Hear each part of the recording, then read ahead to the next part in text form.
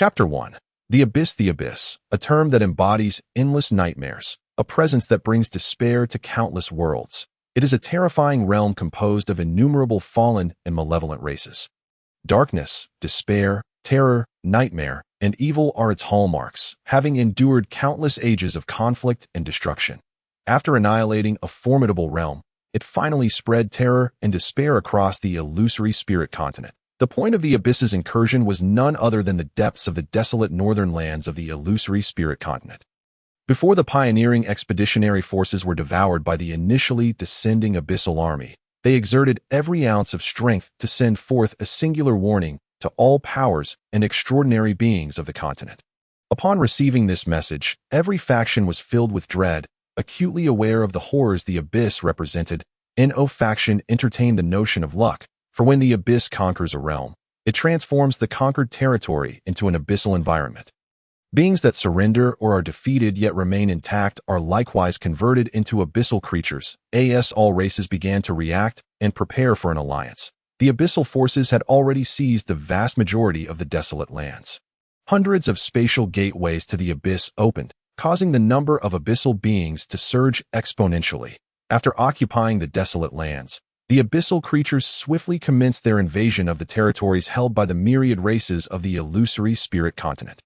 Following the annihilation of several smaller races, the first to respond was the formidable OSI Empire, renowned for its comprehensive strength. Thus, a battle destined to be immortalized in the annals of illusory spirit history commenced. The Radiant Knights, one of the OSI Empire's most powerful knightly orders, comprised a total of 200,000 members, all of whom were level 8 paladins. Their commander was a knight of terrifying prowess. Yet, this time, the Radiant Knights did not herald the dawn of victory. Dozens of battles culminated in utter defeat. Confronted by abyssal forces whose numbers were 1,000-fold greater, the Radiant Knights suffered grievous losses, with half of their paladins laying down their lives in this struggle.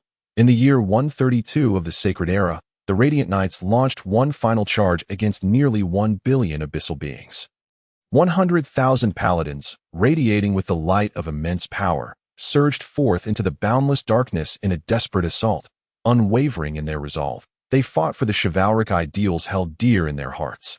Undaunted by death, integrity, courage, light, fearlessness, kindness, and protection, the warriors of the Radiant Knights, having breached the ranks of the abyssal army, witnessed their commander unhesitatingly lead the remaining 30,000 knights back into the abyss of darkness. This battle changed the very fabric of the heavens and the earth. It was a clash of unimaginable ferocity. Every knight perished. Only one remained. The commander of the Divine Knights, gazing upon the seemingly infinite abyssal forces surrounding him, smiled, filled with light and tranquility.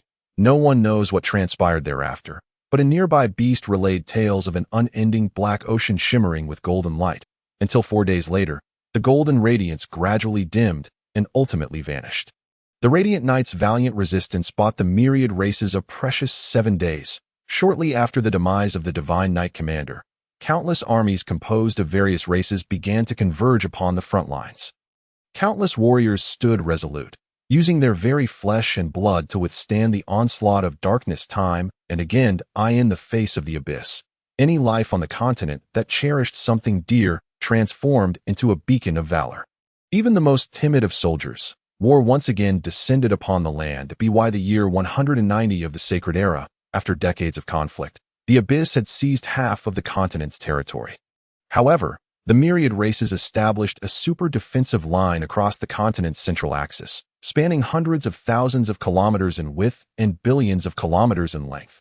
Countless fortresses and floating strongholds, even sky cities, sprawled across this interminable defensive line, interwoven with hundreds of magical walls extending for tens of millions of kilometers, alongside underwater fortresses, mobile strongholds, and magical barriers encompassing the entire oceanic frontier, successfully repelling the abyssal army beyond the defense. During the establishment of this defensive line, countless beings of the illusory spirit continent made tremendous sacrifices. Humans, orcs, goblins, elves, sea folk, dragons, beastmen, titans, and even deities, as this super defensive line, known as the Eternal Frontier, was completed with the combined resources of all races. The Abyss was effectively thwarted, prepared for the long haul, each race began to bolster their military might and related industries, sending forth waves of young, brave souls to the front lines. Just as the name of the line suggests, they pledged to dedicate everything to this super defensive line,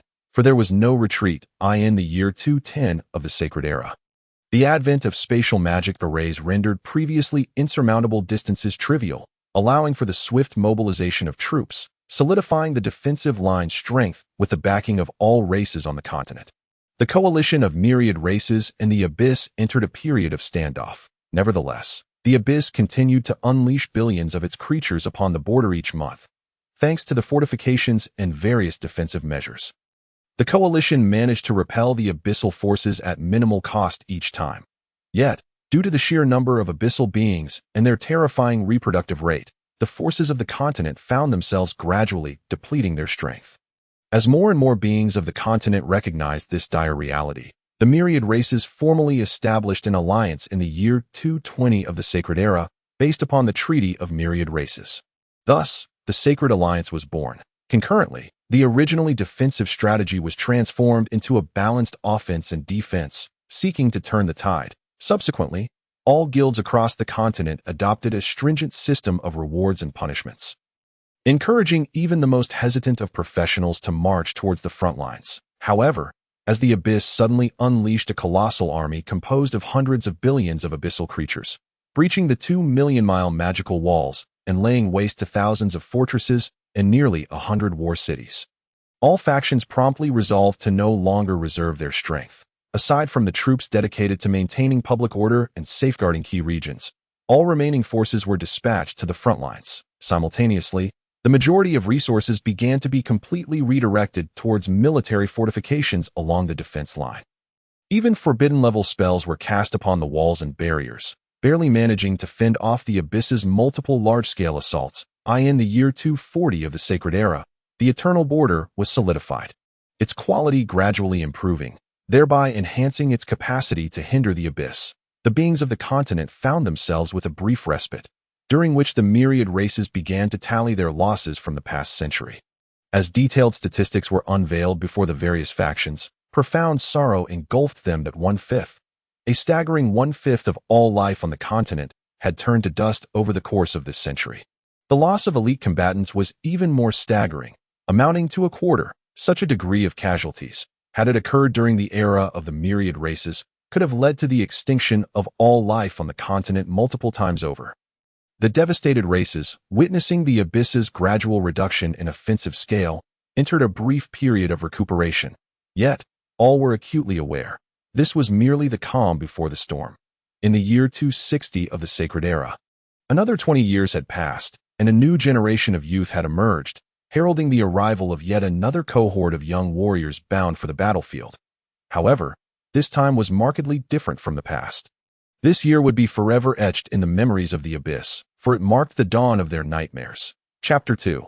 Wang Lan, Eternal Border, Starry Defense Line, 13th War Domain, Northern Battle City Group, Iron Eagle Battle City, Stony Fortress 12 Forts, Night Fortress, Noon, Crack. Crack, crack. At this moment, the air around Night Fortress was thick with the acrid scent of gunpowder and blood. The towering walls forged from wrought iron bore countless indentations of varying sizes. The cacophony of terrifying sounds emanated from beyond the walls, reminiscent of the chilling creaking of bones, sending shivers down one's spine. Shifting one's gaze outward, a scene that froze the blood unfolded. Countless gray skeletons densely packed, mere kilometers from the walls, their hollow eye sockets flickering with restless white spiritual flames, which danced violently as they beheld the fortress. The bony protrusions adorning the skeletons glinted ominously, intertwining to form an irregular armor, rendering these skeletal figures far more formidable than the average skeleton. Amidst this ocean of gray, towering skeletal knights, mounted upon skeletal steeds, stood immobile, their 2-meter-long Western-style bone lances slightly tilted, poised for a charge. Yet, even more attention-grabbing were the massive demon creatures lurking behind this skeletal horde. Towering at 4 meters, they exuded an overwhelming aura, their bodies encased in a black, chitinous exoskeleton. Their terrifying heads bore a gaping maw that dominated their faces, flanked by goat-like twisted horns, while they wielded exaggeratedly large warhammers, leaving no doubt as to their dreadful strength. The oppressive presence of the boundless abyssal army cast a foreboding shadow over the impending dawn, resembling a nightmarish world, heavy with despair, upon the 40-meter-tall ironstone walls.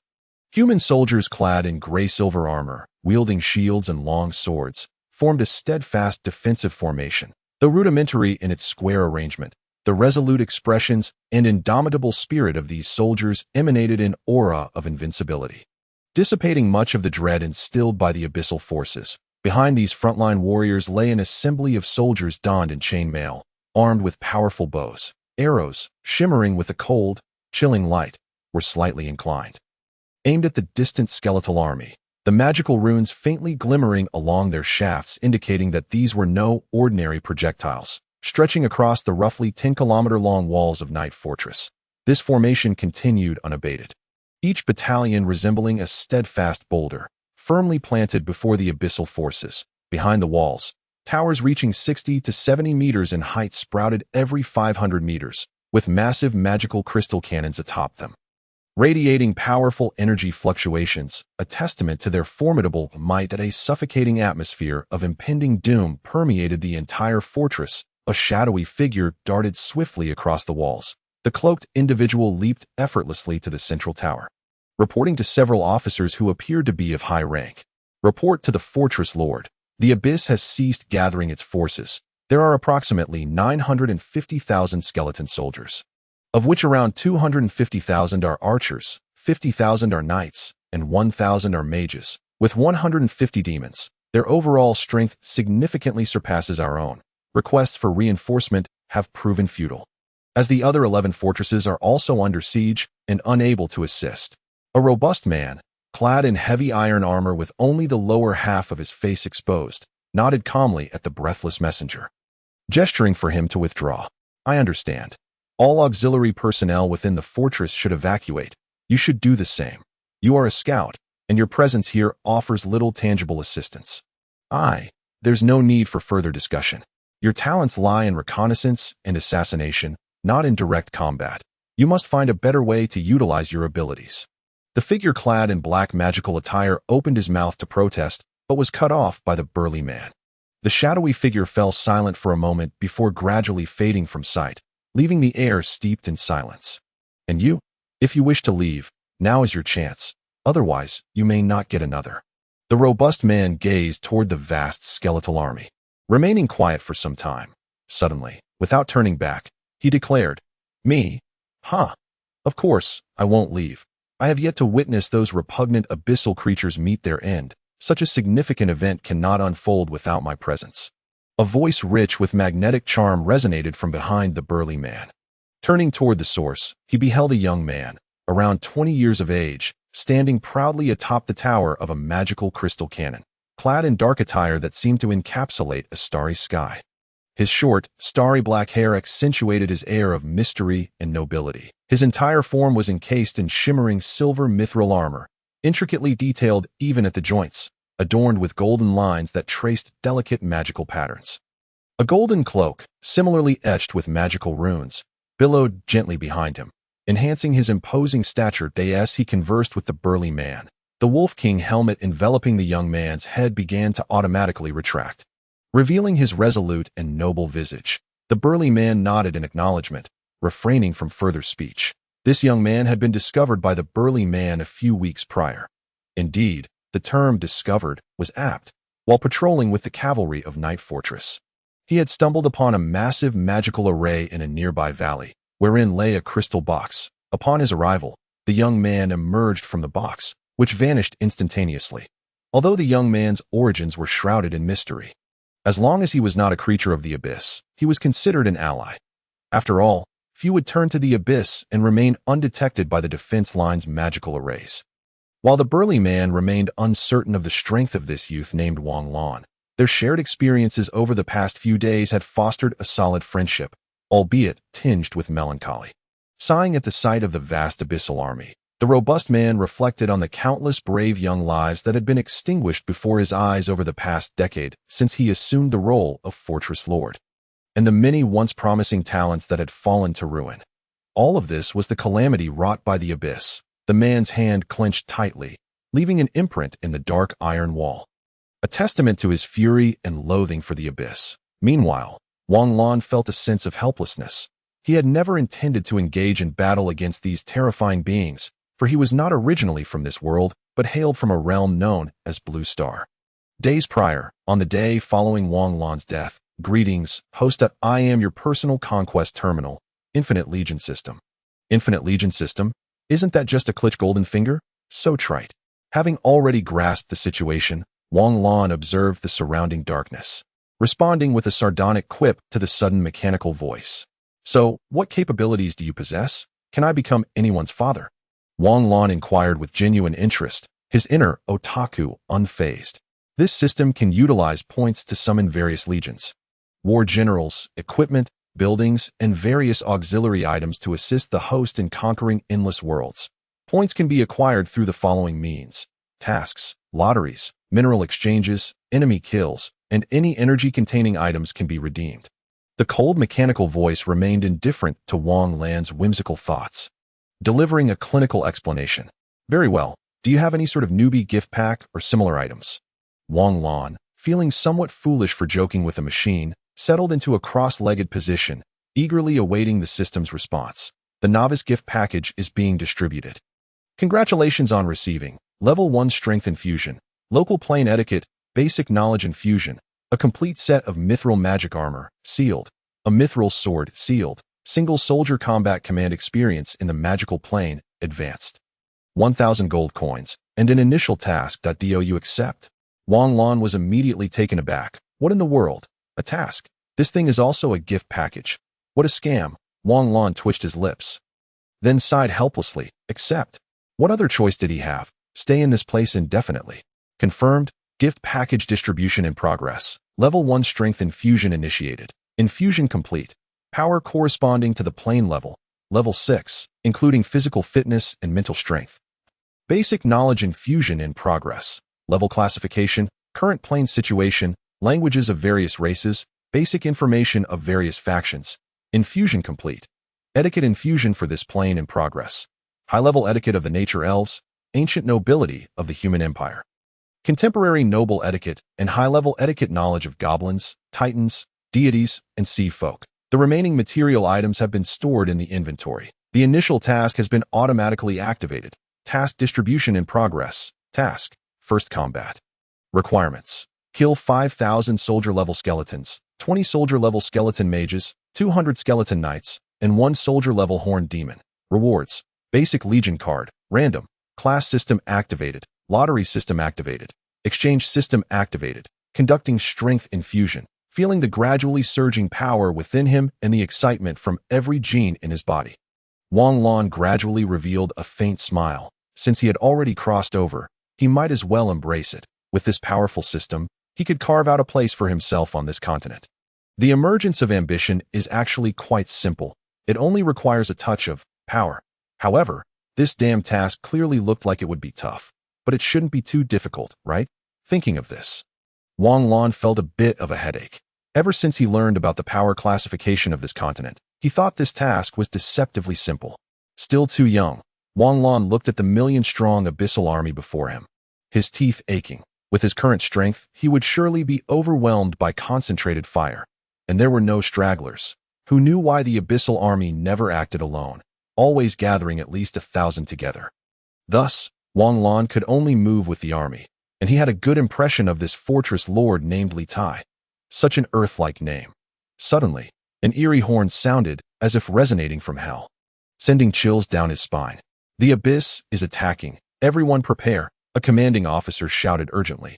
Through the alchemical loudspeakers, the entire 5,000 defensive troops swiftly mobilized.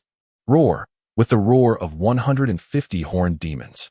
The massive abyssal army rushed towards the city walls. Watching the countless skeletal figures with bared fangs and claws, Wang Lan tightened his grip on the long sword in his hand, a flash of battle intent and anticipation glimmering in his eyes. War was imminent. Chapter 3.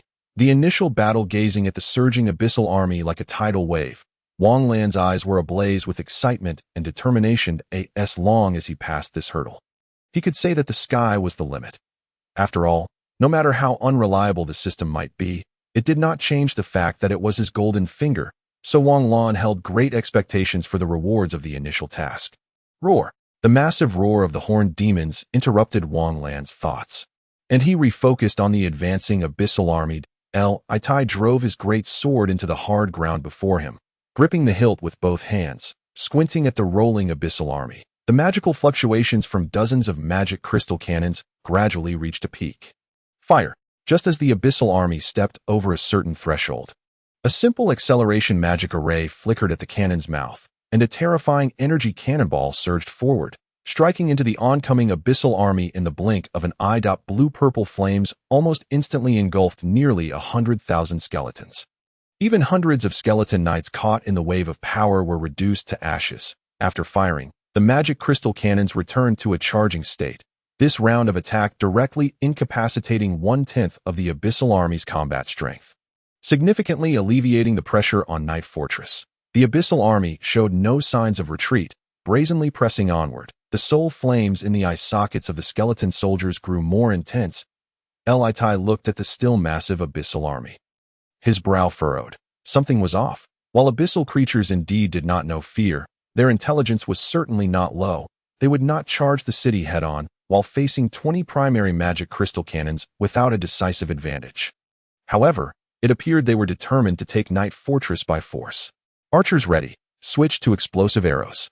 As the abyssal army approached the archer's range, Litai's powerful voice echoed along the entire city wall. With a rustle, at the moment Litai's command was issued, tens of thousands of archers simultaneously drew arrows from their quivers and knocked them to their bows, drawing the strings taut. Their movements were so synchronized it was as if they were carved from the same mold. On the battlefield, apart from the energy fluctuations from the charging magic cannons, only the sound of the advancing abyssal army could be heard. Time passed, perhaps mere seconds, perhaps several minutes, just as the abyssal army crossed a certain threshold. All the archers suddenly released their bows. Arrows, adorned with red patterns, shot forth like meteor showers into the abyssal ranks, each explosive arrow detonating with the force of grenades, creating a rain of bones and skulls. Litai's calm gaze peered through the visor of his helmet, observing the abyssal army, which continued to advance despite the onslaught of arrows, and a sense of foreboding surged within him, with the strength of a level 9 warrior. Litai's vision was akin to that of an eagle. Although the skeleton warriors were subjected to a barrage of magical arrows, they made no evasive maneuvers. Rather, they appeared as if their body parts were being blown apart, as if they weren't their own. Litai's gaze sharpened, and he turned to shout. Skeleton archers have reached firing range. Sword and shield soldiers, form a shield wall. Standing firm at the front of the city wall, the immobile 5 rows of sword and shield soldiers quickly opened their ranks. Except for the first row, which crouched slightly, the remaining 4 rows swiftly stepped back 5 paces, raising their large shields at an angle. Gradually, a series of earthy yellow magical runes began to spread across the large shields, eventually forming a seemingly thin energy membrane enveloping the city wall. Just as the membrane took shape, over 200,000 skeleton archers howled as they drew their bone bows, unleashing arrows infused with abyssal corrosive energy, tracing a perfect parabolic arc in the air before descending upon the city wall. Each bone arrow struck the magical membrane, generating ripples of energy that echoed with a metallic clang. However, Litai showed no signs of relaxation. For not only Litai but even Wang Lan, whose strength was only at level 6, could clearly see that as the bone arrows attacked, dark magical energy seemed to swirl across the earthy yellow energy membrane. Magical corrosion, Wang Lan realized. Thanks to the knowledge infusion from the system, he was well aware of the special and conventional skills of most abyssal troops. But why does the attack pattern of these abyssal creatures differ from the information provided by the system? Wang Lan mused, perplexed by the steady advance of the abyssal army. According to the system data, shouldn't the demon race first cast a round of negative magical buffs, followed by sustained ranged attacks, and then a massive swarm of abyssal cannon fodder charging in like a flood? Could it be that the commander on the opposite side is a bronze-level player? Just then, 100 horned demons at the rear of the abyssal army let out an unusual roar, and Wang Lan watched as the sword and shield soldiers quickly shifted from a broad defensive formation to small defensive circles of 10.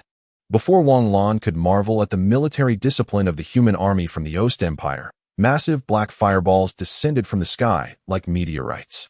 Crap! Wang Lan's expression changed as he saw a gigantic black fireball hurtling straight towards him. His brain hadn't caught up yet, and his body instinctively drew the mithril sword, slashing out a 3-meter-long sword light that collided with the black fireball, resulting in a violent explosion that engulfed Wang Lan's surroundings. Emerging from the black mist, Wang Lan shook off the stones clinging to him and approached Li Tai, awkwardly flashing a smile at Li Tai. All right. Wang Lan admitted that peering at the enemy army from a high point so openly was indeed a bit foolish in such a situation. Aren't skeleton mages supposed to use weak spells like skeleton summoning, curses, and stuns? Why are they casting fireballs? Damn blizzard. Although the system indicated that the skeleton mages here could indeed cast fireball-type magic, Wang Lan's preconceived notions led him to harbor doubts. The system could not comprehend how difficult it was to correct the worldview of a magical realm long impacted by Blizzard games. That explosion has certainly jolted me. Reality is the truth. Hearing Wang Lan's mutterings, Li Tai couldn't help but feel sympathy. What a good child, pressured by the demands of war to this extent. Damn Blizzard. No, damn the Abyss. Just as Wang Lan was grumbling to himself, and Li Tai wore a sympathetic expression. The magic cannons, now fully charged, began a new round of bombardment. Half of the magical cannons elevated their barrels, unleashing their fire upon the skeleton mage encampment at the rear of the abyssal army. Thousands of skeleton mages raised their arms, clutching their broken bone staffs and chanting spells. As the sinister whispers of evil hastened, colossal bones emerged, intertwining to shroud the heads of the skeletal mages. Indeed, it was a scene befitting the realm of the undead. Boom! A tempest erupted from the explosion of magical artillery, enveloping the camp of the skeletal mages in the distance. Wang Lan cast a discerning gaze toward the city walls. According to the records, skeletal mages were at least level 5, with some reaching an astounding 6 or 7. Could they withstand the might of this magical artillery, akin to small missiles from Blue Star? Amidst Wang Lan's curious and grave expression, a dilapidated wall of bones materialized through the dissipating smoke, its once intricate and robust structure now in ruins. Did we succeed? Wang Lan exclaimed with delight. Li Tai, calmly observing the battlefield, replied nonchalantly, not yet. Hold your horses. No sooner had he spoken than the bone wall collapsed. Skeletal mages, their bodies severely lacking in components, crawled up from the ground, hastily grabbing bones to affix to themselves. They moved in tandem with the abyssal army, which had also suffered from the artillery's onslaught. At least a third of the skeletal mages have been dealt with, Wang Lan reassured Li Tai, glancing at a skeletal mage twisting its neck a full 360 degrees. The skeletal archers, seemingly with an inexhaustible supply of bone arrows, continued their relentless assault toward the city walls. Although the arrows dissipated into dark mist post-attack, Wang Lan felt a twinge of anxiety as he observed the membrane eroding into a grayish hue, fearing it might shatter at any moment. After all, following a powerful strike from the skeletal mages, the shields of the sword and shield soldiers bore cracks, and fireballs were no trivial matter to withstand. The abyssal army drew closer. Now less than a kilometer from the city walls, suddenly, the vast ranks of skeletal knights scattered, with tens of thousands of them charging forth on their shadowy steeds, their hooves igniting with blue flames as they raced toward the walls like phantoms. The spectral beings, having suffered countless defeats, understood that the skeletal knights were not foolishly attempting to breach the walls. Rather, the soul flames in the eyes of the skeletal mages flared brightly, and enormous bones erupted from the ground, serving as stepping stones for the skeletal knights to ascend swiftly toward the walls. Wang Lan and Li Tai remained unfazed as they observed the approaching skeletal knights. Just as the colossal bones were about to extend beyond the walls, a massive magical sigil appeared on the surface of the walls, neutralizing the magical fluctuations from the abyss within 100 meters. The skeletal knights, undeterred, spread out diagonally except for the thousands already scaling the walls. Wang Lan's gaze flickered as he watched the skeletal knights engaging in combat with the sword and shield soldiers and several powerful officers atop the walls. In an instant, his mithril dagger was unsheathed, and Wang Lan transformed into a shadow, charging toward the nearest skeletal knight. The skeletal knight, preoccupied with overpowering a squad of 20 sword and shield soldiers, instinctively dodged Wang Lan's strike. Before it could retaliate, a wave of nauseating pressure enveloped it. In that fleeting moment of distraction, Wang Lan deftly twisted his blade, shattering the skeletal knight's soul flame, but a miniature golden magical array vanished from Wang Lan's palm. If I had a golden finger, I could master both magic and martial arts effortlessly. How illuminating, Wang Lan mused, his body seamlessly lunging toward another skeletal knight. Initially infused with level 1 power, he also possessed mental strength. Chapter 4. My trials are great, a golden ultra-miniature magical array re-emerged in Wang Lan's hand, and a warm, radiant energy enveloped the area. Heal. A beam of golden light instantaneously surrounded the skeletal knight. The low-level light magic, typically healing for the beings of the spirit realm, acted instead like a slow-acting poison on the skeletal knight, momentarily halting its agile formed in that very moment. Wang Lan seized the opportunity and reduced it to shattered bones. The level 5 skeletal knight, faced with Wang Lan's prowess, which was equivalent to a level 6 in both magic and martial arts, fell as easily as slicing through vegetables. Just as Wang Lan was mercilessly dispatching skeletal knights, he suddenly halted and swiftly propelled himself away from his original position. Shadows filled with violent, dark energy surged past the spot where Wang Lan had just stood. The black iron wall bore several scorched marks, with faint wisps of smoke rising. Stabilizing himself, Wang Lan shifted and charged at the phantoms, while 5 skeletal knights momentarily hesitated. Their bone spears, entwined with dark energy, lunged at Wang Lan from various directions. Wang Lan halted, and a magical array with a radius of nearly 10 meters swiftly materialized. Dozens of robust stone pillars erupted from the ground, yet the skeletal knights pressed forward without hesitation. Their steeds and bodies engulfed in roaring black flames. Debris flew in all directions as the skeletal knights barreled through the pillars. However, despite the simplicity of the spike spell, the user was an unequivocal level 6 powerhouse, and Wang Lan's unique energy facilitated a seamless transformation into both battle aura and magical power, surpassing that of his peers. The skeletal knights' momentum faltered halfway through their advance. In that moment, several fist-sized orbs of light descended from above, striking multiple skeletal knights. The blinding light and searing sensation disrupted their charge, and before the dazzling glow could fade, a piercing howl echoed. The central skeletal knight instinctively raised its bone spear, but under the influence of an exceptionally sharp magical force, both the spear and its soul flame shattered simultaneously. The remaining 4 knights, relying on their ingrained combat instincts, broke through the surrounding pillars and scattered. Wang Lan, having dispatched the central knight, stamped his right foot heavily and charged directly at the knight to his left. His combat experience, honed through the system's solitary combat training and recent sparring with the Night Fortress soldiers, complemented his past as an elite warrior on Blue Star, rendering his skills nearly on par with the continent's top fighters. The skeletal knight on the right, caught unawares, was cleaved in half by Wang Lan's superior level. If only the magical tomes at Night Fortress weren't so rudimentary, lacking any offensive spells, I wouldn't be so exhausted. Even the highest combat techniques for battle aura only reach level 3. These skeletal knights would have been vanquished long ago. Wang Lan grumbled, his strikes against the approaching skeletal knight unwavering. The mithril dagger, imbued with substantial battle aura, struck the skeletal steed with force, shattering it under the onslaught. The skeletal knight atop the steed instinctively dismounted, but before its feet could touch the ground, a fist wrapped in potent battle aura obliterated its skull, extinguishing its soul flame without a doubt. Wang Lan fluidly pivoted, charging toward another pair of skeletal knights racing toward him. In the distance, Li Tai observed Wang Lan's impressive display of skill, although his expression remained neutral. An undercurrent of astonishment surged within him. Through their time together, Li Tai had come to understand Wang Lan's dual mastery of magic and martial arts, while he was unaware of the exact extent of Wang Lan's power.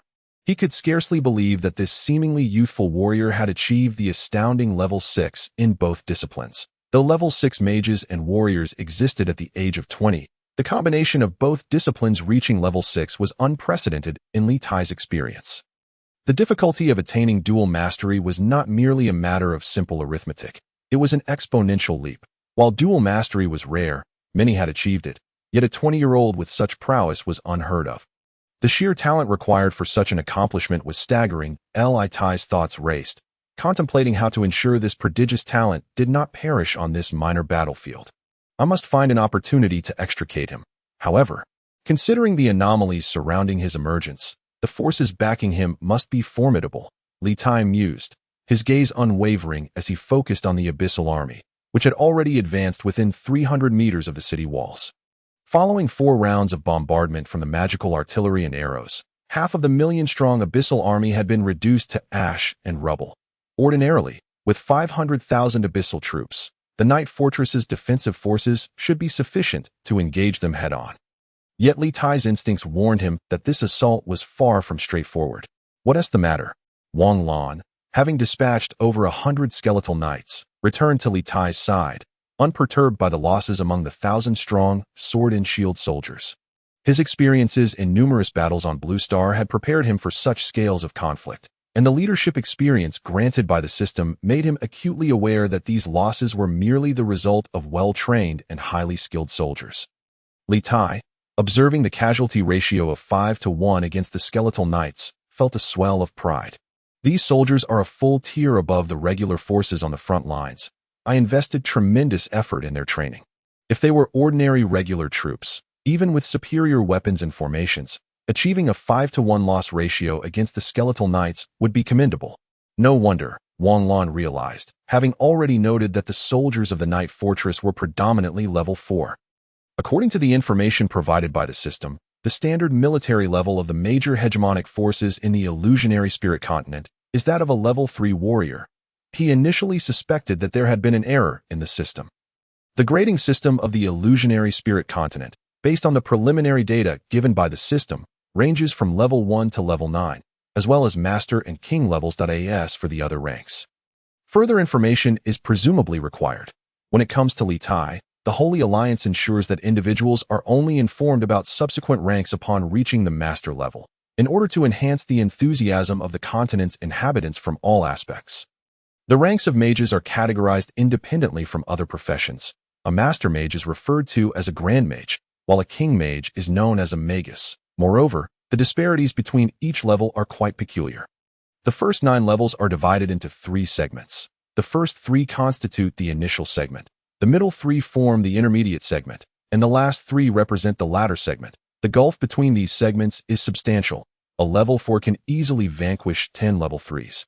Yet a level 5 can at most defeat 2 level 4s simultaneously, with Wang Lan being an exception. Suddenly, Li Tai remarked, "Wang Lan, if the situation turns dire, you must retreat immediately. You should comprehend how invaluable your talent is to the illusionary spirit continent. It is undoubtedly far more significant than perishing here," Li Tai elucidated. Wang Lan's expression reflected contemplation, yet internally he bore a wry smile. "I am unaware of my own talent. This strength I possess is entirely a result of the system's endowment." Feigning deep thought, Wang Lan then solemnly stated, "I understand, and I shall cherish both my talent and my life.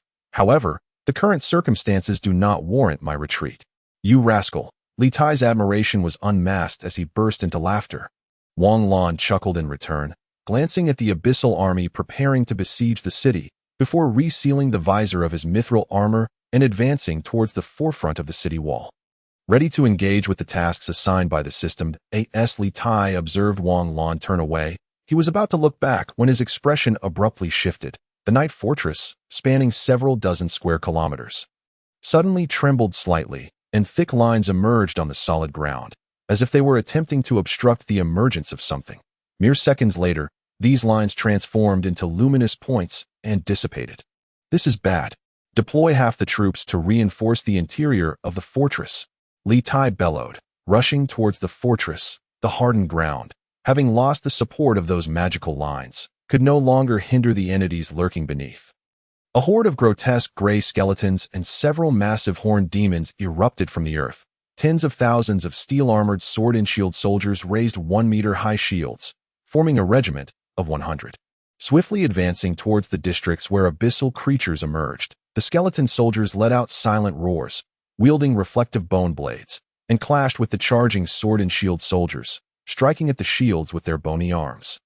In an instant, the membranes of the shields, which had already endured considerable assaults, crumbled away. The sword and shield soldiers swiftly maneuvered their right arms, causing their 1-meter shields to shrink by a circle, while their left hands wielded their blades. Plunging into the throng of skeletons, with a swift motion, The shield in their right hands deflected incoming attacks, while the blade, imbued with fighting spirit, shattered the skeletal foes before them. Tens of thousands of sword and shield soldiers firmly resisted the onslaught of several 100,000 skeletons, preventing the skeletal army from advancing even an inch. Amidst the chaos, hundreds of sword and shield soldiers executed synchronized slashing motions, their seemingly mechanical movements forming an impenetrable wall of blades that gradually wore down the relentless hordes of skeletons.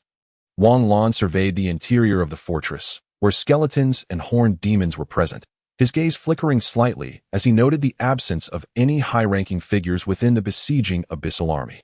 He turned and dashed towards the battlefield within the fortress. Note: after surpassing level 9, warriors are classified as great masters, masters, and war kings. Special professions have distinct classifications. Detailed data will be explained in a separate chapter at a later time. For now, I am simply laying the groundwork for the initial plot without any hidden traps. Chapter 5. The Frenzy of Monster Grinding Bang. Wang Lan's figure was propelled backward like a cannonball, sparks flying as his feet scraped against the ground. Maintaining his arms in a crossed position, he felt a severe numbness in his arms, his movements sluggish. After adjusting his right hand, he faced the rampaging horned demon. Taking a deep breath as he gripped the hilt of his blade with both hands, the unique energy coursing through his body transformed into fighting spirit, surging violently around him as his right foot stepped back, sinking deep into the stone surface. TSK, I was careless just now. Is the power of a level 7 horned demon at a higher tier truly this formidable? It would require at least 3 level 7 humans to overcome it.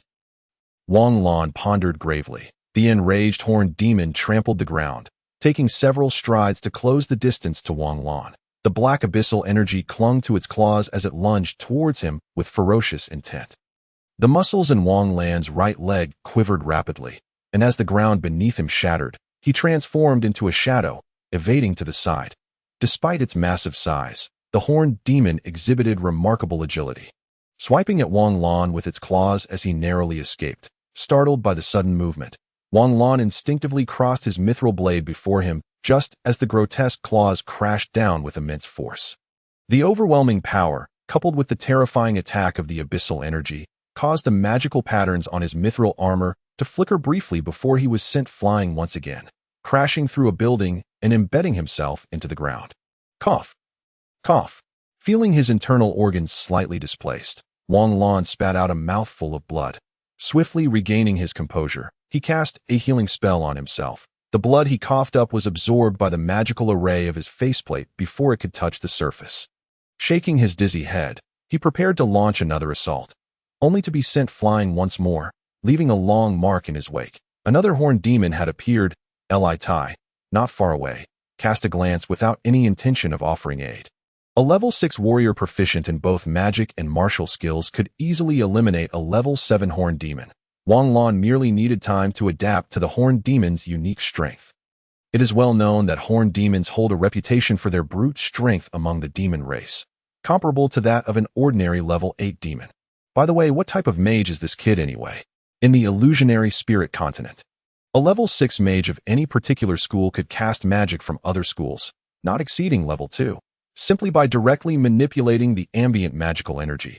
This was not particularly advanced, as it only required sufficient mastery of one's realm. Li Tai had no inkling that Wang Lan was not a single school mage, but a universal one, that his consistent usage of level 1 and level 2 spells was merely due to the limited magical tomes available in the Night Fortress. After all, how could the 50 mages in the Night Fortress's squad casually teach others magic? Wang Lan dodged the horned demon's stomp by rolling away, leaping upward and executing a somersault in midair before forcefully driving his mithril blade down. However, to Wang Lan's surprise, the blade barely penetrated the horned demon's tough hide by less than 10 centimeters. Is its armor this formidable? Wang Lan raised an eyebrow, pushing off the horned demon's head with his foot. Leaning back to evade another heavy punch from a different horned demon. In a swift motion, he conjured a small fireball that struck the attacking demon. The two horned demons, witnessing the tiny ant darting about, became infuriated, roaring as they simultaneously charged at Wang Lan. Amidst the flurry of fists, he barely managed to evade their attacks, preparing to unleash a level 2 Earth Spike spell when he noticed both horned demons suddenly freeze in place. Though puzzled, Wang Lan showed no mercy, channeling over half of his fighting spirit into his blade and delivering a horizontal slash that cleaved through the horned demon's chest, inflicting a grievous wound that exposed bone. Before the demon could retaliate, Wang Lan's left fist, also enveloped in fighting spirit, plunged into its chest. His left fist opened within the horned demon's chest cavity. A small fireball spell array manifested. In the next moment, a surge of intense flames erupted from within the demon's body. Extracting his arm, Wang Lan swiftly dodged backward, glancing at the fallen horned demon before shifting his focus. He prepared to confront another horned demon. He noticed that it had already collapsed, charred and lifeless. Hundreds of soldiers, significantly more formidable than ordinary sword and shield soldiers, surrounded several robed figures advancing rapidly. The only mage squad supported by the Night Fortress. Wang Lan paused for a moment before smirking. They arrived quite late. Is it due to incomplete military knowledge of this world? Or is there another reason? Few mages who can reach the front lines are cowards, after all. Observing the mage squad and the majority of high-ranking creatures being restrained within the city, Wang Lan hesitated no longer and charged towards the nearby skeletal knights. As Wang Lan increasingly simplified the application of his own power, his efficiency in dispatching foes soared. Confronting a squad of fewer than 20 skeletal knights was akin to a wolf entering a flock of sheep. The blade radiated with fighting spirit, slicing through the surrounding skeleton soldiers, reducing them to mere piles of bone dust with every strike. The skeletal knights bearing the brunt of the attacks were sent reeling. And within mere minutes, over 10 skeletal knights had been utterly dismantled, along with hundreds of level 3 skeletons. Surveying the now desolate streets, Wang Lan glanced around before sprinting towards the remaining districts. Leaving behind hundreds of soldiers filled with admiration, Wang Lan intentionally avoided the horned demons to engage the skeletal knights and soldiers. The scene that unfolded in the city was as follows. Within a densely populated district of abyssal troops, nearly 1,000 soldiers from the Night Fortress were barely holding their ground against the overwhelming forces when a silver figure darted into the dark mass of skeletons in the blink of an eye. Like a whirlwind, the blade's radiance erupted forth, and the sturdy level 3 skeletons seemed to crumble, scattering in all directions. The silver figure moved with mechanical precision, seemingly impervious to fatigue, engaging in a massacre that lasted several minutes, annihilating nearly 1,000 skeletons before gracefully departing. Minutes later, the figure returned, continuing its onslaught until every last one of the over 10,000 abyssal troops in that district had been eradicated before seeking out another group of abyssal forces. Though it is said that half of the skeletal warriors from the abyss were eradicated by the Night Fortress troops, there still remained a few thousand skeletal knights and soldiers who met their demise directly at the hands of Wang Lan. Li Tai, witnessing this spectacle, was somewhat astonished. Ordinarily, a level 6 frontline warrior would not inflict such devastation upon level 3 skeletal soldiers and level 5 skeletal knights. Typically, a level 6 warrior would exhaust their fighting spirit after slaying 300 to 400 foes, and it would be utterly impossible to confront a level 5 skeletal knight with mere physical strength. Yet, Wang Lan exhibited no signs of fatigue whatsoever. Wang Lan's background is indeed impressive. It seems he possesses an exceptionally advanced fighting technique, Li Tai mused with a smile. Choosing not to dwell further on the matter, however, could such top-tier techniques truly wield such power? Li Tai dismissed the thought, delivering a swift kick that sent a clawed demon flying several dozen meters, where it was promptly dispatched by 2 approaching level 7 officers. This moment, the energy-depleted Wang Lan glanced at the system interface, noting that there were still 990 gold coins remaining. With an impassive expression, he paid 1 gold coin and felt the energy within him surge rapidly. His gaze returned to the chaotic streets around him. I do apologize. I seem to be exploiting a cheat. Ding. Notice, the host is permitted only 15 rapid energy replenishments per day. The corner of Wang Lan's mouth twitched. Regardless, the required quota of 5,000 skeletal soldiers and 200 skeletal knights had been met, and the remaining 20 skeletal mages would soon follow suit. Thus, he resolved to continue honing his combat skills. With this thought, Wang Lan swiftly moved. Resuming his slaughter, he understood that the Night Fortress was merely a remote corner of the entire eternal border, and the foes faced were merely the third-rate cannon fodder of the Abyss army. It was worth noting that in the most fiercely contested defensive lines against the Abyss army, even ordinary soldiers possessed at least level 5 strength. and those areas were fortified by elite legions and even ace corps from various major factions. In comparison, his current prowess would render him little more than a slightly larger piece of cannon fodder in those locations. While Wang Lan relentlessly crushed the skeletal foes, he suddenly froze. Turning to the direction of the city wall, the skeletal minions seemed to be launching an assault on the wall. Wang Lan's expression darkened. Despite the internal skeletal army having suffered over 100,000 casualties, the Night Fortress had also incurred at least 10,000 losses. The total number of soldiers in the Night Fortress was merely 200,000, and they had already lost at least one-fifth of their forces. Without hesitation, Wang Lan dispatched the nearby skeletal soldiers with ease and hurried towards the city wall. With a few leaps, he ascended to the top of the wall, effortlessly dissipating several small black fireballs cast by skeletal mages. Then leaped down from the wall. With his mithril armor absorbing the surrounding attacks, he swiftly shattered 5 nearby fragile skeletal mages before returning to the wall. Although most of the mithril armor's energy was sealed, its hardness remained intact, allowing it to withstand the skeletal soldiers' assaults without issue.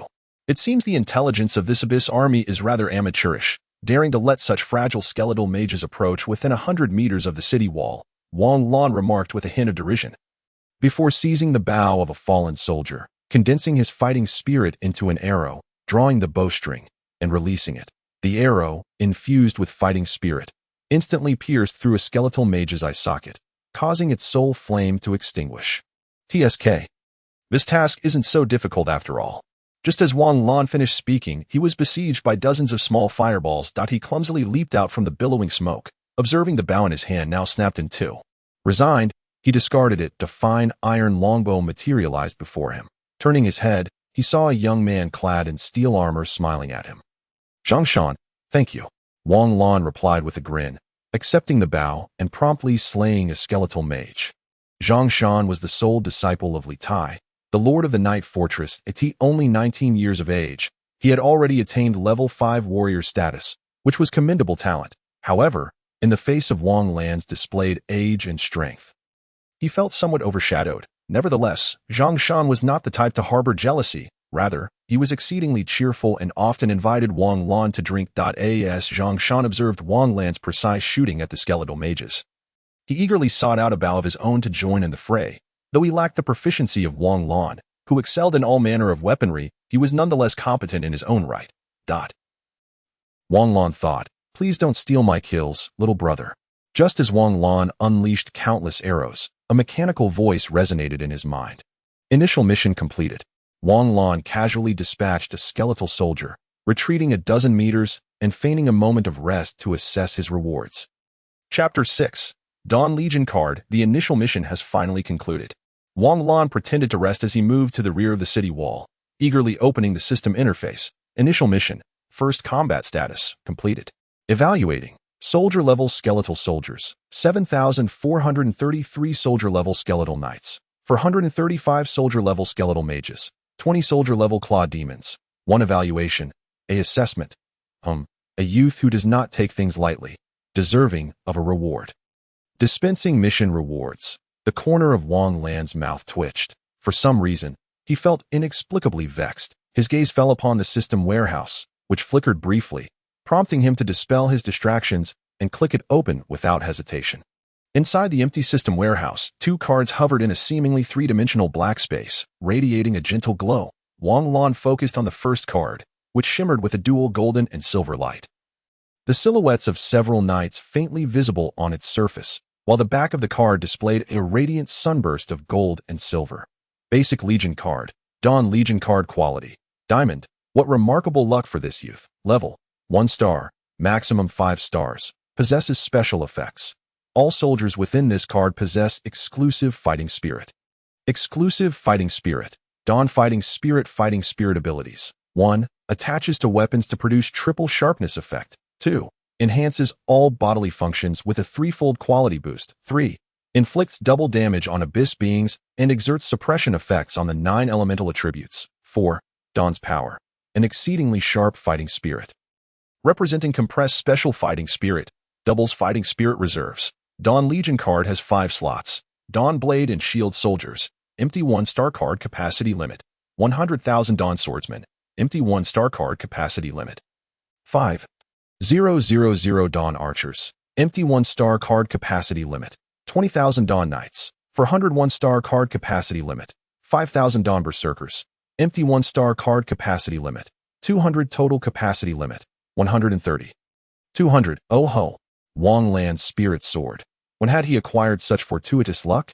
No, he had always possessed a streak of good fortune. Dawn Iron Cavalry. Pinnacle Level 6 Strength Knight Strength. Level 6 Mount. Level 5 Magical Beast Dawn Warhorse Equipment. Dawn Battle Armor. Dawn Horse Armor. Fully encompassing. Dawn Lance. Dawn Warblade. Enchantment. Level 6 Comprehensive Defensive Auxiliary Magic Patterns. Number 400. Would you like to summon? Of course. Without a moment's hesitation, Wang Lan responded to the system's inquiry, selecting the most suitable deployment location. Deploying, the Dawn Knights will arrive on the battlefield in 5 minutes. Wang Lan's brow furrowed slightly, a hint of concern creeping in. I recall that there are many level 7 claw demons still lurking at the rear of the Abyss army. Can the Dawn Knights enter? The combat skills of the Dawn Knights are already at the pinnacle of level 6. And with their formidable weapons and the powerful effects of Dawn Fighting Spirit, 2 Dawn Knights can easily slay a claw demon. The system replied coldly. Wang Lan nodded thoughtfully, then shifted his gaze to the second card. Power Enhancement card can elevate the host's overall strength by 2 levels, while also unlocking the corresponding seals on the host's weapons. Without a moment's thought, Wang Lan decided to use it. Strength is best when integrated with oneself. Everything else is superficial. As for whether the system's power might pose a risk, that's absurd. At this stage, the power granted by the system is still power. Who cares about the future? Without this power, Wang Lan would have long perished within the Night Fortress. As he felt the unique energy and enhanced physique surging rapidly within him, along with an increased mastery over the elemental energies of the world, Wang Lan narrowed his eyes and then picked up the fine iron longbow. Striding once more towards the city wall, with his strength suddenly soaring to level 8, Wang Lan needed to familiarize himself with his newfound powers that he mused. I must surely be invincible beneath level 9 now. Level 9 is a significant benchmark, allowing one to harness the energies of heaven and earth. Though both level 8 and 9 are within the same tier, the disparity in strength is far greater than that between levels 6 and 7. Even Wang Lan had yet to defeat any level 9 powerhouse. However, one must consider a level 9 warrior. On the front lines, they might only lead a 1,000-strong unit, right? At that moment, several kilometers outside the Night Fortress. Amidst a vast expanse of gravel, a resplendent legion of knights had appeared, their horses and riders alike enveloped in shimmering armor that, though silver in appearance, glimmered with golden radiance. The powerful and sharp aura emanating from them testified to the formidable strength of this knightly force. The Dawn Knights, 400 Dawn Knights, stood in 4 perfectly aligned rows, each horse mirroring the others in posture, the armor on their legs clinking softly with their movements. Upon closer inspection, however, one would notice an additional Dawn Knight standing at the forefront of the legion, radiating fighting spirit fluctuations that clearly indicated a level 7 prowess. This level 7 Dawn Knight slowly drew the lance from his back and pointed it toward the Night Fortress. Dawn Knights. Charge. The once immobile knight order vanished in the blink of an eye, reappearing 100 meters away, leaving behind a fractured ground as the warhorses galloped. Intricate golden magical patterns began to emerge on their armor and weapons, with faint golden and silver auras tightly adhering to their forms, not a trace of energy escaping. Mere minutes later, the Night Fortress came into view, resembling a ruler-measured rectangular formation that swiftly transformed into a triangular array. The leading Dawn Knight and the 400 knights behind him raised their towering lances in perfect unison, the golden and silver auras converging at their tips, spinning with the speed of a drill. Enveloping the Dawn Knights in a seemingly sharp gale, the abyssal army's horned demons and over 100,000 skeleton soldiers sensed the overwhelming energy, identifying the Dawn Knights the moment they erupted into action, roaring as they charged forward. Among those who discovered the Dawn Knights simultaneously was Li Tai, who had somehow ascended the city wall. Feeling the imminent danger brought by the Dawn Knights, Li Tai's pupils constricted. Such knights can only be found in mid-battlefields. We have not summoned 8. His thoughts abruptly halted as he glanced at Wang Lan, who was continuously targeting the skeleton mages with arrows to AT this moment. The only force capable of summoning such powerful knights seemed to be this extraordinary young man with a knight troop of this caliber. I need not worry this time. I underestimated this kid's background, Li Tai mused, observing the knights, none of whom were below level 7. Their brilliance undeniable.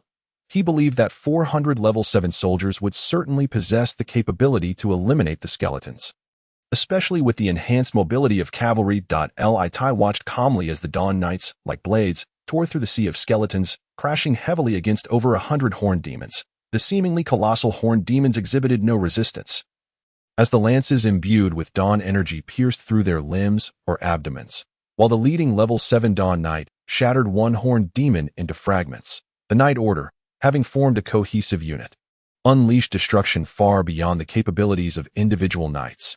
Each Dawn Knight's aura intertwined, reaching a level of terrifying power that in just one charge. Disregarding the heavily impaired horned demons, the skeletons were rendered incapable of even brushing against the Dawn Knights. Reduced to dust by the Dawn energy, upon reaching the base of the city wall, the Dawn Knights halted in unison, then seamlessly turned their mounts to charge once more towards the roaring horned demons. This left the Night Fortress soldiers momentarily stunned, though they quickly regained composure to continue repelling the scattered skeletons scaling the walls. Such occurrences of reinforcements happened frequently, but they were merely astonished by the might of this troop. Having never witnessed such strength before, Li Tai observed the nearly flawless formation transitions, a glimmer of astonishment in his eyes. Such coordination transcended mere training. It required a trust forged through life and death trials and the experience gained from countless brutal battles. This was a machine of slaughter, honed through myriad conflicts. Their instinctive reactions allowed them to attack the enemy's weaknesses with perfect precision. At this juncture, the Dawn Knights had already retracted their lances through alchemical techniques and drawn their sabers. Plunging into the throng of horned demons, one Dawn Knight leaped, his steed crashing heavily into a horned demon's thigh. As the demon staggered, the knight deftly pivoted in midair, driving his blade into the demon's skull. Realizing he could not fell the demon in one blow, he kicked off, just as another Dawn Knight followed up with a strike, plunging his saber into the wound, shattering the demon's head with a natural synergy. Wang Lan watched in bewilderment, questioning why he felt that the combat prowess of these Dawn Knights surpassed his own earlier capabilities. Under the onslaught of 400 Dawn Knights, along with a level 7 Knight dispatching horned demons with ease, the demon horde fell within mere minutes. Subsequently, the remaining 20,000 skeleton soldiers were swiftly annihilated with the aid of over 100,000 soldiers from the Night Fortress. The leading Dawn Knight, observing that only 3 ordinary knights had sustained injuries, nodded in satisfaction, perhaps leaving a good impression on the Lord. However, Li Tai's expression grew grave, devoid of any joy. Without glancing at Wang Lan, he spoke gravely. Do you believe that these horned demons and skeletons, this million-strong army, are merely the frontline forces summoned by 2 low-ranking abyssal officers? Wang Lan was taken aback. What? 2 low-ranking? Is this world that terrifying? Just as he was about to inquire further, an overwhelmingly potent surge of abyssal energy erupted, casting an even darker pall over the already somber sky. Feeling the numbing energy wave, Wang Lan's expression turned serious. Are those the 2 abyssal officers? No, these are the high-level summons of those 2 abyssal officers, or rather, their underlings, Li Tai replied calmly. What? How is that possible? Chapter 7. System relying on my strength to turn the tide. The Night Fortress, having endured nearly 10 hours of relentless combat, fell silent under the immense pressure, a thin black mist rapidly spreading thousands of meters beyond its walls, accompanied by a foul stench reminiscent of sulfur. The once radiant figures of the Dawn Knights at the base of the wall suddenly blazed with intensified light, their golden and silver brilliance dispelling all negative energies within 100 meters of the Night Fortress. One Dawn Knight, slightly different from the others, gracefully bent his legs, defying the double gravity of the wall, before landing before Wang Lan, his body enveloped in a shimmering golden and silver-scaled armor, standing resolutely against the distant black mist. Meanwhile, the 400 Dawn Knights had somehow turned their mounts, grasping their lances tightly, with magical patterns flickering on their armor and steeds. Should the situation become dire, they would spare no effort to ensure Wang Lan's escape. Li Tai cast an appreciative glance at the Dawn Knights. Though the soldiers of the illusory spirit would brave death for their continent and families, the levels and bloodlines, coupled with the unique aura of abyssal creatures, left the Night Fortress soldiers pale with fear, even struggling to lift their weapons. This was true even for those of level 7 or 8. Conversely, the Dawn Knights faced the abyssal threat as if confronting an ordinary creature. Their steeds remaining still. They are coming. Li Tai suddenly turned, his gaze fixed on the heart of the black mist, his eyes narrowing as earthy energy surged forth, the pressure of a level 9 warrior bearing down on Wang Lan. Thud, thud, thud. From within the dense black fog, a colossal shadow gradually became discernible, a figure towering nearly 4 stories tall, its unusually long arms swaying slightly as it approached, 2 nearly meter-long horns flickering with embers. As the massive silhouette sharpened, spikes and claws adorned its body, revealing themselves to the onlookers. Wang Lan scrutinized the creature's outline, racing through the data of various high-level abyssal species in his mind. As one particular creature's information flashed by, his pupils contracted. Fire demon.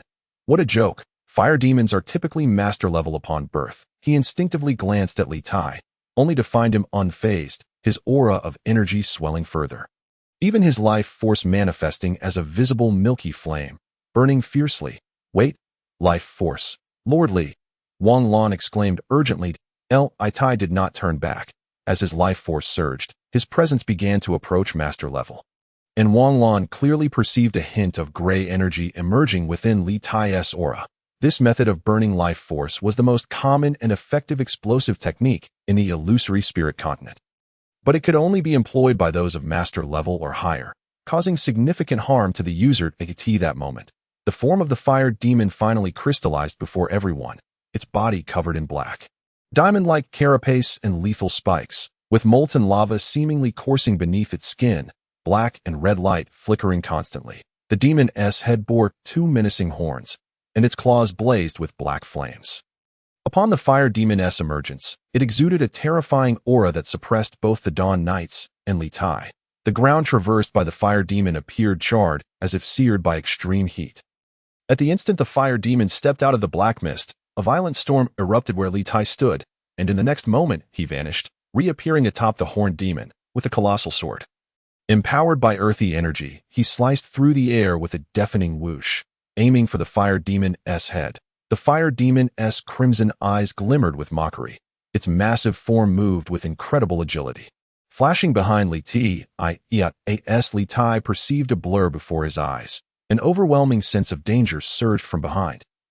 Li Tai's expression remained unchanged as he hurled the massive sword in his hand behind him. He then twisted his waist at an unusual angle, narrowly evading a column of flame.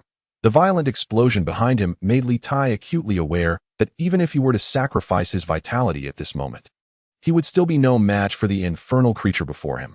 Even if it was merely a low-level fire demon minion, the fire demon stomped its foot on the ground, causing countless streams of lava to erupt as the earth cracked beneath it.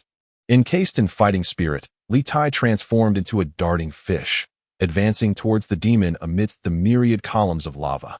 Yet, in the next instant, a fiery whip burst forth from the ground, striking Li Tai with tremendous force.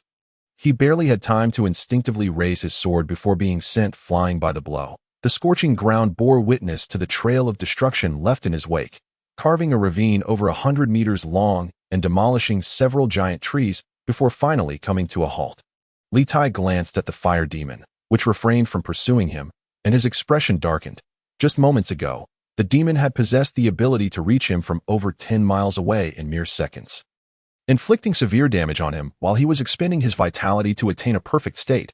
Yet it chose not to, instead opting to torment the defenders of the Night Fortress by appearing slowly, clearly relishing in the act of playing with them. Observing the demon's colossal and terrifying form, Li Tai, concealed beneath his helmet, cast a sidelong glance towards the Night Fortress.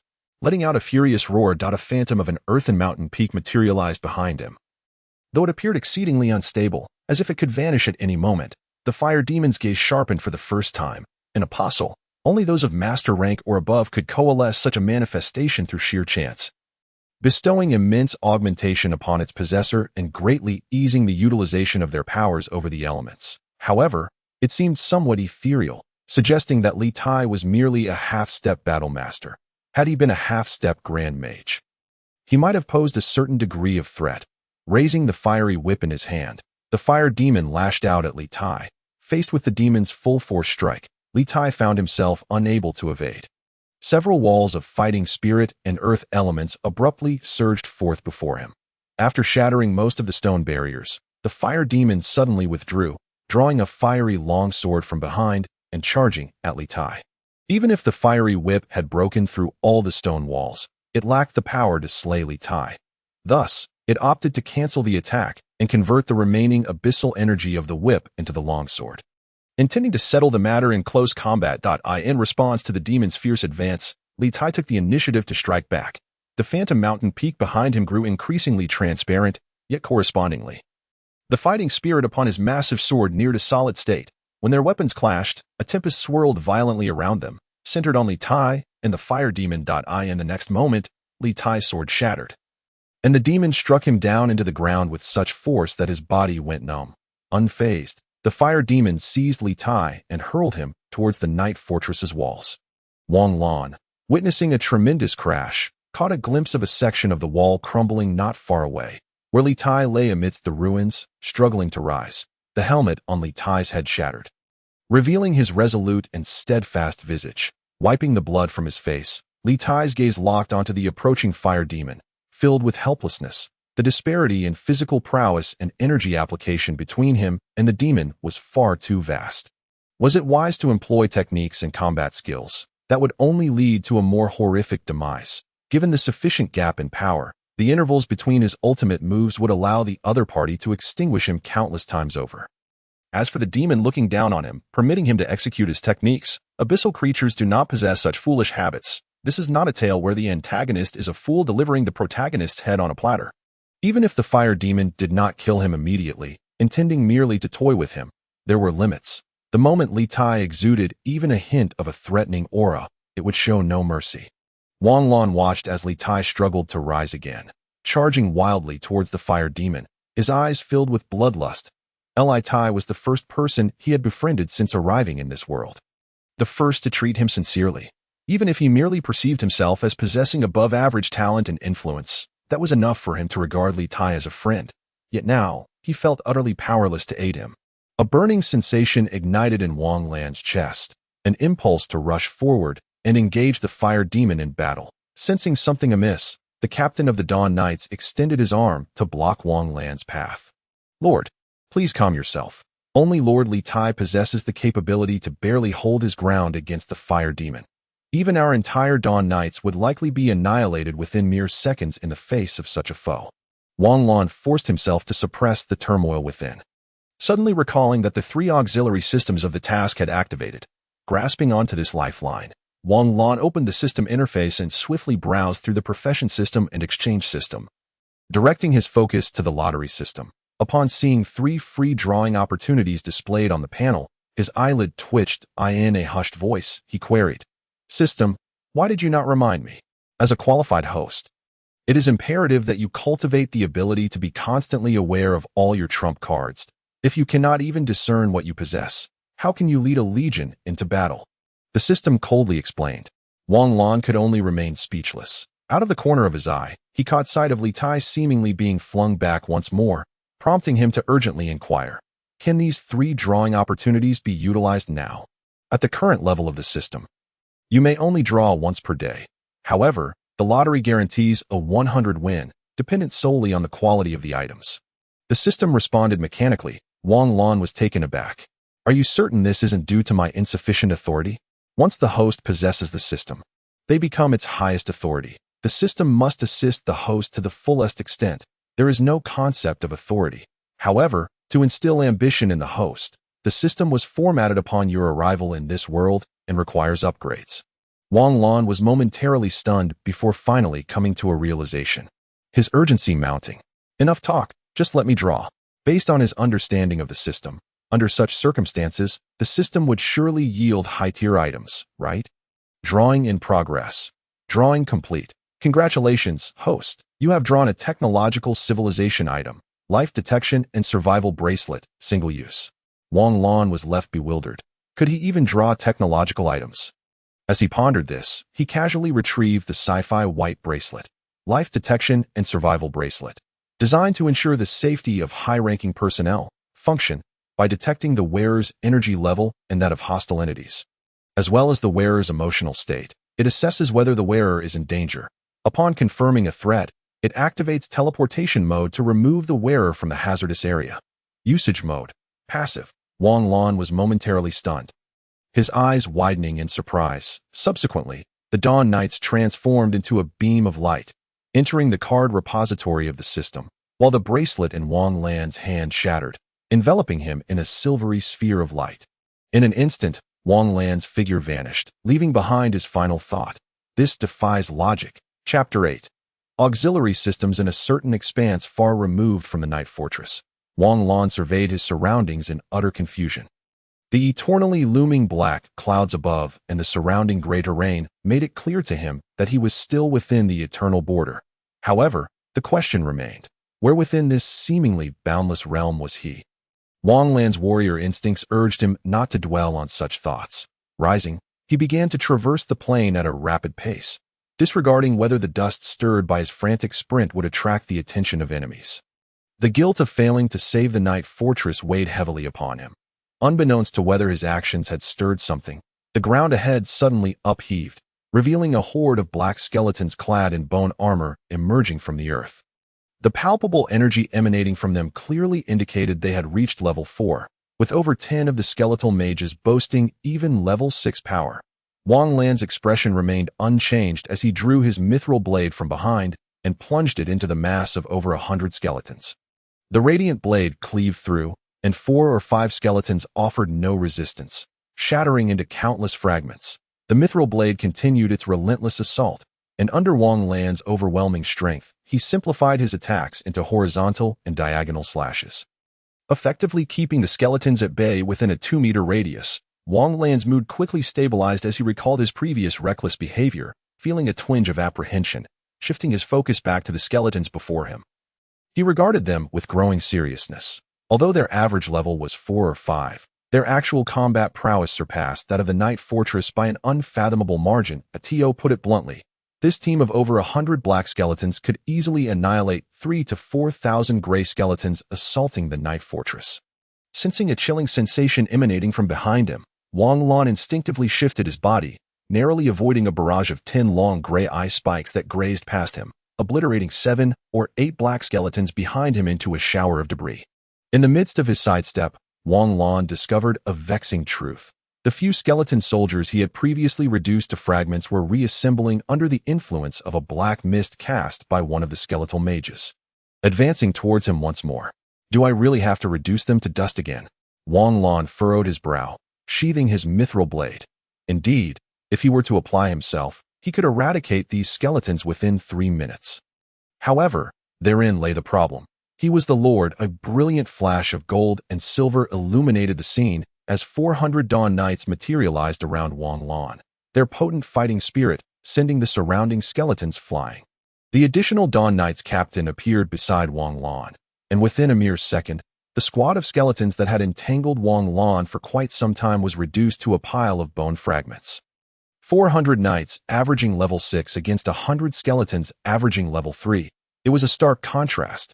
Observing the figure before him, which appeared slightly distinct from the ordinary Dawn Knights, Wang Lan seized the opportunity to access the information panel. He had had no chance to examine the details of this level 7 knight during his time at the Night Fortress, so he was determined to learn more about them now. Character, Dawn Knight level, 7 position, 1-star commander of the Dawn Knights leader, 10-point leadership value, capable of perfectly commanding 1,000 knights. Name, Li E equipment. Same as ordinary Dawn Knights. I shall refrain from elaborating. Skills, same as ordinary knights. The Lord has yet to confirm detailed skills. Exclusive skills, strength aura, speed aura, frenzy aura, use with caution. Wang Lan gazed at the information. A curious question forming in his mind. Is there no loyalty attribute? The soldiers summoned by the system are devoid of disloyalty. The system replied calmly. Do I need to choose my skills myself? Wang Lan inquired. Looking at the skill column, a special page materialized before Wang Lan. Dawn Legion card. Dawn Knight current star level. 1-star available skills. Phantom charge. 1 star when charging with the Knight Spear. Speed increases by 40%. Strength boosts by 20%, allowing for a single blink within 100 meters, with momentum unyielding. Dawn War Spear. 1 star under this skill's enhancement. The Dawn Chi condenses into a 3-meter-long Knight Spear. affixed to the original spear, granting 50% increased sharpness and 50% suppression against abyssal forces. Knight Spirit. 1 star reduces various negative mental buffs by 70%. Current selection opportunities. 1 Wang Lan stared at the sparse 3 skills. Astonished. 3 skills? Even a random warrior from a dominant faction possesses several battle techniques. The system replied indifferently. Several battle techniques. Insufficient in tier, flamboyant. Facing Dawn soldiers of the same level, certain death, the martial techniques of the Dawn Knights, including mounted combat, spear skills, and swordsmanship, represent the pinnacle of what can be achieved at this stage. Each move they execute is tantamount to a battle technique. No one below level 9 can rival their skill. The skills selected by the system are the most beneficial for the Dawn Knights. Few in the illusory continent possess such enhancements. Contemplating the 3 skills before him, Wang Lan used. Phantom Charge can directly bypass heavily armored units or defensive structures, delivering a lethal blow to non-defensive foes, offering exceptional cost-effectiveness in combat. The Dawn War Spear is a powerful offensive skill, highly effective against heavily armored units at the forefront. However, if something can withstand the charge of a Dawn Knight, this skill may not prove effective. As for Knight Spirit, the Dawn Chi inherently provides this function, albeit not as potent as this skill. Yet augmented by the strength of the Dawn Knight, it suffices. I choose Phantom Charge. Wang Lan confirmed. Confirmation received. Skill equipped successfully. Li can now blink within a 200-meter radius. Wang Lan glanced at the warhorse of the Dawn Knight, pondered briefly, and opened the exchange system, immediately focusing on the mount section. Breeds. Warhorses, special warhorses. Wang Lan's eyes gleamed with excitement. Special warhorse, redeemed to bestow upon generals a champion steed. Current stock, 2 type, shadow horse level, 7 skills. Snow walking, rapid dash, evaluation, special warhorse, inherently powerful, possesses extraordinary speed, typically outpacing level 9 professionals.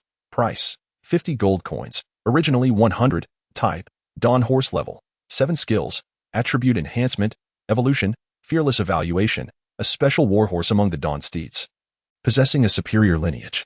Exhibiting high obedience and formidable strength. Price, 50 gold coins, originally 100. Wang Lan was taken aback, glancing at the still-standing Li beside him, his lips twitching. System, honestly, where did you learn this trick? A promotion? Wang Lan observed his dwindling assets, barely over 600 gold coins, falling into silence. Wang Lan bit his lip. Money spent is good money. I'll buy both. Purchase confirmed. As the system's notification faded, 2 magnificent beings appeared before Wang Lan. One was entirely black, without a single stray hair, exuding an air of mystery, its nearly reflective body adorned with flickering dark golden patterns, just as Wang Lan prepared to caress it. A suit of pure black armor enveloped the shadow horse entirely. Gazing at the uniquely designed horse armor, Wang Lan was about to speak when the system preemptively responded. A product of technological civilization.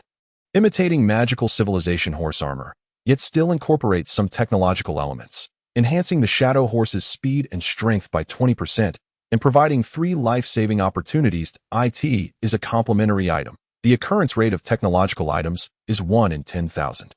Please do not fantasize about tanks or warships. The system, perhaps sensing Wang Lan's fanciful thoughts, abruptly changed the topic. Ahem. Wang Lan awkwardly cleared his throat, glancing at the golden warhorse that had somehow sidled up to Li. His eyes brightening. Indeed, it was a dazzling, upgraded version of the Dawn horse, larger and shinier. The system announced, "The current environment is secure. Please open the profession system." Wang Lan, stealthily stroking the shadow horse, promptly opened the profession system.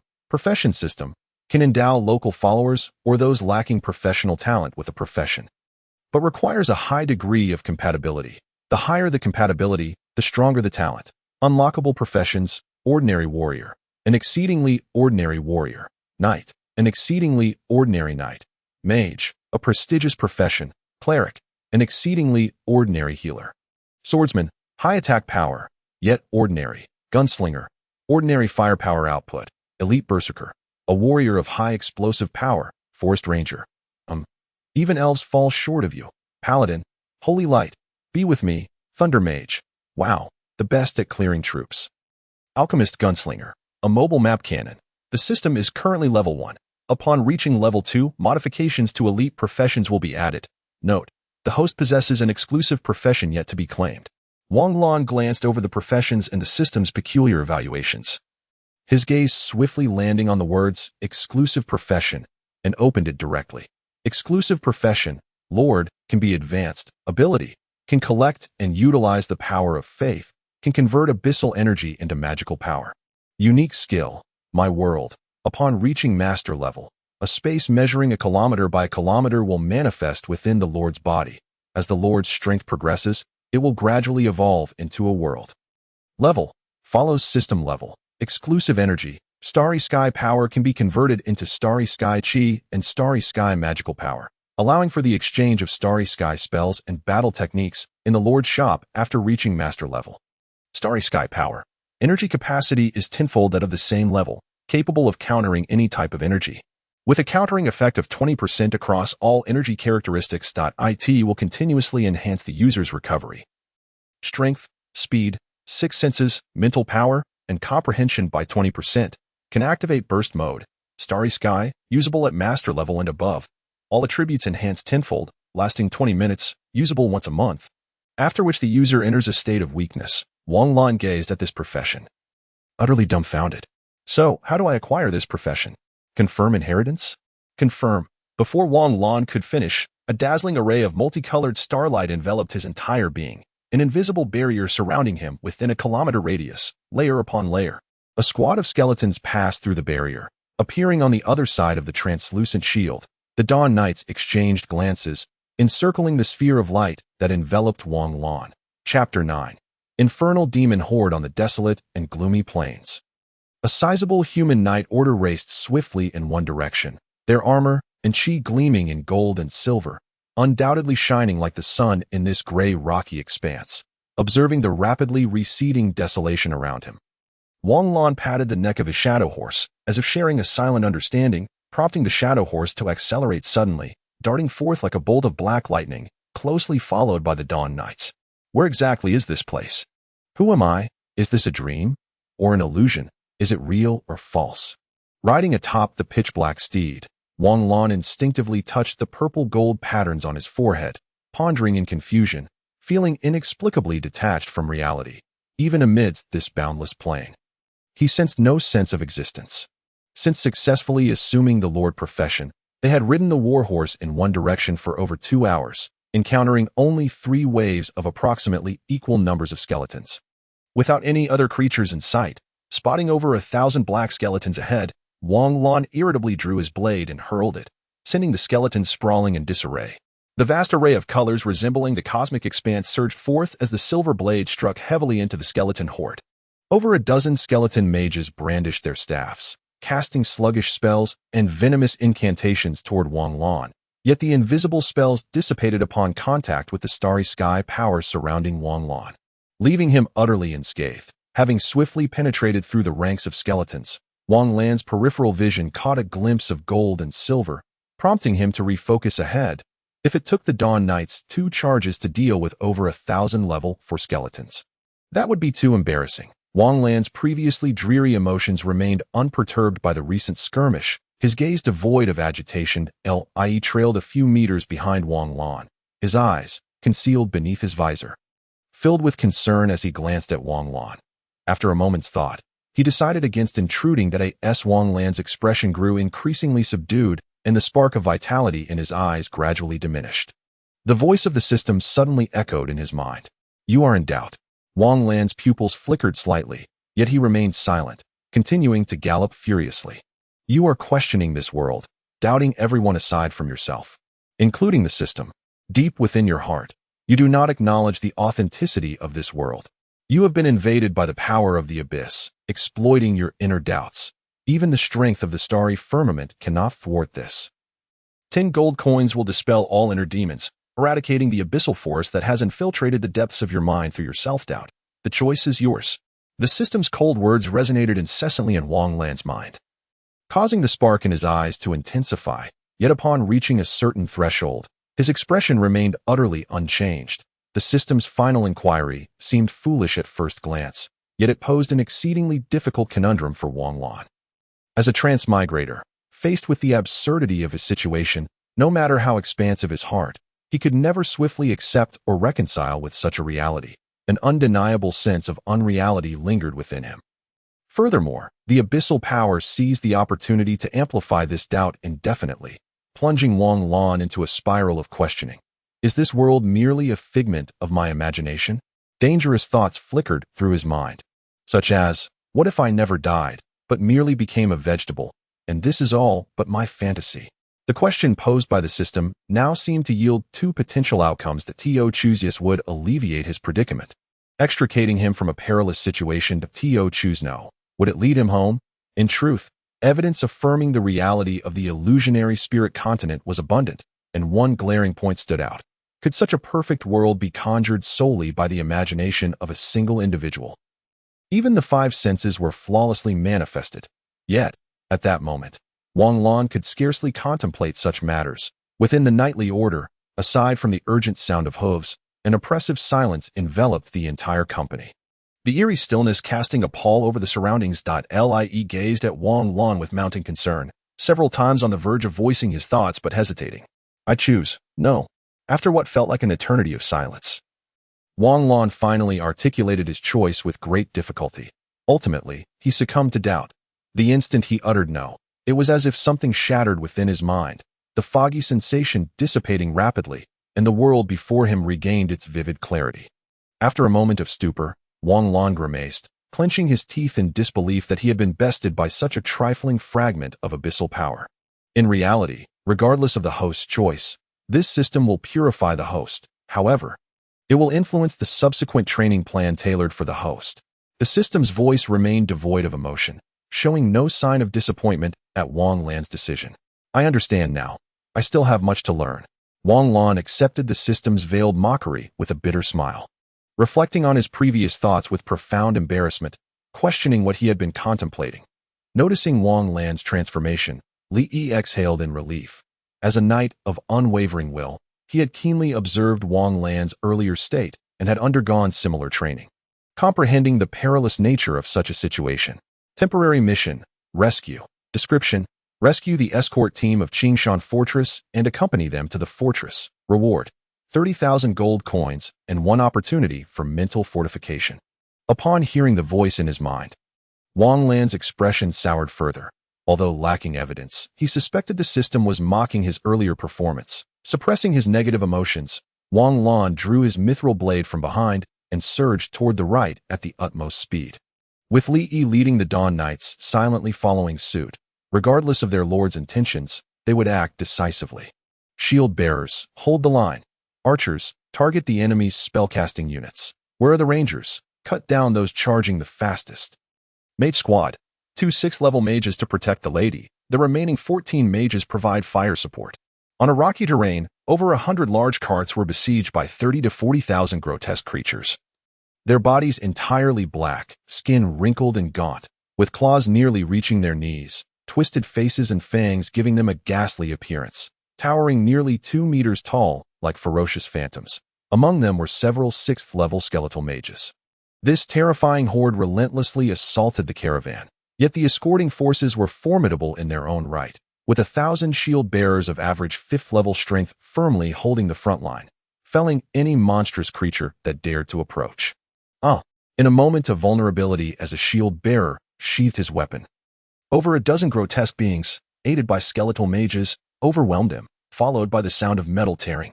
Fragments of armor, still stained with crimson flesh, were flung aside as the grotesque creatures were swiftly dispatched by a live figure clad in cloth armor wielding a slender sword, who vanished like a specter. The harrowing scene continued to unfold.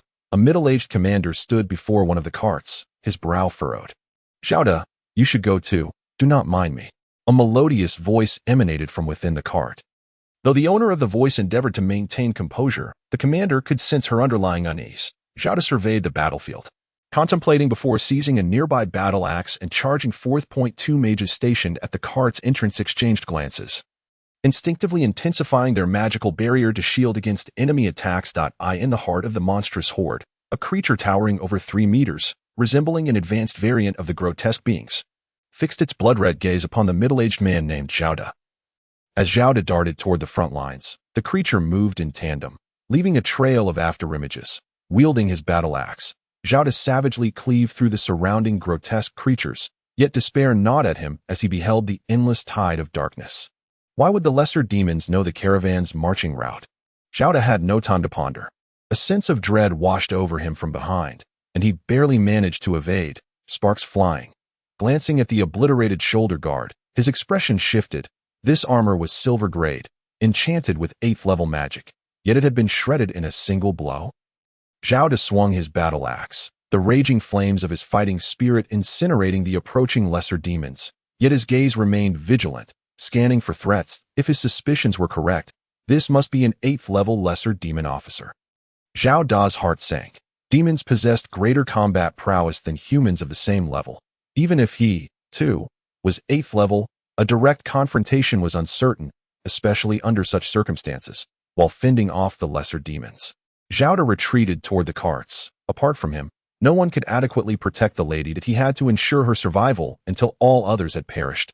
Otherwise, it would be a dereliction of duty.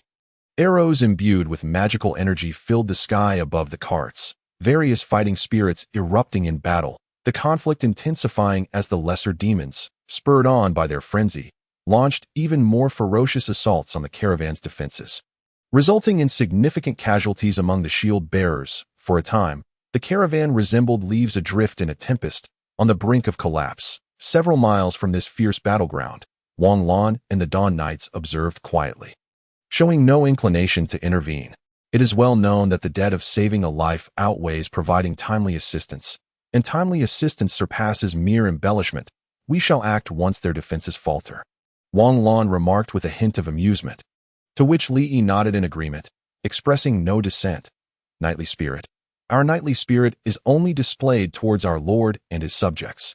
As for other factions, we merely assess how they serve our lord's interests.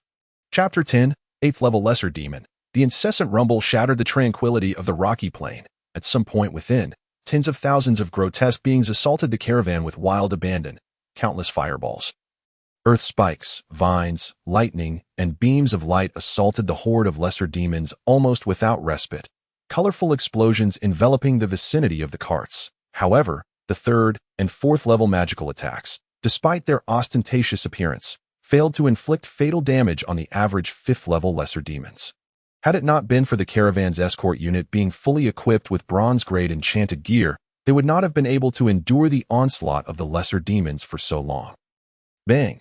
The sturdy earthen wall hastily constructed by the earth mages was directly breached by over a dozen elite 6th level lesser demons, the magically reinforced earthen wall crumbling like parchment under their assault. With only 600 shield bearers remaining, their line began to retreat rapidly. When they were 50 meters from the caravan, they halted, planting their large shields into the ground, anxiety etched on their faces as they gazed at the approaching horde of lesser demons. Battle itself is not terrifying. What is truly fearsome is a battle that appears hopeless. At this moment, the 600 shield bearers, alongside fewer than 100 special troops, had no belief in their victory. Were it not for the honor of being part of the elite forces from Chingan Fortress, they might have already abandoned their mission and charged forth, seeking mutual destruction with the lesser demons. Zhao coldly observed the blood-soaked battlefield, the clash of blades and claws producing sparks akin to the light of death, reflecting in his eyes. Out of the corner of his eye, he caught sight of the cart's curtain, a glimmer of determination flashing within his gaze. I must devise a plan to escort the lady away. Her exceptional affinity for light magic will undoubtedly elevate the Chingan Fortress to a formidable stronghold, providing better protection for the people. Thoughts surged through Zhao Da's mind, each more frantic than the last. Finally, he sighed in resignation, for before him stood a level 8 inferior demon, and with its swiftness, he realized he could not possibly escape with the lady without placing her life in peril. Gritting his teeth, he surveyed the increasing casualties among the guards, his expression darkening. Was there truly no way out? Ding dong. Sensing the imminent danger, Zhao instinctively blocked, yet his body collided with more than a dozen carriages protected by level 5 magical formations, carving deep furrows into the ground. 2 level 6 mages paused momentarily, then desperately increased the output of their magic formations, layers of solid, translucent blue blocks enveloping the magical shield. Level 6 spell, Blue Barrier. The towering inferior demon, its body subtly tinged with red, opened its massive jaws wide. Claws shrouded in abyssal energy, delivering a powerful blow to the blue barrier it held for merely 2 seconds before shattering into intangible magical energy. At that moment, Zhao De, propelled backward, surged forward with determination. Raising his battle axe to carve a peculiar arc toward the demon officer's neck, an unmistakable combat technique, the demon's elongated eyes flickered with disdain as it merely shifted back a fraction of an inch. Evading the physical axe blade, its skin's abyssal aura nullifying Zhao Da's fighting spirit, the demon officer retreated slightly. Its claws shot upward towards Zhao De's chin, just as Zhao De prepared to dodge. The demon officer retracted its attack, driving its knee forcefully into Zhao Da's abdomen. The protruding bone spike pierced through Zhao Da's abdominal armor, the magical patterns shimmering above it seemingly ineffective, though lacking in flamboyant maneuvers. Such close-quarters combat, wherein experts concentrate most of their power, proved to be the most perilous. Zhao De staggered backward, utilizing the momentum to retreat over 10 meters, casting a quick glance at the 2 pale-faced mages who had managed to re-establish the magical shield. Before biting down on a healing pill, indeed, most warriors on the illusory spirit continent would exchange a tooth for an alchemical one, capable of storing a significant number of diverse pills. Thus, even in unexpected circumstances, they could seize ample opportunities to counterattack. Observing the inferior demon officer, its body ablaze with abyssal energy, Zhao De crushed another crimson pill, a surge of red energy enveloping his fighting spirit, blood vessels in his eyes beginning to appear.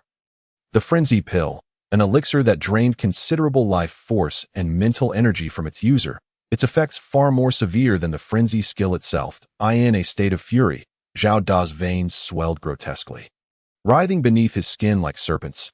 As a projection of his massive axe struck the demon's body, dark green blood sprayed into the air, a gash nearly half a meter wide appearing on the demon's chest. The demon momentarily stunned, its already cavernous maw widened to a terrifying size. Zhao De charged once more. The demon opened its jaws, unleashing a soul-shaking roar that reverberated in Zhao Da's mind. Yet, in his frenzied state, Zhao De operated purely on instinct, unaffected by the demonic intimidation.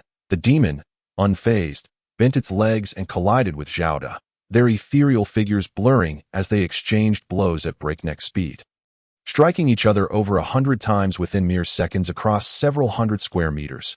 Each impact shattered the ground, and as dust rose, it enveloped the battlefield. The clashing of steel echoed, and beams of black and gold energy erupted outward, sending numerous inferior demons and some soldiers of the Shield Brigade to their doom. The 2 level 6 mages watched the chaos with growing concern, amplifying their efforts to absorb the magical crystals in their possession.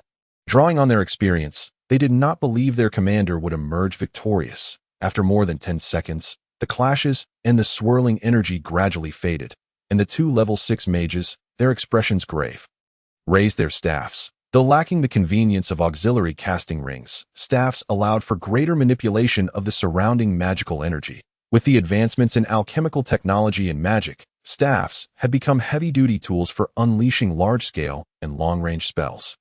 While rings, magic rings, were favored for their speed and ease in casting ordinary spells. However, at this moment, low to mid-level spells could hardly affect an inferior demon of level 8.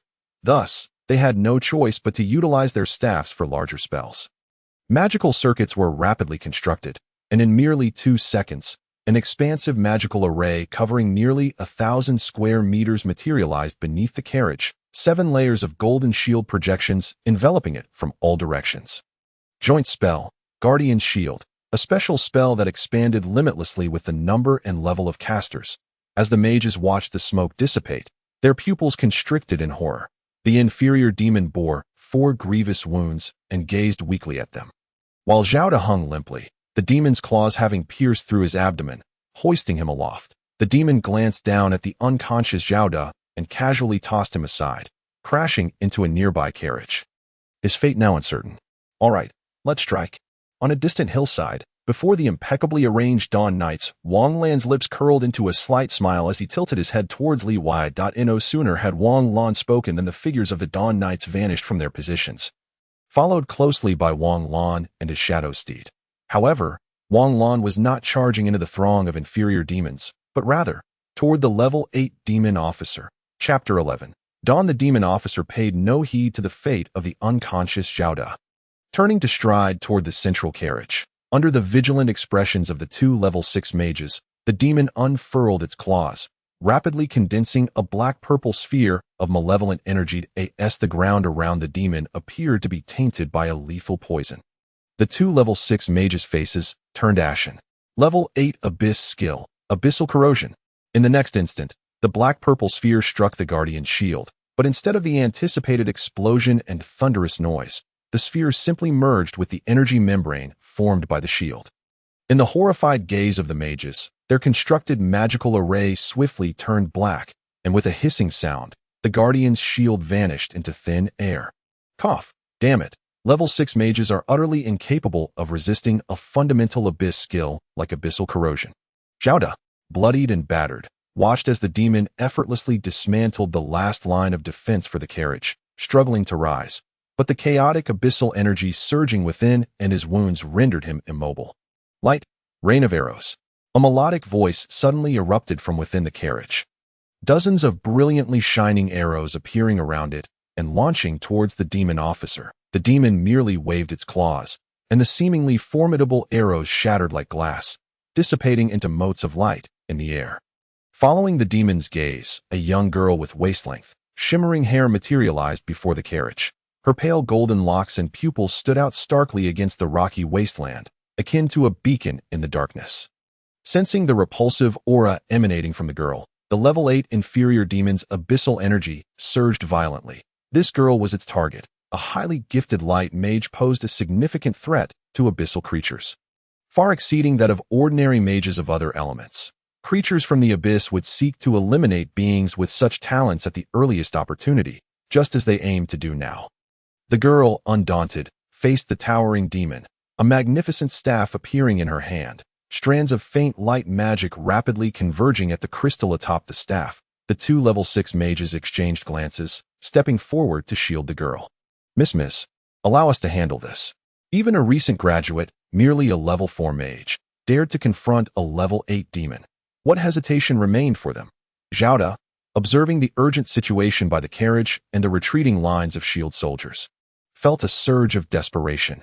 Ignoring the damage to his meridians, he fervently expelled the abyssal energy from his body, dark red blood seeping rapidly from his skin, causing his complexion to pale further. As the approaching demon loomed closer, a hint of anxiety crossed Mrs. Youthful face, her grip on the staff trembling slightly. No matter how brave she tried to be, she could not escape the reality of her mere 18 years. The inferior demon legion grinned wickedly, a wave of abyssal energy enveloping their bodies. Ms. and her companions felt an overwhelmingly oppressive presence wash over them, rendering their movements sluggish. Ms. attempted several times to gather her magic to cast a spell, but her intense anxiety and pressure caused each attempt to fail. As the demon officer closed in, despair gripped the hearts of the two level 6 mages and Ms. alike. Even Zhao, still sprawled on the ground, succumbed to hopelessness. It seems we are destined to fail, Both Ms. and Zhao were taken aback as the demon, once leisurely approaching them, suddenly ignited with an overwhelming ferocity. Its abyssal energy blazing forth like flames, enveloping a vast area around it. Witnessing the demon's sudden alertness, Ms. and her companions had yet to react before a blade of light cleaved through over 10 inferior demons. Hurtling toward the demon officer, startled, the demon officer narrowly evaded, but more blades of light swiftly sealed off all its escape routes, a violent explosion of energy engulfing the demon's form.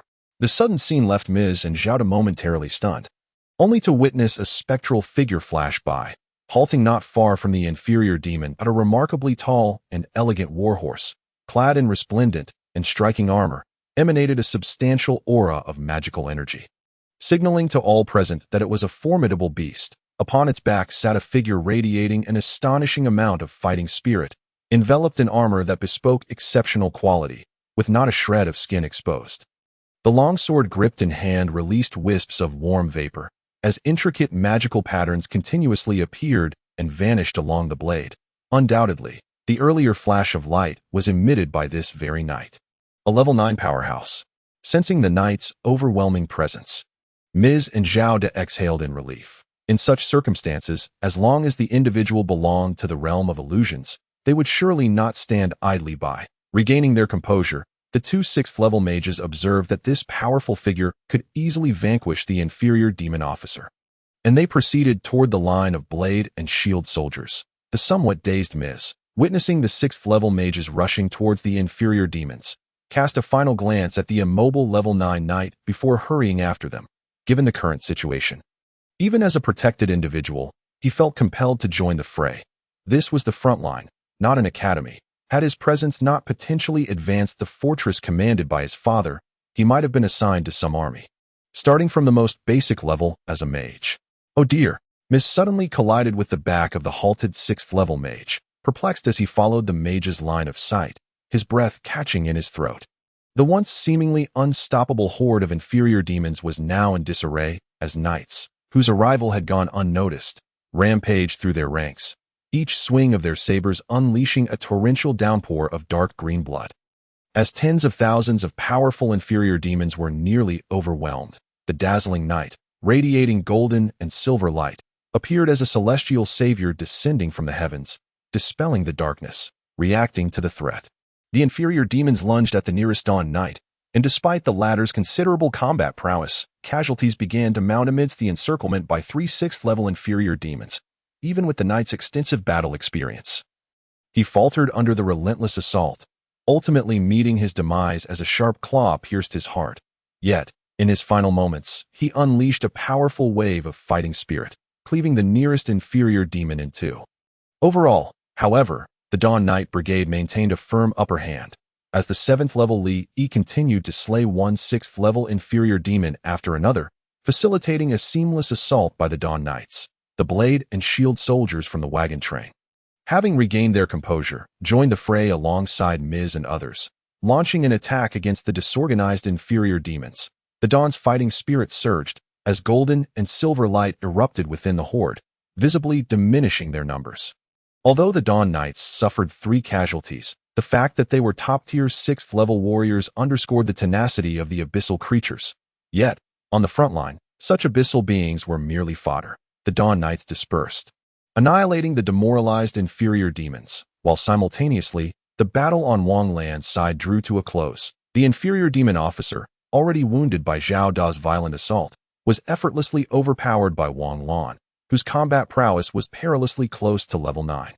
Even the inferior demon's prideful speed was thoroughly suppressed by the shadow horse, and within mere seconds, the creature was pinned to the ground by a spear forged from condensed fighting spirit.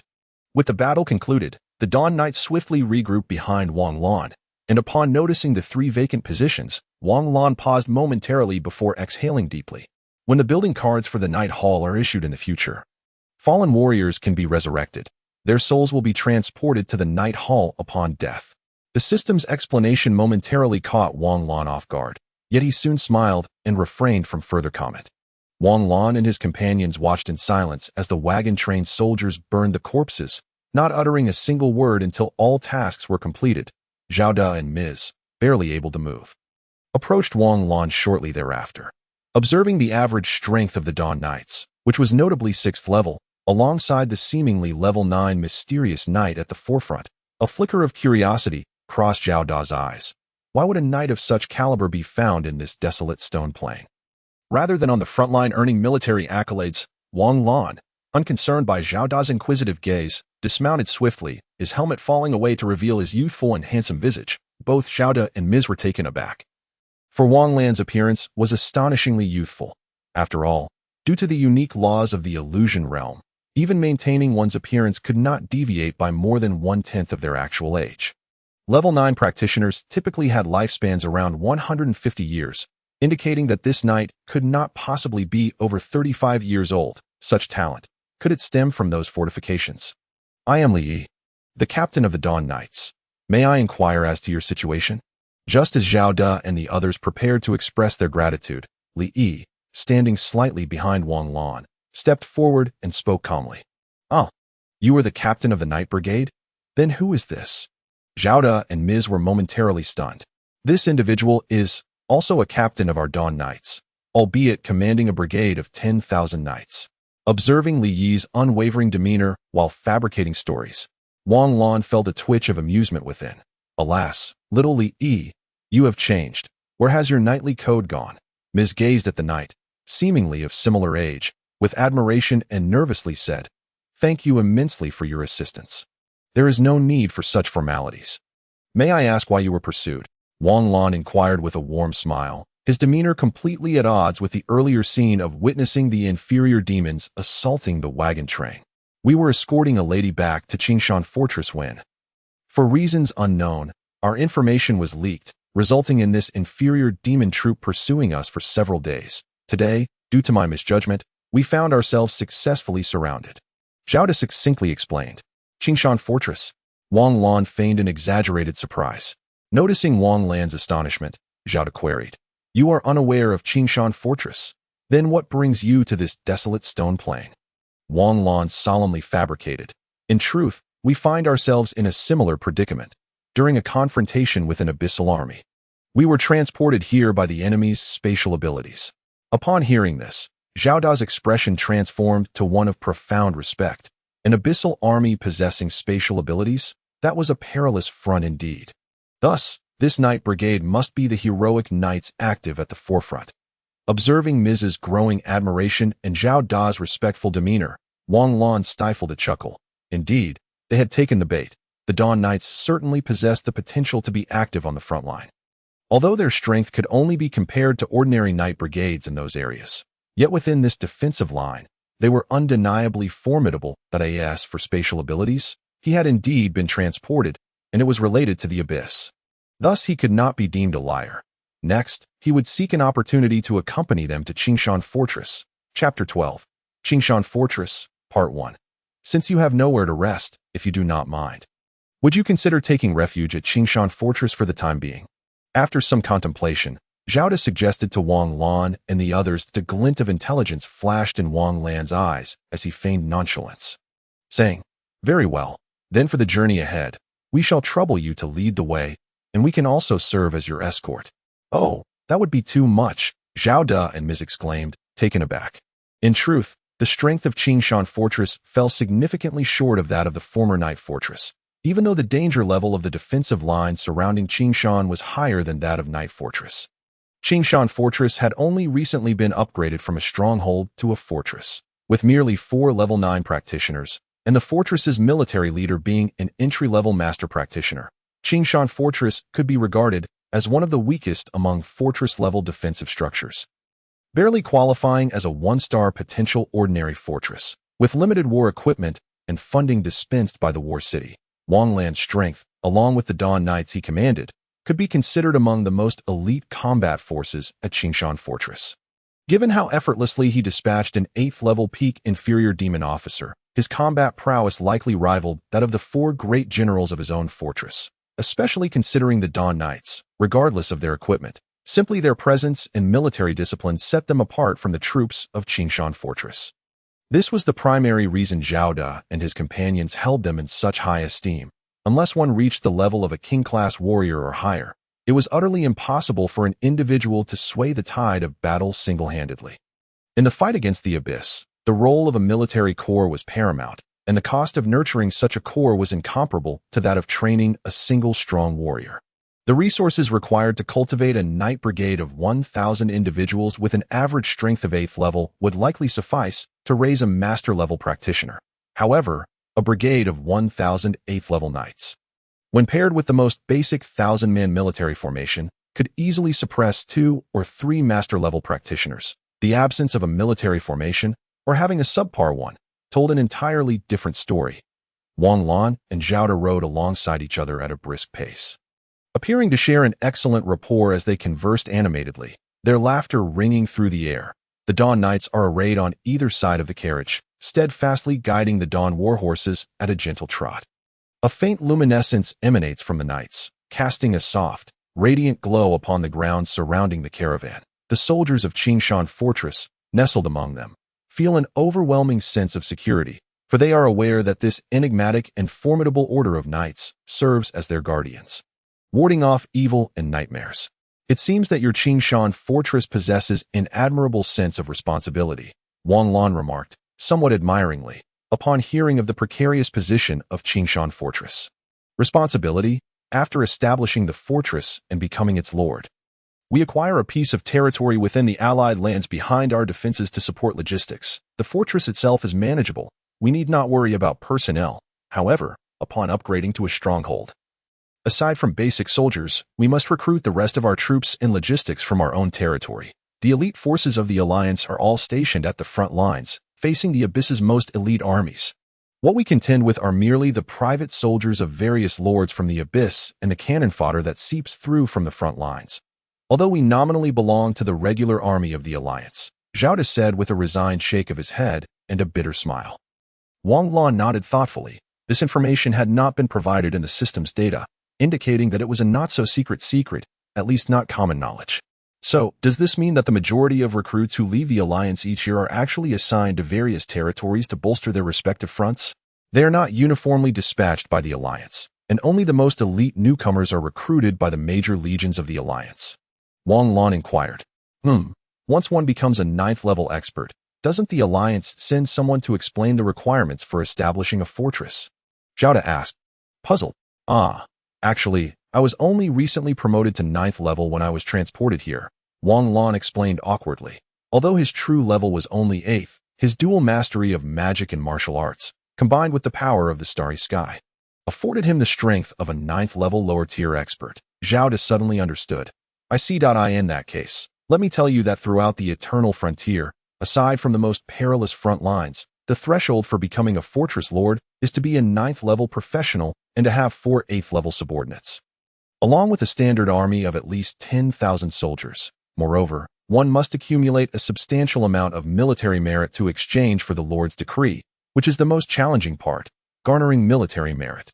Our Qingshan fortress worked tirelessly for 2 years to gather enough military merit, facing numerous dangers, and ultimately had to sell off quite a few entry-level weapons just to barely obtain the Lord's token. To upgrade to a stronghold, one must not only meet the military merit criteria but also possess a master-level professional and at least 4 9th-level professionals, with a minimum of 16 8th-level professionals. Additionally, one must ensure a certain amount of military merit is earned annually. This earned merit does not need to be submitted. The Alliance simply observes whether you have the qualifications to be a good lord. Wang Lan nodded. Then how does a fortress rank among the most dangerous front lines?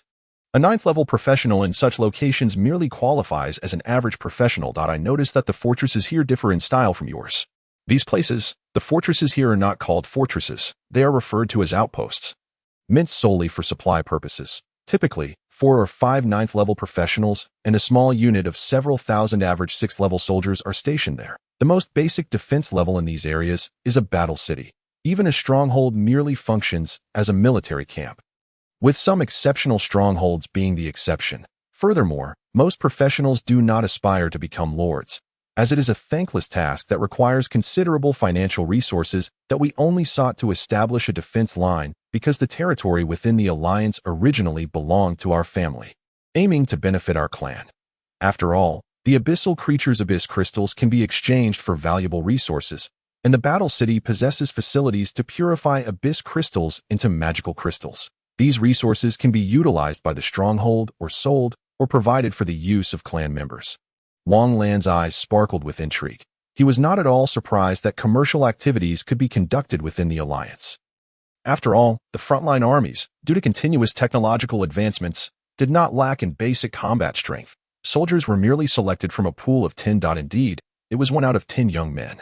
There was no need for the Alliance to actively recruit, as the number of volunteers far exceeded this. Coupled with the Alliance's population size and growth rate, life in the Alliance, aside from a slightly faster pace, with military-industrial sectors widely distributed and citizens generally remaining vigilant, resembled a society at peace, much like the era before Wang Lan's crossing. Of course, aside from maintaining order, the Alliance had little in the way of military forces, and many cities lacked even city walls. Outside the wilderness, most areas were as peaceful as Wang Lan's previous nation. Contemplating this, Wang Lan retrieved a coin materialized from the system and asked, I grew up in a battle city. I would like to know how much purchasing power this coin holds within the Alliance. Although the coin Wang Lan presented was called a gold coin, it was merely the size of a coin from Blue Star, not made of gold but possessing a crystalline hue, with what appeared to be golden liquid swirling within.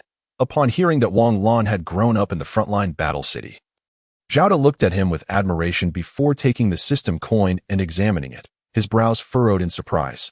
This currency is also known as a crystal coin and is only circulated in high-level domains. The common folk are unaware of it.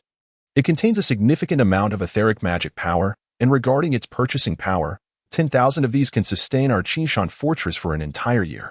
Cough, cough. Wang Lan nearly choked, thinking about the imminent influx of 30,000 Mei gold coins. Is something wrong?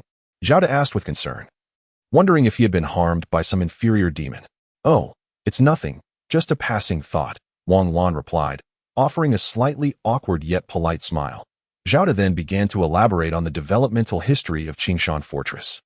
Wang Lan listened attentively, yet internally he pondered that, given the system's nature, it likely would not allow him to remain comfortably around the fortress but would instead send him to the frontline combat zones or heavy battlegrounds. Would he be received by the master-level military lord upon delivering this caravan to Chingan Fortress? Would there be something that could expedite his journey to the frontline or heavy combat zones? And what about his lack of identification? Just as Wang Lan was about to voice his concerns, a thought resonated in his mind. Do not worry. The identity system has been arranged, whether within the guild union or the alliance. The lord's identity is recorded. Furthermore, the identity assigned to a lord who possesses a fortress or stronghold will receive a designated territory upon activating the lord assistance system. Wang Lan's heart settled, and he peacefully guided the shadow horse forward at a moderate pace. Listening to Zhao Da's narration, he couldn't help but smile. How many defense lines does your family possess? Zhao Da hesitated, then chuckled self-deprecatingly. 9 strongholds. 134 fortresses. Our Chingan fortress ranks as the least prestigious stronghold. Although the military lord's strength is not the weakest among the 9 lords, the disparity in strength with the other 8 strongholds is too great, resulting in fewer resources. Nodding, Wang Lan refrained from further conversation. Such matters were of little concern to him, and he would rather be out on the front line battling monsters. Hours later, the ground beneath Wang Lan and his companions grew firmer, and a peculiar gray grass began to flourish. We are almost there, Zhao De remarked cheerfully upon spotting the gray weeds. Wang Lan nodded, and the entire convoy quickened its pace. This gray grass is a special plant capable of absorbing a small amount of abyssal energy, effectively mitigating the combat strength of abyssal creatures that rely on rich abyssal energy. Periodically, it is harvested and taken to the purification tower in the battle city, where it is refined into pure etheric magic power, crystallized and distributed. However, it seems that this stronghold is indeed impoverished. Such purification grass is typically used only by fortresses, while strongholds mostly employ purification trees, just as Wang Lan felt sympathy for the financial struggles of Chingan Fortress. Zhao De suddenly grew excited and announced, ahead lies Chingan Fortress. Wang Lan, having already spotted the towering city walls extending over 50 meters high and spanning more than 10 kilometers, estimated their scale to be roughly 10 times that of Night Fortress. The walls were adorned with over 240 initial-level magic crystal cannons and no less than 16 structures resembling bunkers. If his guesses were correct, these might be intermediate-level magic crystal cannons. However, upon perceiving the patrolling soldiers along the walls, Wang Lan paused, quickly confirming the strength of the defense line. The soldiers in formation evidently reached 4th-level strength, with the centurions leading them boasting 5th-level prowess. Coupled with the data gleaned from his inquiries, it appeared that if the entire force of 600,000 soldiers possessed this level of strength, they were situated in the 3rd segment of the border battlefield. Chapter 13, Chingan Fortress, Part 2. That being said, it seemed that Li Tai's identity was quite significant. 200,000 4th-level warriors were already comparable to a third of Chingan Fortress's army, albeit lacking in various high-powered weaponry. As the caravan drew closer, the soldiers atop the fortress walls clearly noticed them. Wang Lan observed Zhao De producing a hexagonal token and uttering something, prompting the archers gathered atop the walls to swiftly disperse. As Wang Lan approached, he discovered that the fortress walls were constructed of a certain stone-like material, yet he could sense that this substance was even more resilient than the black iron walls of Night Fortress, not to mention the presence of large defensive magical arrays atop them. Gazing at the mysterious claw marks etched upon the city wall, alongside the long-dried dark green and crimson blood, Wang Lan could easily envision the fierce battles that besieged Chingan Fortress. The abyssal forces were not confined to the front lines. They adeptly utilized the thin essence of the abyss to pinpoint the elusive weak nodes in the fabric of space, allowing for the unilateral transportation of troops. Such weak nodes existed solely within the eternal border where magic and abyssal essence intertwined, and they appeared with alarming frequency. Countless fortresses and even war cities had met their demise in this manner.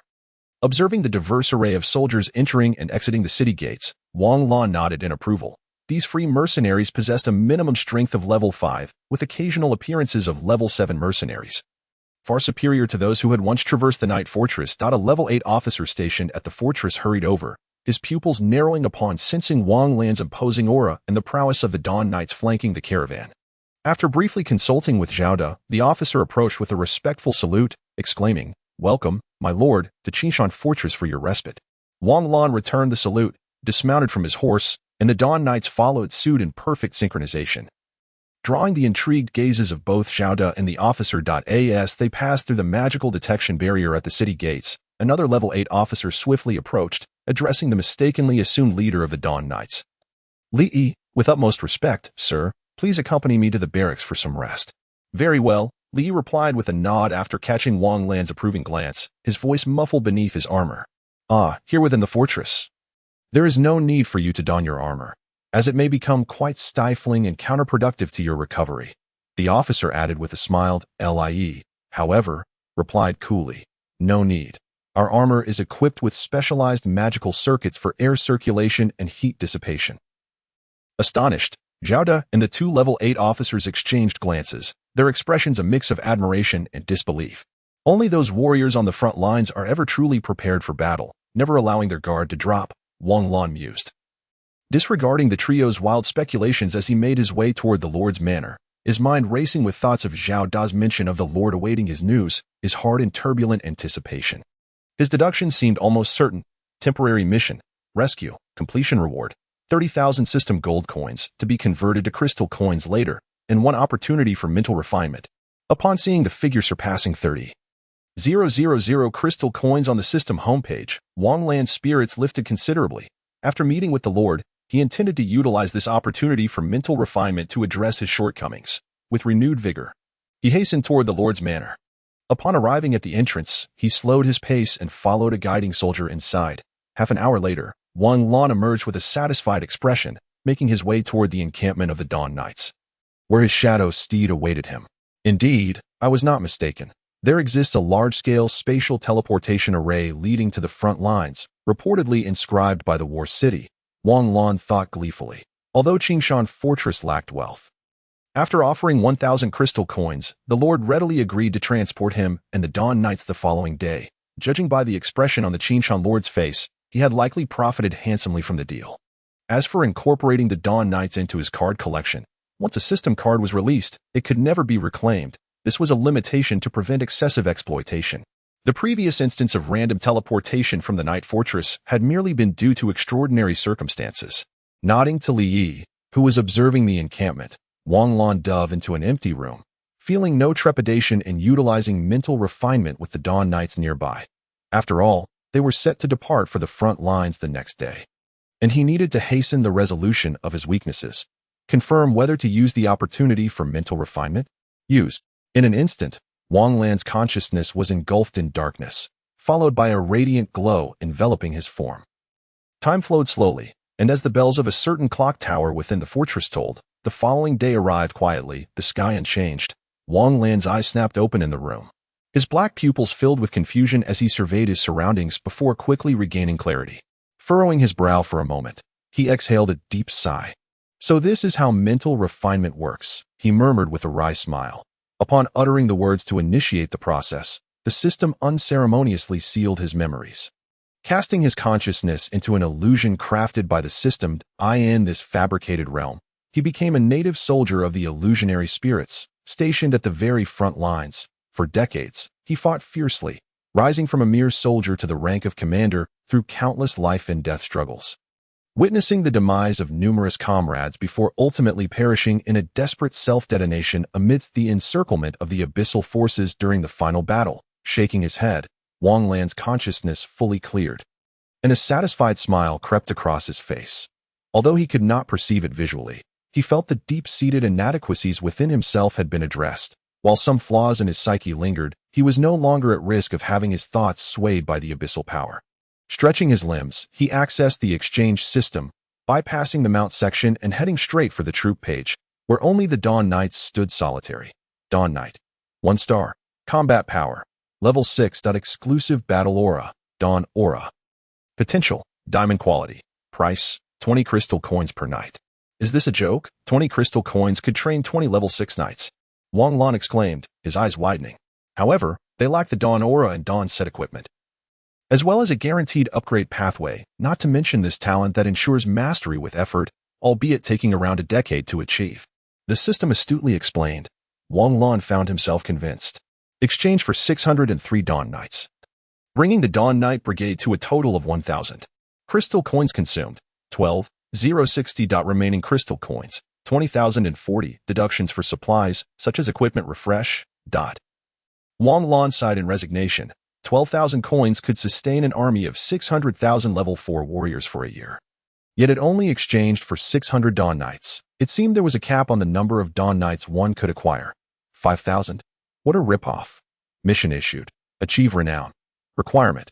Ensure your Dawn Knight Brigade is widely known on the Miguang frontline. Note. The frontline overseen by Miguang War City. Current prestige. 1,000. You may provide a small amount upon reaching 10,000. Rewards. 1. Unlock Military Merit Exchange System, equivalent to the Holy Alliance's military merit. Allowing for 1 point of system military merit for 1 point of alliance military merit, though alliance military records may not be precise down to the last point, thus system military merit will exceed it. Usable for exchanging system items. 2. 80,000 crystal coins. 3.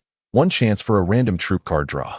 Gazing at the mission rewards, Wang Lan resolutely overlooked the task's dubious nature, with only 30 million troops on the entire Miguang frontline. What of it? He had to complete this mission. The military merit system was essential for his future development. Due to the successful doubling of the Knight Brigade under the Lord's command, a hidden achievement is unlocked, granting the opportunity to elevate Li Yi's strength to level 8 pinnacle. Crystal coins required, 40. Wang Lan paused in astonishment, elated by the prospect. Level up, without hesitation. Level up complete. As the system's notification resounded, a powerful aura emanated from outside, causing the Qingshan Lord to blink in surprise, then chuckle. The Knight Commander who accompanied that young prodigy has risen to level 9. Thanks to the aura enhancement from Dawn Aura. What? The 4 level 9 professionals and 17 level 8 professionals in the meeting were momentarily taken aback, followed by expressions of envy. Truly, warriors from such places possessed remarkable talent. Even in the midst of battle, they could achieve a level up. Wang Lan stepped out, observing Li Yi, who had remained still for an entire day, and patted him on the shoulder. How do you feel? Very well. Additionally, there is something I need to report, Li Yi stated with utmost seriousness. Wang Lan, intrigued, inquired, what is it? In addition to the 600 Dawn Knights still with the Lord, the Dawn Knight Brigade now has 10 team leaders at level 7. Li Yi reported loudly. System. Indeed, unless they are level 9 officers, the system will supplement the lower-ranking officers as they are established, the system promptly responded. Wang Lan suppressed his joy, observing the approaching Qingshan Lord, and pondered, My lord, I have another 600 brothers en route from the Shattered Stone Plains. Should we consider increasing the teleportation crystal coins? The Qingshan Lord waved his hand dismissively, replying, No need. Once the spatial array is activated, as long as the number of soldiers does not exceed 10,000, the energy consumption remains unchanged. As they spoke, the Dawn Knights previously dispatched by Wang Lan quickly entered the fortress. Watching the neatly assembled 1,000 gleaming Dawn Knights behind him, Wang Lan closed his visor, swiftly retracting his cape. Mounting his horse, he addressed the Qingshan Lord with gravity. Please transport us to the most critical battlefield on the front lines. We are the elite who have fought through the front lines. What we seek is combat. Li Yi added solemnly. I understand. The Qingshan Lord nodded appreciatively, while the soldiers of Qingshan saluted the Dawn Knight Brigade with great respect. Wang Lan, upon noticing the reluctant Mitsai hiding in the rear, smiled nonchalantly before drawing his sword and bellowing, Dawn Knights, the dawn is upon us. Prepare to charge. Indeed, Wang Lan intended to launch an assault on the nearest abyssal forces the moment he teleported into the fray. But what if there were no abyssal troops at the front lines? Was that even possible? A robust silver beam of light shot up from the heart of Qingshan Fortress, piercing the heavens. Chapter 14. The Frontlines. The second combat zone of the Miguang frontline erupted with fervor. Boom, boom. The ferocious explosions nearly shattered the clouds above, as fiery bursts ascended into the sky. and a myriad of magical arrays flickered with astonishing frequency. Countless spells were hurled forth with reckless abandon, resulting in the instantaneous annihilation of tens of thousands of abyssal cannon fodder. The thunderous fire from over 1,000 low-tier magical cannons spread across the vast battlefield, causing chaos in the magical energies and the very essence of the abyss itself. An unending tide of abyssal creatures surged towards the military encampment, an endless ocean of darkness that charged fearlessly through a barrage of ranged attacks and chaotic spells. Lacking any semblance of military order, even the abyssal troops that had previously assaulted Night Fortress exhibited more discipline than these chaotic entities.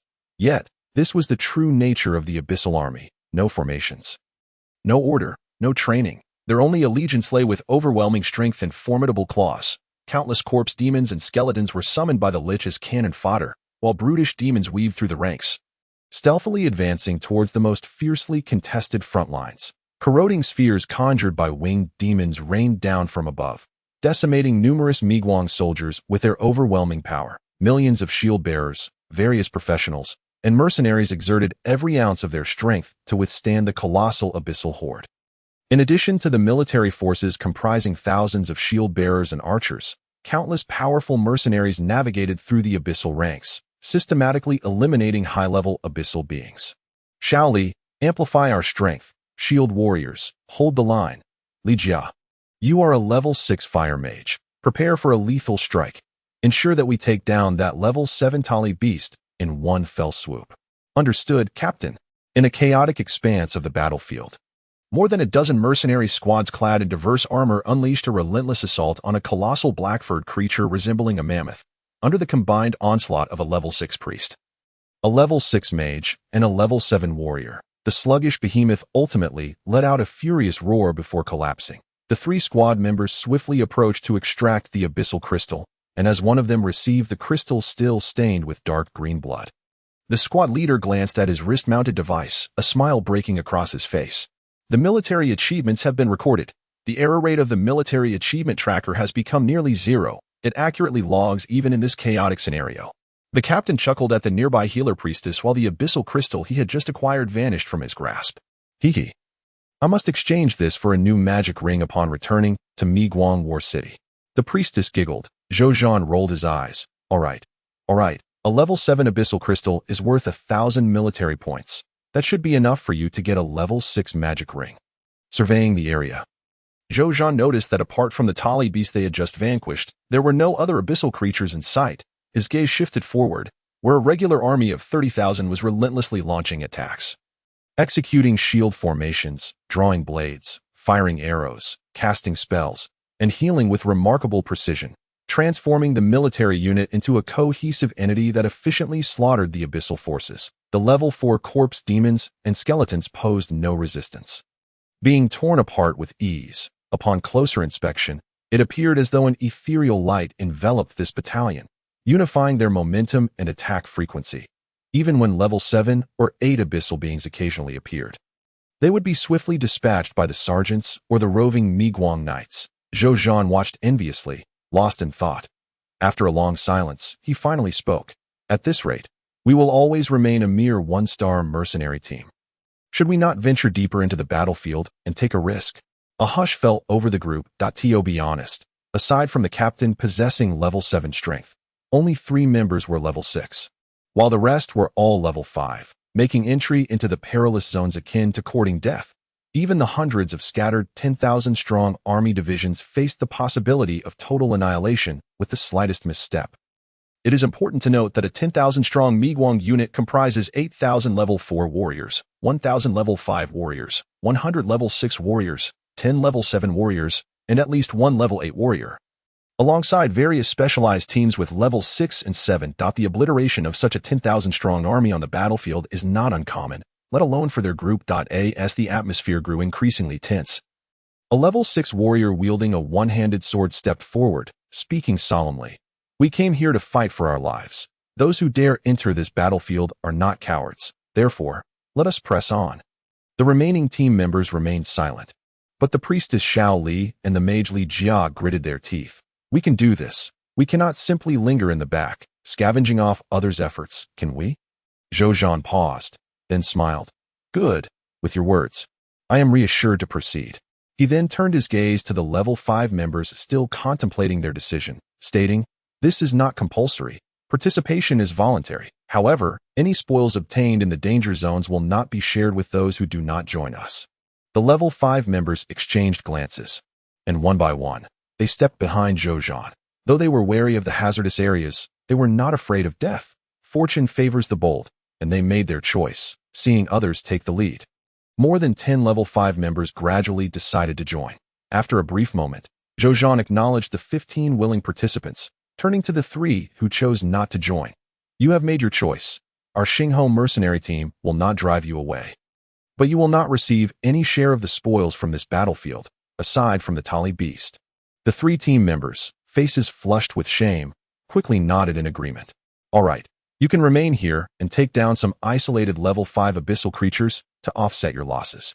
With that, Zhou turned without looking back, leading the 15 team members towards the battlefield in the area where the Xingho mercenary team operated. The abyssal horde had been decimated by the 30,000-strong army, which had scattered to avoid the overwhelming power of human weaponry and large-scale magical attacks. The remaining abyssal creatures had been entrusted to various mercenary groups. Thus, the timing of the Xingho mercenary team entering the battlefield was just right, coincidentally encountering over 300 corpse demons in an assault. "Li Jia, take down that level 6 elite corpse demon. Zhao Shi, you handle the other 4 level 5 ones. The remaining level 5 team members will engage. Let us make this quick. Shall we? Treat whoever is injured." "Understood." Li Jia and a young man nodded, charging forward, while the remaining team members paired off to engage. The repulsive corpse demons, with their decaying flesh, revealed their black claws and lunged towards what they perceived as delicious prey. The level 5 members remained unfazed, wielding their steel blades with brutal efficiency. Under the overwhelming strength and superior equipment, the summoned corpse demons fell apart with a single strike, as they were mere fodder, incapable of resisting that a team member cleaved 3 corpse demons in half. Glancing at one still writhing without its lower half, he mercilessly crushed its skull. For as long as the demon's head remained intact, it would not truly perish in a mere 3 minutes. The entire squad of corpse demons was eradicated. The level 6 corpse demon crystal vanished from his grasp, and upon seeing the influx of 300 military points, Zhou smiled, leading his team to continue searching for smaller groups. In a short span, 3 or 4 squads of corpse demons and skeletons were eliminated by Zhou and his team, observing the 2,000 military points accumulating on their mercenary tracker. They felt their gamble had paid off. However, this area was evidently not as safe as the rear. It could be said that Zhou and his team had drastically underestimated the dangers present.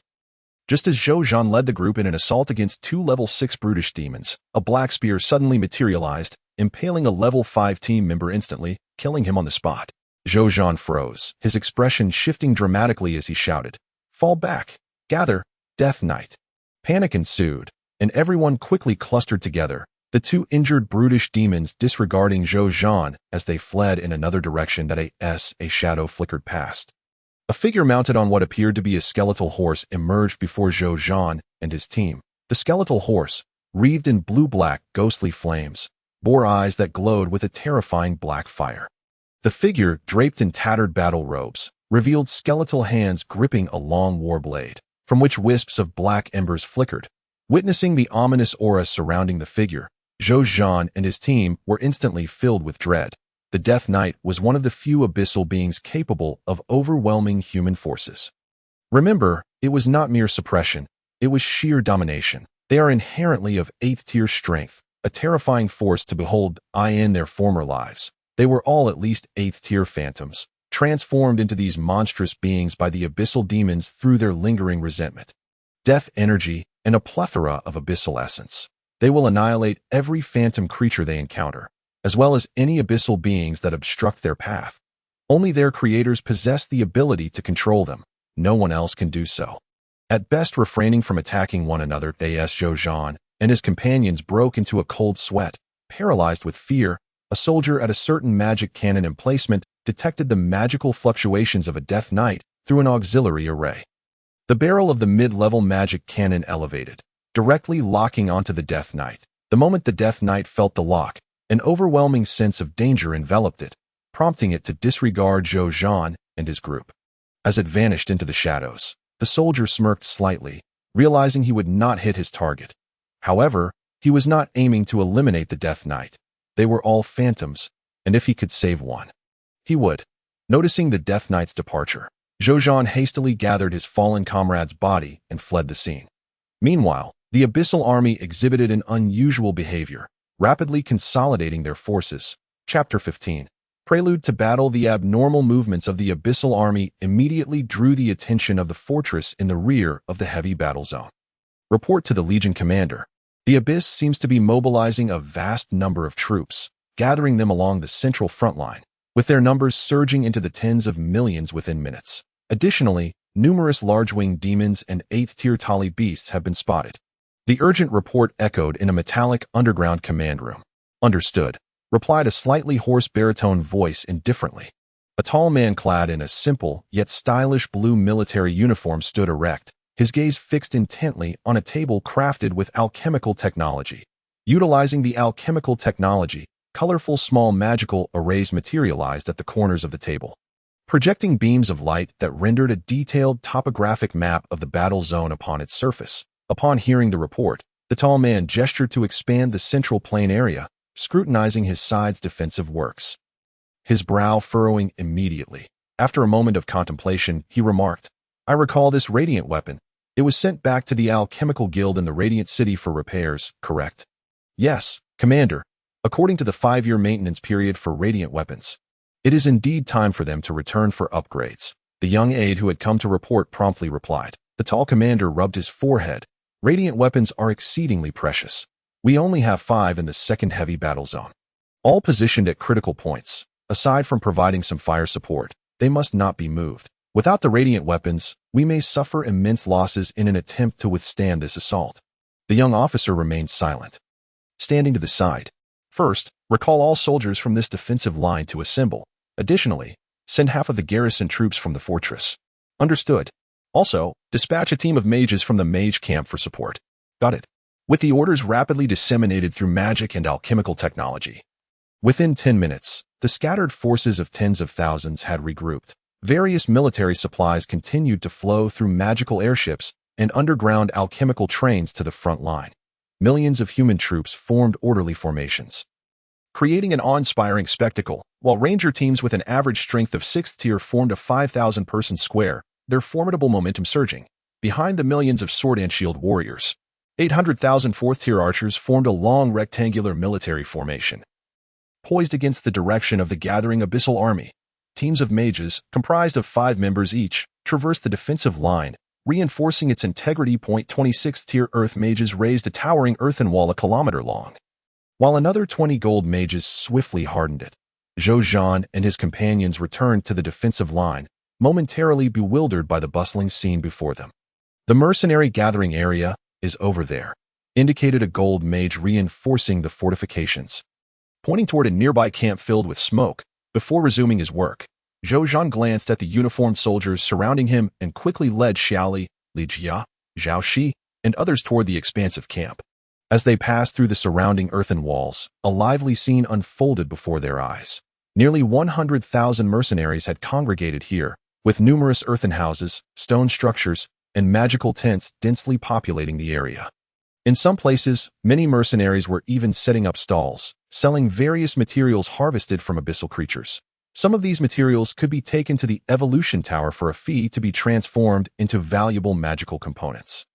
Zhou Zhan found a corner, took out a metallic compressed sphere, and tossed it to the ground. With a continuous inflating sound, a large tent resembling a yurt appeared before everyone. "Let's take a moment to rest. This incident seems significant. I have witnessed this scene 3 times before, and each time it resulted in a bloody storm," Zhou Zhan remarked to the group as he made his way toward the lively stalls.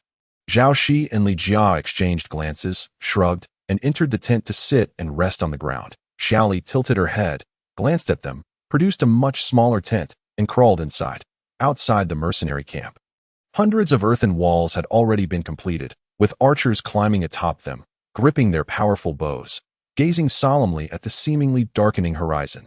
Meanwhile, the sword and shield warriors enclosed the earthen walls, raising their large shields in anticipation of the enemy's arrival. The earthen walls merely provided the archers with a better vantage point. The true fortifications consisted of concealed massive magical arrays and various traps. After all, this was a battlefield where humans actively engaged the abyss. Not merely a passive defensive line with limited fortifications to AT this moment. Within a military tent, 4 or 5 master-level mages and warriors convened to meticulously devise their battle plan. First, bring over the nearby 1,000 beginner-level magic cannons and 80 intermediate-level magic cannons. No problem. The abyssal creatures in the vicinity have already gathered across from us. Combined with the 5 advanced magic cannons already stationed here, that should suffice. It's unfortunate that the radiant weapon was sent back for repairs. Otherwise, it would be easier to let's discuss how to arrange the military formations. After the cannonade, let the sword and shield warriors form a shield wall at the front, while the rangers and archers engage in mid-range attacks, with mages launching their attacks in the second wave. The berserkers will be responsible for the tali beasts and horned demons. The airship squad supported by the alchemical guild can be utilized in case of an emergency. Agreed, that should be the plan. As for the enemy's mobile forces and high-tier power, let the Radiant Knights handle them. The Fire Eagles from the Beastmen should be able to counter the Winged Demons. Leave the large Winged Demons to the mages. Relay the orders. The master-level officers concluded their rapid discussions and dispersed to command various segments of the army, completing the entire process in under 3 minutes. If this were during the era of the multiracial war, such military matters would take days of deliberation to reach a conclusion that the defensive line was established. The vast defensive area fell into an eerie silence, an unspoken pressure enveloping every individual present. In the second heavy battle zone's other defensive lines, for towering installations, each 100 meters high, opened their tops, releasing wisps of white light that writhed within the crystalline spheres. The explosive magical energy could be sensed clearly from a distance of nearly 100 meters from the tower, seemingly on the verge of erupting. While hundreds of small yet intricate magical arrays continuously appeared on the towers, stabilizing the energy. Attention everyone! Upon receiving the order, activate the radiant weapons and unleash a barrage on the designated targets. An officer declared solemnly from within a building situated 100 meters from the radiant weapons. Yes, amidst the abyssal forces. A terrifying creature towering 100 meters high stood upright, each breath conjuring fierce winds. Its skin, as dark as steel, would occasionally emit strands of black-purple lightning, reducing any unfortunate corpses or lesser demons that ventured too close to mere dust. Its 3 long horns crackled with thunder, showing no signs of respite. Should anyone be present, they would instantly recognize this as the fearsome entity known as the Thunder Demon, renowned alongside the Flame Demon. Gazing at the clearly visible human positions in the distance, the Thunder Demon roared, its voice reverberating through the surroundings. This time, we must push the front line to the human stronghold, even if it means our total annihilation. Beside it, a master-level lich nodded, the soul fire beneath its robe flickering gently. Observing the 3 ninth-tier death knights at its feet, the flickering soul fire seemed to ponder something as time ticked away. The abyssal creatures had long ceased their gathering. Approximately 80 million terrifying beings were now visible to the human positions, a dark mass of abyssal creatures stretching over 10 kilometers away. The abyssal army had begun to move. Chapter 16. War, Part 1. The once quiet abyssal creatures seemed to spring to life, emitting terrifying roars as they surged toward the human positions like a swarm. Hearing the cacophony of shrieks from afar, accompanied by their synchronized movements, 800,000 archers simultaneously nocked arrows and drew their bows at a 45-degree angle toward the sky, awaiting the enemy to enter their optimal range. The fiery magical patterns on the arrowheads glimmered subtly, tiny flames entwining around the tips and radiating intense heat. That a masterful warrior stood atop a mountain peak, his astonishing eyesight allowing him to clearly perceive the looming figure of a 100-meter-tall thunder demon in the distance. He furrowed his brow slightly. A thunder demon of approximately 100 meters. Is it a half-step king level? No, it must be a 9-star master-level thunder demon. Old Jew, fret not. The 4 of us old fellows are all 8-star. Equally masters of the latter stages, and we shall manage. Moreover, 2 5-star master knights are descending from above. Even in the event of unforeseen circumstances, we should be fine. An elderly man clad in a silver mage's robe suddenly appeared beside the warrior named Chu, stroking his beard with a faint smile. Indeed, however, should the army falter, we too must flee. Otherwise, it would mean our demise. The army composed of tens of millions at level 4 could easily grind us old folks into dust. Having just found a semblance of comfort, the warrior Zhu cast a speechless sidelong glance at the old mage, nearly hurling the massive sword in his hand at him. Although the old mage maintained his cheerful demeanor, a flicker of unease shone in his eyes as they gazed at the abyssal army. A 9-star master-level thunder demon and 2 9-star master-level humans were formidable opposition. And the 4 of them, mere 8-star masters, would likely only serve as a delaying force. The hundreds of thousands of shield-bearing soldiers subtly spread out, forming a shape reminiscent of an octagonal star. Before raising their great shields at a diagonal angle, thick magical runes appeared on each shield's surface, coalescing into an immense magical array, with a soft golden magical barrier enveloping the entire battleground above. The master-level Lich in command furrowed his brow, the soul fire in his eyes flickering as he surveyed the soft golden magical barrier above the human formation, feeling a wave of nausea wash over him. The Guardian Shield. Another Guardian Shield. How is it that their mages can utilize it, their alchemical devices can employ it, and their warriors too can wield it? This sentiment echoed in the minds of nearly every high-ranking abyssal being. A defensive magic that could infinitely stack based on the quality and quantity of energy was the greatest nightmare for their side. Furthermore, the Guardian Shield could only block attacks infused with abyssal power, not merely abyssal energy, but abyssal might, which meant that even if a skeleton hurled an ordinary stone, the shield would intercept it. While attacks from humans would face no hindrance whatsoever, rendering the humans they controlled incapable of breaching the Guardian Shield. Were it not for these artifacts, these wretched beings of this plane would have long since become sustenance for our abyss. The Lich thought bitterly, as the surrounding abyssal energy erupted, sending thousands of corpse demons and lesser demons flying. However, this action also proved that the abyssal forces were not reliant on intellect for victory. The aura of a 6-star master-level Lich. The master-level Elven Ranger. Observing the rapidly advancing tide of corpse demons and lesser demons, instantly detected the fleeting presence of the master-level Lich, a look of perplexity crossing his face. Why would they reveal their trump card? Could there be a conspiracy at play? After pondering for a prolonged moment without arriving at a conclusion regarding the abyssal army's strategy, the Elven Ranger directed his words toward the 2 nearby 5-star Master Knights. Once that Lich reveals itself, we must close in for the kill. Understood. One of the master-level knights confidently patted his 1-star master-level Silvermoon Wolf, brimming with assurance. As long as the fragile Lich's position was known, the 2 knights, merely 1 star lower, could surely overwhelm it. After all, how could a dragon knight fail in such a pursuit? Just then, a resounding voice echoed across the battlefield.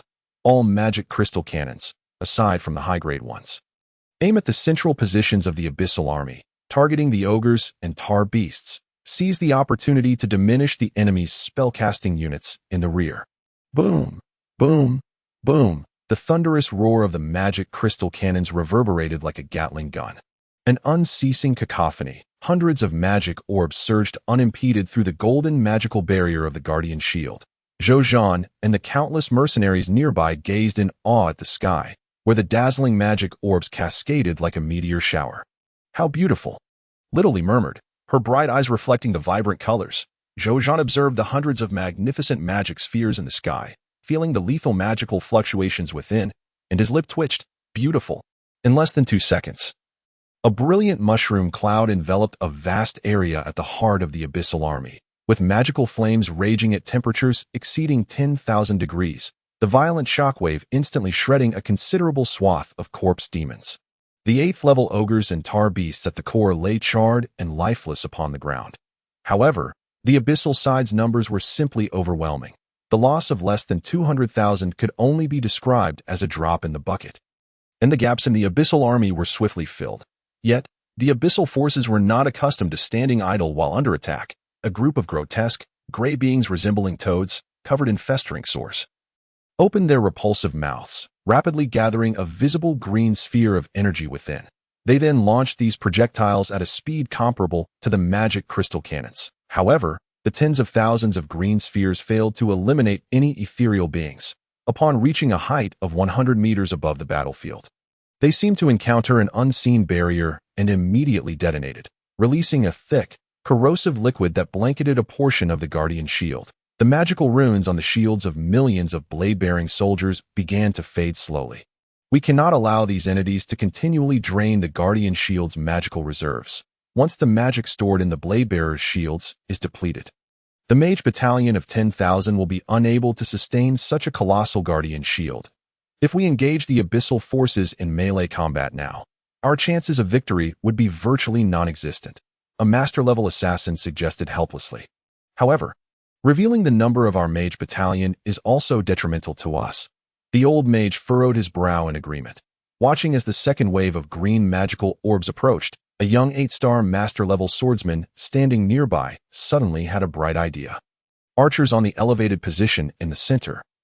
Use ordinary arrows imbued with magic to target the areas covered by the green liquid on the Guardian Shield.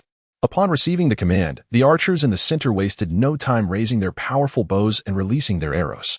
The white arrows soared forth and exploded the moment they made contact with the green liquid, scattering the surrounding corrosive substance. After a volley of shots, all the green liquid was reduced to a fine mist, and the magical runes on the Bladebearer's shield ceased to fade in mere seconds. The somewhat awkward situation was easily resolved. The old mage and elven ranger exchanged astonished glances with the swordsman before the old mage nonchalantly remarked, "Then, from here on, the command of the army falls to you." Without the slightest reluctance to relinquish his authority, the military structure of the Eternal Border operated this way. Once a commander with clearly superior tactical and strategic abilities emerged, the majority of command power would be transferred to them. The officer before them had consistently demonstrated commendable command skills throughout the past year, and given his rapid adaptability in the current situation, it was entirely reasonable to pass command to him. The young swordsman nodded, taking over from the master-level warrior as he ascended to a higher vantage point, observing the swiftly approaching abyssal army. His gaze passed over the numerous corpse demons before settling on the slightly sturdier 4th-level lesser demons, a frown creasing his brow as his mind raced. With 800,000 archers, each carrying 3 explosive arrows, it is too late to supply more explosive arrows from logistics. Attacking the corpse demons with this volley is hardly worthwhile, as a single blade bearer can easily handle 4 ordinary-level corpse demons, just as easily as they deal with skeletons. How about the lesser demons? With over 10 million lesser demons, we may eliminate around 1 million, which is utterly useless. The Abyss side has clearly devised a strategy to counter our ranged attacks. Their elite units are nearly equal in number to the ordinary cannon fodder. Attacking the fodder is unprofitable, while striking the elite yields no kills. With the Fortress of Radiance still standing, this arrangement essentially sacrifices elite units as fodder. But now, in the span of 2 minutes, the distance of over 10 kilometers had dwindled by half. Watching the abyssal army approach the optimal range, the young swordsman's gaze suddenly sharpened. Explosive arrows. Prepare. Upon hearing the magic crystal cannons fire, unleash a triple volley. The young swordsman waved his hand to halt the usual barrage directed at the ogres and tar beasts. Spread out. Cease concentrated fire. Wait for my command to resume cannon fire. Having said this, the young swordsman focused his gaze on the toads at the rear of the abyssal army, his expression unwavering. The instant he saw the toads open their mouths, he swiftly gestured. Hundreds of magic projectiles dispersed, enveloping the center of the abyssal army. The non-concentrated magic projectiles inflicted minimal damage on the heavily armored units. Yet their shockwaves disrupted the previously impenetrable formations of heavy armor. In the wake of this disruption, millions of explosive arrows surged forward, as many arrows pierced through the chaotic defenses and struck the nearest toads in the rear. Most of the green magical spheres that had just been coalescing in the toads' mouths were obliterated mid-air. A vast area was engulfed in green liquid smoke, and tens of thousands of skeletal mages alongside a third of the toads let out wails. With the majority of abyssal beings engulfed by the green mist meeting a swift demise, this wave of assault immediately threw the plans of the master-level lich into disarray. The young swordsman, witnessing this scene, bore a look of astonishment. Was the corrosive sphere of the toads truly so devastating against abyssal beings? Did those below level 7 perish upon contact? Yet in the next instant, he reined in his scattered thoughts, observing the millions of winged demons breaking away from the abyssal army, each clutching a corpse demon, an odd glimmer in his eyes. This abyssal commander did not seem particularly astute. Chapter 17. War, Part 2. Millions of winged demons, each towering at a height of 1 meter, swiftly surged forward, clutching with their talons the limp green corpses of the undead, racing towards the front lines. Prepare the magic cannons and archers. The officers scattered across the military formation witnessed the scene and simultaneously issued commands. In front of the magic crystal cannon array, slender black cannons, appearing significantly smaller than the magic crystal cannons, slightly elevated their barrels. 6 miniature fire element magic arrays rapidly materialized around their mouths, as an immense amount of fire magic energy began to coalesce furiously. 800,000 archers clad in fine iron chainmail drew their powerful bows to a full moon, visible aura gradually enveloping their piercingly enchanted arrows, while the magical energy fluctuations surrounding the archers became slightly chaotic. Attack! A torrential downpour of arrows surged outward, breaking through the protective shield as if it were a mere obstacle, crashing into the winged demons like a flood. The terrifying kinetic energy of the arrows pierced the first winged demon they encountered, embedding deeply into the body of a second, while the aura covering the arrows shredded many of the winged demons. Following closely, over 100 pillars of red light, each a meter wide, swept through like blades before dissipating. However, the overwhelming fire magic within the light pillars turned the winged demons within their range to ashes. The magic cannons, specifically designed to counter formidable individual combatants, combined with their ability to sustain output for 4 seconds, could inflict substantial casualties on the amassed forces of the abyss. Yet, the magical energy consumed was far greater than that of equivalent magic crystal cannons that in a single volley. Nearly 1 million winged demons were lost, with 60,000 of those casualties attributed to the magic cannons. The winged demons, possessing inferior defenses compared to the same level undead, were heavily scorched before even encountering the fire magic cannon's onslaught. The piercing shrieks of arrows carved through the sky, knocking down the high-flying winged demons like targets in a shooting gallery. Observing the sudden loss of half the winged demon horde, the young swordsman did not display joy or disdain, for he understood that even if only half had been lost, the mere presence of 500,000 of those green, limp undead upon the protective shield would likely reduce the energy reserves of the shield, composed of approximately 400,000 blade and shield soldiers, to half within 10 seconds. After 7 consecutive volleys, the remaining 120,000 winged demons successfully approached the protective shield, however, before the second round of magic cannons could sweep through to intercept. It was too late, as 60,000 green corpses of the undead landed upon the shield's surface. Upon contact, the limp green corpses rapidly coalesced into a massive, pulsating mass, akin to a heart. Fiercely absorbing the shield's magical energy as they consumed the magic, the pulsating mass began to swell, revealing shadowy forms within. Not this ghastly thing again. The young swordsman felt a tremor in his hand at the sight of the repulsive mass clinging to the protective shield. Nearly drawing his sword to cleave it apart, taking a deep breath, he suppressed his discomfort. He observed how the masses absorbed magic energy, deflecting most of the arrows aimed at them, effectively halting the archers' attacks, and compelling them to shift their focus to the abyssal forces on the ground. Except for the 6 or 7 elite archers, the rest could not even breach the surface defenses of these grotesque masses, while the abyssal army had already entered their optimal charging range. A cacophony of millions of undead surged forward, their shadows blotting out the horizon. Even before they drew near, a nauseating stench of decay mingled with sulfur wafted through the protective shield. Approximately 100,000 mercenaries had rushed to the forefront of their formation, their eyes keenly fixed on the abyssal army, which had begun triggering trap magic arrays. Boom! A violent gale of wind blades erupted outward, shredding apart the more than 100,000 low-tier undead that triggered the magic array. The crescent-shaped wind blades treated the undead as if they were mere trifles, effortlessly slicing through the throngs and cleaving many of the lesser demons in half. This was not an isolated incident. Over 20 other seemingly mundane stretches of black wasteland erupted with various manifestations of thunder.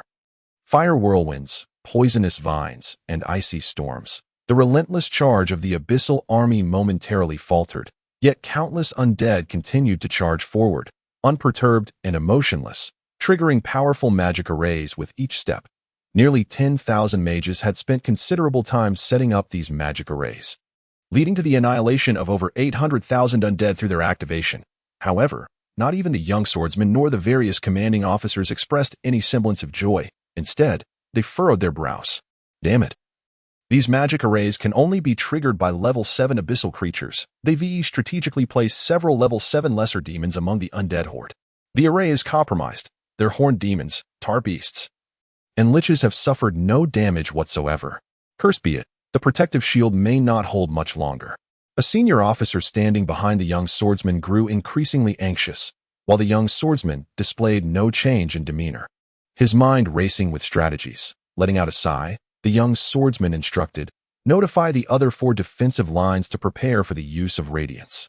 The officer wasted no time, swiftly making his way towards the communication center. Observing the countless black fireballs raining down upon the protective shield like a torrential downpour, the young swordsman felt a flicker of anxiety.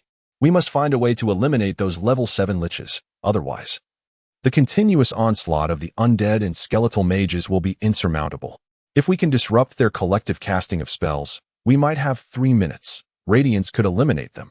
However, the support from the other 4 defensive lines will only retain about 1/5 of its power, which may not be sufficient. A fierce determination glinted in the young swordsman's eyes as he rested his hand upon the hilt of his sword. If all else fails, I may have to risk engaging in high-level combat myself to eradicate those liches. Otherwise, the continuous summoning of 1 million undead and 10,000 skeletal knights every 2 minutes will overwhelm us. What brings such high-level liches to a zone that isn't classified as a high-risk combat area? The ground beneath the young swordsman's feet cracked slightly. Subtle waves of blue energy emanating from below. Thud. Millions of undead collided heavily against the protective shield, followed by the frenzied assaults of claws imbued with a faint abyssal aura. Countless lesser demons leapt high, slashing at the shield with their claws. The color of the protective shield visibly dimmed at an alarming rate. The old mage, observing the silhouette of the young swordsman in the distance, suddenly remarked, "He is unsettled. But it doesn't affect his command. Who wouldn't be flustered in the face of 10,000 average level 7 liches, led by 2 level 9 liches? A level 9 lich can summon and control 4 abyssal creatures of the same level. Not to mention the hundreds of level 8 abyssal beings. They are among the most formidable threats posed by the abyss." The elven ranger, bearing a light green longbow upon his back, expressed his own helplessness. The key to breaking this stalemate lies with those liches. Once they are eliminated, the radiance from the other 4 defensive lines can significantly reduce the numbers of the abyssal army. The master-level high warrior solemnly added, "Yet the liches are firmly protected by the abyssal forces, rendering us incapable of threatening them." The elven ranger bitterly replied, "Perhaps I should launch a direct attack with a forbidden spell." The old mage suddenly grew agitated. "Are you blind? Just as the defensive line is about to be encircled by the abyssal army." Several master-level officers found themselves at a loss when a silver flash swept across the mountainside not far from the center of the abyssal forces. A knightly order clad in platinum armor, numbering 1,000, materialized instantaneously. Wang Lan surveyed the battlefield, his brow slightly raised. The situation is dire. Just as Wang Lan prepared to seek the main forces of the phantom spirits, his eyes caught sight of the liches amidst the abyssal army. And he paused. Liches. A flurry of thoughts raced through Wang Lan's mind before he waved his hand, signaling the Dawn Knights to halt their advance, a strange smile curling at the corners of his mouth. "Li, I have a bold idea." Chapter 18. War, Part 3. Li glanced at the layout of the abyssal army and instantly understood. But why are there liches here? Aren't they mostly active at the forefront or in more perilous areas? Li pondered, his mind swirling with questions.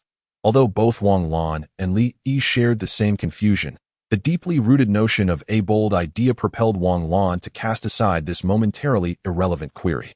Excitement blossoming on his face hidden beneath his helmet.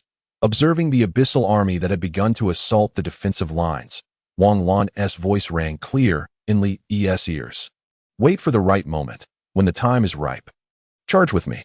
Li nodded, turning his attention to the human defensive strategies, keenly studying the strengths and weaknesses of their formation. At the sufficient distance, 50,000 skeletal mages began to collectively cast spells, and millions of Tier 3 skeletons crawled from the earth, rapidly gathering together. Moments later, dozens of massive, humanoid skeletons over 300 meters tall formed entirely before the protective shield, in the rear of the abyssal army's heavily armored units. The lich glanced disdainfully at what appeared to be an impressive, yet fundamentally ordinary large-scale abyssal spell. Nevertheless, it summoned the immense abyssal energy surrounding it, inscribing eerie black patterns upon the colossal skeletal frame. The quality of the abyssal energy enveloping the giant skeleton surged from level 7 to level 8 in an instant. Dozens of enormous skeletal figures, each towering 100 meters, raised their makeshift clubs, crafted from the very bones of their kind, imbued with a quantity of abyssal energy comparable to that of master-level spells. This produced a piercing wail as they brought the clubs crashing down upon the guardian shield. Fire the advanced magic crystal cannons and those basic mana cannons immediately. With a frantic shout from the commanding officer, the ground trembled under the thunderous roar as 3 blazing orbs, akin to meteors, struck the gigantic skeleton, and a massive storm of magical energy erupted, tearing apart more than a dozen colossal skeletons, whose defenses ranged between the 9th and master level. The ensuing barrage of nearly 100 crimson beams further assaulted the skeletal giants, one of which was obliterated mid-attack. Thousands of ordinary skeletons fell like rain in the aftermath. Yet, the skeletal mage wasted no time in casting spells to mend the damage inflicted upon the giant skeletons, swiftly restoring those that had been heavily injured by the mana cannons. The young swordsman furrowed his brow, pondering why the Abyss had been unleashing such novel phenomena lately. Have they become more innovative? It must be the work of those traitors who were assimilated. Damn it. Even a level 9 archer would struggle against such foes. Should I take matters into my own hands? The master-level elven ranger's handsome visage was marred by frustration, as his seemingly ordinary longbow flickered with green luminescence. Even the right hand of the elven ranger bore about an arrow formed from concentrated magical energy, appearing and disappearing in a dance of power. Is that Lich's army making you uneasy? The old wizard, taking a sip from his tea, chuckled calmly. The elven ranger remained silent. He was indeed somewhat unnerved. A single master-level lich was undeniably formidable, but with 2 level 5 master paladins joining forces, they could certainly stall it for a considerable time. A solitary lich would only exhibit overwhelming superiority against creatures of the same rank once it reached the king level. In truth, even those several ranks higher might not prevail against such a lich. The crux of the matter lay in the army of 10,000 liches. Their combined casting of summoning spells meant that, as long as they remained alive, the size of the abyssal army would never diminish. Even if all the master-level fighters of the abyssal army fell, they could not escape, as they could only fly, not teleport. Upon reaching the king level, they were ultimately mere mortals, and should their magical energy falter, they would undoubtedly be engulfed by the overwhelming tide of their own army. Escape? After hundreds of years battling the abyss. In countless skirmishes and wars, there were only a few hundred cases of master-level warriors fleeing out of fear, and a staggering 99% of those occurred during the initial phase of the conflict with the Abyss. Thus, it was said, facing creatures of the Abyss, escape was an impossibility, now and forever. With the colossal skeletons unhindered by the magic, crystal, and mana cannons, they struck the guardian shield almost simultaneously. The already dimmed shield became transparent in less than a second.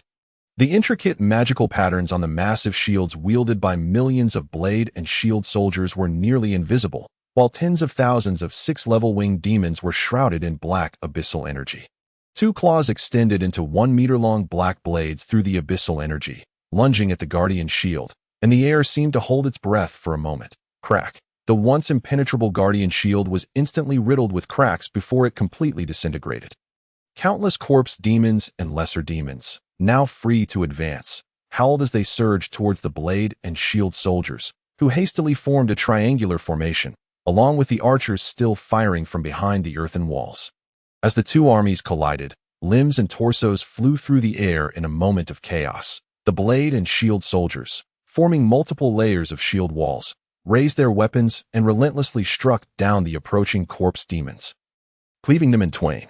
Occasionally, a few 6- or 7-level soldiers unleashed their blades, carving out gullies in the throngs of corpse demons. A soldier would sometimes be dislodged from the formation, torn apart by the swarming corpse demons and lesser demons.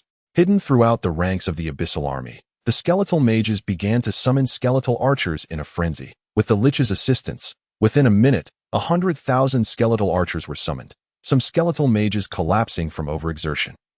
Puff. A level 4 archer, amidst targeting a lesser demon, was pierced through the chest by 3 bone arrows. As the first archer fell, more archers were compelled to abandon their assault on the lesser demons and corpse demons, engaging instead in a deadly exchange with the skeletal archers. Come on, you scum! Tens of thousands of muscular men roared in unison, their muscles swelling rapidly.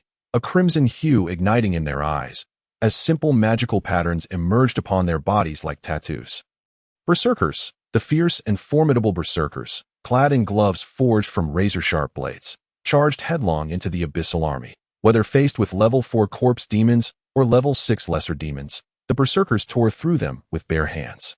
Even as some berserkers were overwhelmed by the relentless tide of abyssal creatures, the front lines began to stabilize, albeit precariously at that moment. The terrifyingly formidable thunder demon opened its eyes, and thick black-purple lightning crackled around its form, illuminating it like a demonic deity. The old wizard, who had been sipping his tea, paused momentarily before gently setting the cup down. Prepare to engage. Once the guardian shield shatters, that thunder demon will undoubtedly spring into action, as they often do during conflicts involving armies and high-end forces. The assembled masters nodded in agreement and swiftly approached the young swordsman. Sun Yun, you needn't command any longer. Prepare for combat. Level 9 Thunder Demon, we four aren't sure how long we can hold it off. The towering warrior clapped Sun Yun's shoulder, laughing heartily. Observing the now utterly shattered guardian shield, the master elven ranger drew his longbow, transforming the rampaging skeletal giants into ash. Then let us commence. Chapter 19. Thunder Demon. As the elven ranger's words fell, his aura surged, and he leaped into the air, soaring towards the advancing thunder demon. Along the way, he unleashed tens of thousands of powerful energy arrows, obliterating the lesser demons and corpse demons in his path. The thunder demon instantly locked onto the glaring elven ranger, unleashing a furious roar. Its massive claws sliced through the air, summoning thick bolts of lightning that struck the elven ranger's body directly. Puff so fast, the elven ranger was sent crashing into a nearby hill, raising a cloud of dust and scattering stones. Witnessing this, the old wizard decided to take action. A 2-meter-long staff materialized in his hand, which he struck heavily against the ground. A colossal blue magical array manifested beneath his feet, transforming into countless streams of light that surged into the ranks of the millions of soldiers, instantly elevating their combat prowess while halting the abyssal army's advance. The old wizard's mind raced with numerous runes as the magical ring on his finger and the enormous staff glowed simultaneously. Hundreds of small, colorful magical arrays appeared around the thunder demon, followed by a torrent of fire pillars, spheres of light, and water dragons enveloping the creature. Sun Yun, the young swordsman, wasted no time. He swiftly unleashed 3 strikes. 3 colossal energy blades piercing the space surrounding the thunder demon, shrouded in dust. Just as he delivered his final strike, Sun Yun's expression shifted, and he sought to evade alongside the old wizard. A black-purple lightning bolt descended from the heavens, accompanied by the deafening crack of the earth splitting, directly obliterating the mountain where Sun Yun had just stood. The old wizard glanced at the slowly approaching thunder demon, noting the minor scratches on its form, and his expression soured. This won't do. The level 9 thunder demon is unexpectedly strong. Our probing attacks have barely grazed it. We must all engage together, otherwise we won't have a chance to delay it at all. The elven ranger, now dusting off his attire, gazed at the thunder demon with evident disdain. The 4 master-level officers exchanged glances, and a surge of potent energy erupted from them. 4 colossal phantoms materialized behind the 4, a majestic green stag, a towering wizard's tower, a humanoid figure with 4 arms, each wielding a massive sword, and a minotaur brandishing a battle axe. Apostles, the thunder demon blinked in surprise, despite its lingering arrogance. The gravity in its gaze made it clear that it had begun to take the situation seriously. In an instant, the 4 sprang into action. Over a dozen arrows, brimming with immense energy, rained down upon the thunder demon from all directions. The old wizard, standing atop the solidified wizard's tower, rapidly conjured various magical arrays, gravity arrays, slowing arrays, endlessly manifesting. The thunder demon finally unleashed its fury, stomping heavily upon the ground, lightning crackling in its hands as a solid black-purple lightning blade materialized. Cleaving through the empty air behind it, with a resounding crash, shockwaves erupted, sending countless corpse demons and lesser demons flying. The minotaur phantom behind the towering warrior staggered back, as though struck by overwhelming force. Dragon slash? The towering warrior's figure flickered, and a golden dragon-headed blade of light roared as it struck the thunder demon's chest. Ignoring the gaping wound and the flesh rolling over itself, dozens of lightning bolts materialized from thin air, hurtling towards the old wizard, before a single strike aimed at the warrior poised to attack once more. Water barrier. The aged sorcerer pointed his staff, and a seemingly delicate curtain of water materialized before the wizard's tower, quietly swallowing the incoming bolts of lightning. Subsequently, the sorcerer's ring glimmered, transforming the ground beneath the feet of the lightning demon into a vast swamp, poised to eliminate the elven ranger that had been troubling it. With a sudden loosening beneath its feet, the lightning demon faltered in its assault. That moment, Sun Yun abruptly flashed into view, aiming a sword strike at the demon's neck. A formidable lightning serpent coalesced around the demon's form, slightly deflecting Sun Yun's attack, and the now alert lightning demon retaliated with a punch that sent Sun Yun flying, sensing the soft swamp beneath and the immense gravity pressing down upon him. The demon's terrifying eyes instantly locked onto the old sorcerer.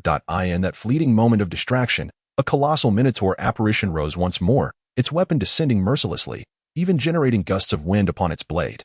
The space around the lightning demon darkened slightly, and then its figure vanished from sight, causing both the old sorcerer and the returning young swordsman to change their expressions in unison. Heavy layers, the young swordsman exclaimed urgently, unleashing a blinding arc of sword light that severed a finger from the lightning demon, which had just reappeared behind the wizard's tower. Countless bolts of thunder roared furiously as a massive black thundercloud gathered in the blink of an eye.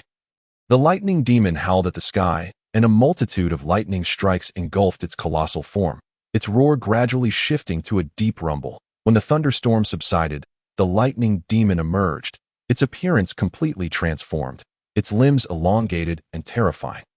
Adorned with countless barbed blades and exaggeratedly long claws gouging deep trenches into the ground, all while lightning coiled around its body, resembling an incomprehensibly massive specter. The form has changed, stated the high-level warrior calmly. This was its original appearance, replied the old sorcerer nonchalantly. Observing the dramatically altered lightning demon, the demon's narrow, sinister gaze swiftly locked onto the four individuals, and with all four limbs, it charged forward, raising its lightning-wreathed claws to swipe at the nearest high-level warrior. Simultaneously, its equally sharp tail, crackling with thick arcs of electricity, swept towards Sun Yun and the elven ranger. Abyssal fusion, for thunderous roars resounded, and then the previously ethereal apostles fully materialized, engaging in fierce combat with the now agile lightning demon.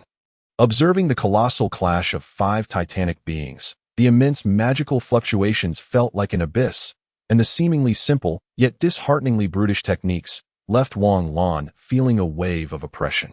"My lord," Li Yi expressed with concern. Reacting, Wang Lan paused momentarily before smiling. "I'm simply a bit moved.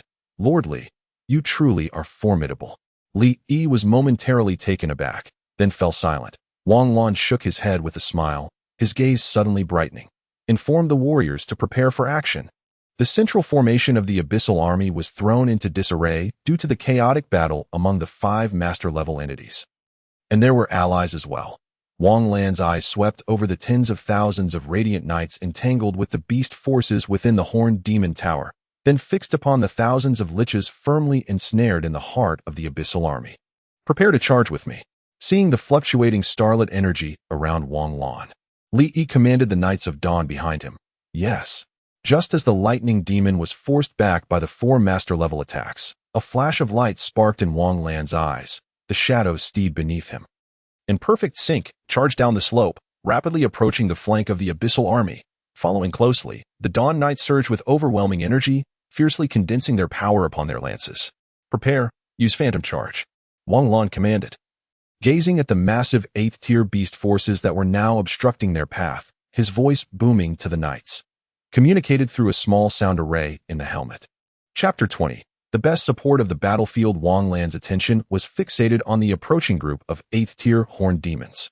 His expression grave that he needed to precisely control the timing of the phantom charge. Otherwise, a misstep could result in the entire Dawn Knights, save for himself and Li Yi, being torn apart in an instant by the swarm of 8th-tier demons and the beast forces. He could not afford such a loss. Over this period, he had come to realize that the Dawn Knights were not meant to be present at this stage. Their appearance was purely a stroke of luck. As for purchasing them, that was contingent upon his current possession of the Dawn Knights. If all but Li Yi among his existing Dawn Knights were to perish in a short span, the system would determine his entire knightly order as annihilated, making it exceedingly difficult to acquire Dawn Knights thereafter, like a sharp sword. the Dawn Knights cleave through the encroaching horde of lesser demons, drawing the attention of many present. Numerous officers and powerful mercenaries turned their gazes toward the Dawn Knights, their eyes filled with admiration. This knightly order is no ordinary one. Their aura of light energy is incredibly dense. Not only is their energy impressive, but their equipment, strength, and combat experience are also remarkably formidable. Two knights who had been on guard against the master-level liches exchanged glances, their expressions brightening in mutual admiration. One master-level knight then voiced his confusion. But what are they trying to achieve? With such a massive number of horned demons and beast forces before them, charging in like this could be unclear, but any leader capable of guiding such an elite knightly order surely wouldn't engage in meaningless efforts. What? The other knight was about to raise a question when his eyes widened in astonishment. At that moment, officers and mercenaries observing the Dawn Knights also gasped in surprise. The Dawn Knights, which were about to collide with the horde of horned demons, suddenly vanished in an instant, reappearing 100 meters behind the scattered horned demons. Spatial combat technique. How is this possible? Where did this knightly order emerge from, possessing such a rare combat skill? No, what is truly frightening is the talent of these knights. The higher the level, the more challenging the combat techniques are to comprehend. Grasp a spatial combat technique signifies that they will all become at least 9th-tier powerhouses in the future. The two master-level knights were left astonished. They had never encountered such a unit. Their strength might not be the most formidable they had seen in an army, but they were undoubtedly the wealthiest and most promising to at this moment. Wang Lan was entirely oblivious to the attention he and his companions were garnering. Even if he were aware, he would not have reacted. The 1,000 Dawn Knights deftly maneuvered past the clumsy, hulking horned demons, rapidly charging toward the liches that lay directly ahead. The dawn energy of the knights surged brightly, emanating razor-sharp beams from the tips of their lances, leaving cracks upon the ground. Observing the massive 8th-tier beast forces that loomed around the liches, Wang Lan's expression hardened. Force refreshed the cooldown of Phantom Charge. Due to special circumstances, a one-time exception, cooldown reduced to 1 interaction. 10,000 crystal coins deducted. Wang Lan's expression twitched as he and the formation of Dawn Knights once again vanished just a meter away from the beast forces. Random attack. Scatter the liches. The moment Wang Lan reappeared, disoriented yet resolute, he shouted, charging headlong into the throng of fragile liches. By the way, why does it feel like my Phantom Charge is less effective than Li Yi's? Because you're learning, while they are being instilled with knowledge.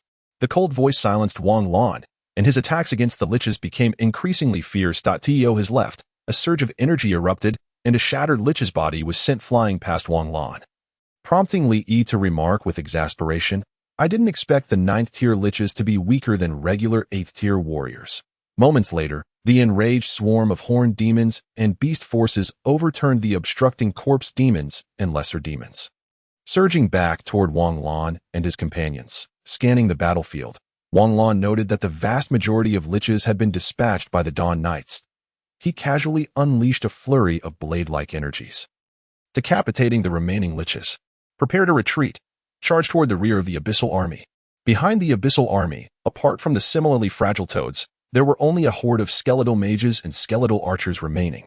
Not charging toward the rear would be sheer folly. The Dawn Knights, now arranged in a triangular formation under Wang Lan's leadership, pierced through the ranks of skeletal archers like a knife through tofu. Countless skeletal remains littered the ground as the Dawn Knights surged past, whether they were level 4 or 5, or 6 or 7. Any skeletal being that came into contact with the Dawn Knights was reduced to mere bone dust. Scattering into the air.in scarcely a minute from the onset of their charge to their retreat, the execution of their tactics left numerous mercenaries and radiant warriors dumbfounded. Ha ha ha, truly remarkable. It seems that the greatest contributors this time will be this knightly order that has only just made its appearance. Sun Yun, evading the lightning demon's technique, caught a glimpse out of the corner of his eye and instantly rejoiced, as long as the liches did not go on a rampage summoning abyssal creatures. The 4 weakened radiant beams could directly eliminate half of the abyssal army. Let all radiant beams in the heavy battle zone open fire. Seizing the opportunity, Sun Yun shouted at the 2 master-level knights who had been idling. Before being struck into the ground by the lightning demon, the old sorcerer glanced at the Dawn Knights who were on the verge of breaking through the abyssal army, casting a healing spell on the recovering Sun Yun. Observing the still vibrant lightning demon, he felt a twinge of headache. The pressing issue was indeed the lightning demon. The crystals atop the 4 radiant beams began to spin wildly, as an exquisite essence of magical energy surged from the bases of the towers, causing an array of ornate components, both large and small, to levitate around the crystals like blossoming flowers, gradually closing in. Then, in an instant, they burst forth, for immensely robust beams of light traced elegant arcs through the void, striking the abyssal army at 4 different locations before anyone on the battlefield could react. The blinding radiance compelled all eyes to shut, yet they distinctly sensed the surrounding magical energy being drawn toward 4 distinct points at an alarming speed. Once their vision returned, an astonishing sight unfolded before them. 4 colossal, vividly colored flowers, each soaring to the height of 1,000 meters, emerged in the place once teeming with abyssal creatures. Terrifying magical storms and spatial rifts continuously manifested upon these flowers, only to vanish moments later. Staring at these magnificent flowers, each composed of intensely scorching magical flames, left everyone utterly speechless, aside from the 8th-level horned demon and the Teleri beast, who barely managed to stand. The rest, regardless of whether they were 8th-level inferior demons or otherwise, were reduced to ashes. Particularly within the core of 1-inch flower, the once menacing thunder demon bore a charred back, with the acrid scent of burnt flesh wafting through the air. Shaking its slightly dazed head, the thunder demon roared furiously, its body crackling with electricity as it charged toward the 4 who had long since retreated to safety. Wang Lan, having moved to a secure location, first cast a glance at the distant master-level lich before turning his attention to the 4-inch giant flowers. Could this be a mushroom bomb from the magical realm? It seems to lack full potency, Wang Lan mused, clicking his tongue in contemplation. A mushroom bomb, indeed. Do not indulge in daydreams. The system interjected abruptly. Just as Wang Lan was about to respond, he was cut off by Li Yi and who ran. Are those Death Knights from the data we've encountered? What? Chapter 21. Death Knights. Wang Lan swiftly scanned his surroundings, his gaze locking onto a particular direction, his pupils narrowing slightly as the power of the starry sky surged within him. Behind him, over 900 Dawn Knights rapidly formed a military formation, their expressions serious as they faced a menacing cloud of black mist charging toward them. The Dawn aura, sharp as a blade, intertwined, seemingly connecting the entire knightly order. Peering closely at the black mist, he discerned 3 9th-level Death Knights riding skeletal warhorses, enveloped in blue-black flames. The withered hands beneath their tattered battle cloaks gripped black long spears tightly. Following these 3 9th-level Death Knights were dozens of terrifying 8th-level Death Knights, their menacing presence palpable. Faced with such formidable foes approaching, even Wang Lan's composure faltered for a moment. Spread out, spread out. Wang Lan urgently shouted to the Dawn Knight order behind him. The previously formation-bound Dawn Knights swiftly dispersed to either side. And before Wang Lan could issue another command, the seasoned Dawn Knights simultaneously surged toward the flanks of the Death Knights. Seizing the moment, Li Yi and Wang Lan dismounted, leveraging the force of their descent to charge directly at the 3 9th-level Death Knights. Slash! Wang Lan bellowed, his mithril blade erupting with a dazzling array of colors akin to the night sky, creating a massive blade of light that clashed against one of the Death Knight's spear tips. Clang. Even with the shock-absorbing properties of the mithril armor, the immense force from the battle blade sent Wang Lan tumbling back over 100 meters. Feeling his arms tremble slightly, his expression turned grim. In contrast, the Death Knight he clashed with remained steady, the undead warhorse merely taking a single step back to dissipate the impact. After regaining its footing, the Death Knight relentlessly continued its assault on Wang Lan, its pitch-black spear striking with serpentine precision toward Wang Lan's vital points. Evasion forced Wang Lan to retreat rapidly. Thud. In his desperate bid to escape the pressure exerted by the 9th-level Death Knight, Wang Lan was struck directly in the chest by a black spear. Even with the mithril armor, he distinctly felt several ribs fracture within his chest.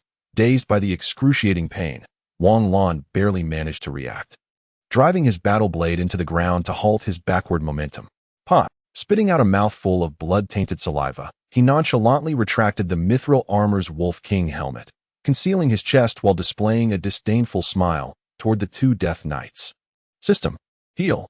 Costing 1,000 crystal coins for the first treatment, 2,000 for the second, and so forth, refreshing monthly, with the second month resetting to the initial cost of 1,000. As the Lord's strength increases, so too does the fee structure. Feeling his chest restored to its original state, Wang Lan gripped his battle blade once more and charged at the two Death Knights, though outmatched in a one-on-two scenario. He resolved to persist for the time being. Why is it so expensive? Wang Lan questioned the system while attacking. To put it plainly, once the Lord reaches peak strength, I will require your assistance with a task. Thus, to ensure you possess the necessary capability, I must prevent you from becoming overly reliant on the system. Dodging a thrust from the Death Knight, a healing spell enveloped the one unable to evade. And seizing the moment of confusion, Wang Lan closed in and carved a significant gash into the Death Knight's shoulder. He then inquired, "What? Are you planning to leave in the future?" "Not at all. That task will be beneficial for you as well. Reducing your dependency on the system is merely to prevent you from reaching greater heights." Wang Lan, having sustained an accidental blow, observed the slowly fading marks on his mithril armor, suppressing the turbulent energy within him while remaining vigilant against the Death Knights, all the while expressing his thoughts. "I can't shake the feeling that the system has ulterior motives. The Lord overestimates himself. The choice was made solely because you, among those familiar with magic on Earth, are the strongest and have no familial ties, thus devoid of psychological vulnerabilities. So, in essence, the strongest is the recluse." Wang Lan mused, somewhat speechless, yet he acknowledged the truth. Aside from himself, who among the military elites indulged in gaming and fantasy? As for being an orphan, he indeed emerged from the largest orphanage of the Red Empire, a prodigy. Orphans need no parents. Following the fourth instance of healing after sustaining a critical injury, Wang Lan found himself embroiled in a fierce back-and-forth struggle with the two ninth-level Death Knights, the black abyssal energy and starry power manifesting as blades of light throughout the area. Although he remained at a disadvantage, as long as he avoided making grave errors, these two Death Knights lacked the ability to inflict severe wounds upon him. As the battle intensified, the two Death Knights began to unleash their full strength, launching attacks at sharp angles toward Wang Lan's vital areas. Momentarily thrown off balance, the black spear narrowly grazed Wang Lan's neck. The fight escalated further, and after several minutes, Wang Lan took a slight step back, accompanied by a barely perceptible cracking sound from within him, as an immense surge of starry power erupted forth, conjuring an ephemeral image of the galaxy behind him. Feeling an elevation in the genetic layers of his body and a smoother flow of magical energy within, Wang Lan was momentarily taken aback. Is this it? Is this what it means to advance to the ninth level?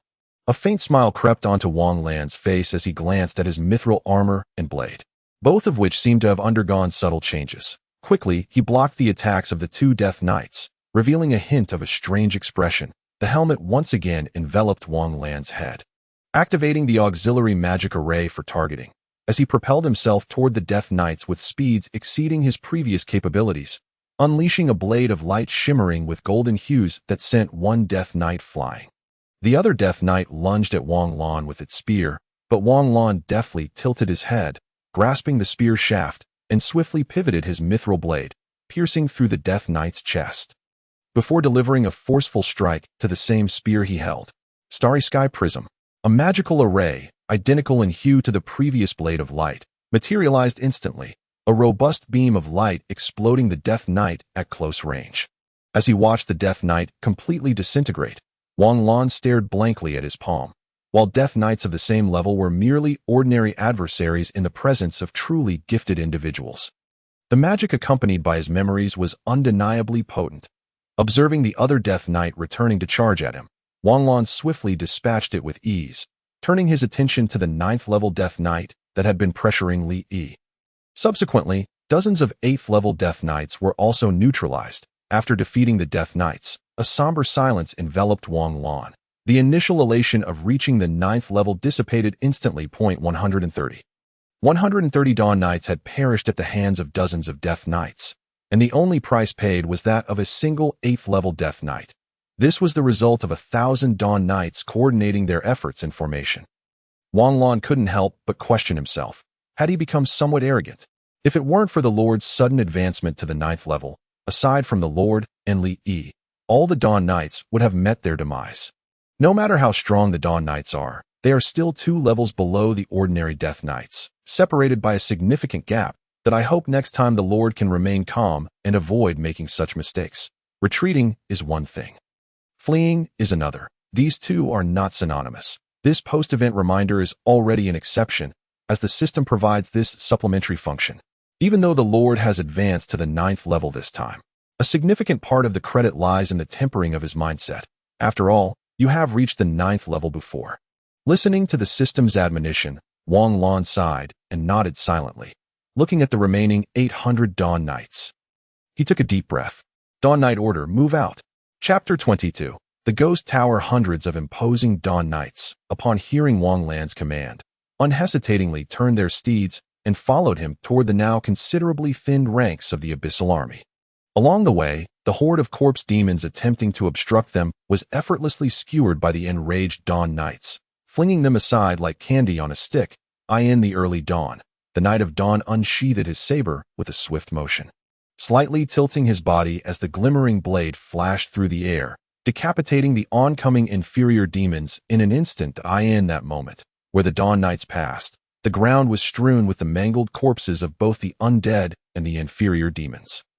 Wang Lan suddenly turned to Li Yi and said, "Lead the knights to inflict as much damage on the enemy as possible. I shall hunt the other level 9 abyssal creatures." Li nodded, making a simple gesture, and the entire Dawn Knight regiment swiftly followed his lead, charging towards a nearby group of inferior demons. Wang Lan enveloped himself in a thin layer of astral power, which shimmered upon his skin. The warblade in his grasp was also shrouded in this ethereal energy, sending out ripples that instinctively drove the lower abyssal creatures away from him. The first one. Wang Lan's gaze locked onto a level 9 inferior demon in the distance. The demon seemed to sense the deep malice in Wang Lan's stare, casually biting its berserker companion and discarding it aside. With its gaping maw filled with unknown fluids, it roared at Wang Lan and charged at him with incredible speed. Observing the direction of the demon's attack, Wang Lan was taken aback, hastily stowing his shadow steed into his system's backpack and retreating. The tall, slender form of the inferior demon brushed past him. Wang Lan focused intently, and without hesitation, he swung his blade towards the level 9 demon. The demon instinctively twisted its waist, barely evading Wang Lan's lethal strike aimed at severing it in half. Nonetheless, a massive gash, nearly penetrating through its entire waist, appeared. Before the demon could react, a dazzling magic circle manifested beneath its feet, and before it could evade, a violent explosion accompanied by ethereal flames engulfed its form. Wang Lan's gaze remained unchanged. Before the smoke could dissipate, he stepped into the haze, and moments later, the almost lifeless inferior demon had its head severed by Wang Lan and discarded like refuse, akin to how it had treated its fallen berserker. Even a Death Knight of the same level is inferior, Wang Lan scoffed, not sparing a glance at the demon's corpse, as he stored the abyssal crystal into his backpack and charged towards a level 9 horned demon. Shortly thereafter, the powerful roar of the horned demon reverberated through the air. Thousand birds. The elven ranger drew back his bow, green energy rapidly coalescing at the arrowhead. Suddenly, the single arrow seemed to multiply into dozens. Enveloped by the spectral form of a green eagle, covering all angles of the lightning demon, with a thunderous shout, the lightning demon gathered a massive lightning sphere, shattering half of the arrows before its tail. Entwined with powerful lightning, exploded a portion of the remaining arrows. Nevertheless, several green arrows struck the demon's back, and a potent blast of fighting spirit erupted, sending some scaled fragments flying. Enraged, the lightning demon unleashed a bolt of lightning that sent the elven ranger flying. Before the demon could deliver a finishing blow, Sun Yun's towering four-armed sword giant apostle lunged at the lightning demon, simultaneously thrusting 4 blades toward its head. A vicious black tail suddenly pierced through the giant's neck. The tail's speed nearly 10 times that of sound, leaving Sun Yun no time to evade. The sword giant apostle hesitated for a moment, then thrust again, but the lightning demon twisted its body, narrowly avoiding a fatal strike. Clang! The 4 great swords merely grazed the demon's outer skin before being swatted away, and the demon's electrified claws left 3 long gashes across the giant's chest. Too fast. With the enhancement of lightning, not only do its ordinary attacks harbor immense power, but its attack speed surpasses that of its peers. Sun Yun's face turned pale as he observed the scattered minotaurs and stag apostles. His expression grim, Although the Elven Ranger and the warrior named Zhu had not sustained critical injuries, their combat effectiveness had diminished to at most half following the loss of their apostles. Facing merely a lightly wounded lightning demon, it seemed inevitable that they would meet their end here. Old Mu, Sun Yun shouted towards the old mage, then charged back at the lightning demon. Zhu and the returning Elven Ranger exchanged glances before joining the fray. Old Mu was seated cross-legged atop the mage tower apostle, muttering incantations in a series of unfamiliar tones, as robust lines rapidly traced themselves above his head. His complexion also turned slightly pale. Seeing this, the lightning demon's eyes blazed with murderous intent. Forbidden spell, too naive. The furious thunder surged through the surrounding battlefield, momentarily pushing back Sun Yun and his companions, before they relentlessly charged at the lightning demon once more. Without regard for their own safety, they attempted to thwart the demon's efforts to interrupt Old Mu's casting in the command center of the war zone. The commander anxiously observed the holographic screen projected by the alchemical items, his expression shifting rapidly. No, Old Mu is my teacher. I cannot cling to a sliver of insignificant hope for victory at the expense of their lives. I must take action myself. After a brief silence, the commander suddenly stood and declared. The adjutant was taken aback, quickly urging, "You can't. If you intervene, the level King Nightmare Knight we are facing will also take action, and then it will escalate into a decisive battle in the war zone. We cannot afford such a confrontation at this moment. The odds of losing are extremely high." Hearing the adjutant's words, the commander's complexion fluctuated between hope and despair. That suddenly appearing knight regiment has indeed granted a significant advantage in the war. But on the high-end battlefield, we may still lose. We must do something. A flicker of hesitation passed across the adjutant's face before he spoke indifferently, "Though I may not possess the strength of the commander, I am still a 9-star master. Shall I take a trip?" Just as the commander was about to respond, a nearby alchemical item emitted a faint glow. Observing the commander's shifting expressions, the adjutant was about to inquire when the commander's calm voice returned to his ears. The adjutant's eyes widened in realization. The Ghost Tower's Wraith-level assassins are heading to the front lines, and they will pass through that battlefield. The lightning demon is finished. Ghost Tower, Wraith-level assassins. The adjutant asked again, his voice dry. "Yes, above the level king. I estimate that the Nightmare Knight will hesitate to reveal itself for a while. Prepare to notify our forces to counterattack during this window." The commander issued his orders decisively. "Understood," the adjutant responded, his somewhat disordered steps revealing that he was not entirely composed. The Ghost Tower, Master Yang, a legendary powerhouse. The commander's murmuring voice echoed softly in the empty command center. Chapter 23, Ghost Tower, Underworld, Sandwich Boom. Wang Lan crashed heavily to the ground, quickly leaping away from the spot. Dozens of black spikes plunged into the ground at the very moment he stood up, holding his warblade. Wang Lan regarded the several level 9 abyssal creatures before him, his face concealed beneath his helmet, reflecting his grave concern. The astral power surrounding him surged like boiling water in the distance. Two knights, firmly fixated on the master-level lich, cast intermittent glances towards Wang Lan's battlefield. One large-winged demon, 2 horned demons, and 1 lich. Should we lend a hand? The knight on the left asked, worry evident in his tone, for he was aware that Wang Lan was the greatest contributor in this war. Should he fall to the abyss, where would they save face? Let us observe the situation first. This mysterious warrior is extraordinary, whether in terms of equipment, combat skills, or the quality of his fighting spirit. The knight on the right pondered before replying slowly. Agreed. The two knights continued to watch Wang Lan with keen interest, while keeping their eyes locked on the master-level lich, refraining from further conversation. Wang Lan suddenly stepped forward, dodging the bizarre claws of the level 9 large-winged demon, and deftly twisted his body to narrowly evade a stomp from a horned demon.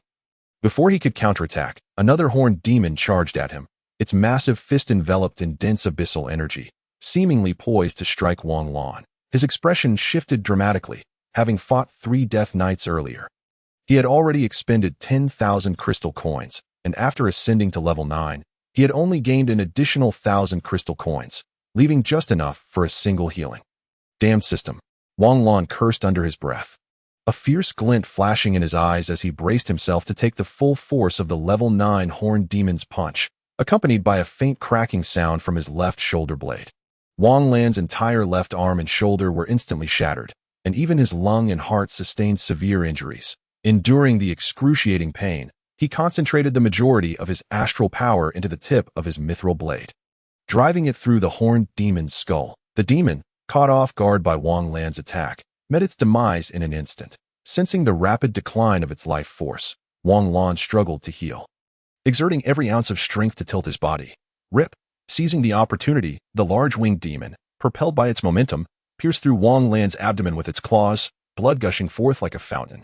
The less defensively robust large winged demon also suffered as Wang Lan skillfully severed its grotesque, slender head. Subsequently, Wang Lan's body slumped, an overwhelming silence and coldness enveloping his remaining senses as darkness spread through his consciousness. Heal!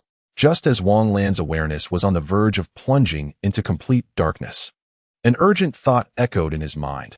Uttering those two words, almost instantaneously, Wang Lan was fully restored. Instinctively dodging the charge of another level 9 horned demon, he activated the astral power to accelerate the self-repair of his mithril armor. Cold sweat pouring from his forehead. Is this what it feels like to be dead? Though his soul had been healed by the system, Wang Lan could still vividly feel that wordless terror. Watching the horned demon charging at him once more, Wang Lan hurriedly regained his focus, and a 10-meter diameter magic circle materialized beneath his feet, followed by a beam of light shooting into the sky. As the magic circle dissipated, the charred figure of the horned demon emitted a hoarse roar akin to a bellows, charging towards Wang Lan, albeit at a significantly reduced speed. Observing the nearby mumbling lich, Wang Lan slightly bent his body and lunged towards the horned demon. When he was merely 5 meters away, he unleashed a powerful thrust from his legs, leaping behind the demon and delivering a fatal backstab that swiftly vanquished the wretched creature. That strike consumed 1/20th of my stellar power. Its defense is exceedingly formidable.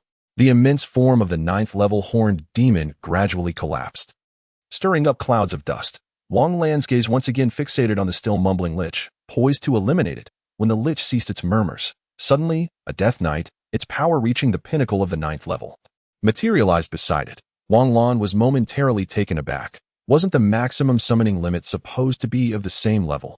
What did it mean that a 9th level initial summoner could reach the pinnacle? Casting his eyes towards the distant, barely visible master level lich, Wang Lan understood. Just as I thought.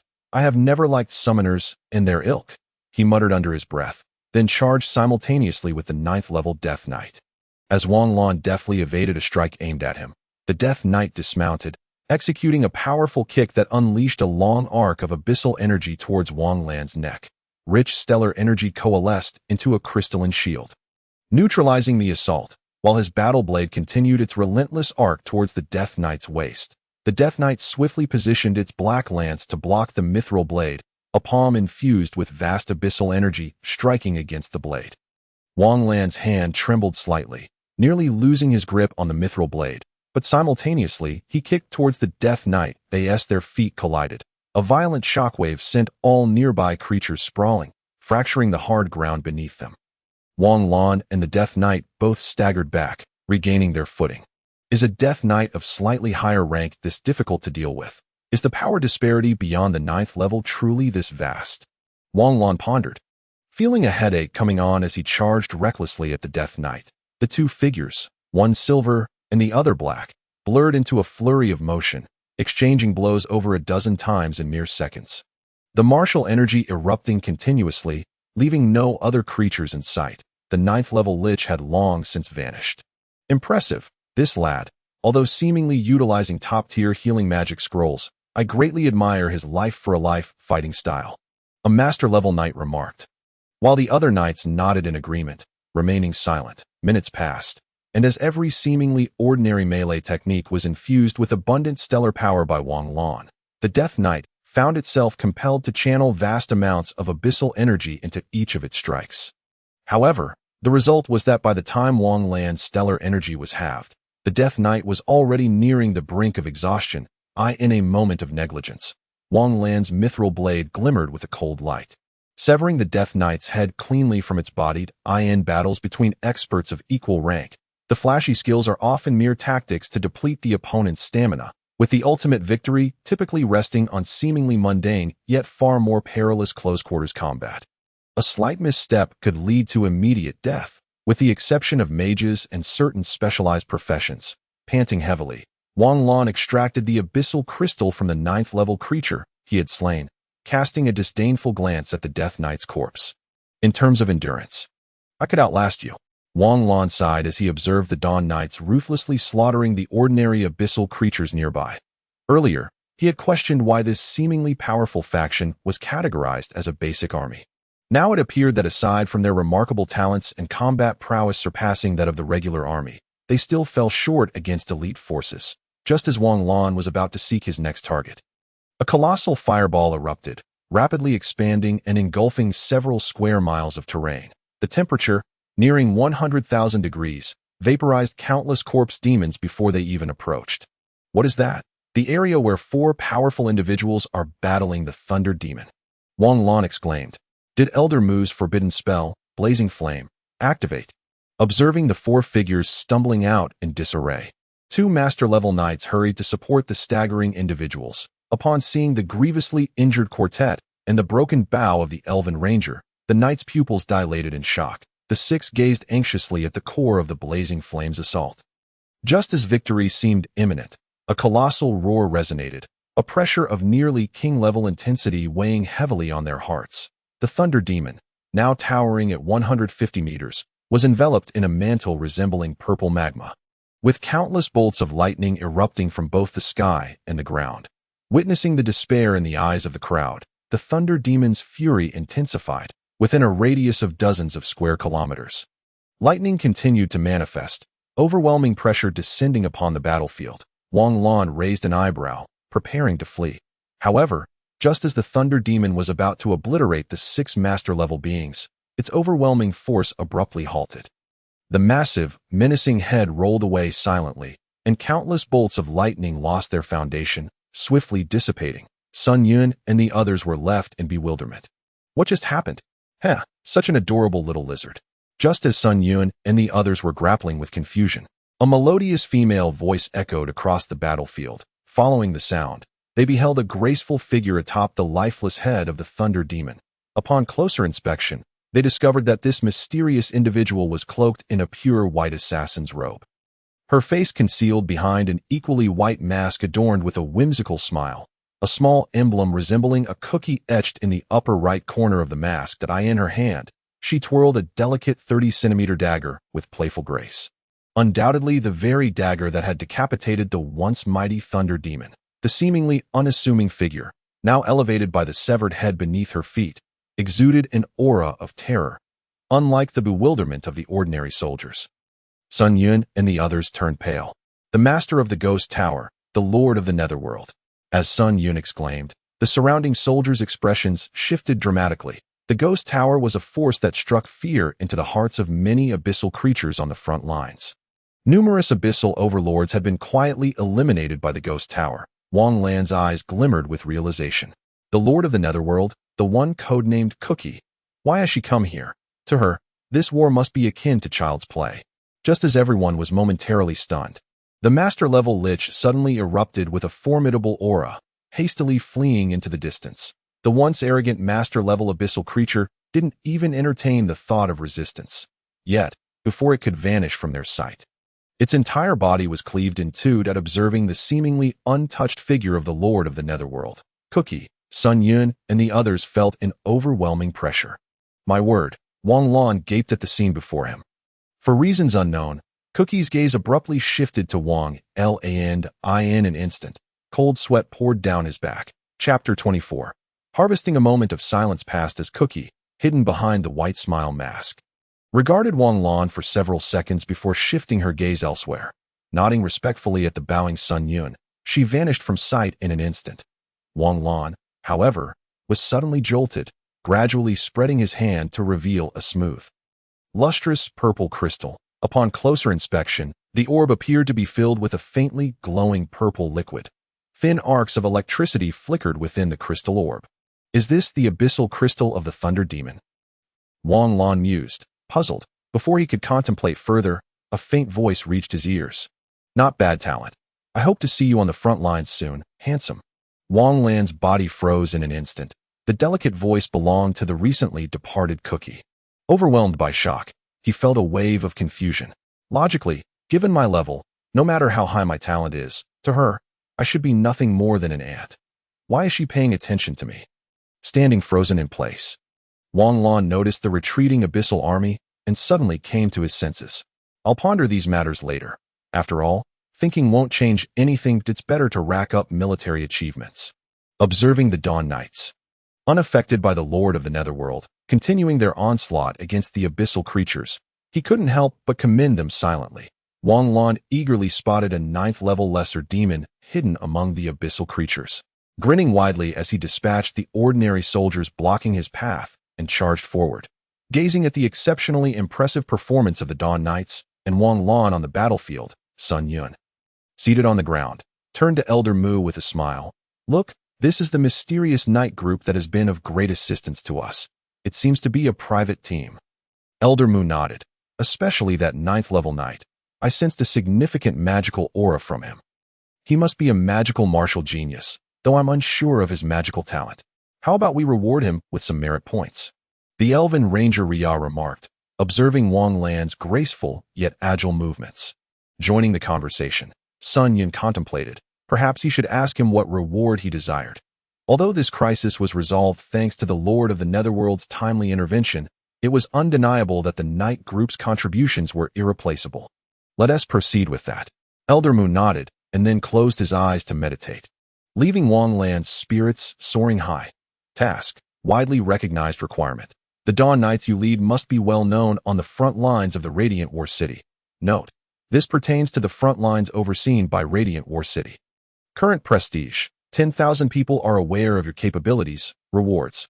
1. The military merit exchange system has been activated. 2. 80,000 crystal coins. 3. 1 chance for a random Legion card draw.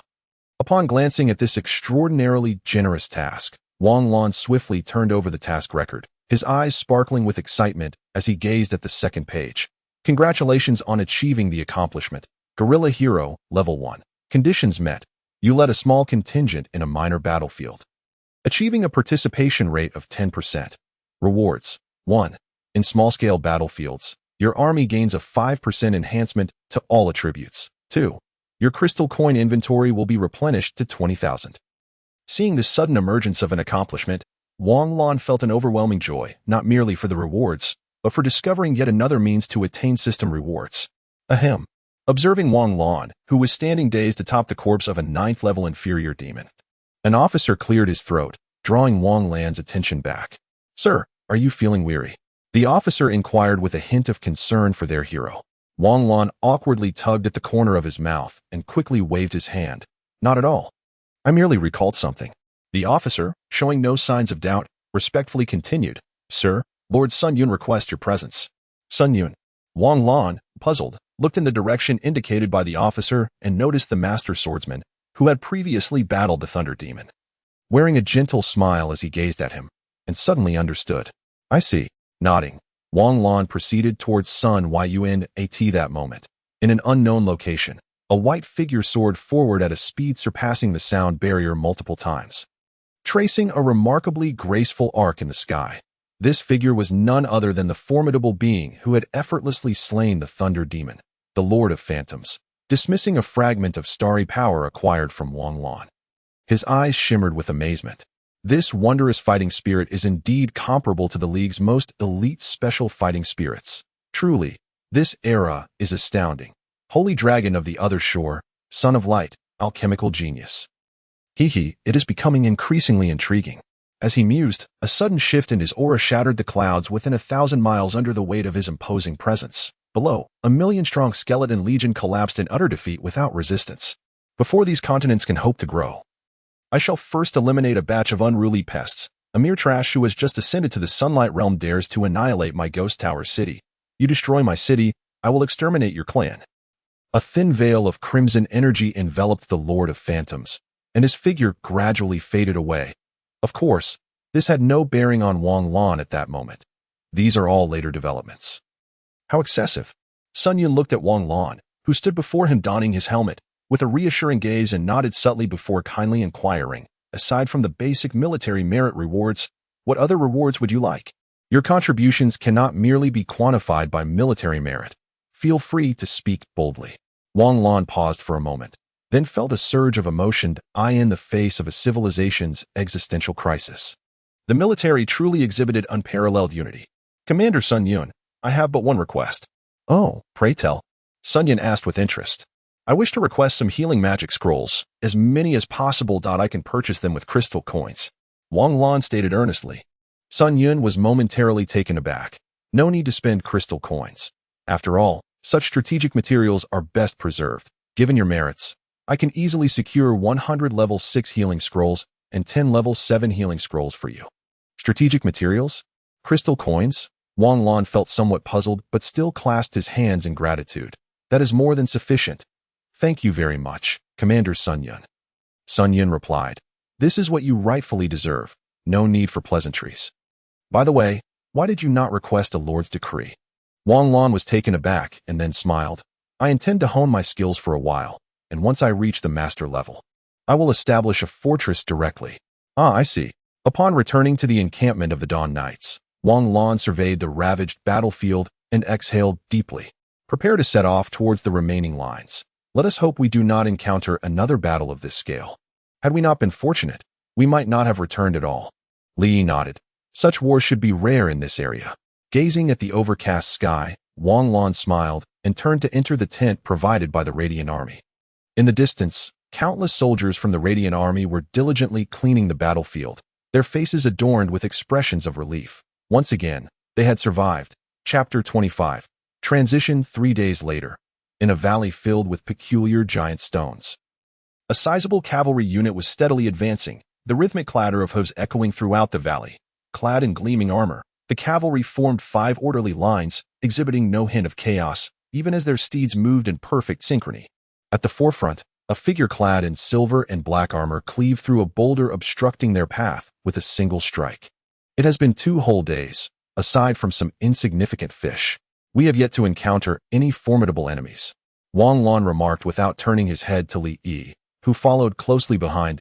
Li sighed in exasperation. Though there are numerous abyssal creatures, the vastness of the border makes it quite normal to encounter none. Wang Lan raised the military merit ring bestowed upon him by the system, which projected a glowing figure of 170,000. That battle granted me 15 military merits, and in these past 2 days of continuous extermination of abyssal creatures, I have accrued over 20,000 merits. I still require 30,000. Wang Lan glanced helplessly at the newly appeared 3rd page of the task list. Temporary task, Military Merit Expert, Level 1. Requirement: acquire 200,000 military merits. Reward: Dawn Legion card, Dawn Archer, My Dawn Archers. In a non-combat state, Wang Lan's somewhat eccentric personality resurfaced as he lamented skyward. Li Yi responded to Wang Lan. He perused a map of the Radiant defense line that Sun Yun had provided 2 days prior.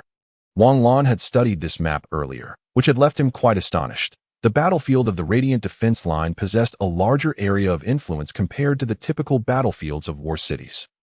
The entire Radiant defense line was divided into 11 battle zones, including 2 heavy battle zones, which was one more than ordinary war cities of the same level. Each battle zone was managed by multiple fortresses, subdivided into 5 smaller defense lines, each with a military camp fortress, and an overarching battle zone fortress serving as the command center. In standard battle zones, the high-level combat power typically consisted of 1 half-step king level and 10 master level fighters.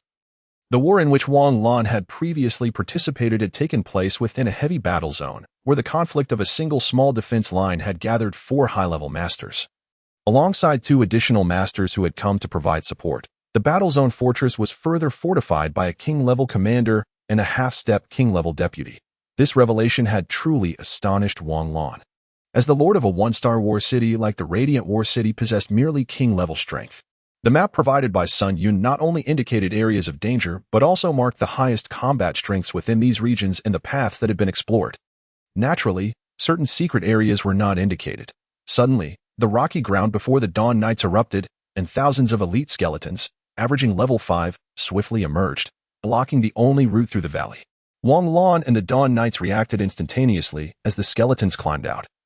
Their steeds surged forward, Wang Lan's gaze fixated on the 8th-level skeleton mage hidden among the towering skeletons. With a powerful leap, he executed a horizontal slash, obliterating the skeleton mage along with its surrounding minions. As Wang Lan landed atop his steed, the remaining Dawn Knights had already dispersed the skeleton horde, some even drawing their blades to re-engage. The level 5 skeletons were utterly incapable of resisting a single strike from the Dawn Knights. Crumbling to dust in an instant, in a mere 10 seconds, the formidable group of skeletons led by the 8th-level mage was effortlessly annihilated by the Dawn Knights. Quickly reforming their ranks, it was as if nothing had transpired. The group continued their steady advance. However, steady was relative. The average speed of the Dawn warhorses at a slow pace still reached 60 kilometers per hour. Upon swiftly exiting the valley, Wang Lan examined the map scroll and his eyes brightened. There's a camp of 5,000 nearby. There should be a significant number of abyssal creatures in the vicinity. The map does not indicate it. Let us go inquire at the camp. The entire Dawn Knights swiftly adjusted their course, accelerating towards the camp. In their fervent charge, the Dawn Knights disregarded the occasional minor groups of creatures. If any abyssal creatures appeared along their path, the Dawn Knights would not hesitate, crushing through without pause. With their exaggerated method of advance, it was but a mere 10 minutes before the camp, guarded by 10-meter-high stone walls, came into view. Mercenary teams returning from hunting abyssal creatures hurriedly dodged out of the way upon seeing the Dawn Knights charging forth, their expressions a mix of astonishment and curiosity. What a formidable knightly order! Why have they returned here? There have been no significant battles occurring. One mercenary inquired curiously. The mercenary beside him also expressed his confusion, stating, "I'm not sure. That leading knight clearly exudes a power surpassing that of the camp commander. Perhaps they are merely passing through." Indeed, let us not dwell on it any longer. We should move on. A mercenary force of such caliber is beyond our reach. You're right, let us go. After a brief moment of observation, the curious mercenaries dispersed to resume their own tasks. At this moment, within the central large hall of the camp, an aide hurriedly entered a room, reporting meticulously, "Commander, a formidable knightly order has just entered the camp. Judging by their appearance, they are likely the heroic force that shone brilliantly during the Thunder Demon campaign. Oh, have them assigned to the camp's training ground. I shall go and see for myself," the camp commander ordered upon hearing this. After glancing through the last report, he hastily exited the room. Meanwhile, Wang Lan, who had been brought to the camp's training ground, stood with his arms crossed, gazing curiously at this somewhat scrappy encampment. Since his recent arrival, he had encountered wars starting from hundreds of thousands in scale. Although he was not the initiator and lacked the qualifications, his perspective as a participant had been notably elevated. Therefore, witnessing a military camp, akin to a temporary encampment in such a desolate area, inevitably sparked his astonishment. The remaining Dawn Knights had already dismounted, standing orderly beside their steeds, awaiting Wang Lan's next instructions. Just as Wang Lan was surveying the camp, a tall, slender man rushed over, extending his hand before he even arrived. After shaking hands with the gaunt man, whose aura resonated at the 9th level, Wang Lan had already formed a conjecture about his identity. "Greetings. My lord. I am the commander of this camp, tasked with monitoring this area. May I inquire as to your purpose for visiting?" Wang Lan offered a calm smile and gestured towards the stone house behind him, the meaning unspoken. The camp commander also smiled, signaling his subordinates to wait outside, and then walked alongside Wang Lan into the stone house. Several camp officers exchanged glances, their faces alight with interest as they turned their attention to the Dawn Knights. Engaging them in conversation, under the subtle prompting of Li Yi, these Dawn Knights shared some information, laughing and jesting amiably with the officers. Inside the stone house, the camp commander and Wang Lan took their seats, the former adopting a posture of attentive listening. After noting the rank insignia of Colonel on the commander's left breast, Wang Lan spoke. "Colonel, we have come to inquire if there are any significant abyssal creature hordes in the vicinity." "Abyssal creatures?" The colonel paused slightly, a hint of perplexity crossing his face. "Oh, we are currently in need of military merits to exchange for supplies with the Alliance. The first heavy war zone has just concluded its conflict, leaving little in terms of abyssal creatures. Furthermore, due to half the soldiers perishing on that front line, we have had to dispatch many troops from the remaining lines as a precaution, leaving us with a scant number of abyssal creatures to clear." Seemingly perceiving the colonel's confusion, Wang Lan proactively elaborated, "We have noted an unusual emergence of elite skeletons averaging a strength of level 5, numbering around 200,000.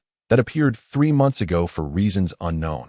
Although the combat capability of skeletons is low, our level 4 sword and shield soldiers can contend with them. However, we cannot currently reinforce our numbers, hence our presence here to monitor the situation. Listening to the colonel's explanation, a glimmer of insight flashed in Wang Lan's eyes. Level 5 skeletons, the pitch-black ones.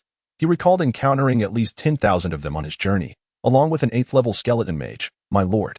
Noticing Wang Lan lost in thought, the colonel inquired curiously. Wang Lan snapped back to reality. No worries, is it just skeletons?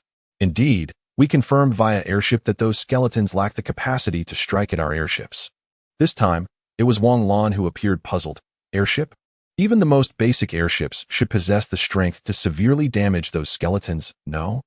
The colonel replied awkwardly. The airship unit is exceedingly busy. That airship merely passed through due to an urgent mission. Hence the report. Wang Lan pondered for a moment. Would it be permissible for us to utilize this training ground for a day? Of course, that would be no issue. It seems you have already come to a decision. I shall not intrude further. The supplementary rations prepared for the nights are underway, so I must take my leave. Wang Lan rose and escorted the colonel and a few reluctant officers outside. Glancing upward, he noticed the sky had dimmed somewhat. After ensuring all the knights had entered their tents, he strolled leisurely back into the stone house, muttering softly. The distinction between day and night at the border is indeed challenging. Seated cross-legged on the soft bed, Wang Lan closed his eyes and opened the exchange system's shop page. Having casually browsed it before, he had swiftly closed it upon seeing the prices. This time, however, compelled by the skeletons, he gritted his teeth and opened it. Exchange system, shop page note. Only items can be purchased. Wang Lan directly flipped to the page of items he could barely afford, those under 10,000 crystal coins. 100,000 ton equivalent mushroom bomb price. 10,000 crystal coins note. Remain calm in crises. Nuclear obliteration is supreme. Basic magic crystal cannon price. 100 crystal coins note. A weapon effective against level 5 and lower creatures. Self-detonating moths price. 1,000 crystal coins for 1,000. Note. Look, a plane. The size of a fist. Wait, why is it glowing? Dawn Knight armor set, including horse armor, price. 5 crystal coins note. Dear, bulk purchases are eligible for discounts. For detailed factors affecting price fluctuations, please read the product purchase agreement tip. The system holds the final interpretation rights for all goods. After reviewing the 4 items available for purchase, Wang Lan felt no significant emotional response. However, upon seeing the subsequent prompts and agreements, his expression twitched. What on earth? Why does this feel so familiar? Wang Lan casually clicked to confirm the agreement before seriously examining the 4 items. His gaze swiftly bypassed the temporarily unnecessary magic crystal cannon and Dawn Knight armor. Focusing intently on the 100,000 ton equivalent mushroom bomb and self-detonating moths. In terms of lethality, the self-detonating moths seem to have the upper hand, given that abyssal creatures are completely immune to radiation. From what he knew, the threat posed by abyssal energy to life far surpasses that of nuclear radiation. However, the extreme destructive power of nuclear bombs is formidable, with the core temperature of a 100,000 ton equivalent mushroom bomb reaching approximately 1 million degrees in an instant. Not to mention level 9 creatures. Even a 9th level master would perish if caught in its vicinity.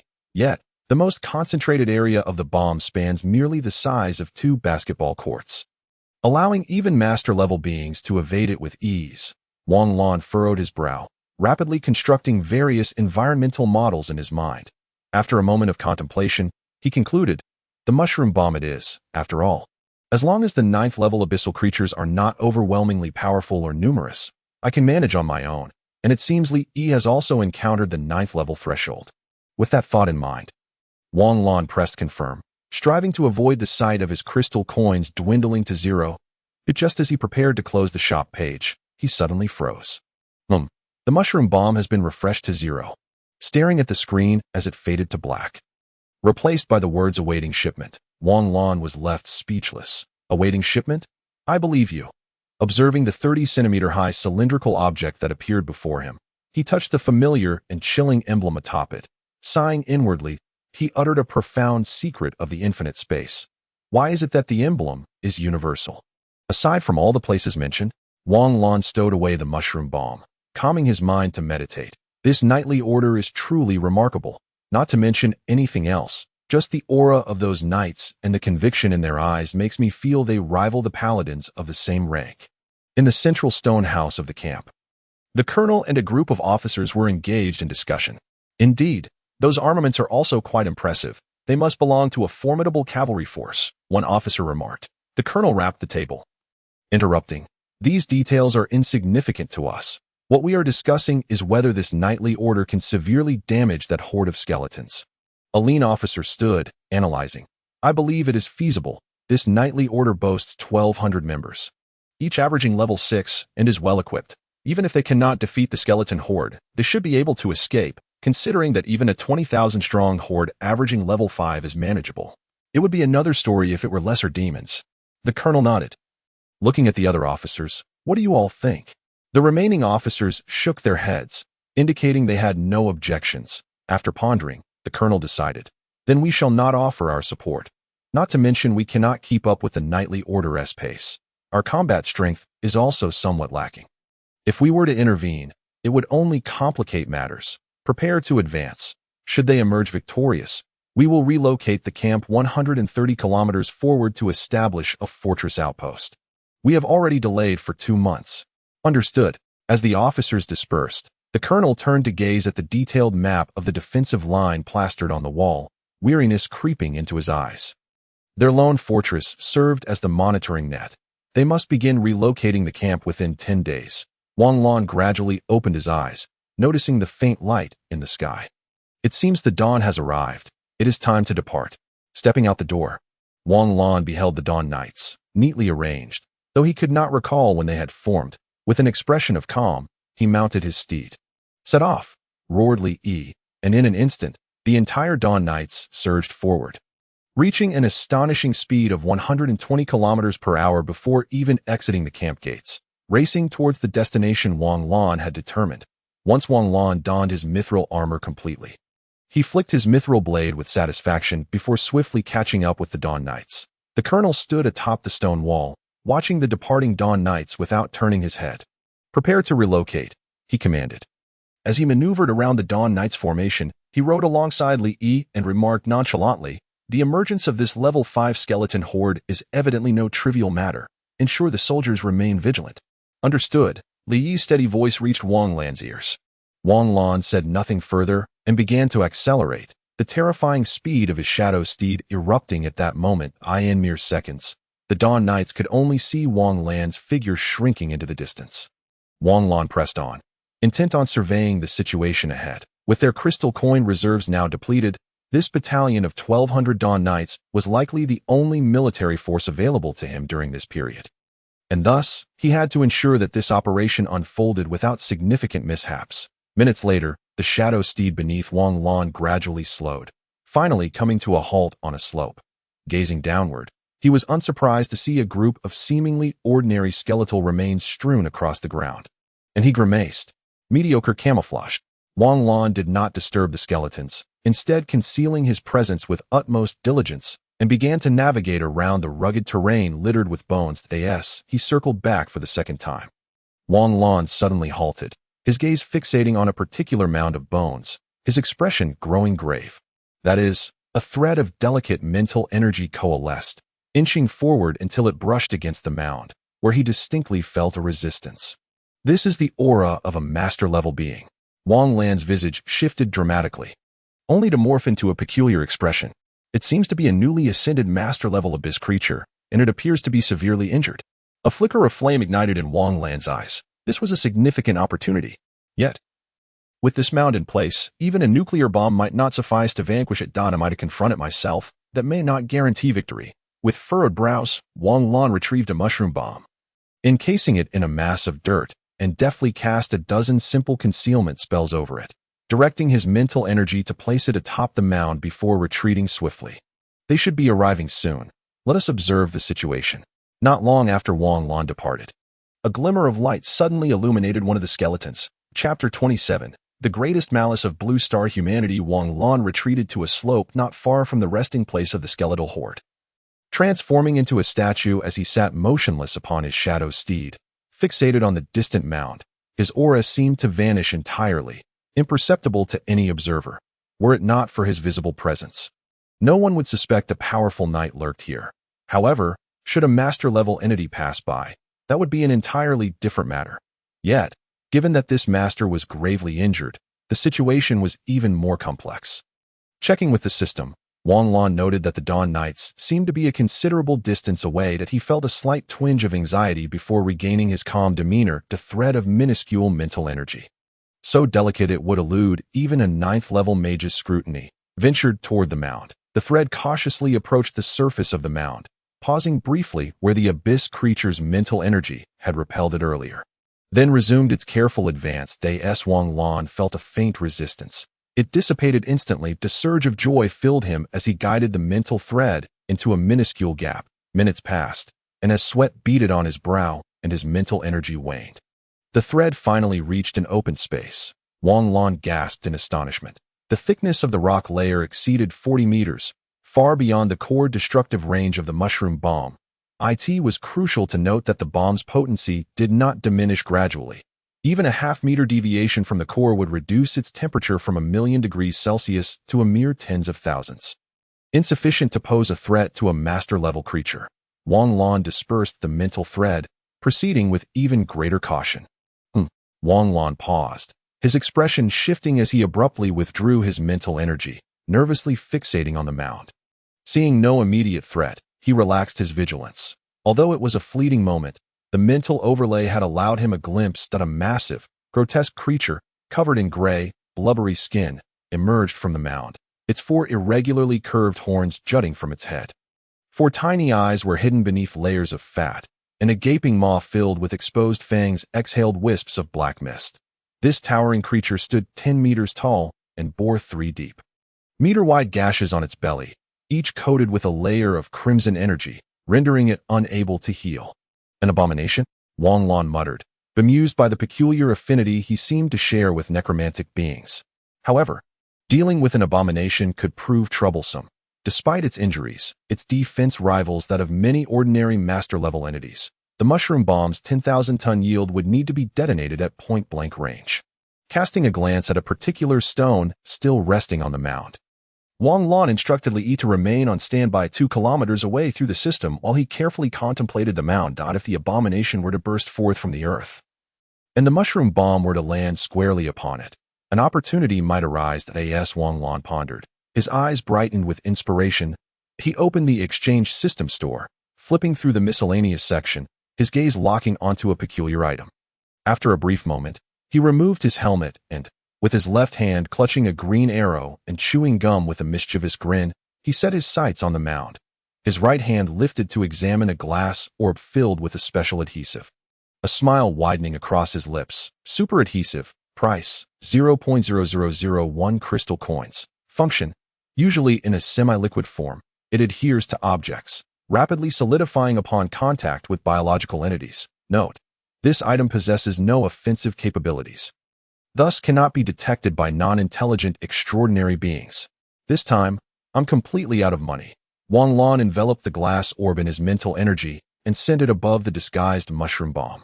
Shattering it.as, the adhesive transformed into a gel-like substance. Wang Lan nodded in satisfaction and instructed the Dawn Knights to activate the concealment function of their Dawn armor, signaling for them to approach. In a short span, the Dawn Knights traversed the 2-kilometer distance, silently positioning themselves behind Wang Lan. Observing Li Yi's meticulous demeanor, Wang Lan casually offered the green arrow. Care for some? It's invigorating, but don't swallow it.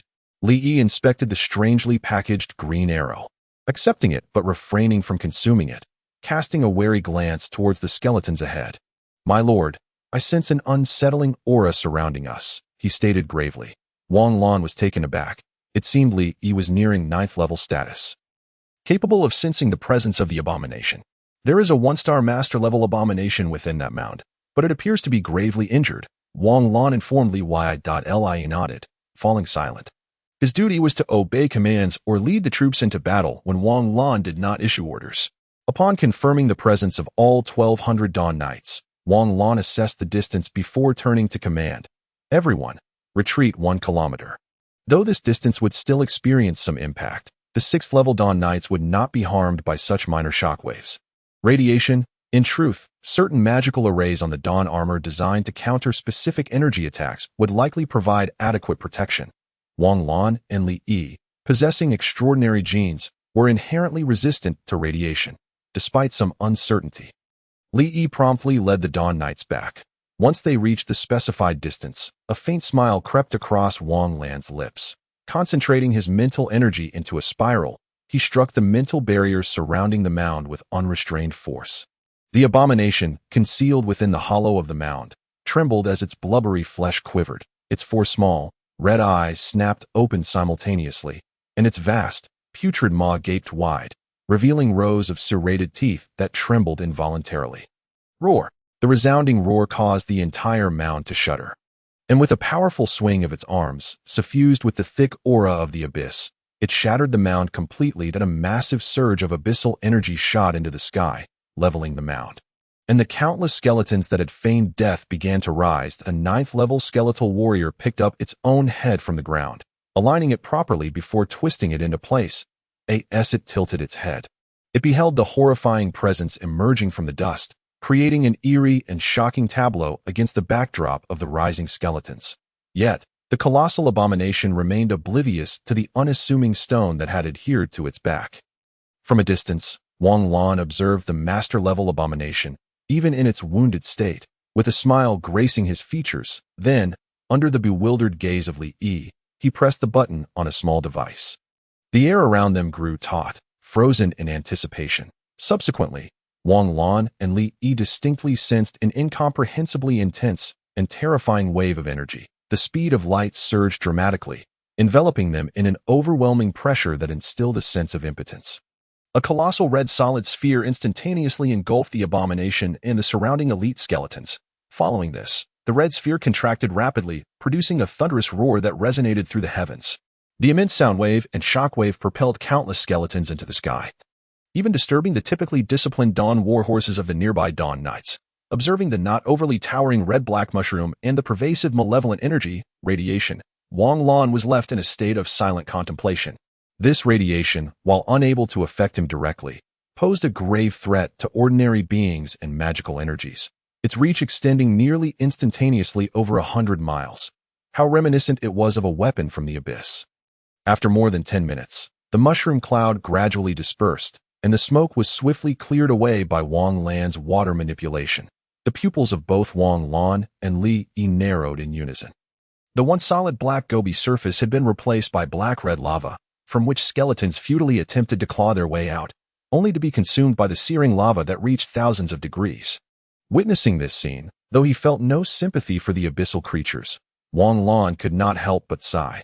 This was the crystallization of the utmost malevolence belonging to humanity from the world he once inhabited. Chapter 28. Crystal Coin Exchange Business. Wang Lan surveyed the over 50,000 charred skeletons that had survived around him and gestured to Li Yi nodded in silence, leading the Dawn Knights towards the disoriented skeletons that had lost their command. Paying no heed to the carnage unfolding behind them, Wang Lan speculated about the floating rocks atop the lava as he stepped closer to the center of the nuclear explosion. Before long, he arrived at the site where the abomination had recently flaunted its power. His mental energy swiftly penetrated the lava, retrieving a round, translucent orb that materialized in his hand, the abyssal crystal of the abomination. Wang Lan felt no surprise. Even the energy core of a level 9 creature could withstand temperatures of millions of degrees, and naturally, a master-level abyssal crystal could as well. Just as Wang Lan grasped this master-level abyssal crystal, the long-absent system assistant intelligence once again emitted a voice. "Congratulations, Lord. You have independently acquired a master-level abyssal crystal for the first time, unlocking the special system branch, Crystal Coin Exchange Business, allowing you to exchange various materials for crystal coins." What? Wait, independently, wasn't I using system goods? Although Wang Lan was pleased to have obtained this undoubtedly useful crystal coin exchange, the reasoning behind it raised questions for him. Someone who considered himself relatively upright, he would never admit to fearing exploitation of loopholes that might incur system penalties. After all, he had encountered such issues in previous games. The system responded directly. The system is also considered one of the Lord's powers. Crystal coins obtained through tasks to purchase goods or to slay enemies certainly count as the Lord's own efforts. Wang Lan was momentarily rendered speechless. Although he understood their argument, he still felt a tinge of complexity in his emotions. Why did it feel somewhat out of sync with the narrative? Dismissing such thoughts, Wang Lan moved to a location roughly 300 to 400 meters from the epicenter of the explosion. Noticing an envelope-like icon flashing at the edge of the system's main interface. This is a product of that company. Such poor taste, he muttered as he clicked it open. Crystal Coin Exchange Business. Service Scope. Currently only accepting exchanges of abyssal crystals. Exchange Form. Temporary. All prices listed are for individual exchanges level 5 abyssal crystal. 1 crystal coin level 6 abyssal crystal. 5 crystal coins level 7 abyssal crystal. 20 crystal coins level 8 abyssal crystal. 100 crystal coins level 9 abyssal crystal. 1,000 crystal coins 1-star master level crystal. 20,000 crystal coins 2-star master level crystal. 30,000 crystal coins 9-star master level crystal. 100,000 crystal coins half-step king level crystal.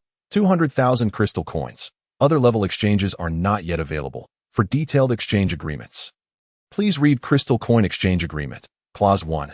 No right to reclaim exchanged crystal coins. Can be elaborated. Clause 99. No arbitrary exploitation of improper means to acquire crystal coins. First offense fine of 100,000 coins. Second offense 1 million. Third offense 10 million. And so forth. Note: the system holds final interpretative authority over all matters related to the exchange business. Wang Lan was left speechless. What the hell is this agreement? What do you mean by final interpretative authority? Who has the audacity to grant you such power? Can I sue you for exploitation? With a disgruntled expression, Wang Lan took out 11 level 9 abyssal crystals along with the abomination crystal. After glancing at the exquisite thunder demon abyssal crystal, he pondered for a moment before putting it back. He exchanged the remaining level 6 and 7 crystals along with the abomination crystal. And upon seeing the total amount of 50,000 crystal coins, he was somewhat astonished. Oh, it even rounded up to a nice integer. Wang Lan flipped through the pages, spending 16,000 crystal coins to purchase 800 Dawn Knights before promptly closing the system. Fearing he might impulsively overspend now that he had funds, the 800 Dawn Knights would be saved for a critical moment. After all, once a card was deployed, it could not be returned. Holding onto them might yield unexpected benefits. He spent 1,000 crystal coins to purchase 1,000 self-destructing moths and allocated a bit of crystal coins to have the system divide these self-destructing moths into 50 cards, materializing them in a showy display. Afterward, he gathered the Dawn Knights, who had completely annihilated the severely injured skeletons, and contemplated before leading the Dawn Knights towards another battlefield. This heavily contested area had seemingly become subdued due to the prior passage of the Lord of the Underworld, and it had recently experienced an unusual tranquility. The entire Dawn Knights regiment trotted steadily out of the radiation zone, moving towards the adjacent ordinary battlefield. At this moment, the previous colonel from the camp who had conversed with Wang Lan had led a massive army to the edge of the mushroom cloud's radiation zone. Wearing a serious expression, "This area feels off." An officer, sensing the pervasive radiation, spoke with a grave tone. "Indeed, it bears a resemblance to the energy of the abyss, capable of fundamentally affecting living beings," the colonel concurred. "Wait a moment. I've dispatched a major for preliminary reconnaissance. We should receive news shortly. Let's have the main force circumvent this area. The energy resembling abyssal essence is far too dense." The colonel instructed his adjutant while observing the 50,000 troops behind him. "Understood," the adjutant nodded. Spotting a rapidly moving figure heading towards the direction of the 200,000 skeletons, coming to a halt. "What is the situation?" the colonel inquired urgently. "The scene is a complete wreck. All skeletons have perished. And I also discovered fragments of an abomination horn radiating master-level energy. It must have died recently." Listening to the report from the major, the colonel's eyes widened. Abomination, master-level, recently deceased. Although he had long been aware of the formidable strength of the Knight Regiment led by Wang Lan, he could hardly fathom that they could slay a master-level abomination. Speculating that they must have employed some powerful weapon, he was nonetheless astounded. "All right, order the main force to bypass this area. The energy reminiscent of abyssal essence must have been conjured by this abomination." As the colonel theorized, he began redirecting the troops' course towards their intended destination. However, this incident must be reported. The appearance of a master-level abomination here is rather unusual. It was evident that the colonel remained unaware that this master-level abomination was indeed injured and did not suspect that Wang Lan was the one who had slain it. After all, in addition to the radiation, he could distinctly perceive an erratic and fiery energy in the air. Far exceeding his understanding, he surmised that Wang Lan must have encountered the master-level abomination unexpectedly and, in a moment of desperation, resorted to using an item akin to a master-level magic scroll. With this thought, the colonel felt a pang of guilt. I need to devise a way to report this to the higher-ups and compensate Lord Wang Lan, as this was a consequence of my intelligence oversight. Wang Lan was entirely oblivious to the fact that he was about to receive a windfall. Indeed, knowing this would likely bring him even greater joy. Chapter 29. Dawn Archers Across the Desolate Black Plains. Wang Lan led the Dawn Knights in a jubilant spree, as hordes of skeletons, corpse demons, and lesser demons were summoned from the earth, only to have their heads severed. The uniform desolation surrounding him did nothing to diminish Wang Lan's elation. He had casually perused the remaining, widely known, task list and discovered that his reputation had surged by 150 points during this time.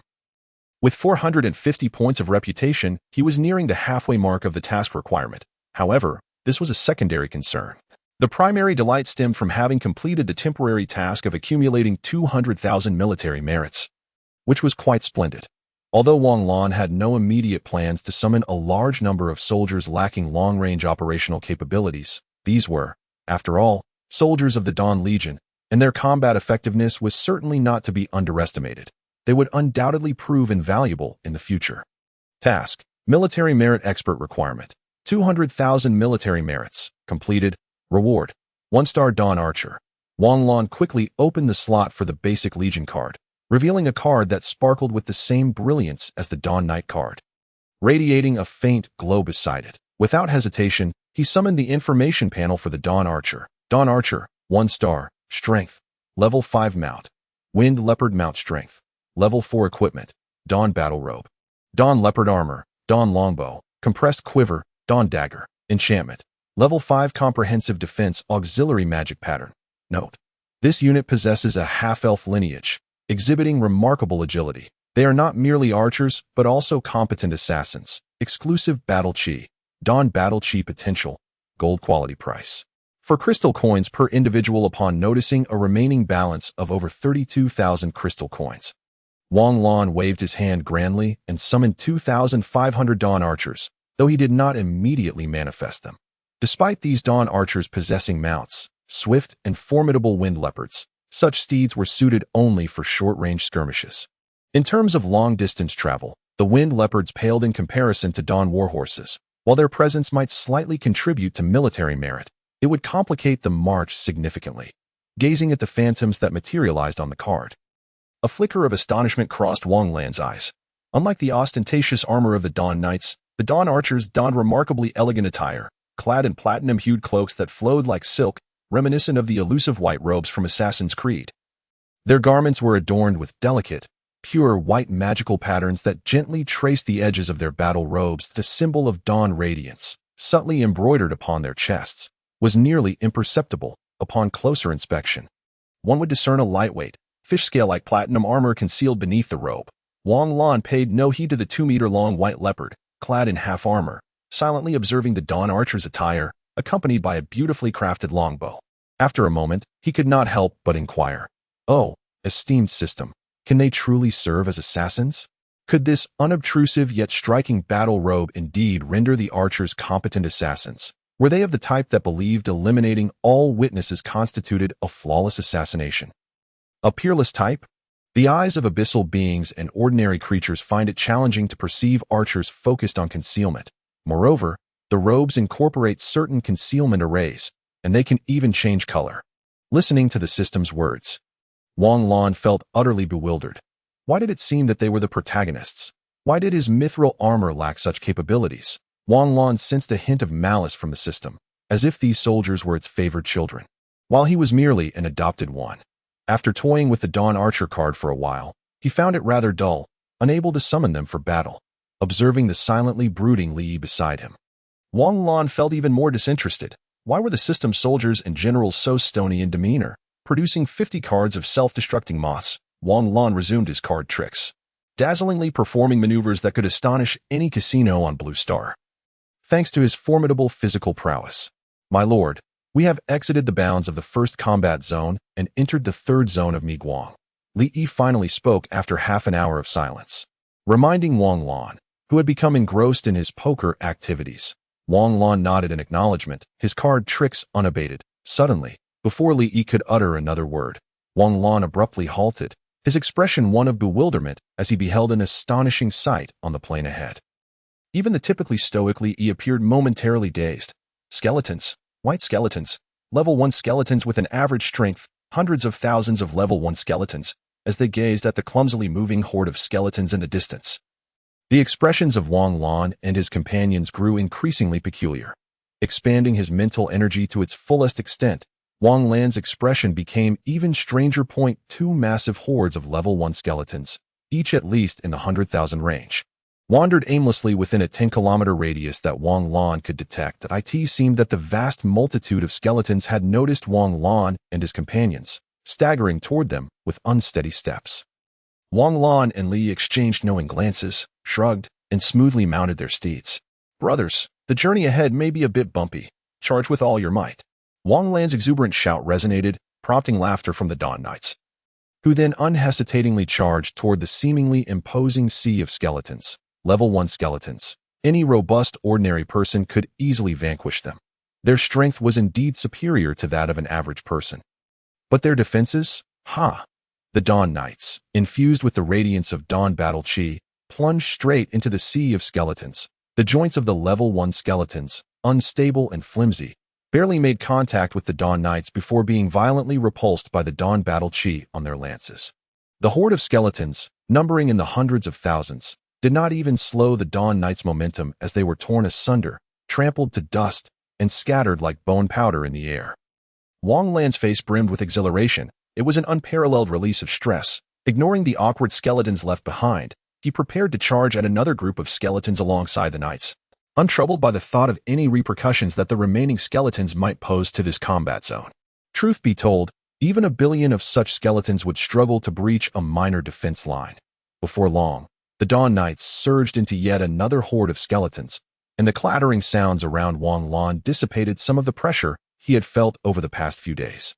Minutes later, after obliterating the second group of skeletons, the Dawn Knights continued their march toward their designated direction. Gradually, Wang Lan began to notice a pattern. The first two groups of skeletons encountered could be dismissed as mere coincidence. But by now, he had encountered at least a dozen hordes of skeletons. This combat zone is indeed quite entertaining.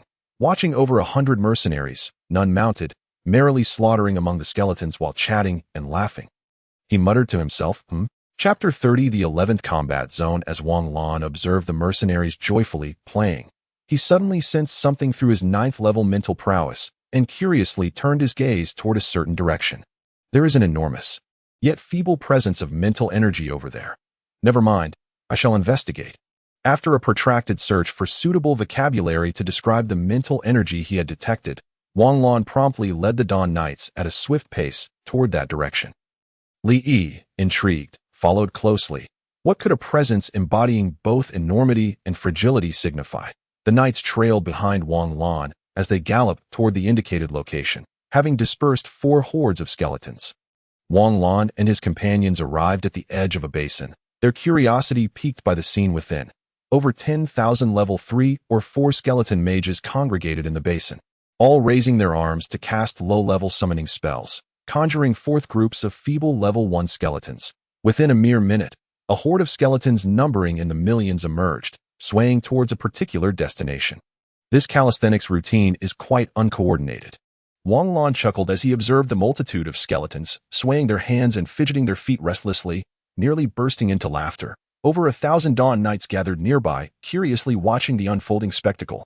One knight brandished his blade, measuring the thickness of the skeleton mage's bones, only to retract it in disinterest. They were too weak to even pose a threat. Wang Lan suddenly had an idea and produced 50 cards featuring self-destructing moths. His playful spirit ignited. Each card contains 20 self-destructing moths, each with an explosive power equivalent to a level 4 life forms detonation, roughly double that of a high-explosive grenade. Drawing 10 cards, he spun them in his palm before they vanished, replaced by 200 fist-sized fireflies, their tails glowing red. Under Wang Lan's mental guidance, these self-destructing moths swiftly divided into groups and soared above the heads of the skeleton mages, noticing the non-abyssal energy emanating from the moths. The skeleton mages all looked up, their agitation manifesting in clicking noises. Wang Lan's surprise, he thought. They lack any fireball spells. Have all their skill points gone into summoning? The self-destructing moths flitted about, evading countless arrows from level 1 skeleton archers while provocatively taunting the clawing skeleton mages below. Occasionally, a frail white bone arrow struck a moth, merely grazing its delicate skin. After toying with the situation for a while, Wang Lan noticed 6 hordes of skeletons, each numbering in the hundreds of thousands, gradually closing in on him. Thus, he decided to wrap things up and commanded the 200 self-destructing moths to dive down. Boom, boom, boom. The resounding explosions erupted in rapid succession, billowing clouds of smoke and flames erupting right in the midst of the skeleton mages. Over 10,000 skeleton mages were instantly obliterated, as level 4 skeleton mages offered only marginally better defenses than level 1 skeleton warriors. Subsequently, he unleashed the remaining 40 cards filled with self-destructing moths, enveloping the last of the skeleton mages, and Wang Lan could not help but click his tongue in satisfaction.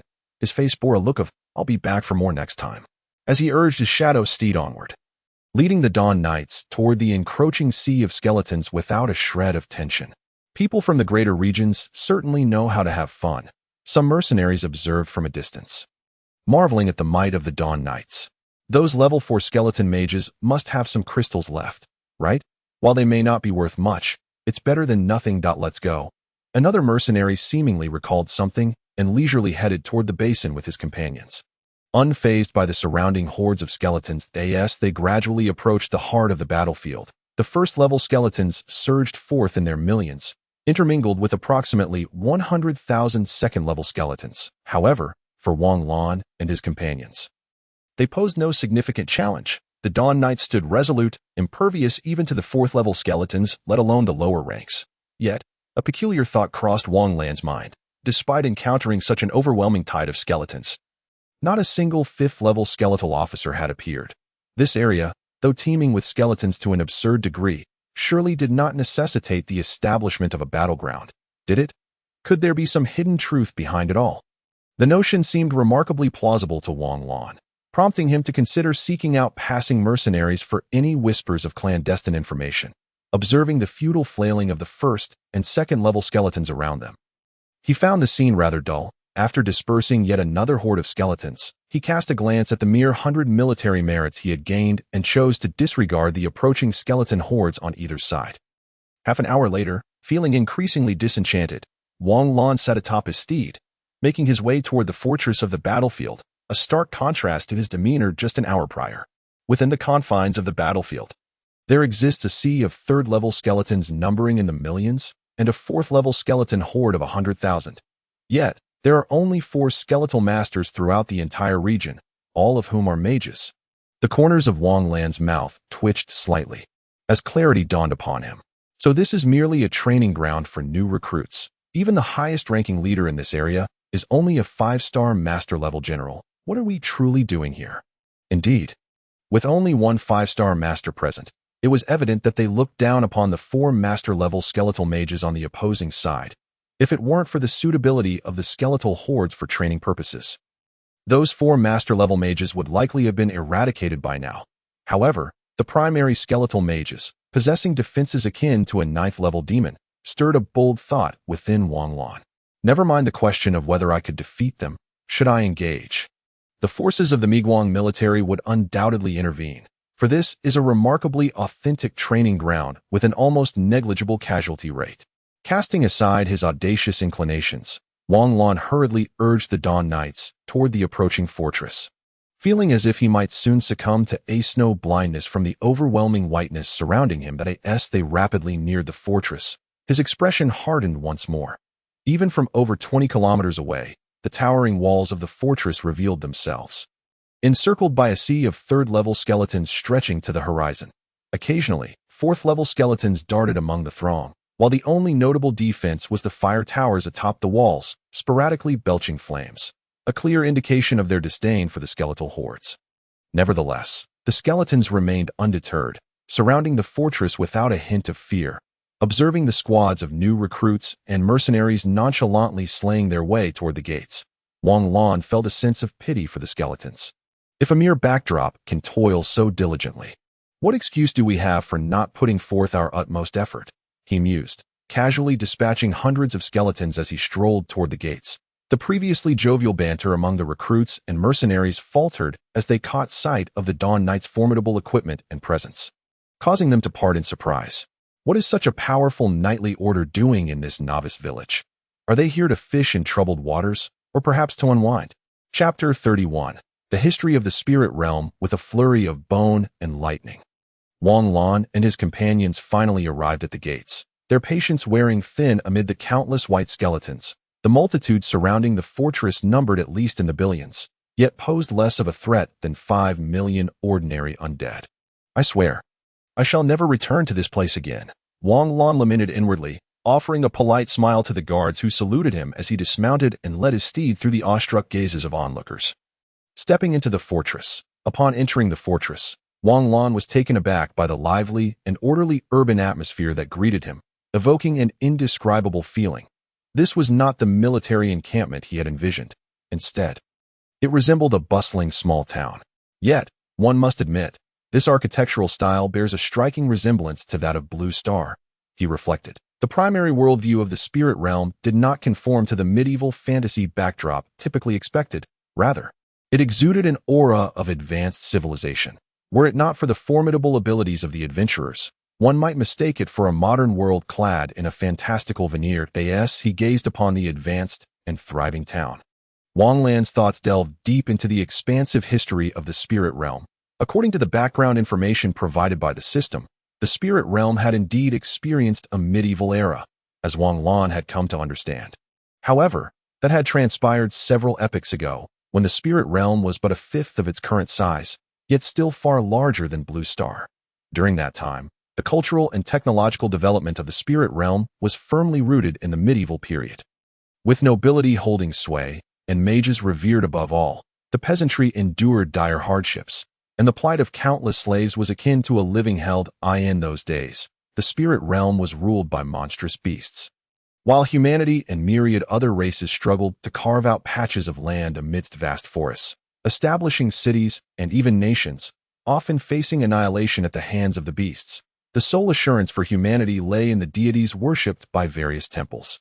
This state of affairs persisted until nearly 100,000 years later, when a plethora of human heroes seemingly emerged in accordance with the natural order, under the leadership of these heroes, some of whom ascended to demigod status. Humanity waged monumental wars against the largest beast clans, resulting in the demise of billions of both beasts and humans, plunging the land into enduring slumber. During this tumultuous period, a multitude of human heroes and champions from other races continued to rise, ultimately driving the monstrous beasts deep into the uncharted wilderness. The age of beasts came to an end. However, with the absence of a common enemy, the once united human heroes began to succumb to the allure of power, their justice and purity fading. They now strove for greater authority and wealth.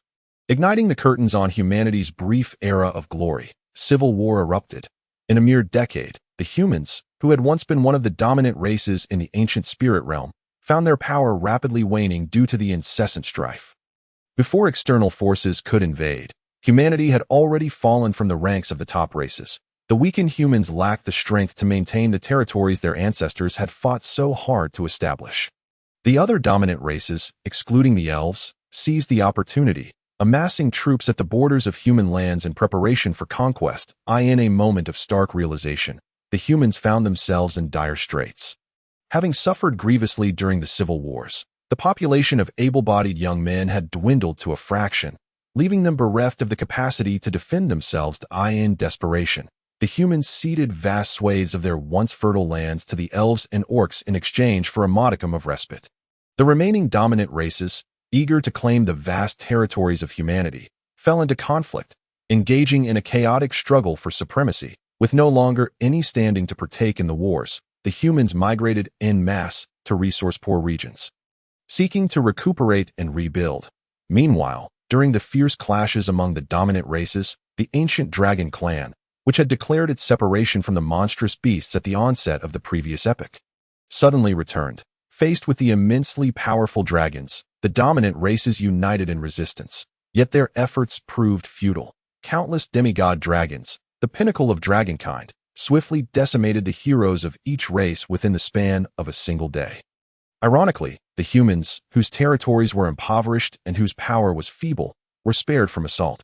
After 5 years of relentless warfare, the dragon clan emerged victorious. The severely battered dominant races could only acquiesce and submit.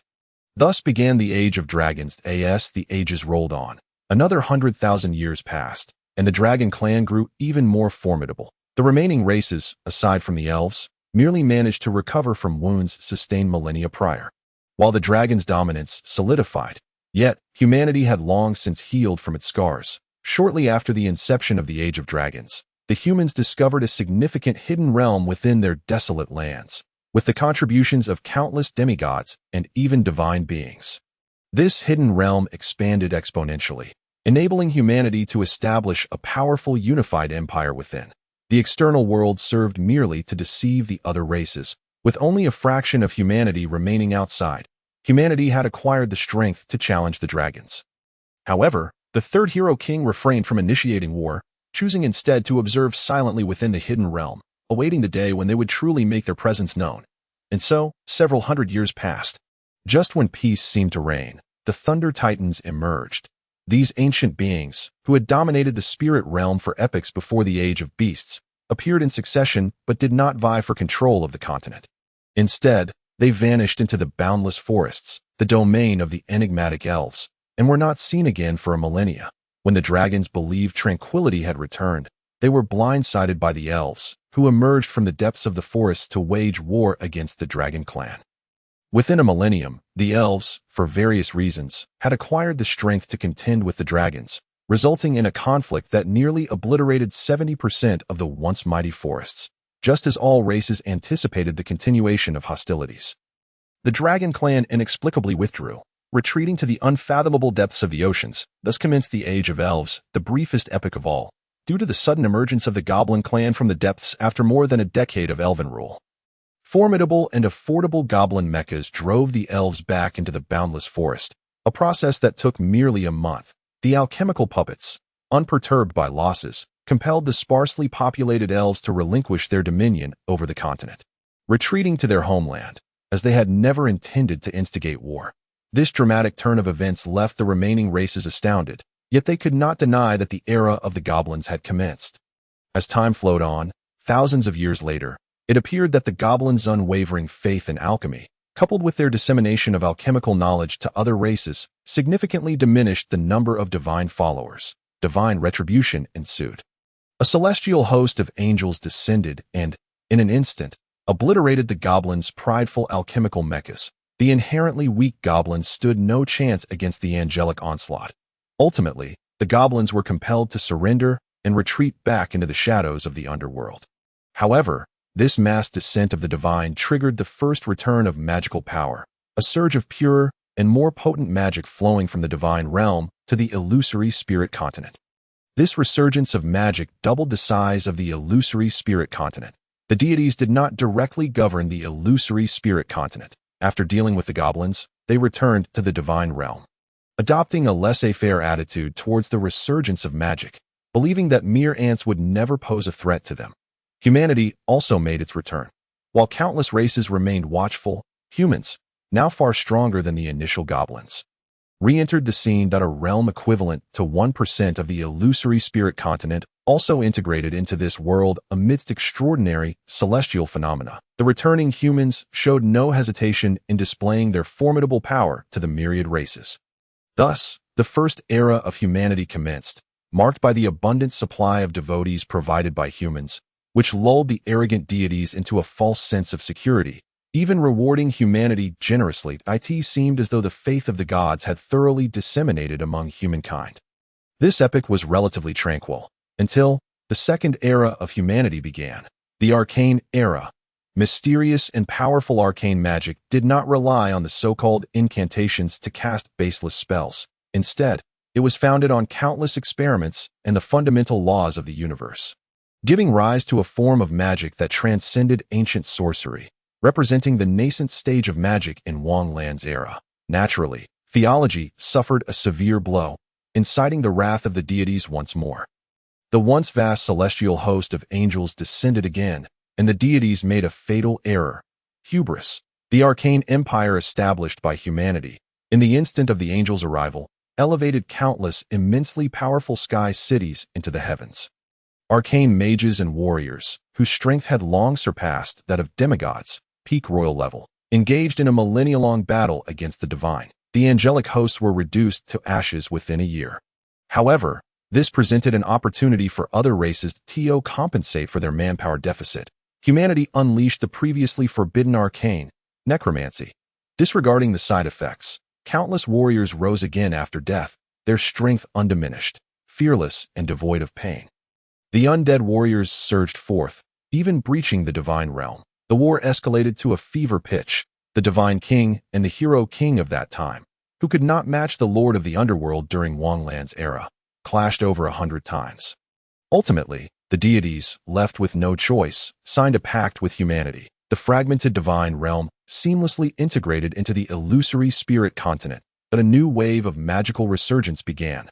The deities selected a fragment of the divine realm rich in divine power to construct the city of gods, hidden within the endless void. However, the latent dangers of a millennia-long war quietly emerged. Countless warriors and angelic beings, awakened by the necromantic energies that had engulfed the battlefield for nearly 10,000 years, surged forth without warning, sweeping across the continent, with humanity and the deities bearing the brunt.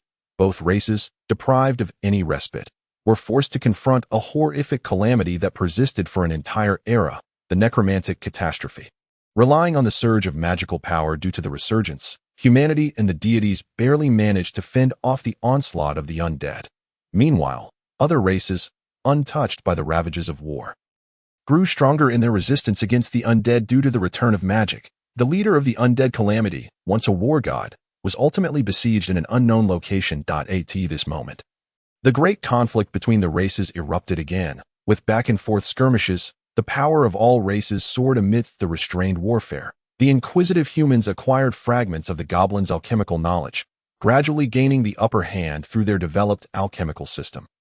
Coupled with the involvement of the aquatic races in the war, the frequency of conflict on the illusory spirit continent reached an exaggerated level. The various races, having secured ample territory, began to withdraw from the war, seeking to cultivate and rejuvenate.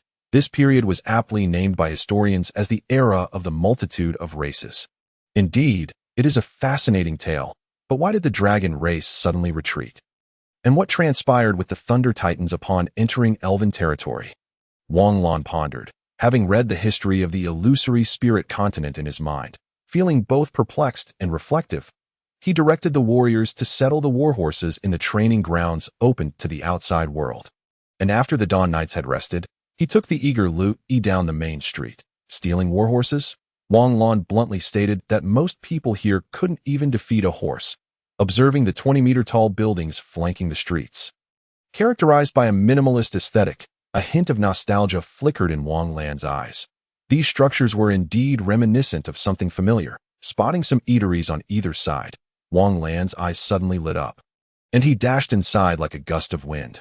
Behind him, Louis followed at a leisurely pace, seemingly unfazed. The bluestone pavement, the neat small buildings, the patrolling soldiers, and the bustling marketplaces filled with shops and mercenaries trading equipment made Wang Lan feel the breath of another world for the first time. Although this was a military stronghold with only gray and black military architecture, lacking the vibrancy of an actual human town, Wang Lan could not deny that he genuinely felt he had become part of this event. The raucous sounds around him and the hearty laughter from some military taverns made Wang Lan feel the authenticity of this world. The fortress of Li Tai had never evoked such feelings in him, as it was small and resembled merely a military camp with little to no mercenary presence, devoid of taverns, markets, or equipment shops. As Wang Lan entered the interior of the stronghold, he encountered a somewhat Gothic-style building. Noticing the emblem of the priest guild above, he paused, recalling that his knightly order seemingly lacked accompanying priests, and impulsively walked inside. Recruiting a few female priests to grace his entourage wouldn't be amiss. And it would also provide his comrades with healing blessings and opportunities to find companionship. How delightful. Sir, may I inquire if you are here for healing or to purchase healing scrolls or potions? A beautiful young woman, exuding the charm of a neighborly girl and clad in a white priestly robe, approached with a sweet smile. I am here to recruit some accompanying priests, Wang Lan replied politely, leaving Lu Yi beside him somewhat astonished. Her gaze shifting to the young woman, suddenly enlightened. The Lord has changed. The young woman smiled slightly and pointed to the hall. There is a bulletin board with information about priests available for deployment. Our army is purely cavalry, consisting of 2,000 men, 2 9th-level knights, 28th-level knights, 107th-level knights, with the remainder being 6th-level knights, but I believe the qualifications listed in the hall are insufficient. Wang Lan interrupted before she could finish. Now, this is the Lord I recognize. Lu Yi, at the peak of the 8th level, subtly unleashed an aura surpassing that of an average 9th-level individual. Wang Lan's immense presence erupted instantly, sweeping across the entire priest guild, causing several mercenaries seeking healing to nearly buckle under the weight of this aura. Wang Lan awkwardly chuckled at the bewildered expressions of those in the hall filled with awe, before retracting his aura and offering an apologetic shrug to the somewhat stiff young woman. In reality, the Dawn Knights did not possess such a number of 7th or 8th level knights. However, the combat power was indeed equivalent, and they were on the verge of a breakthrough, given the recent system task. The Dawn Knights would likely reach the combat power Wang Lan had mentioned within days. My lord. No. Sir, please follow me, the priestess exclaimed, regaining her composure and hurriedly leading Wang Lan and Lu Yi toward the back of the hall. Her face flushed with embarrassment. How could I have been so oblivious? If it were for the previous lord, I bet they would have recognized this esteemed one's strength right away. Observing the young woman's slight turmoil, Wang Lan merely shrugged. Women are truly strange. It seems that brothers are indeed better, as a single glance can convey so much. Chapter 33. The middle flame people following the guiding young woman. They arrived at a standard square building and walked straight inside. Is this the backstage of this branch of the priest guild? Wang Lan inquired, looking at the modest structure with anticipation that a backstage predominantly occupied by female priests. How delightful. However, upon entering the building, Wang Lan was taken aback. The interior was not adorned in the typical church-like decor he had imagined, nor did it reflect the golden and white hues favored by priests. Instead, it exuded a serious, militarized aesthetic, minimalistic, functional, and austere. The priestess led Wang Lan and Lu Yi into a room constructed from some form of metal. The decor within was exceedingly simple, featuring a few sofas, a table, a magical lamp, and a drowsy old man. After ushering Wang Lan and his companion inside, the priestess inclined her head slightly towards Wang Lan and then quietly withdrew. Wang Lan paid little heed to the priestess. His gaze was firmly fixed on the lethargic elder before him. Though subtle, Wang Lan was certain that this elderly gentleman was a master-level priest. One of no ordinary caliber, the faint yet potent aura of vitality emanated from him, saturating the small room with an almost imperceptible mist. If Wang Lan's conjecture was accurate, this mist was likely composed of the wood or light elemental magic emanating from the old man's being. Ah, welcome, welcome, the elder mumbled, casting a bleary glance at Wang Lan. Suddenly taken aback, in an instant, moving with a speed that Wang Lan could scarcely track, he stood before him, scrutinizing him intently. Young brother, your fighting spirit is quite extraordinary. Would you care to join my priesthood guild? The elder's tone held a hint of excitement as he continued his appraisal. Indeed. Our priesthood guild boasts many beautiful maidens, he added thoughtfully. No thank you. I appreciate your kind offer, Wang Lan replied, momentarily flustered before awkwardly declining. I see. I hope you will consider it seriously, the elder said. His enthusiasm waning as he slumped back onto the sofa, he then inquired of Wang Lan. So, young brother, have you come here to recruit a priest squad? Wang Lan wiped the perspiration from his brow and nodded. Yes. What is the specific strength of your mercenary corps? The elder lifted a teacup, took a sip, and asked nonchalantly. Wang Lan recounted the information he had received from the priestess. The elder paused mid-sip, his movements faltering as he regarded Wang Lan with surprise. After a moment of studying Wang Lan's eyes, he explained, this branch can be considered the weakest among the border branches. We do not possess any priest squads that meet the standards of your Knight Order. However, if you require assistance, I can provide you with a letter of explanation to present at the branch in the Radiant War City. Wang Lan was momentarily taken aback, glancing from the elder to himself. Weak? Might our definitions of weakness differ? Seeing the bewildered expression on Wang Lan's face, the elder chuckled. It appears you are not well acquainted with these matters. In the eternal border, regardless of the size, all branches of the 8 major guilds must have a master-level leader at the very least. Wang Lan gasped in astonishment. A master level? And that is merely the minimum requirement. The world of the affluent is beyond our comprehension as commoners. With a heart full of shock, Wang Lan and Li Yi exited the room. Observing Wang Lan's retreating figure as he turned the corner, the elder chuckled softly. A master level. Until one reaches that level, they will never understand that in the realm of true high-level battle, a master is but a slightly larger ant. Unaware of the elder's self-deprecating thoughts, Wang Lan stood at the entrance of the priesthood guild, casting a glance towards the central command building before proceeding towards the bustling marketplace. Suddenly, he recalled that the tea in this world seemed quite reminiscent of that from his homeland.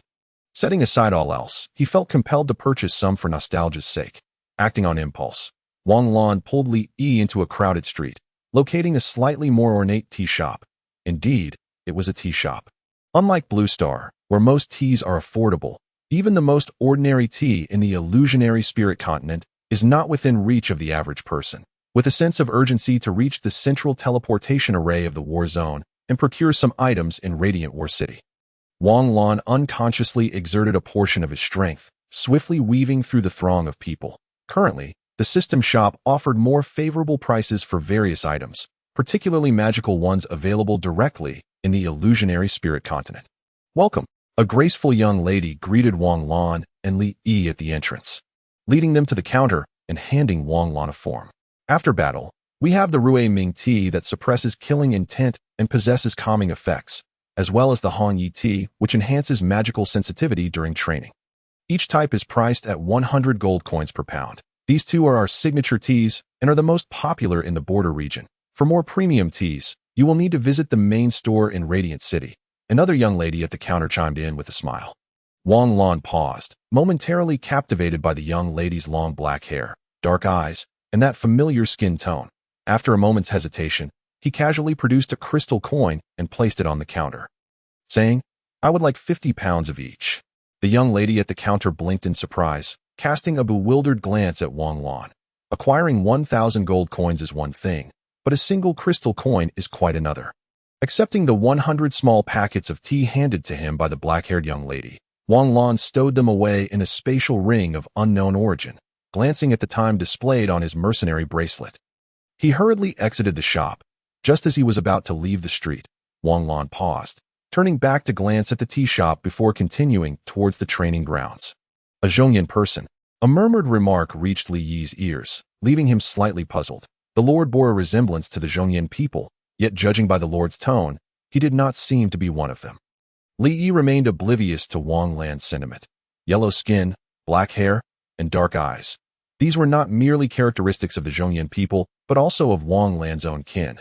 The Zhongyan people, one of the 3 mightiest races of the Ost Empire, stand alongside the Olai and Fight peoples. They represent the Zhongyan clan, one of the empire's 3 great families, predominantly active in the military and commerce of the Ost Empire. Currently, half of the empire's top commanders are of Zhongyan descent. Due to their unique bloodline, Zhongyan individuals possess a certain probability of awakening classes exclusive to them, such as the Flame Soul Warrior and the Proud Dragon Knight, in terms of close combat. Few can rival these professions across the continent. In contrast, the Olai people are generally engaged in magical research and alchemical studies, exhibiting an immense interest in scholarly pursuits, while they may lack unique professions. Their sensitivity to magic is remarkably strong. Typically, 1 in 10 can awaken as a mage. For the Fight people. Chapter 34. The political system of the Ost Empire. The Fight people's skin tone lies between white and yellow. Often indistinguishable upon closer inspection, their attributes are generally average, with no particular talents standing out. However, their sheer population numbers explain their status as one of the 3 major races, despite the Fight people's average talent levels, which occasionally produce geniuses. Such occurrences do not significantly impact the race as a whole. The combined population of the Zhongyan and Olai races hovers around 1 billion each, yet their high-end and top-tier combatants are disproportionately abundant. Conversely, while the Fight People's top-tier combatants are comparable in quantity to either of the other two races, this is predicated on their overwhelming dominance in the Ost Empire's total population. Moreover, unlike the Zhongyan and Olai peoples, the Fight People lack unity and have nearly been ousted from the ranks of the three major races on several occasions. Nevertheless, the leaders of the Empire have never been from any of the three major races, but rather from the Ost people, whose population numbers merely in the thousands. Why do the three major races permit this group to maintain such a significant position? Are they not concerned about potential unrest? This is largely attributable to the Ost people's unique talents. They lack any cultivation aptitude but possess an exceptional ability that rivals even brute strength: absolute rationality. Indeed, every Ost individual possesses formidable mental cultivation abilities, granting them extraordinary comprehension and strategic skills. They can even simulate and deduce the inner thoughts of others based on fluctuations in their personalities. Additionally, they enjoy a lifespan akin to that of elves, rendering them an incredibly well-rounded race. However, this powerful talent comes with a drawback. Their emotions are suppressed to an extremely faint degree, with no trace of negative feelings such as anger. Only when each leader steps down are their emotions awakened at a significant cost to the three major races. Nevertheless, even after their emotions are stirred, Ost individuals remain absolutely rational, leading the Empire to assign these individuals to the Council, where they hold various critical positions. Besides the Imperial leader, who possesses administrative and military command over the Ost Empire, there exist 5 governing bodies: the Imperial Council, the Supreme Arbitration Court, the Council of Elders, the Democratic Assembly, and the Imperial Committee. Among them, the Council of Elders wields the most power. The Democratic Assembly comprises 20,000 members, each overseeing various levels of democratic assemblies responsible for investigating public sentiment, submitting social reports, and making improvement suggestions. Major decisions typically require approval from the Imperial Council, which are then submitted to the Council of Elders for simulation and evaluation. Only when deemed feasible are they allowed to be executed. Decisions made by the Imperial Council regarding the grassroots populace of the Empire undergo scrutiny and approval by the Democratic Assembly. Meanwhile, the Imperial leaders' decisions are generally directly approved by the Council of Elders. As even the sharpest Ost mind is not without its flaws, the Supreme Arbitration Court holds the highest authority in legal interpretation and oversight of officials, tasked with regulating the relationships between governing bodies and rooting out traitors. The 12 officials are appointed directly by the Council of Elders and the Imperial leader, serving for life unless they betray or commit crimes. When necessary, any official's position can be suspended for inspection, excluding the Senate and the Chancellor, though this requires the simultaneous consent of both the Senate and the Chancellor. The Imperial Committee, composed of the upper echelons of the Empire, operates independently of the Imperial government and directly obeys the commands of the Senate and the Chancellor. In summary, each entity performs its designated duties. The Chancellor holds the highest executive power of the Empire, along with command over the military, serving a term of 20 years, with the possibility of re-election.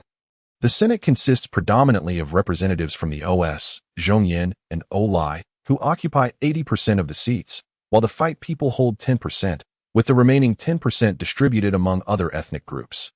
All members are distinguished individuals with significant contributions, comprised of 500 seats, with approximately 100 vacancies. The Senate possesses administrative powers second only to the Chancellor, including military command, supreme financial authority, and the highest appointment rights, alongside supervisory and judicial powers that are subordinate only to the arbitrators. When necessary, the Senate can suspend the operation of the Imperial Assembly and can also directly impeach the Chancellor. The Imperial Assembly is composed of prominent officials from various factions and regions, totaling 2,000 members, with a quarter of them being replaced every 10 years. The IT wields broad administrative powers, managing critical internal affairs of the Empire. Appointment rights for officials in various regions, financial authority for internal construction and research funding, and supervisory powers over regional officials.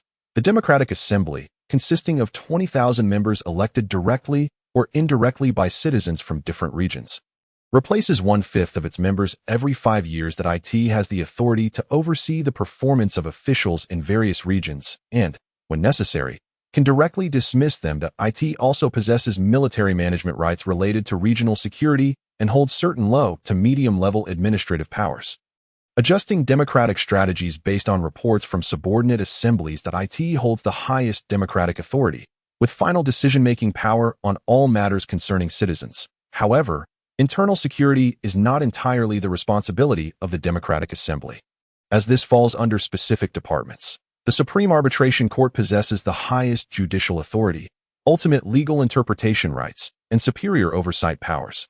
Out of the 12 officials, at least 8 must be OS, responsible for regulating and deterring the upper echelons of the empire and maintaining the clarity and vitality of the ruling class. They also handle various special investigation tasks, with the arbitration court simultaneously serving as the empire's national security department. The Imperial Committee is responsible for all military matters, aside from internal security that IT typically consists of 24 grand marshals and 240 members. With most military orders issued directly by the committee, significant decisions require the approval or command of the Chancellor or the Senate. These functions complement and restrict each other, and combined with a group of exceptionally intelligent OS, they sustained a vibrant and resilient OS empire for millennia. The remaining details of governance are managed by nearly 100 other departments within the empire. To be candid, what perplexed Wang Lan the most was why, despite the current circumstances in the illusionary spirit continent, the Beast Protection Association and the Environmental Protection Association within the OS empire still thrived. It seemed that the abyss was not an imminent threat to the interior of illusionary spirit. At this moment, Wang Lan, accompanied by the Dawn Knights, stepped into the teleportation array leading to the Miguang battle city. As he observed the gradually illuminating magical circuits around him, he continued to empty his thoughts. He pondered whether the priest team would consist of ladies or gentlemen. Suddenly, the brightness surged, and moments later, Wang Lan and the others found themselves in a vast military camp. An officer with an 8th level strength approached. Saluting, "Sir, please leave your warhorses here. Weapons and equipment must be stored before entering the battle city." Understood. Wang Lan nodded, instructing a 7th level Dawn Knight to arrange the matter, while he and Li Yi, who had already changed into casual attire at some point, exited the military camp. What the? Chapter 35. Miguang Battle City. Gazing at the seemingly endless black walls in the distance, Wang Lan blinked. Instinctively turning his head, he strained to glimpse the sides of the walls with his 9th level physical prowess, only to vaguely see what appeared to be the corners of the wall stretching 40 kilometers long. It was then that Wang Lan profoundly realized that everything here should not be measured by the standards of Blue Star. Even if this battle city was the size of a first-tier city in his homeland. As Wang Lan and Li Yi approached, they understood that the walls before them were not merely long, beyond their astounding height of 100 meters. The surface was remarkably smooth, seemingly untouched by the ravages of war. The material was quite intriguing. Wang Lan felt his mental energy repelled upon contact with the wall, raising an eyebrow. Not only the wall, but even any corner of the Miguang battle city could not be explored with mental power. The source of this phenomenon was the black wall before him. Wang Lan scrutinized it closely, but found no trace of any magical formations. With a slight curl of his lips, he and Li Yi proceeded towards the city gate. Wow, there are indeed a lot of people. Wang Lan had no choice but to stand at the end of the queue, although there were over 1,000 people waiting to enter the city. Being mostly warriors or related professions, there was no sense of overcrowding. The line advanced swiftly at a rate of 10 people per second. Wang Lan observed the intricate magical formations appearing around the city gate, his heart tightening slightly, uncertain whether the system would be detected. Holding a tense mindset, Wang Lan calmly passed through the grand gate, sighing with relief when the magical formations showed no reaction. Please trust in the system's capabilities. No one in this world can detect it. Upon hearing the system's voice, Wang Lan awkwardly cleared his throat. Turning to glance at the guards flanking the city gate, he felt a jolt. 8th level. Over 100 8th level guards, plus 4 9th level leaders. Wang Lan felt as if he had bitten into a lemon, as expected of a battle city. Truly wealthy and powerful. After another look at the towering walls, Wang Lan tilted his head in confusion and approached the shimmering barrier before him. But in fact, the walls were merely the first line of defense. Typically, behind the walls of a battle city, there would be a large alchemical device known as the Guardian Core, supporting an enormous protective shield imperceptible to the naked eye, designed to fend off subterranean and aerial attacks.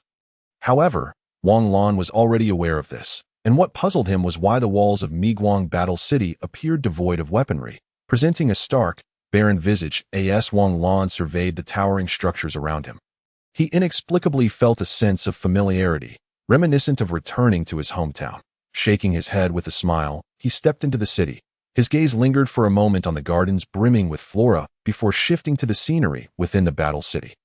Expansive streets, lofty buildings, magical lamps illuminating various areas, airships adorned with cannon ports hovering in the central skies, and passers-by clad in light battle armor, each exuding a fierce aura. Well, the atmosphere was still saturated with the essence of warfare. "Sir, where to?" A hovering car came to a stop before Wang Lan, and a scruffy-faced man inquired. Glancing at the floating magic formation and alchemical engine beneath the vehicle, Wang Lan did not hesitate to board with Li Yi. "To the Priest Guild." After speaking, Wang Lan tossed the scruffy man 5 gold coins. With a total of 30,000 gold coins on him, Wang Lan had only used 2 crystal coins. The scruffy man accepted the gold, and the alchemical vehicle swiftly ascended, rising 3 meters off the ground before speeding ahead. Wang Lan observed the various buildings and pedestrians flashing by, along with the frequent appearances of vast open spaces, military camps.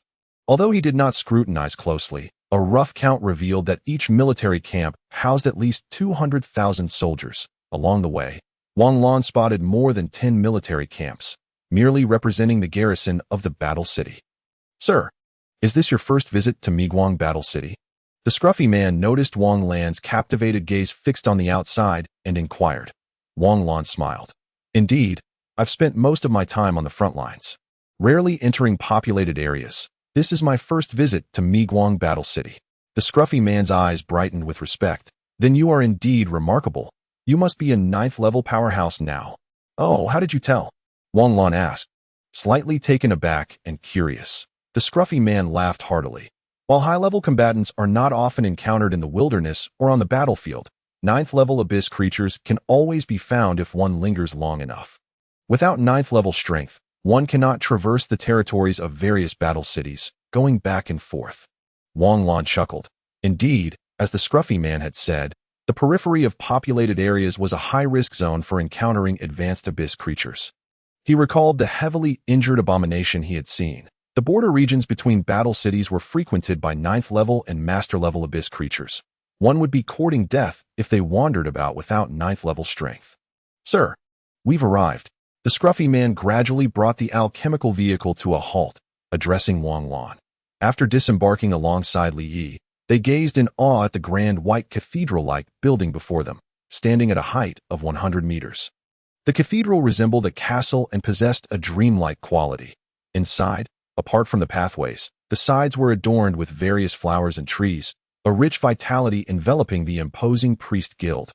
Having not seen such flora since his arrival, Wang Lan felt a refreshing sense of peace wash over him, as though rejuvenated. Li, too, brightened, casting several lingering glances at the flower beds. After enjoying the scenery for a moment, Wang Lan and Li Yi followed a welcoming priestess inside. "Truly worthy of being the guild of a battle city," Wang Lan remarked as he surveyed the cozy decor of the spacious room on the 4th floor. "May I ask, are you the ones introduced by the Miguang 11th Battle Zone branch?" A middle-aged woman, whose age was evident yet her former grace still flickered in her demeanor, gazed at the letter of introduction in her hands, confirming to Wang Lan. "Indeed, I wonder if there is a priestly squad here that can match our combat capabilities?" Wang Lan replied respectfully, feeling the pressure of the woman's masterful aura, although she was merely a low-ranking master of 1 or 2 stars. The wealth of the priest guild was truly impressive. There is indeed a spare priestly squad capable of aligning with your combat strength, but the price cannot be less than 0.90% of the remuneration you offer will go directly to this priestly squad.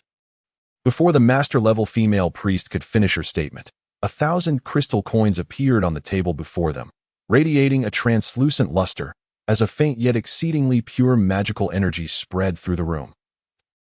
The master-level female priest cleared her throat awkwardly twice before hesitantly saying, 800 crystal coins would suffice, but I am somewhat aware of the standard equipment for the priest guild's teams. Please convert the remaining 200 crystal coins into a batch of high-quality priest gear and deliver them to that squad. I will wait for you at the venue behind the priest guild at noon tomorrow. No problem. The female priest, not one to be overly sentimental, nodded at Wang Lan, and together they exited the room to arrange the matter.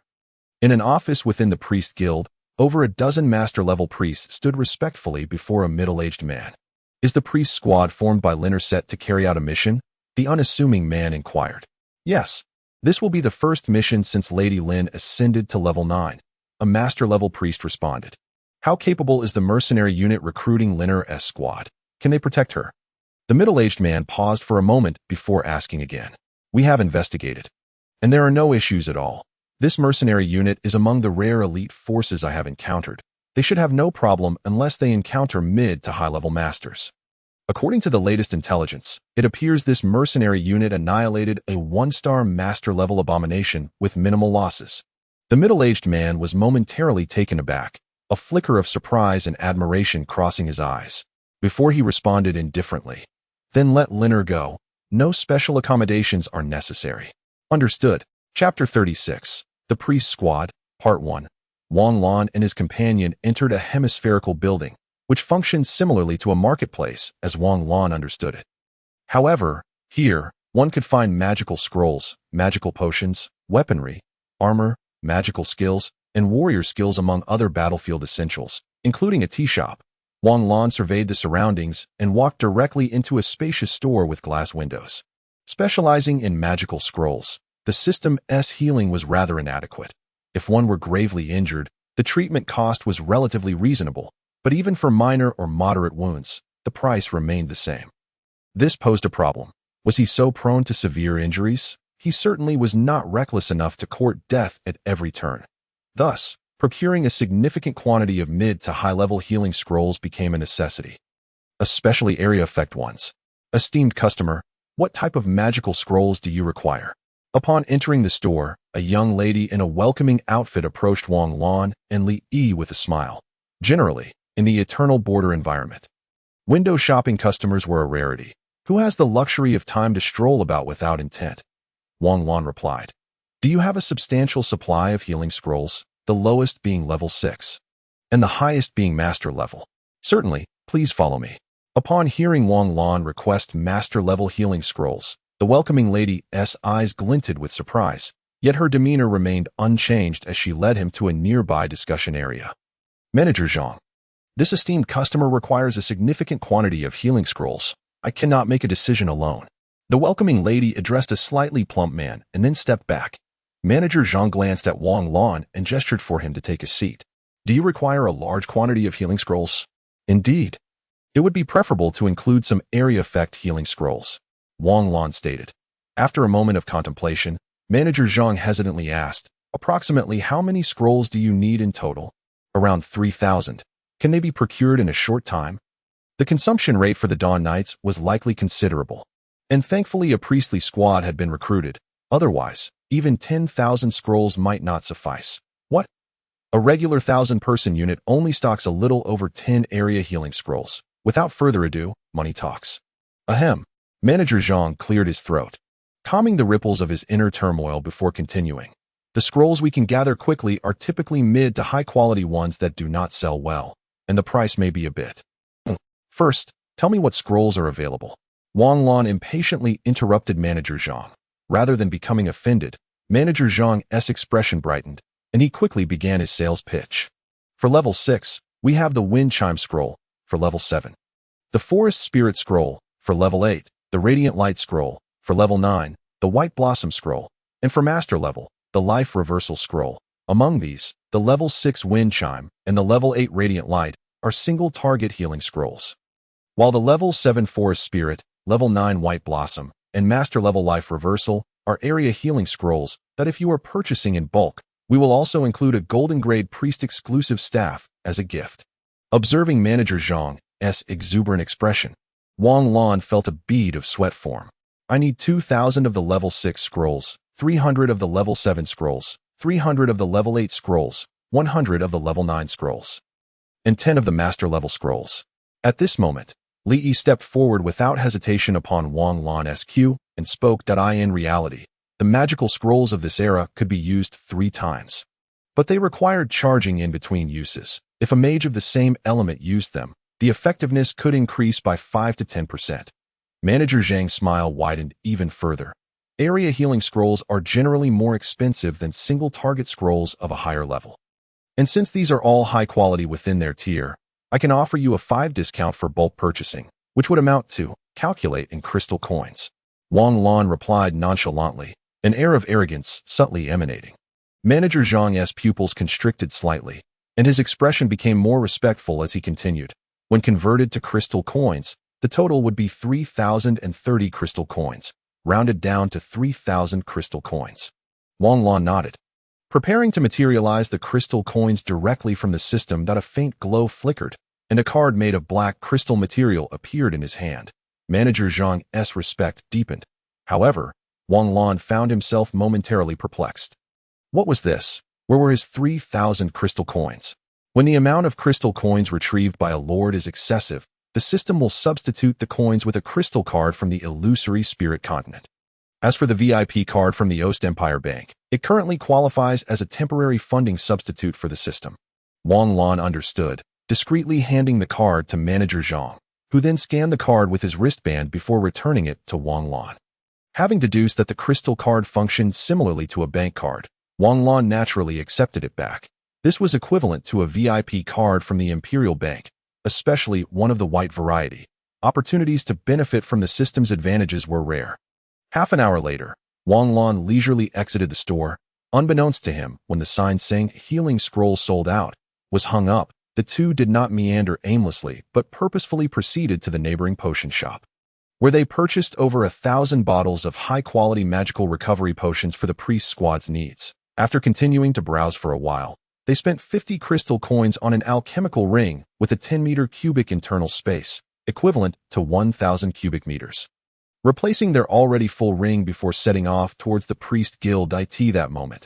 In the open area behind the guild, 18 priests clad in white robes stood in formation. This priest squad comprised 12 level 7 priests, 4 level 8 priests, and 1 level 9 priest, a standard configuration for a 5,000-person unit. All were young women, the oldest appearing to be in her 20s, while the leader, the level 9 priest, seemed little older than Wang Lan. With her long black hair tied back and a graceful figure, the youngest looked barely 10 yet. These gentle-spirited maidens exuded no signs of disorder or delicacy. Instead, each radiated a captivating aura of resolve. Sister Lin, I heard that the unit hiring us consists entirely of cavalry, and they are exceptionally strong. A girl around 18 years of age stood in place, her curious voice reaching the ears of the level 9 priest standing at the front.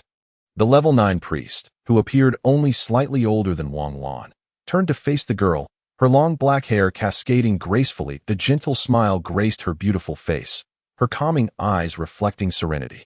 Yes, they are indeed very strong. Her melodious voice emerged soothingly from her lips as Lin gently ruffled the girl's long braid.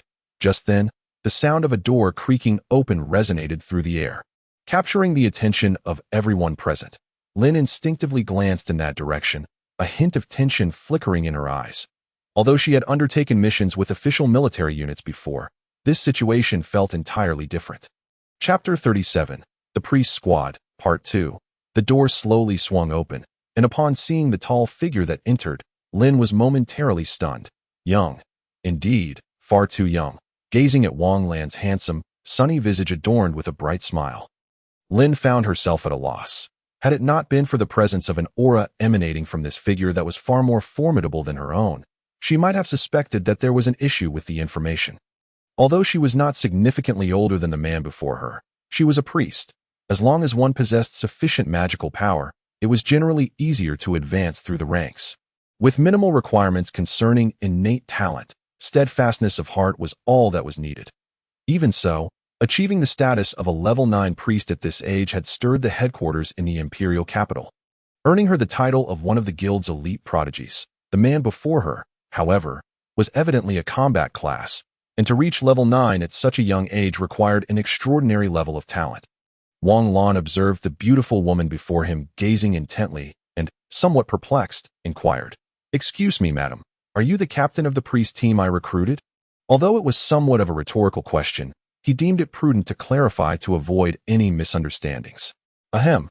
Indeed, my lord. Just call me Wang Lan, he replied with a casual smile. Captain Wang, I am the captain of the Lin priest team, Yunlin. Yunlin paused momentarily, then continued, her gaze fixed on Wang Lan, tinged with curiosity. How could someone so young command such an elite knightly order? As Wang Lan conversed with Yunlin, the group of young women behind them watched in astonishment. Wow, so young, such immense power, how impressive, and quite handsome too. Such a crush. The girl who had previously questioned Yunlin exclaimed in admiration. The other priestesses also wore expressions of surprise and reverence. Wherever one went, the strong would always be met with awe or admiration. Especially if they were youthful, the priestesses whispered among themselves. They saw their captain approaching Wang Lan with a beaming smile, instantly silencing their chatter and adopting serious expressions, a stark contrast to their earlier infatuation. Wang Lan looked at the young women, feeling a bit bewildered. The proportion of female priests could not possibly be this high. Could it? Why was the entire priest team composed solely of young women? Yunlin continued to gaze at Wang Lan with inquisitive eyes. Noticing the astonishment in his eyes, she recalled something and quickly explained, "We are all graduates of the 7th Academy of the Empire. Although we are all girls, we will not lag behind on the battlefield." Though there was no concept of male superiority in the illusory spirit continent, physically, women of the same rank tended to have certain disadvantages. Particularly in the priest profession, while it sounded somewhat strange, male priests typically had a marginally higher healing capacity than their female counterparts. Yunlin, now somewhat anxious, glanced at Wang Lan. If it were a knightly order composed of older members, she would not have to worry about being overlooked. However, Wang Lan was exceedingly young. Unless he was destined to become a master, it was likely that many high-ranking priests would want to follow him. She wondered how long it would take before her newly formed priest team could embark on their first mission. Wang Lan, oblivious to the anxiety in Yunlin's eyes, reassured her, "It's fine, as long as you don't hold us back." Yunlin's expression stiffened, and she shot a bemused glance at Wang Lan. While his words held truth, his bluntness was striking. It was evident he had little experience with relationships, unaware that he had been labeled as a typical straight man. Wang Lan surveyed the priest team, nodding in satisfaction.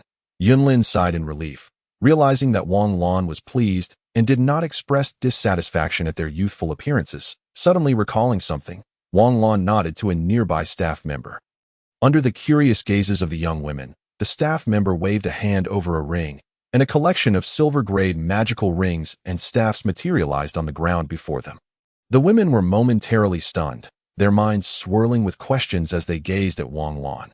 Unfazed, he continued, "Your levels are more than adequate to wield silver-grade equipment. This will significantly enhance your healing efficiency. Consider it a benefit, as you will likely be accompanying us for some time." Upon hearing this, the women exchanged incredulous glances before bowing in unison, turning to Yunlin. Without pretense, Yunlin nodded for her team to collect the equipment, then turned to Wang Lan with a grateful smile. Seeing Yunlin's appreciation, Wang Lan couldn't help but chuckle softly. It seemed that despite having experienced war, she was still a rather naive girl, easily trusting others. What if she got betrayed? Observing the energetic young women donning their bronze equipment and chattering excitedly, a smile crept onto Wang Lan's face. It was a rare pleasure to witness such youthful exuberance amidst the coldness of the battlefield. Provided they didn't hold him back, of course. His gaze inadvertently fell on Yunlin's silver-grade magical ring, and suddenly recalling something, Wang Lan flipped his palm to reveal a seemingly simple, yet imbued with unique magic golden ring. This was the golden grade ring gifted to him by the Magic Scroll Shop, suitable for master-level users, and for a level 9 priest, it would enhance magical efficiency and casting speed by 30%. Noticing Yunlin's curiosity as she watched his actions, Wang Lan smiled and extended his hand, offering the magical ring. "This is a gift for Captain Yun. Should we find ourselves injured, I hope you will extend your care to us." Yunlin, initially intending to refuse, found herself obliged to accept the golden grade ring, and upon closer inspection, she noticed her fair earlobes were flushed with a rosy hue. Although she held a certain status, she had never partaken in such extravagance as wearing a golden grade ring at level 9. This was her first experience. And to top it off, it was a gift from an outsider. Observing Yunlin's slight shyness, Wang Lan felt a bit puzzled. Was she coming down with something? Could a level 9 priest even catch a cold? Ignoring the astonished gazes of those around him, Wang Lan released 9/10 of his healing scrolls, stacking them into a small mountain before the onlookers. You all should allocate these among your team. It is imperative to ensure efficient usage of the scrolls. Once you've distributed them, come find us at the first military camp outside the city. We shall prepare to depart tomorrow.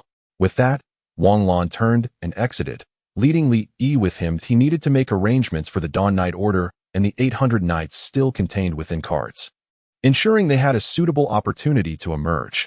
After nearly an hour of busy preparations, Wang Lan sat in the camp designated for the Dawn Knights, gazing at the towering, majestic city walls in the distance.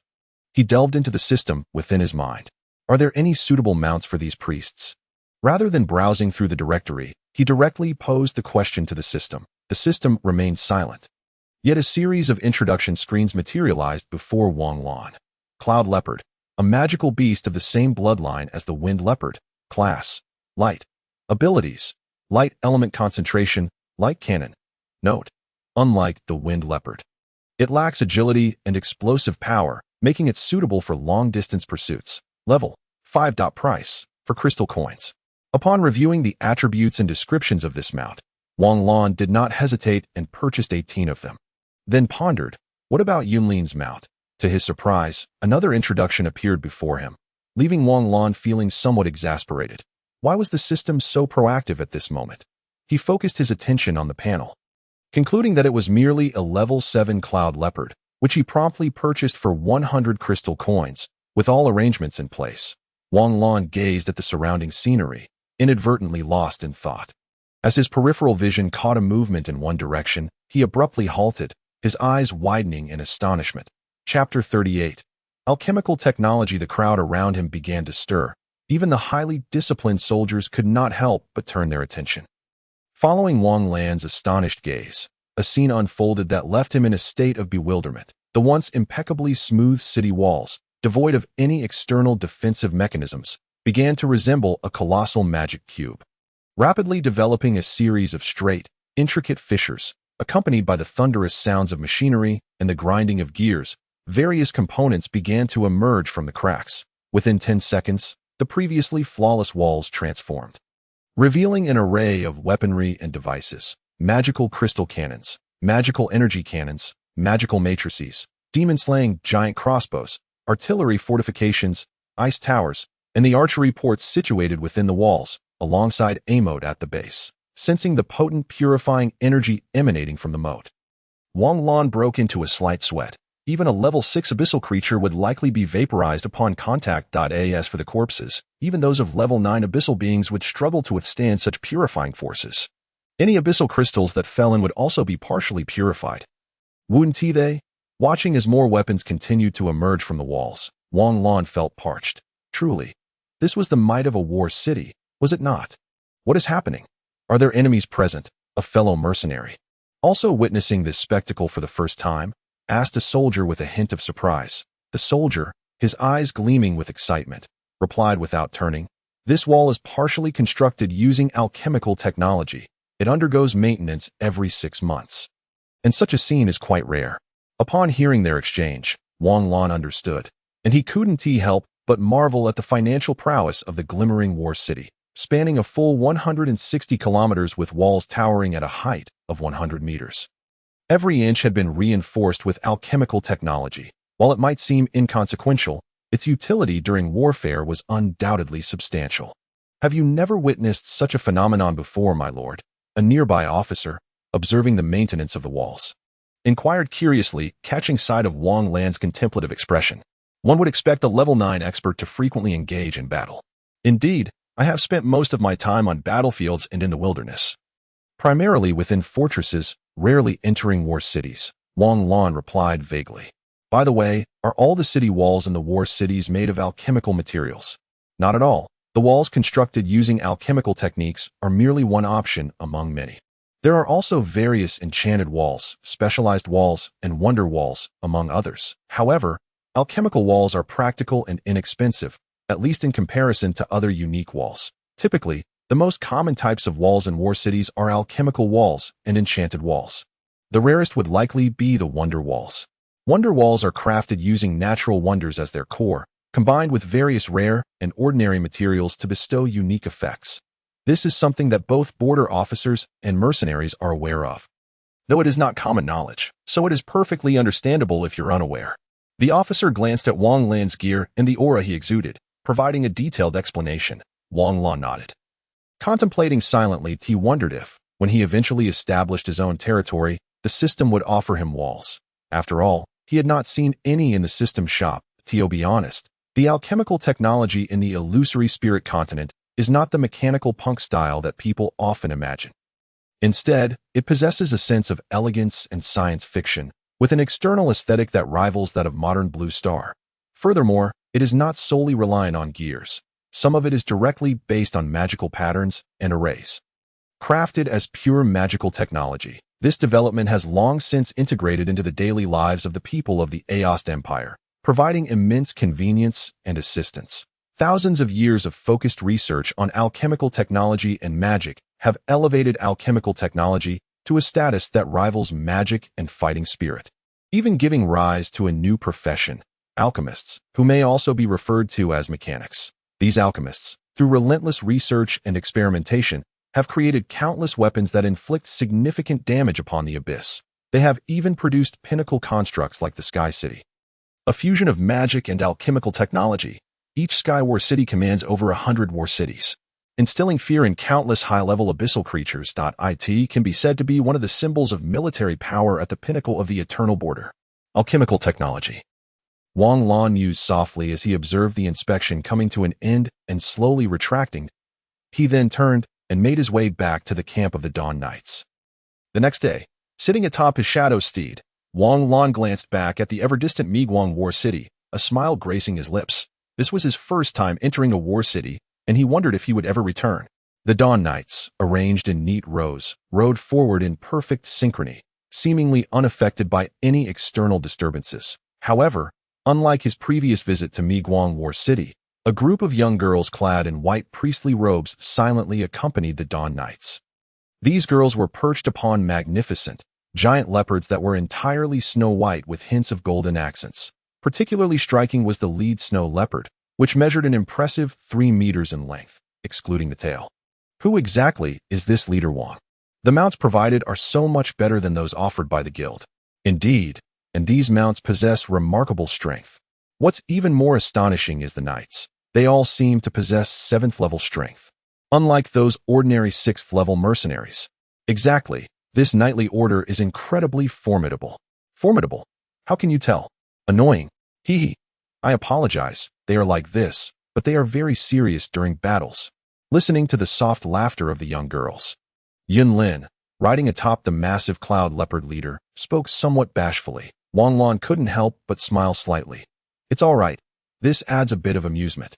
Our journey before was quite dull and quiet. Wang Lan chuckled, understanding that sentiment, having experienced it among the troops of Meiguang War City. Generally, mercenary groups lacked such discipline. Reflecting on this, Wang Lan couldn't help but feel a sense of awe. She had initially thought that Wang Lan's knightly order was indeed strong but akin to ordinary mercenary groups, being rather free-spirited, especially since they had not undergone formal military training. Who would have thought that this knightly order appeared even more elite than the Meiguang Knights she had encountered, despite all being 6th-level knights?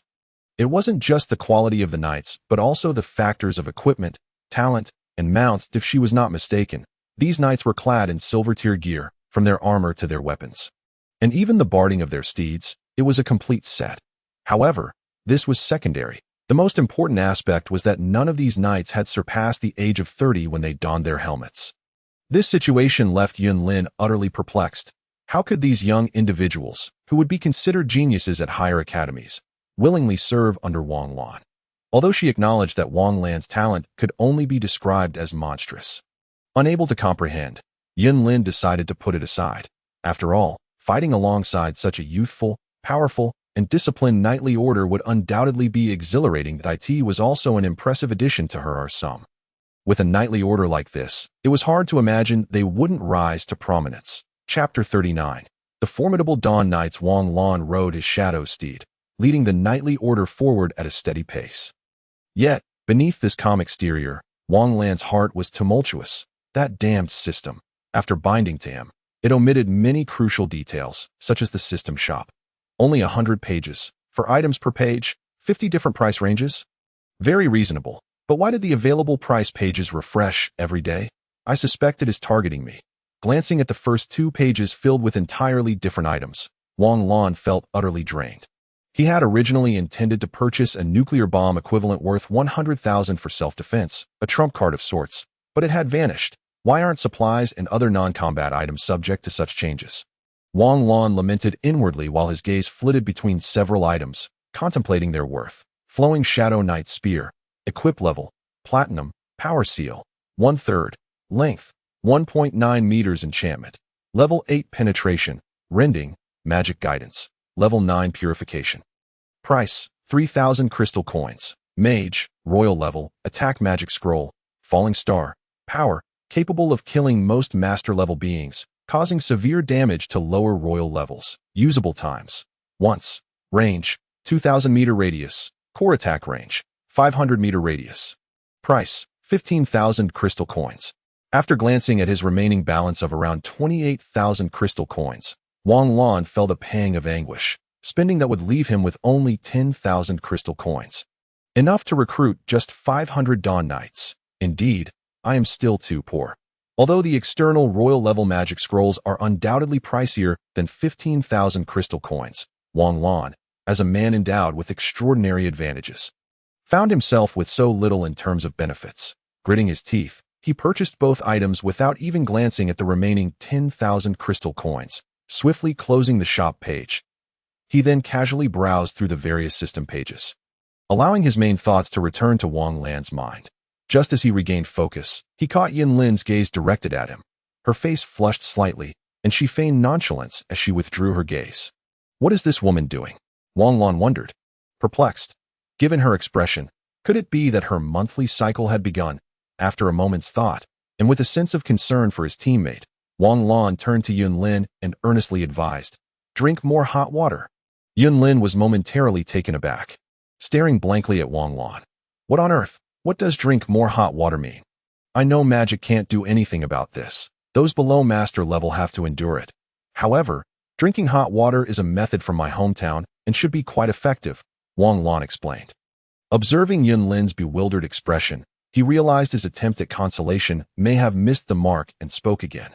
Yin Lin was increasingly confused. What on earth was he talking about? What was wrong with her? Why did she not comprehend a single word? Just as she was about to ask, suddenly, from behind the hill ahead, a surge of several thousand 5th-level corpse demons erupted forth, led by an 8th-level corpse demon that let out a hoarse roar. Instantly, the 5th and 6th-level corpse demons howled as they charged towards Wang Lan and his companions. The group of priestly young girls immediately turned serious, and even Yin Lin became focused. They knew that even in the large armies of 50,000 or even 100,000 they had previously belonged to, encountering such a horde of 5th-level corpse demons would lead to chaos and casualties. Just as Yin Lin suggested they hasten their pace and take a detour, she witnessed, without any orders given, 1,200 elegantly attired knights accelerate directly into the throng of corpse demons, their long spears tilted slightly downward, the gleaming silver tips reflecting a glint of cold light. Yin Lin's mouth fell slightly agape. Even if not all were 6th level, they simply couldn't. Before she could finish her thought, she witnessed a scene that left her and the priestly maidens utterly astonished. The moment the Dawn Knights unleashed their seemingly golden dawn fighting spirit, it erupted from their armor, swirling toward the spearheads as they rapidly rotated and coalesced. A sharp, slicing energy that could tear through the air emanated unmistakably from the spear tips, whoosh with no sense of obstruction. The entire Dawn Knights regiment charged through the first few ranks of corpse demons without even a hint of slowing down, cleaving through the throng until they sliced the entire mass in two. Over 10,000 corpse demons were reduced to mere remnants, their tough exteriors seeming to offer no protection whatsoever. The Dawn Knights, having penetrated the ranks of the corpse demons, quickly turned their steeds around and charged back into the fray. However, this time they did not continue their advance, but halted upon reaching the center of the horde, drawing forth their long sabers from behind and engaging in a frenzied battle against the surrounding corpse demons. The claws of the corpse demons scraped against the armor and barding of the Dawn Knights, sparking fiery showers, yet they could never breach their defenses. only to be relentlessly cut down by the sabers infused with the Dawn fighting spirit. The 8th level corpse demon was relentlessly suppressed by a peak 7th level captain of the Dawn Knights. Waves of blade energy and combat aura assailed the body of the corpse demon mere seconds later. The clumsy creature was dispatched by a swift strike from the Dawn Knight, severing its grotesque head at that moment. The horde of corpses was completely annihilated. Just then, the captain of the Dawn Knights experienced a surge of power. Instantly ascending to the 8th level, to Wang Lan, this signified a breakthrough to a minor realm. Achieving the pinnacle of the 8th level. It had only been 2 minutes since the emergence of the corpse horde and the conclusion of the battle. Observing the impeccably clean Dawn Knight, still shining without a trace of blood or battle marks, he calmly returned to the formation of the Dawn Knights and resumed their advance, turning to glance at the unresponsive Wang Lan and Li. Wang Lan finally comprehended the phrase in the records, extremely elite. Goodness, every member possessed unique combat aura, comparable to the discipline and coordination of the elite knight regiments on the front lines, and each was a top-tier young knight of the same level. She cast an envious glance at the Dawn Knights behind her. After all, even someone like her lacked such rare gifts as unique combat aura or special magical power. It wasn't that she couldn't obtain them, but the chances of successfully cultivating them were slim. She had encountered 2 crystals of unique combat aura, but failed to absorb either. This highlighted just how formidable the combat prowess of these young knights truly was. Perhaps this was a diminished version of the Empire's titled knight regiment. Listening to the gasps and praises from the sisters behind her, Wang Lan stole a glance at the figure cloaked in striking armor. She wondered just how powerful he was. Unbeknownst to Wang Lan's introspective thoughts, Wang Lan was lively with thoughts, not due to the basic skills of the Dawn Knights, but because of the captain who had just ascended to the 8th level. Speaking of which, all 12 7th level captains of the Dawn Knights, granted by the system, have reached their limits and been promoted to the 8th level, right? And it seems some ordinary Dawn Knights are also about to reach the 7th level. It appears they have been quite diligent during their rest periods. After the large-scale promotions are completed, they should head to a more perilous location to accumulate military merit and prestige, as there is still about 40% left to go. Wang Lan gazed at the hazy horizon ahead, her eyes filled with excitement. Once this task was completed, it would be time for her to expand the Dawn Knights, rapidly increasing their numbers to 5,000. Then, she would begin to accumulate capital for constructing a fortress territory. With her plans roughly laid out, Wang Lan felt a surge of joy, and even the dim surroundings seemed to brighten. Chapter 40. The Wraith Wolf Riders. At this moment, witnessing yet another horde of nearly 100,000 inferior demons being effortlessly crushed by the Dawn Knights, Wang Lan felt somewhat numb. Originally, these abyssal creatures posed a considerable challenge to an army of over 10,000. But before the Dawn Knights, they had no means of resistance, and even the armor worn by the Dawn Knights remained largely unscathed. However, they were not entirely unscathed, observing several Dawn Knights with minor injuries and slightly damaged armor. Accepting the ministrations of the priestesses without any discomfort, Wang Lan felt even more desensitized, especially when she saw one knight in silver armor, which could automatically heal wounds. She felt a deeper sense of numbness. Silver-grade armor crafted from active materials. Why did she not feel surprised at all? Since entering the 11th war zone and reaching the 10th, encounters with elite abyssal creatures had become increasingly frequent. This was the 9th attack. Moreover, these were not the cannon fodder of the abyssal army. These were inferior demons. Furrowing her brow as she watched the 30 or so injured Dawn Knights regroup, Wang Lan felt puzzled. Although the 9th war zone was a heavily contested area affecting adjacent zones, it shouldn't have such a significant impact. Leading the Dawn Knights onward, their formation had slightly altered, with the Knights forming a square military formation to protect the less combat-capable priestesses in the center. Wang Lan, riding her shadow steed, remained perplexed. Even the soldiers of the first heavy war zone numbered over 7 million. Yet why had her prestige ceased to rise in recent days? There was still a deficit of 400 prestige points to reach 1,000. Indicating that mere acknowledgement wasn't sufficient. Recognition was necessary to gain prestige. Since that's the case, Wang Lan's shadow steed suddenly changed direction, accelerating toward the 9th war zone. The Dawn Knights swiftly followed suit, maintaining perfect formation without a hint of disorder. Except for the priestess squad, the sudden change in direction caused a flurry of gasps from the group of young women, who thought their mounts had been startled. only to realize it was merely a response to Wang Lan's maneuver. Huh, an 18-year-old girl named Moose exclaimed. "Isn't this heading toward the ninth war zone?" Upon hearing Moose, the priestess squad fell silent, then became somewhat tense. They had previously followed an army of over 1 million to suppress the massive onslaught of abyssal creatures in the heavy war zone. They understood all too well how terrifying battles in such zones could be, with abyssal creatures looming above and below, and legions of 100,000 unable to retreat unscathed, especially Wang Lan, who had witnessed firsthand a 1,000,000-strong army being shattered, their protective shield collapsing, and over 100,000 warriors being torn apart by the abyssal creatures within minutes. Even 2 mid-tier masters had been overwhelmed and killed by the relentless assault of the abyssal creatures from all sides. With 2 early-tier master-level abyssal beings joining the fray, this was merely one of countless large-scale wars she had participated in, even in a lower-tier heavy war zone like the Radiant Fortress. It was common for 1 or 2 master-level warriors to perish each month. "Are we heading to the ninth war zone?" Wang Lan asked with a hint of concern, although they had only spent 4 or 5 days together and shared little communication. For some reason, she felt a profound trust in Wang Lan's command and the combat strength of this knight regiment. Still, she harbored a certain apprehension regarding the heavy war zone. Wang Lan nodded calmly, without speaking. Wang Lan remained silent, soothing the anxious hearts of the priestesses as she took her first careful measure of the silent atmosphere among the knights, unspoken loyalty and fearlessness. This silent tension of accelerated marching persisted for 3 hours before being shattered. Minutes after the Dawn Knights entered the heavy war zone, they collided head-on with a group of 3,000 abyssal creatures. These creatures were exceptionally savage in appearance, with black wolves slightly smaller than the cloud leopards. Glaring with crimson vertical pupils, their bodies encased in a chitinous exoskeleton reminiscent of insects. Their glowing claws left deep gouges in the ground.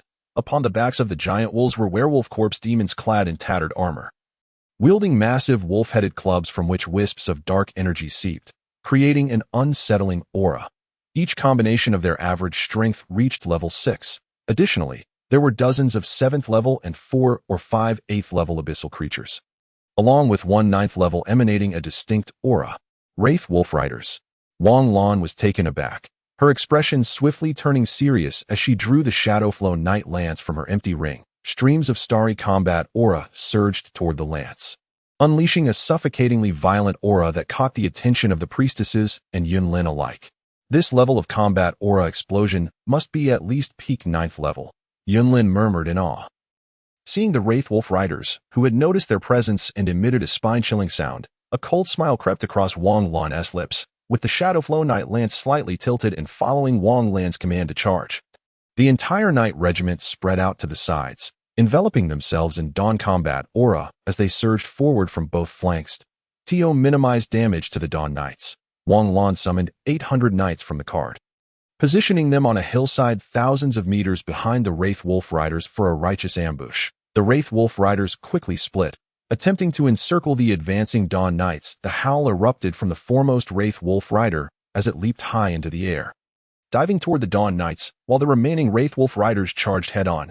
Ordinarily, if this were a standard knight regiment, even a slightly elite one, the frontline knights would likely suffer severe casualties. However, this was the Dawn Knights, a unit that belonged to the upper echelon even among the system's basic military regiment cards.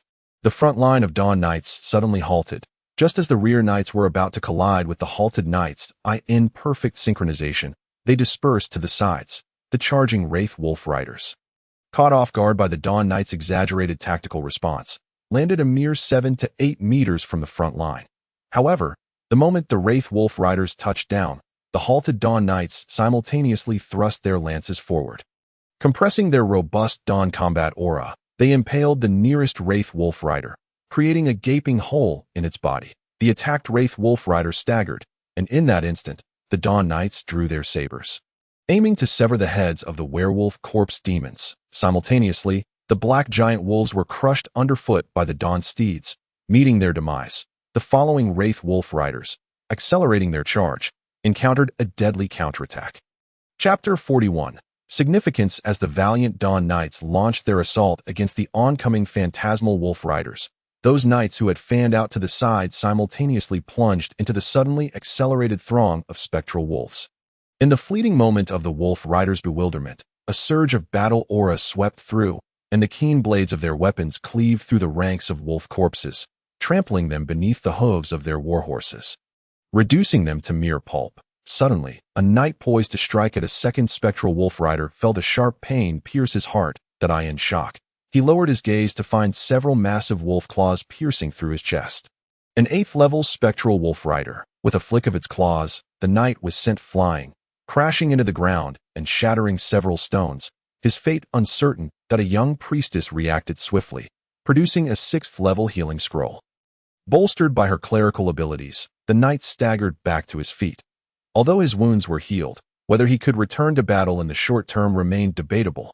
Originally, the Dawn Knights had gained the upper hand against the spectral wolf riders. But the arrival of an 8th-level and a 9th-level wolf rider shifted the tide to a stalemate.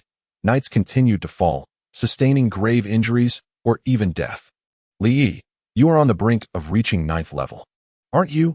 Go and assist the newly promoted 8th-level knight, Li Jiao, in taking down that 9th-level wolf rider, Wang Lan said, frowning at the rampaging 9th-level wolf rider that forced the Dawn Knights to retreat. Understood. Eager for action, Li Yi and his comrade Li Jiao charged forth, mounting their steeds and plunging into the fray. The 9th-level spectral wolf rider, who had been overpowering 3 7th-level Dawn Knights, suddenly sensed a threat.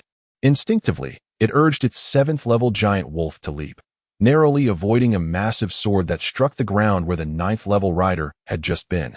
This sword was none other than Li Yi's weapon, one he had recently requested.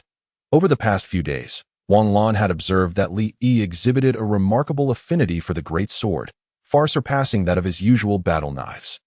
The 9th-level wolf rider, infuriated, swung its massive mace down upon the earth, generating a shockwave that momentarily numbed the bodies of those nearby. In the next instant, a shadow loomed over the heads of Li Yi and Li Jiao.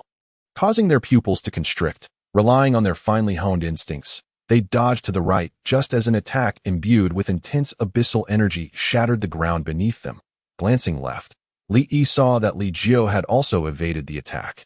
Acknowledging her with a nod, they both charged towards the 9th-level wolf rider, who was still recovering from the recoil of its last attack. The wolf rider, undeterred, swung its mace once more, unleashing a horizontal strike.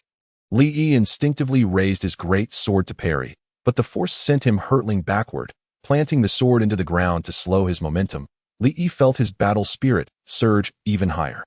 He gestured to Li Jiao, and together they once again advanced towards the 9th-level wolf rider. Just as the two were locked in a fierce struggle with the formidable foe, the previously dominant spectral wolf riders faltered under the sudden assault of 800 Dawn Knights who had burst forth from the rear.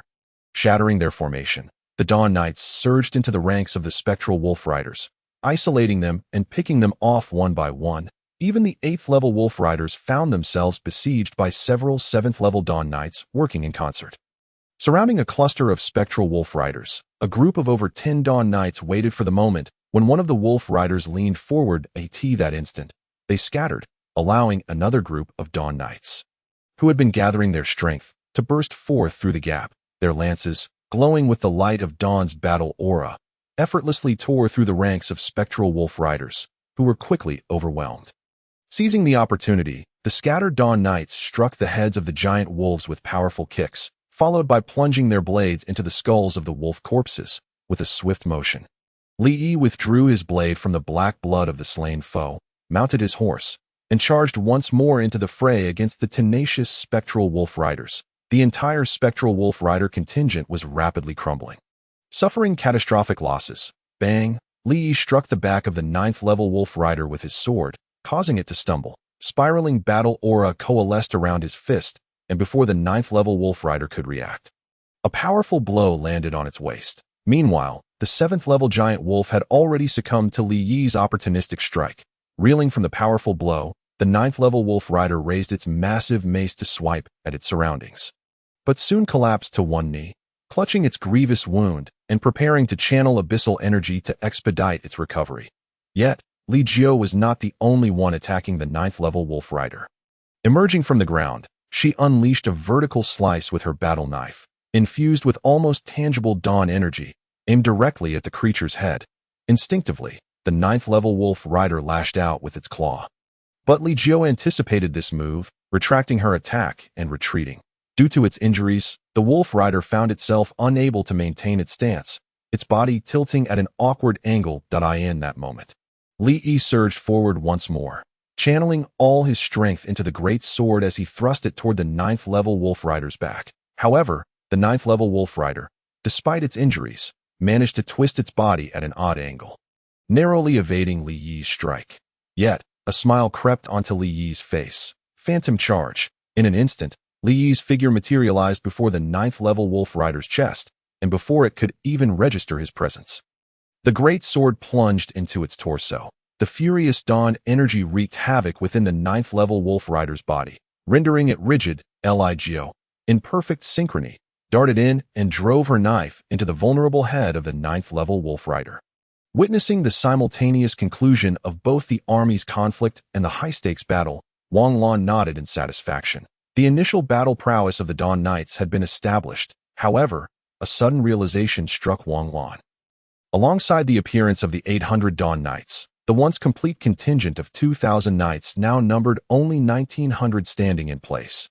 Had it not been for their equipment, it was likely that only 1,000 would have remained before him. Yet he could not intervene. He needed his army to possess the capability for independent combat.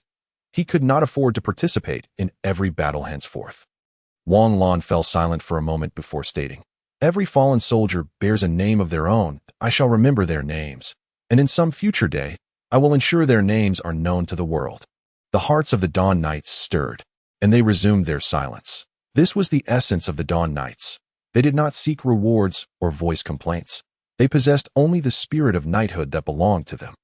Each Dawn Knight had a name, and they would either rise to 8th level and awaken that name or perish in battle.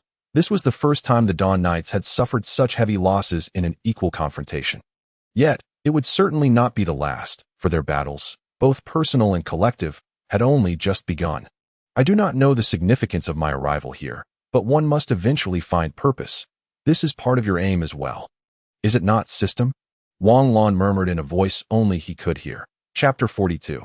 Gossiping about the system. Regaining his composure, Wang Lan looked at the precisely 1,900 Dawn Knights behind him and, without further contemplation, spurred his horse forward at a rapid pace. The Dawn Knights and the priests seated upon their cloud leopards followed closely behind, a significant cloud of dust billowing behind the Dawn Knights, proclaiming their arrival. It appears Li Yi is on the verge of a breakthrough, Wang Lan noted, sensing the increasingly volatile aura emanating from Li Yi. Though he felt perplexed, why did the Dawn Knights always seem to break through during battle? Leveling up by slaying monsters? The system did not possess such a function. Could it be that the system was withholding some of its features from him?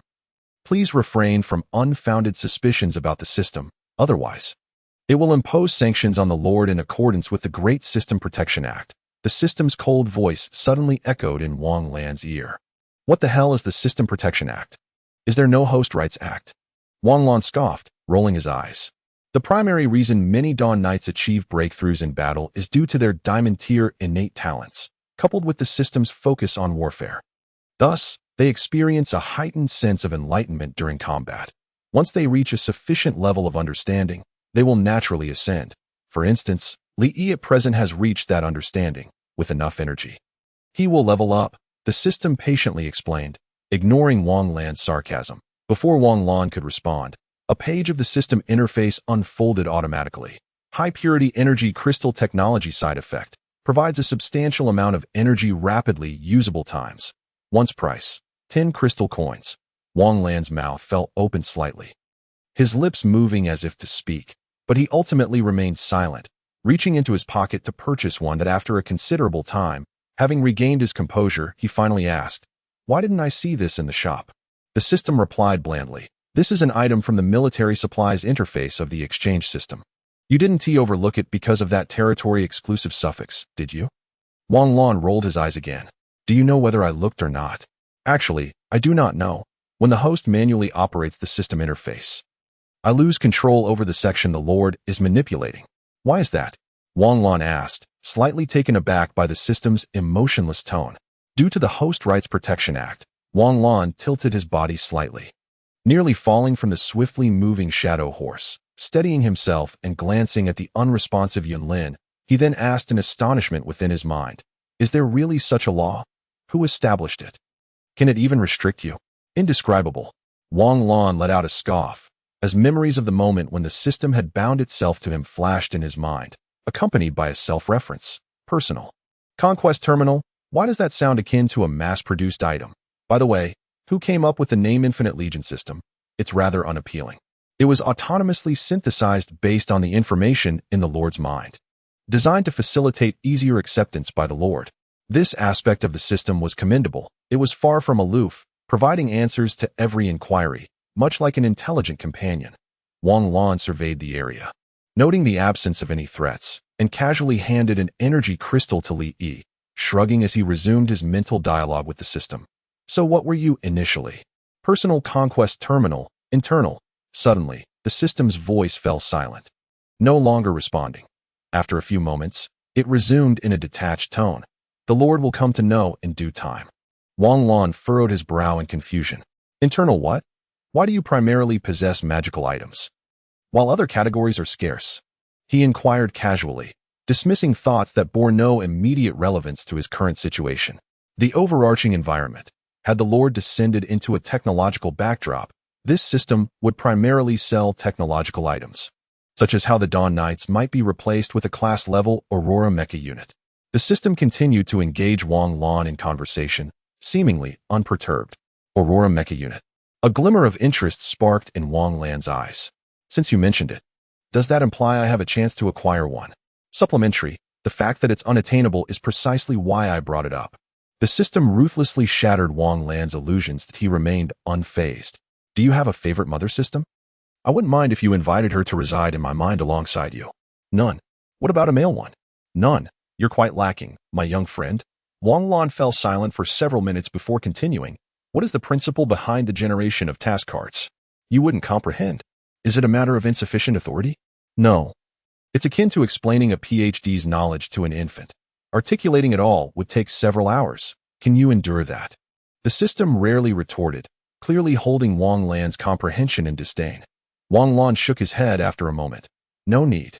Just as he intended to continue their jovial exchange, his expression suddenly sharpened that he gestured, causing the Dawn Knights behind him to swiftly shift into a crescent formation, leaving 100 Dawn Knights to protect the priest squad as they roared, while the Dawn Knights advanced at a measured pace. Upon cresting a hill, a harrowing scene unfolded before Wang Lan's eyes. Hundreds of thousands of abyssal creatures were mercilessly assaulting a mercenary force numbering 20 to 30,000. He even spotted deathly wolf riders, horned demons, and 2 skeletal knights among them. The rest were all inferior demons, with a significant number of level 4 inferiors mingling with quite a few level 5 and 6 inferiors. That a contingent of 50 level 6 liches was also present, launching ranged interference on the mercenary side. The majority comprised swordsmen and warriors, with only a handful of mages and knights at this moment. Those knights, besieged, could not utilize their cavalry capabilities and were forced to dismount to fend off the abyssal creatures' onslaught. 4 level 9 abyssal creatures, and over 100 level 8 abyssal creatures, and liches. They're a rare commodity on such a battlefield, though as long as their numbers are limited and they don't reach the king level. They're no different from skeletal mages. The mercenary force has only 2 level 9 mercenaries, just a few dozen level 8 mercenaries. How did they provoke such an abyssal force? Wang Lan raised an eyebrow, filled with curiosity. "My lord, shall we engage?" Li Yi appeared at Wang Lan's side without his notice, prompting Wang Lan to instinctively turn and glance, only to realize that Li Yi had concealed her aura to an extreme degree. Even if she hadn't been scrutinizing closely, it would have been imperceptible. "Have you reached level 9? Wang Lan was somewhat astonished, wondering why there was no fluctuation during her breakthrough. "Yes, I believe I reached this level previously. Assist the Lord. I had to lower my level." A flicker of intrigue crossed Wang Lan's eyes as he nodded subtly. "Prepare for engagement. This is an excellent opportunity to accrue prestige. This time, you are to put on a grand display." Wang Lan stated sternly to Li Yi. "Put on a grand display? It means showcasing your finest selves. I will also intervene, and I shall first demonstrate what you should do next." Though still puzzled, Li Yi nodded, eager to observe Wang Lan's forthcoming display of prowess. Yulin, who had approached from behind, may not have grasped the details, but understood that Wang Lan intended to take action. her eyes lighting up with interest as she gazed down the slope. Instantly, she was taken aback. So many abyssal creatures, and 4 level 9 abyssal beings. Chapter 43. Low-key display of prowess. Not for military merit, Yulin gazed at the vast horde of abyssal creatures below, her mouth agape, before she could dissuade Wang Lan from what appeared to be a reckless endeavor in her eyes. His figure vanished instantaneously from sight, leaving only the shadow steed motionless in place. With Wang Lan's ascension to level 9, the level 7 shadow steed seemed to serve merely as a means of transport. Its utility waning. We must relay the information. Military merit is secondary. If this information is delayed, we will become adversaries of the Radiant Light Fortress in the territories within the continent. Within the encircled mercenary force, a brawny man with exaggerated muscles gripped a stick made of unknown material, his tone tinged with urgency. Another man present appeared slightly helpless and awkward. They were 2 mercenary groups united to execute a lucrative mission, necessitating a large number of personnel, hence their temporary gathering with several ordinary mercenary bands. However, they had not anticipated witnessing such a shocking scene at their mission site, unnoticed by the heavy war zone's fortifications. If the news did not spread soon, not only would this heavy war zone be doomed, but even the Radiant Light Fortress would face peril. But the abyssal elite forces surrounding us are far too numerous. What we see before us is a scene of 2 encircled forces clashing. Clearly, we have overestimated ourselves. We should have scattered and fled from the outset. A man of average build lamented regretfully. Wu Min, how about we attempt a full-scale breakout? The brawny man suggested, swinging his weapon to send a deathly wolf rider flying as it lunged at them. Su Lai. Remain calm. There are 4 level 9 abyssal creatures, a deathly wolf rider, 2 inferior demons, and a horned demon on the opposing side. None of us could contend with them one-on-one. Attempting to break out would lead to swifter demise. With a swift motion, he crushed a small group of inferior demons into pulp, decisively dismissing the suggestion. An agile ranger leaped high, releasing 3 fiery arrows mid-air towards the lich at the center. The lich roared, summoning a shroud of black mist that enveloped it.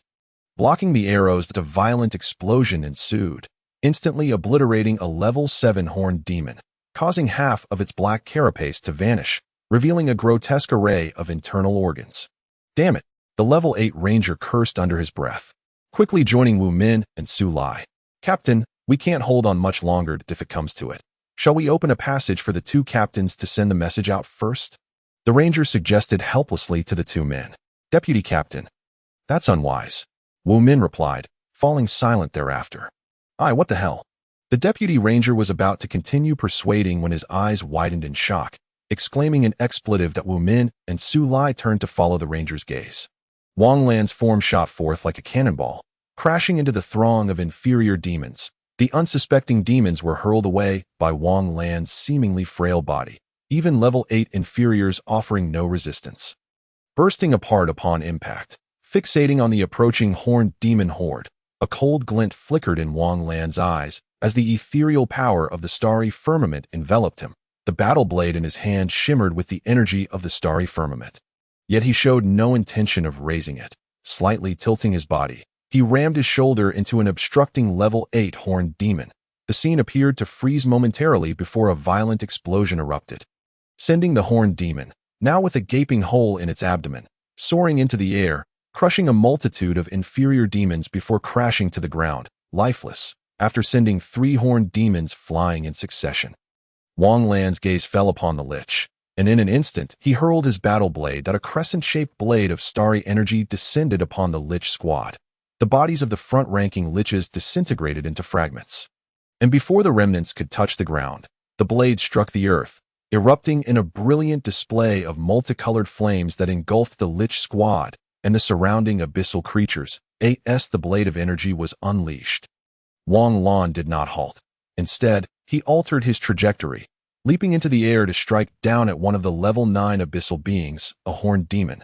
The black abyssal energy cloaked his arm, and the level 9 horned demon successfully deflected the attack, but its other hand swiped towards Wang Lan.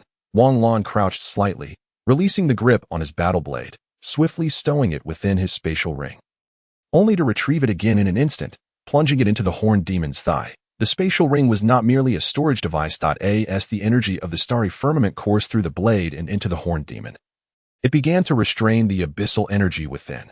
Observing the lightening of the abyssal energy on the demon's skin, Wang Lan did not withdraw the blade, but instead drew forth a knight's lance and plunged it into the demon's chest. In the face of adversaries of equal strength, should there be no extraordinary defenses in place, it is merely a matter of time before one side can effortlessly breach the defenses of the other. Barring the presence of specialized creatures, the same holds true for two beings of royal caliber. Why would their basic attacks fail to penetrate defenses? Take, for instance, the current situation. The knight easily pierced through the weakened abyssal horn demon. Empowered by the essence of the abyss, and subsequently, a fierce burst of starry energy obliterated the horn demon from within. A sudden alarm rang in Wang Lan's mind, prompting him to swiftly twist his waist. A colossal spiked club grazed his side as it swept past. In an instant, Wang Lan distanced himself several meters from his original position, not even glancing back as he extended his hand. A magical array materialized at once, and tendrils of arcane energy ensnared the agile figure of the undead wolf rider, immobilizing it. He then charged once more towards the undead wolf rider, with a deafening roar. The rider's level 9 werewolf corpse swung its spiked club, shredding the magical tendrils, but Wang Lan was already upon him, with a palm thrust through the air aimed at the undead wolf rider's steed. A column of starry energy erupted forth, vanquishing the massive wolf. Simultaneously, he delivered a swift strike to the neck of the werewolf corpse, a melee mage engaging at close quarters. How intriguing! The werewolf corpse, still instinctively commanding the giant wolf, found its head severed by Wang Lan's decisive blow. Such was the simplicity and peril of combat at equal levels. Where, then, are the myriad flashy skills for you to clash against?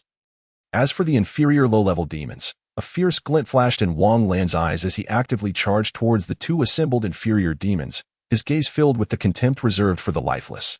Two hapless creatures, they posed less danger than a level 9 Death Knight. The TO put it in the vernacular of Wang Lan's homeland. They were creatures with abysmally low stats, classified among the most wretched of level 9 abyssal beings. Skeletons. A level 9 skeleton would be far more perilous than a level 9 horned demon, without a doubt. After swiftly dispatching the two inferior demons, Wang Lan paused to survey his surroundings before advancing towards the defensive line of Wu Min and his companion. These abyssal creatures.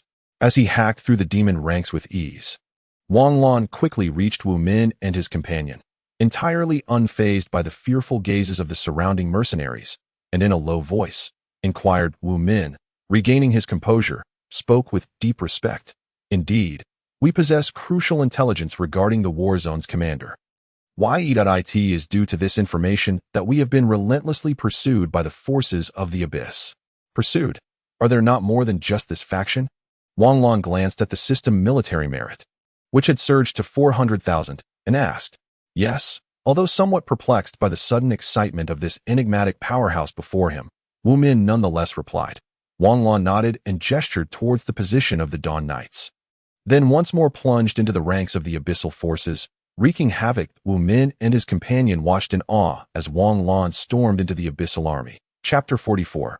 Not only am I not weak, I am also cheating. Part 1. With no level 9 abyssal creatures to impede him, Wang Lan moved through the ranks like a tiger among sheep, tearing apart one level 8 or level 7 abyssal creature after another.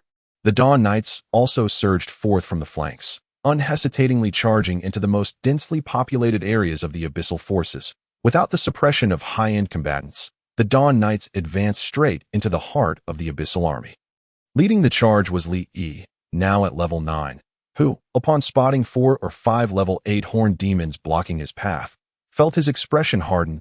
He drew forth the fully unsealed golden greatsword from his back and positioned it sideways. His steed, which had reached level 8 unbeknownst to him, suddenly accelerated. While Li Yi swung his greatsword in a horizontal arc, the 2 level 8 horned demons at the forefront were cleaved in half, their corrosive black blood spraying forth, splattering onto the unsuspecting horned demons advancing behind. The mercenary team began to push forward, gradually counterattacking the abyssal forces, while Wu Min and his companion plunged into the heart of the abyssal army, eliminating the level 6 and level 7 abyssal creatures that posed a threat to the mercenary team. This knightly order is remarkably formidable. Sulai effortlessly dispatched a level 7 inferior demon that dared to threaten him and marveled at the Dawn Knights. who were cutting a swath through the abyssal forces with unparalleled ferocity. Be it their equipment, the quality of the knights, or the powerful and unified steeds they ride, they are anything but ordinary. It would take a significant force to sustain even 100 of such knights. We could scarcely afford to maintain 100 of them. Wu Min echoed Su Lai's sentiments, his speed of attack unwavering. After a moment of contemplation, Su Lai suddenly spoke. No, I am not referring to those aspects. It is the aura, or rather the feeling emanating from this knightly order that I have only encountered in one other instance. What do you mean? Wu Min inquired. Curiosity piqued. Though his tactical acumen surpassed Su Lai's, in matters of combat intuition, Su Lai undeniably held the upper hand. An elite knightly order cultivated by the Empire's high-level battle cities. Su Lai declared earnestly. Wu Min's heart raced at the revelation, astonishment washing over him. You mean the knightly orders from the Empire's third tier of 5 tiers? Does that imply this order surpasses even the flagship knightly order of the Mi Guang battle city? That seems to be the case. Wu Min cast a complex glance at Wang Lan, who stood nearby, having completed his slaughter. Who exactly was this individual? Unfazed by the thoughts of Wu Min and his companion, Wang Lan crossed his arms, observing the Dawn Knights as they formed teams of 10, skillfully coordinating to segment the vast abyssal forces. Yun Lin and a group of healer maidens gazed at Wang Lan's back in awe. A lone man, wielding a single blade, had charged into a horde of over 200,000 abyssal creatures, directly slaying their 4 mightiest commanders before retreating unscathed. Such a tale, akin to a legendary saga, unfolded before their very eyes. Even Yun Lin, who appeared the most gentle and ethereal, was filled with admiration. During such times, what captivated the hearts of noble young women was not so much the influence of background or wealth, nor the superficial allure of appearance, but rather formidable strength, noble prestige, abundant contributions, and strength. Indeed, served as the bedrock of all. Beneath his helm, Wang Lan's eyes flickered with contemplation as he surveyed the abyssal forces nearly annihilated by the mercenaries and the Dawn Knights. A resolute determination seemed to settle within him. Turning away, he strode in another direction, disregarding Yun Lin's puzzled gaze, as his voice resonated across the battlefield. Li Yi, you shall lead the Dawn Knights and the 2 mercenary commanders towards the war-zone fortress. I have matters to attend to. Li Yi, his body aglow with the essence of dawn, effortlessly reduced hundreds of ordinary inferior demons to ash with a single stroke. Upon hearing Wang Lan's words, he hesitated momentarily before subtly nodding, continuing his slaughter of the abyssal forces without concern for whether Wang Lan could see him. Li Yi recognized that for the Dawn Knights to evolve into a true battalion, they could not remain tethered to their lord's side at all times. They needed to cultivate their ability and skills for independent combat. Just as it appeared they had effortlessly neutralized this formidable abyssal force, had Wang Lan not directly slain 4 level 9 abyssal beings, the Dawn Knights would have likely suffered at least half of their ranks. Even with Wu Min and Su Lai present, the outcome would have been the same.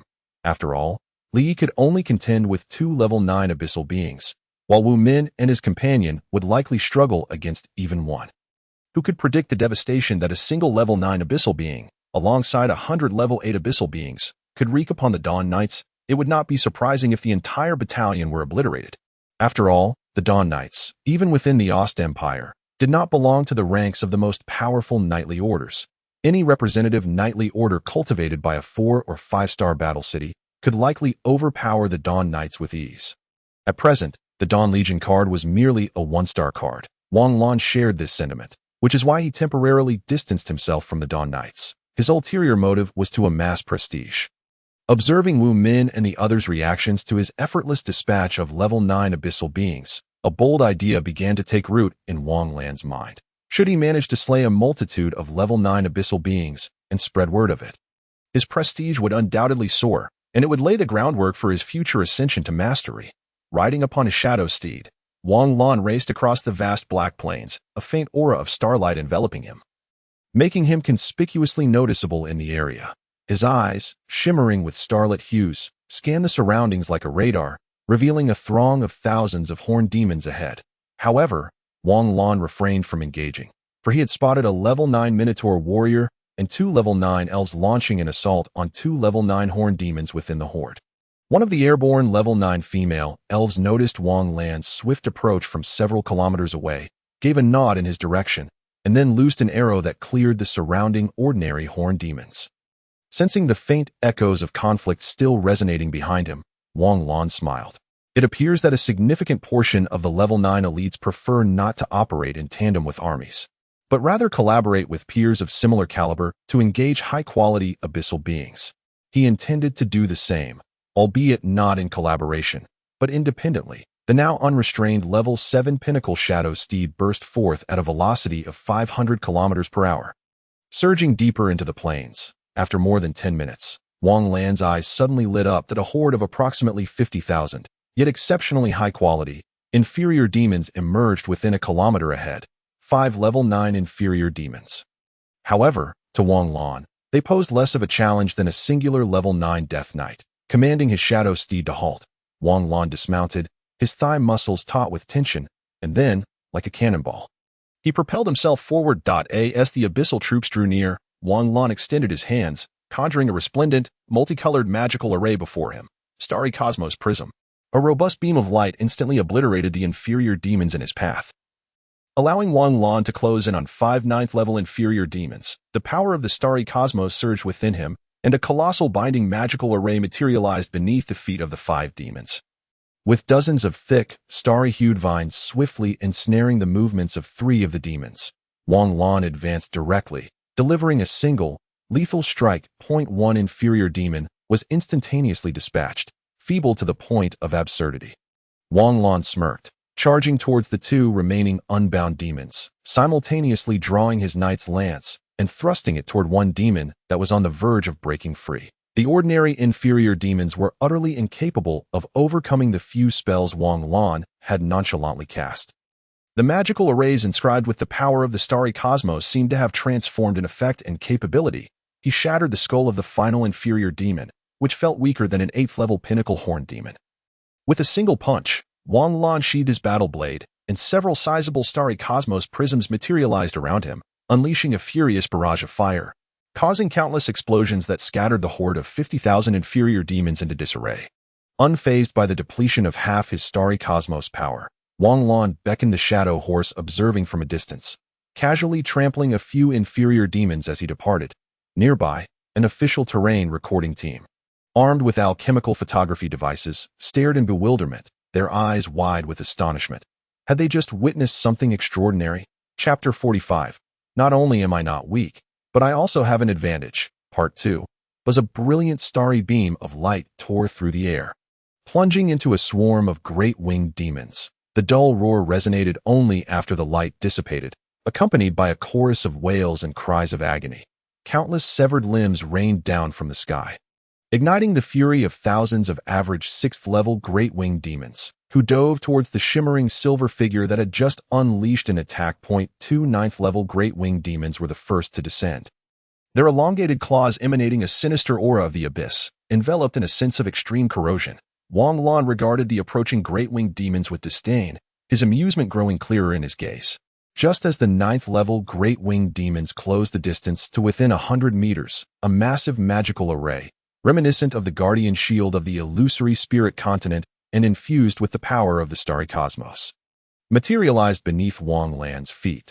Subsequently, a stunningly beautiful and radiant barrier, akin to the Milky Way, completely separated the 2 9th-level great winged demons from their subordinates. Countless great winged demons raged against the Starry Cosmos shield.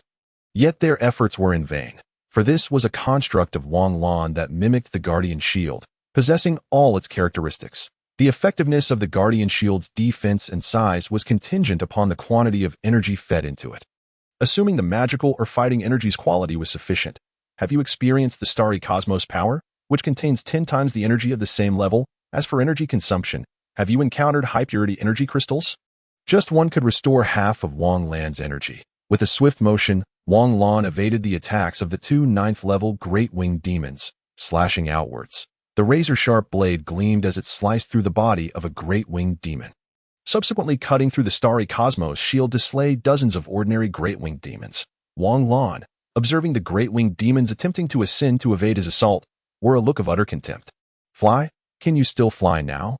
In mere moments, he bent his legs and leapt nearly 100 meters into the air, the ground beneath him shattering under the force of his leap, with the Starry Cosmos shield obstructing their path. The two great winged demons had no choice but to change direction, while Wang Lan soared upward. His speed surged again in midair, and he struck a great winged demon at the neck with his blade, twisting the blade to decapitate it and skillfully extracting an abyssal crystal from its remains. Wang Lan began to descend. He drew 4 smaller starry cosmos prisms, predicting and sealing off the path of another great winged demon. Sensing the impending threat ahead and witnessing Wang Lan's seemingly vulnerable descent, the other great winged demon resolutely ceased its evasion, charging directly at Wang Lan. The aura of the abyss enveloped the great winged demon, its entire form plummeting like a meteor toward Wang Lan.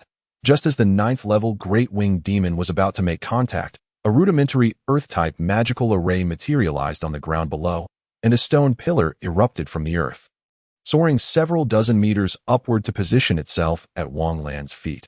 Wang Lan planted his right foot upon it, gripping the hilt of his blade, as the crystallized essence of starry cosmos fighting energy adhered to the blade's edge.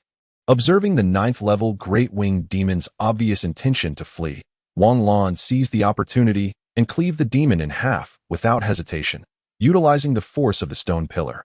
Gazing at the remaining great winged demons still in the air, Wang Lan revealed a peculiar smile. 10 high-purity energy crystals appeared in his hand, and 6 starry cosmos prisms manifested simultaneously. Powerful beams of light erupted in the sky above the plane, their brilliance visible even from dozens of kilometers away.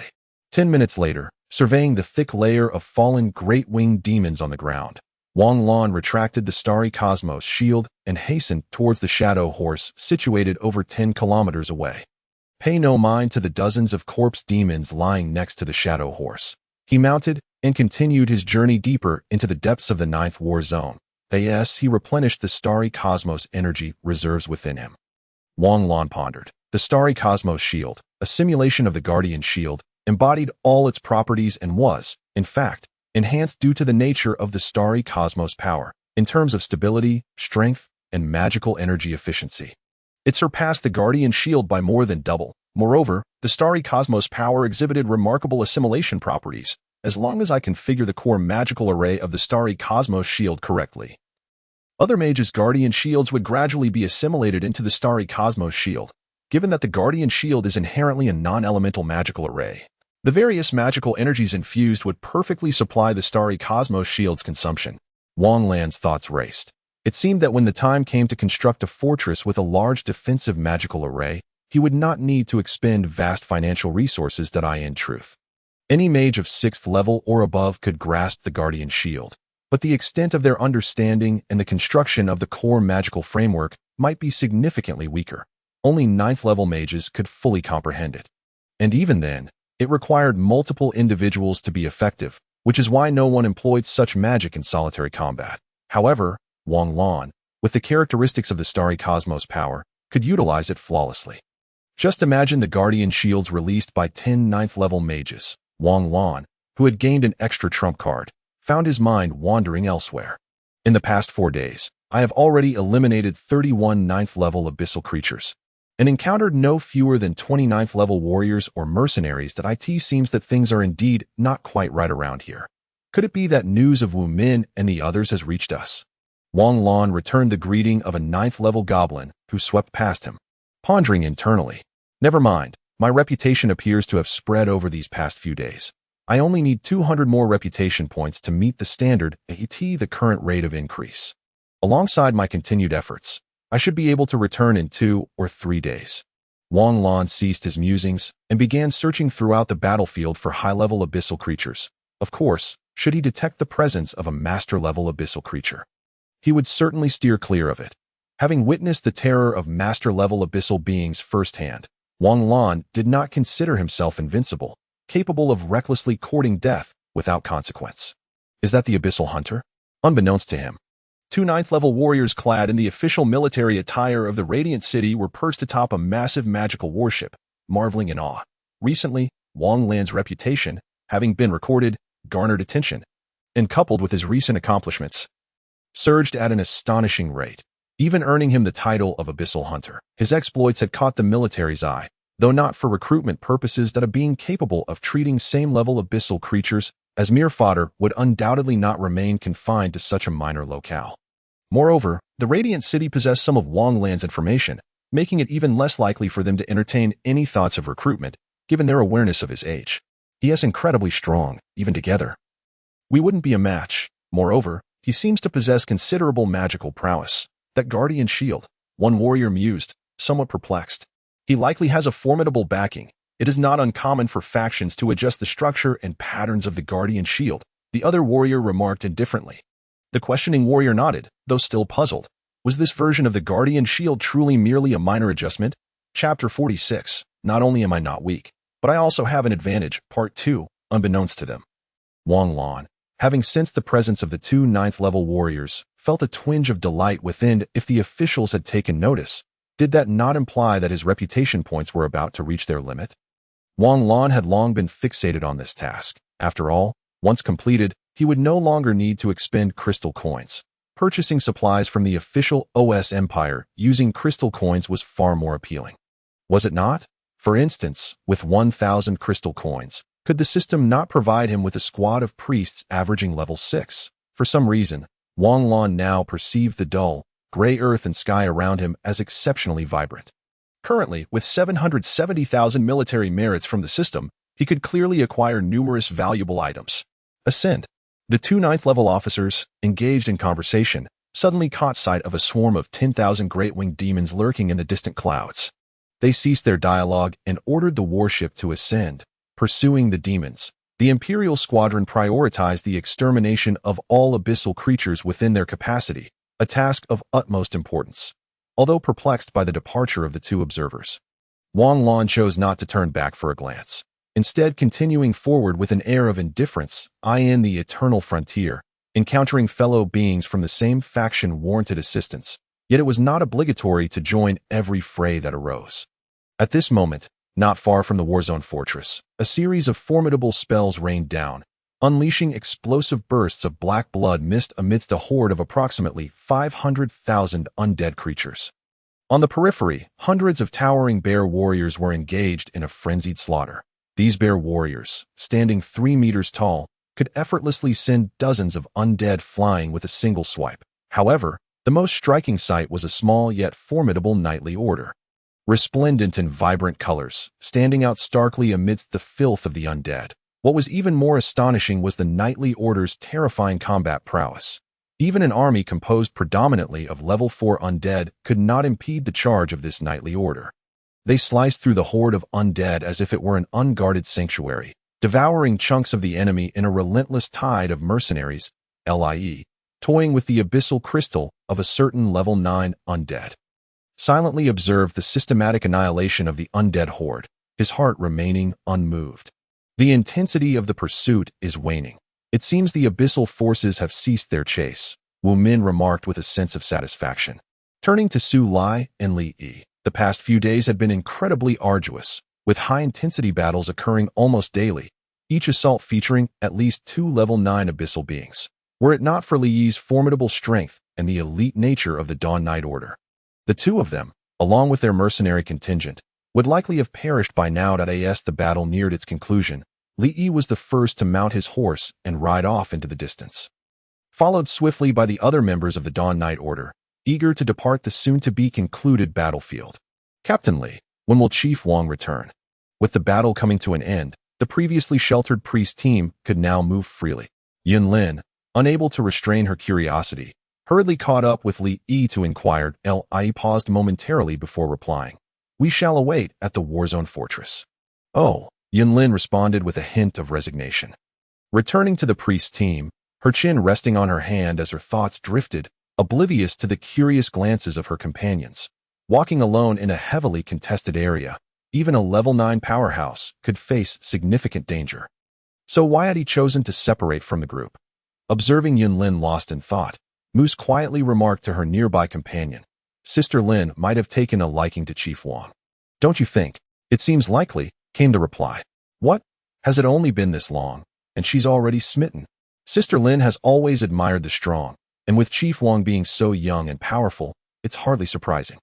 Unlike the past, where status and wealth determined attraction, nowadays, strength is the primary criterion.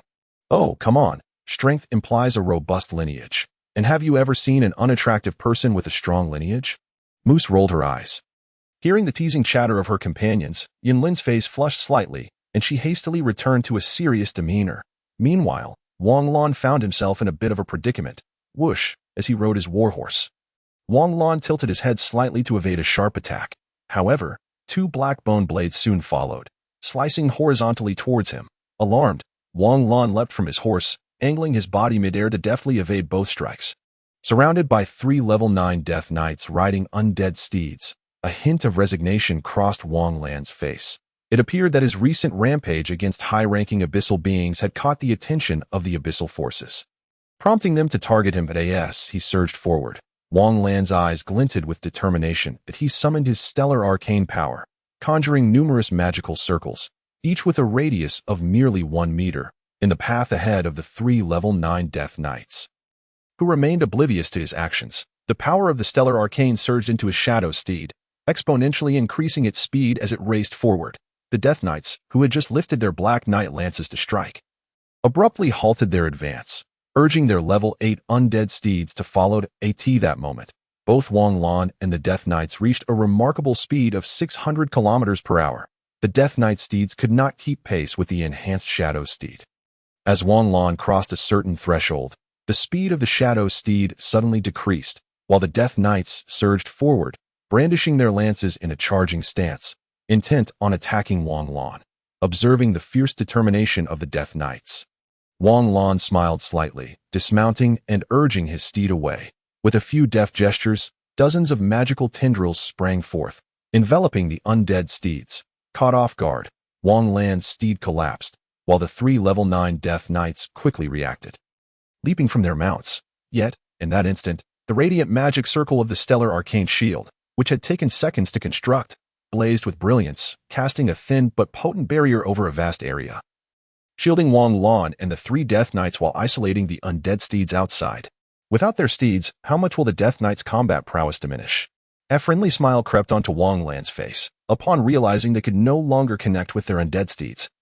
The 3 Death Knights tossed aside their lances and drew slender black-bone knives, converging on Wang Lan from 3 directions. Yet, Wang Lan had no intention of engaging them with his own blade. A cold smirk graced his lips as he retreated over 10 meters, effortlessly passing through the vibrant stellar arcane shield. The Death Knights were momentarily taken aback, but pressed on, striking at the shield. Based on their experience, a shield conjured by an individual, no matter how resilient, could not withstand the full force of 3 of their kind. As the blades approached the stellar arcane shield, a palpable aura of abyssal energy surrounded them. The muffled sound of impact echoed within the shield, causing it to dim slightly, yet it remained steadfast. The Death Knights exchanged glances, quickly retreating, but they could not outrun Wang Lan. The instant their strikes met the stellar arcane shield, he suddenly drew his mithril blade, channeling all his leg strength into a powerful leap, propelling himself like a cannonball toward the trio. With one hand gripping the blade, he unleashed a horizontal slash, sending a wave of energy towards the Death Knights. They scattered, raising their weapons to block, but Wang Lan seized the opportunity amidst the chaos, closing in on one Death Knight and using his blade as a lance, thrusting it toward the nearest foe. The Death Knight, blessed with remarkable reflexes, narrowly dodged the strike, but Wang Lan's other hand shot forward, piercing through the Death Knight's torso. Harnessing a surge of stellar arcane energy, he forcefully ruptured the Death Knight's body. "Damn it!" Wang Lan exclaimed, retracting his hand and retreating swiftly as 2 glimmering blades sliced through the air where he had just been. Reflexively, he examined the shallow grooves on his mithril armor, only to be startled into evasive action once more as a Black Knight lance struck the ground nearby. Quivering slightly, "Curse it, I've been getting a bit too reckless lately," Wang Lan muttered, shaking off his earlier disdain and adopting a serious demeanor as he focused on the 2 Death Knights closing in from either side. Previously confident that he could withstand a confrontation with all 3, he now faced unexpected damage to his armor, leaving him momentarily stunned. Just as the standoff persisted, Wang Lan sprang into action, transforming into a blur as he retreated. Discarding a card that unleashed a swarm of moth-like insects over the area occupied by the Death Knights, flames erupted beneath the stellar arcane shield, rising high and swirling into a dense cloud of smoke that was unimpeded by the barrier. While the fire within continued to compress and gather, standing outside the shield, Wang Lan observed the struggling Death Knights, pulling out another card and casually tossing it into the now searing interior of the stellar arcane shield. As the card vanished, hundreds of half-meter-long red blocks materialized beneath the shield, the letters TNT gleaming with a shocking brilliance. Boom! The violent explosion shattered the stellar arcane shield, sending shockwaves through the ground and stirring up clouds of dust. Once he had dispatched the 3 undead steeds, Wang Lan refocused on the battlefield as the smoke began to clear. Every muscle in his body tensed, ready to respond to any unforeseen developments. Upon seeing the charred remains of 2 Death Knights, he finally relaxed, moving forward to collect 2 abyssal crystals, before continuing his swift journey toward an unknown destination. What? Victory came too easily. Recognizing one's shortcomings and achieving a modicum of enlightenment. The purpose of this endeavor is nearly fulfilled. Why engage with a loathsome adversary when victory is assured? One could simply resort to overwhelming power to eliminate them. Experience? That is merely an excuse for those unable to vanquish their foes directly. Surely one understands the extent of expertise such battles can yield? Ultimately, Wang Lan believes that efficiency in combat is paramount, whether in solitary skirmishes or collective engagements, utilizing cards to dispatch 2 Death Knights. Wang Lan swiftly advances towards the stronghold in the war zone, unperturbed by the throng of abyssal creatures that may stand in his path, leaving a trail of corpses in his wake. The near-fatal injuries inflicted by the 2 Death Knights impart a crucial realization. Why must one always perceive their own assets as external forces? Why conform to the patterns of others? His greatest advantage lies in possessing a system, a legion. Would his absence enhance the combat experience or opportunities for the legion? Clearly not. From their inception, they have been endowed with abundant combat experience and skills. The notion that his existence fosters dependency within the army is preposterous. Sensing the unwavering resolve of his Dawn Knights, he understands that while all may succumb to lethargy, his army certainly will not. Was his initial departure solely for the sake of reputation? At this moment, Wang Lan can affirm to himself that this constitutes only half the truth. The other half reveals a wavering conviction. Beginning to adopt conventional, habitual thoughts as problems, such notions as the belief that an army might hinder the efficiency of a peak combat force began to infiltrate his mind. This is arrogance. Coupled with insecurity, arrogance in having attained such strength in a short time, insecurity in doubting whether this strength truly belongs to him. However, at the moment he was wounded by the contemptible enemy. Clarity dawned upon him. Gazing at the horde of corpse demons before him, Wang Lan expressionlessly retrieves a self-destructing moth card, a faint smile gracing his lips. Not only am I formidable, but I also wield extraordinary power. The system, too, is an integral part of my strength. If I rely on my abilities, let them contest that. Why should I engage in fair combat with them? A brilliant blaze of fire swiftly envelopes a vast expanse. As countless corpse demons are obliterated by the shockwave, raining down in a crimson drizzle, Wang Lan accelerates, using his knight's spear to skewer the 3 mightiest 8th-level corpse demons, stringing them up, after discarding their bodies with a flick of the abyss crystal. He forges ahead. Though this epiphany feels somewhat bewildering and perplexing, it is nonetheless a realization. I must hasten to regroup with Li Yi and the others. Reputation points are indeed easier to acquire in Legion mode, as a Legion garners recognition far more readily than an individual. Glancing at his reputation points, still over 100 short, Wang Lan mutters to himself.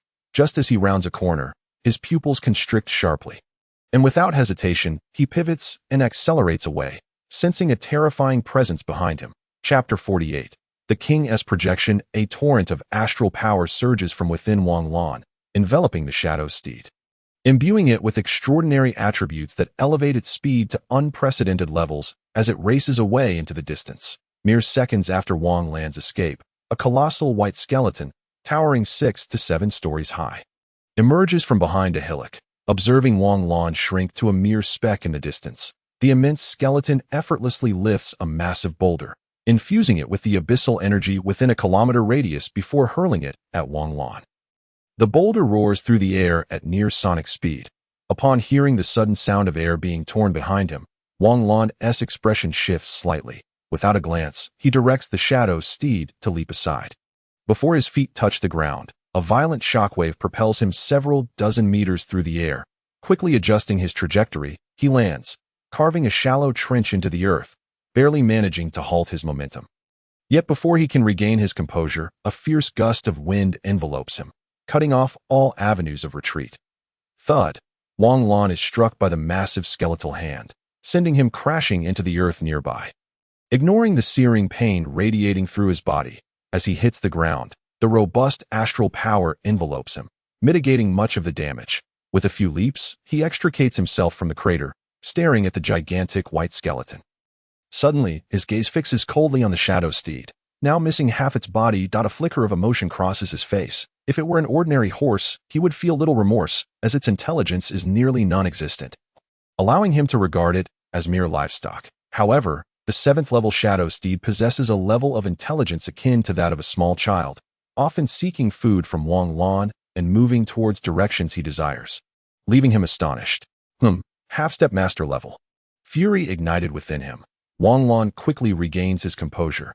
Observing the colossal skeleton while maneuvering, that he suddenly realizes that this skeleton may not be a master-level entity, but rather a half-step master, as its aura is not as formidable as that of the despised adversary. However, its quality is notably high, exuding a pure and untainted murderous intent. Task triggered. King S projection requirements. Your actions have provoked the ire of a king-level abyssal commander, who has infused part of its power into a 9th-level skeleton through projection. Your task is to slay it. Rewards. Crystal coins replenished to 50,000, Dawnblade, and Shield Soldier card fragments. 12. Master-level comprehension of astral power, 2 seconds. Reminder. The projection is linked to the essence of the original, possessing king-level combat techniques. Wang Lan is struck with clarity as his entire being is enveloped in a conflagration of astral power, purging the abyssal energy surrounding him before absorbing it. Even his short hair is lifted upwards by the flow of astral energy. This is the first time I am unleashing my full power. The astral power within him is rapidly depleting as he charges towards the gigantic skeleton. Wielding a silver-bladed knife akin to a foreign weapon, aiming for the skeletal leg, crack. The sharp silver blade connects with the skeletal limb, encountering neither the anticipated formidable defense nor a counterattack. The colossal skeleton collapses with a resounding crash, shattering into fragments of bone. Wang Lan stands momentarily stunned, and before he can inquire with the system, a wave of lethal danger envelopes him. Acting on instinct, he tilts his body to the right. A red, normal-sized skeletal hand swiftly rips away a piece of his silver armor. Indeed, it tore it away. As Wang Lan retreats to the left, he catches a glimpse of the dissipating fragments and the slowly regenerating silver armor, leaving him bewildered. Due to calculation errors, the Lord faces the ensuing danger. The silver armor and silver knife have been reactivated, now fully unleashed. Listening to the system's unfeeling tone, Wang Lan is left speechless. The appearance of the silver armor remains unchanged, even more streamlined than before. Yet, this does not affect its exterior. The 9th-level magic formation continuously manifests upon the armor, accompanied by a low-level master-level defensive magic array that envelopes the entire suit. The silver blade bears a master-level sharp cutting magic array, faintly visible, with the fully activated silver armor enhancing his physical attributes by 20%. Wang Lan barely keeps pace with the movements of the 2-meter-tall red skeleton. Clang! He blocks the red skeleton's punch with a strike of his knife, ignoring the slight numbness in his arm as he delivers a sweeping kick towards the skeleton's head. That a small magic array appears beneath the red skeleton. Tilting its head, the red skeleton evades the attack, becoming enveloped in abyssal energy, dispersing the astral array Wang Lan had hastily laid out. Lengthy tendrils of abyssal energy, akin to dragons, surge towards Wang Lan from all directions.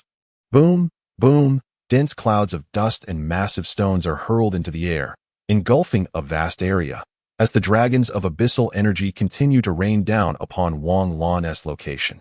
Yet, the red skeleton shows no signs of hesitation.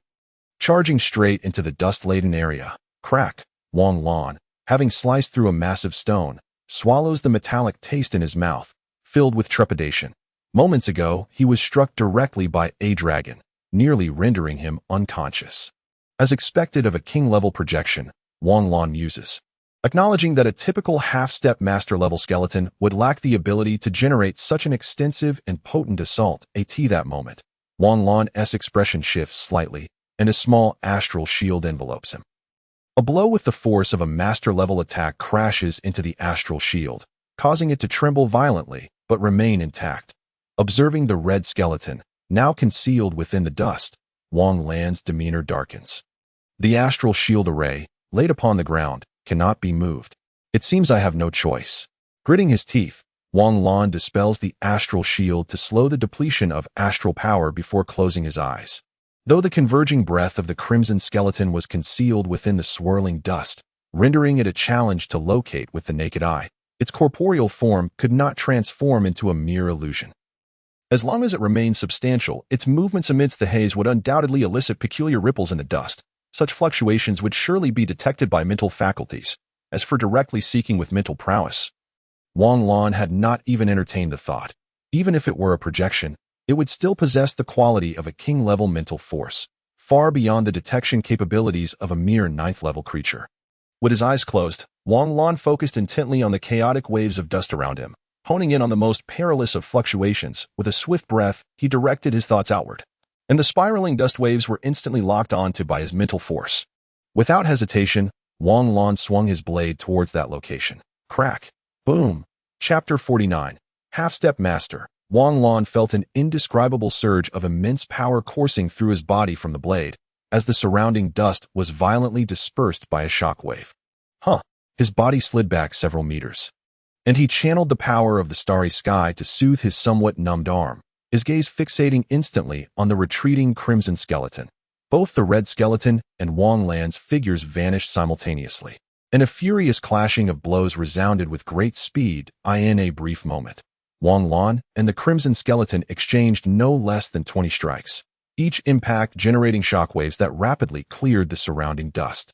In their final clash, both retreated simultaneously, the white flames in the crimson skeleton's eyes flickering slightly as it conjured countless bones from the ground, swiftly assembling them in the air. Tens of thousands of various bones were compressed until they formed a white bone blade resembling the Tang Dao in Wang Lan's grasp. Its metallic sheen did not diminish Wang Lan's regard for it, despite its mundane material. Grasping the 2-meter-long hilt of the bone blade with both hands, the soul fire in the crimson skeleton's eyes suddenly flickered. The visible aura of the abyss seemed to be drawn towards it, surging forth. Crack. The newly formed bone blade shattered slightly, and in the next instant, a blade of light extending dozens of meters took shape, causing the entire bone blade to disintegrate completely. That moment, Wang Lan felt every hair on his body stand on end, a sense of despair firmly locking onto him, seemingly inescapable. Starry Sky Prism Array. A formation emerged. Though modest in size, the density of starry sky energy within it vastly exceeded anything Wang Lan had previously summoned. His face, pale from the depletion of starry sky energy, was now filled with dread. A master-level attack. This was undoubtedly an assault of a master-level sacrifice. Before Wang Lan's next thought could surface, a veil of darkness enveloped all space before him. The starry sky shield, formed with all his might, appeared to endure a terrifying assault, shaking violently. Seconds later, accompanied by a chilling crack, the starry sky shield shattered, and a tearing pain coursed through Wang Lan's entire body. The fully unsealed mithril armor, which had reached the early platinum level, should have easily withstood the attack of a low-level master. Yet, under this assault, it emitted a sound of metal distortion, and the master-level defensive magic array quickly dimmed. Nevertheless, thanks to the dual protection of the starry sky shield and the mithril armor, Wang Lan sustained no further injuries beyond a few broken bones and severe internal trauma. Blood, mingled with fragments of internal organs, seeped from the cracks that appeared on his mithril helmet, gritting his teeth against the overwhelming pain.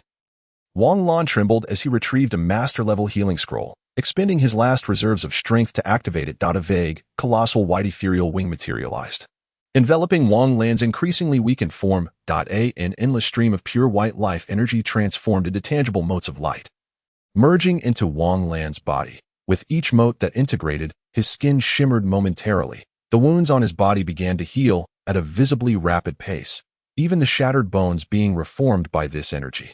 After more than 10 seconds, Wang Lan stood as if nothing had transpired, glancing at the cracks in his mithril armor that were slowly mending, nonchalantly flexing his shins. Though the effects of the master-level healing scroll were remarkably potent, it could only fully mend physical injuries, leaving his internal magic unhealed. The formidable attributes of the starry sky power manifested at this moment, as his pores fervently absorbed the surrounding magic energy. Even some less pure abyssal essence, swiftly converting it into starry sky energy stored within Wang Lan's body. The crimson skeleton, its soul fire dimmed markedly, observed Wang Lan rising unscathed after such a tremendous assault. Momentarily taken aback, why was he unharmed? Given the disparity between a 9th level and a master level being, it seemed implausible for even a prodigy to withstand such a blow. The crimson skeleton's gaze suddenly fixated on the markings of Wang Lan's armor, sensing the faint fluctuations of master-level magic arrays upon it, rendering it speechless with dismay. Though it could not ascertain the number of master-level defensive arrays on the armor, it was evident that at least 2 had resisted the recent onslaught. This powerful king-level projection had, astonishingly, been thwarted by mere monetary means, though the energy within him had only recovered to 1/10, sensing that the crimson skeleton was currently weaker than an 8th-level corpse demon.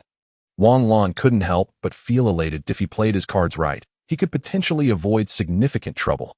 Yet, who would have anticipated that this king-level projection would be so efficient, opting to sacrifice its own skeletal form to eliminate him directly?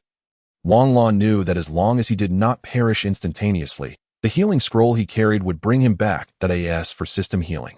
The month-long cooldown had yet to expire, and due to his recent advancement, the cost of each treatment had significantly increased. This time, it even charged 9,000 crystal coins. Where would he procure such an amount? The crimson skeleton before him exhibited no signs of panic. Instead, it silently regarded Wang Lan for a moment before disassembling on its own. The crimson skeletal frame morphed into black, subsequently dissolving into dust. "Ant, next time, you shan't be so fortunate," an ominous whisper echoed in Wang Lan's ear. Wang Lan scoffed dismissively. He acknowledged that the abyss was not like the villains he had previously encountered, who merely dispatched slightly stronger foes to grant experience. Instead, they sent forth entities far more formidable than he had portrayed.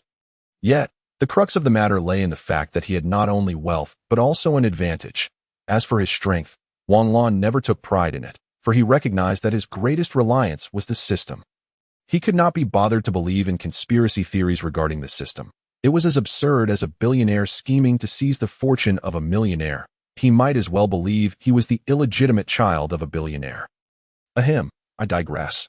Casting a glance at the system interface that was finalizing the task, Wang Lan quietly incinerated the nearby shadow steed's corpse to ashes, collecting the remnants in a glass vial and placing it within his spatial ring. He then awaited the system's task resolution in silence. Task: King-level projection requirements. Omitted completion. Completed. Rewards: 1. Crystal coins replenished to 50,000. 2. Dawnblade and shield card fragments. 12. 3. Master-level comprehension for 2 seconds. Rewards dispensed. Lord, due to certain reasons, we will directly grant you master-level comprehension. Please prepare. The system's words momentarily startled Wang Lan, who then nodded, closing his eyes to clear his mind, seeking to empty his thoughts. He did not believe anything could traverse over 10 kilometers to strike him in just 2 seconds. Wang Lan felt the entire space spinning around him as countless stunning celestial visuals flashed through his mind. Unlike the blue planet, these starry skies were exceptionally brilliant, imbuing Wang Lan with a sense of vastness. Mysterious, infinite, majestic, dreamlike. Upon awakening, he sensed a 5-fold increase in the energy capacity within him. His mental faculties grew even more vibrant and robust, particularly his physical attributes. Both reflexes and bodily functions had seen considerable enhancement. In summary, Wang Lan now felt capable of besting the previous 3 versions of himself. Undoubtedly, he had reached a half-step master level, merely a step away from true mastery. Chapter 50. The Return. Having somewhat acclimated to the changes in his power, Wang Lan sat down on the ground, producing several high-purity energy crystals to expedite the operation of his starry sky energy. That a torrent of high-purity energy surged forth from the crystals, flooding Wang Lan's body and the energy core within his spiritual sea. In the distance, a massive airborne warship, hundreds of meters in length, hovered silently in the sky, where a half-step master-level warrior observed Wang Lan in silence. In truth, the moment the king-level abyssal creature projected its form here, they had already sensed it. Connecting the dots with Wang Lan's recent activities in the area, it was easy to surmise the intentions of the king-level abyssal creature. They dispatched an elite squad to attempt a rescue. For Wang Lan's displayed talent and youth warranted such an effort. However, they had arrived just a moment too late, catching the instant when the crimson skeleton unleashed its ultimate attack, initially believing Wang Lan to be doomed. They were astonished to see him conjure a protective shield of comparable strength. He had remarkably survived an attack that even a master-level entity might not have weathered unscathed at AS for his advancement to half-step master level. The official remained non-committal in his assessment. Lower altitude. The half-step master-level warrior commanded, surveying the desolate terrain below. The colossal alchemical warship, measuring 300 meters in length, gradually descended, with intricate alchemical and magical matrices continuously manifesting beneath its hull. The palpable surge of magical energy compelled Wang Lan to open his eyes, instinctively glancing over, his brow arching in surprise. Goodness, is it truly that immense? To articulate Wang Lan's precise sentiment, it was akin to witnessing a massive aircraft carrier soaring through the sky. Hundreds of magical artillery pieces of varying calibers were meticulously arrayed, with even the bow boasting a one-star magic crystal cannon capable of severely wounding a late-stage master. This fantastical vessel, replete with an enchanting aesthetic, bore no resemblance to the wing-like components Wang Lan had envisioned, nor did it possess sails. The entire structure resembled a battleship from the Second World War on Blue Star. As the half-step master-level officer leapt down from the warship when it was merely a few dozen meters above the ground. He approached Wang Lan, nodding in acknowledgement and extending his hand. Greetings, young and formidable Zhongyan individual. I am Mu, the squadron commander of the 3rd Air Force Brigade in the 9th Combat Zone. Wang Lan smiled in return, shaking his hand and responding, "Hello, my name is Wang Lan. A mere mercenary. I am truly grateful for your arrival." Upon hearing Wang Lan's words, Mu felt a twinge of awkwardness. After all, had Wang Lan been an ordinary 9th-level powerhouse, or had misfortune befallen him, he might have perished from that single blow, rendering their assistance moot. Mu stepped aside, revealing the descending passage that was now merely 2 meters from the ground. "Do you require us to escort you back to the combat zone fortress? After all, your name is now inscribed alongside the king-level skeleton that the 9th Combat Zone is monitoring." Listening to Mu's proposal, Wang Lan shook his head with a smile, remarking, "I still have a way to go to fulfill my own target of slaying 9-level abyss creatures. The fortress is not far from here. I intend to return on my own.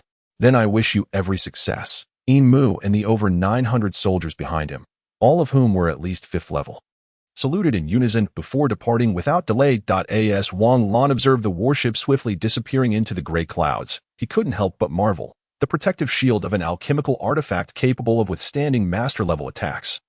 The 1-star magic crystal cannon that posed a threat to masters, the 4 levels of space, and the hull forged from alchemical alloys, all complemented by an array of large magical formations. Is this the alchemical magical technology of this world? Indeed, it surpasses the combat effectiveness of purely technological warships from Blue Star by a considerable margin.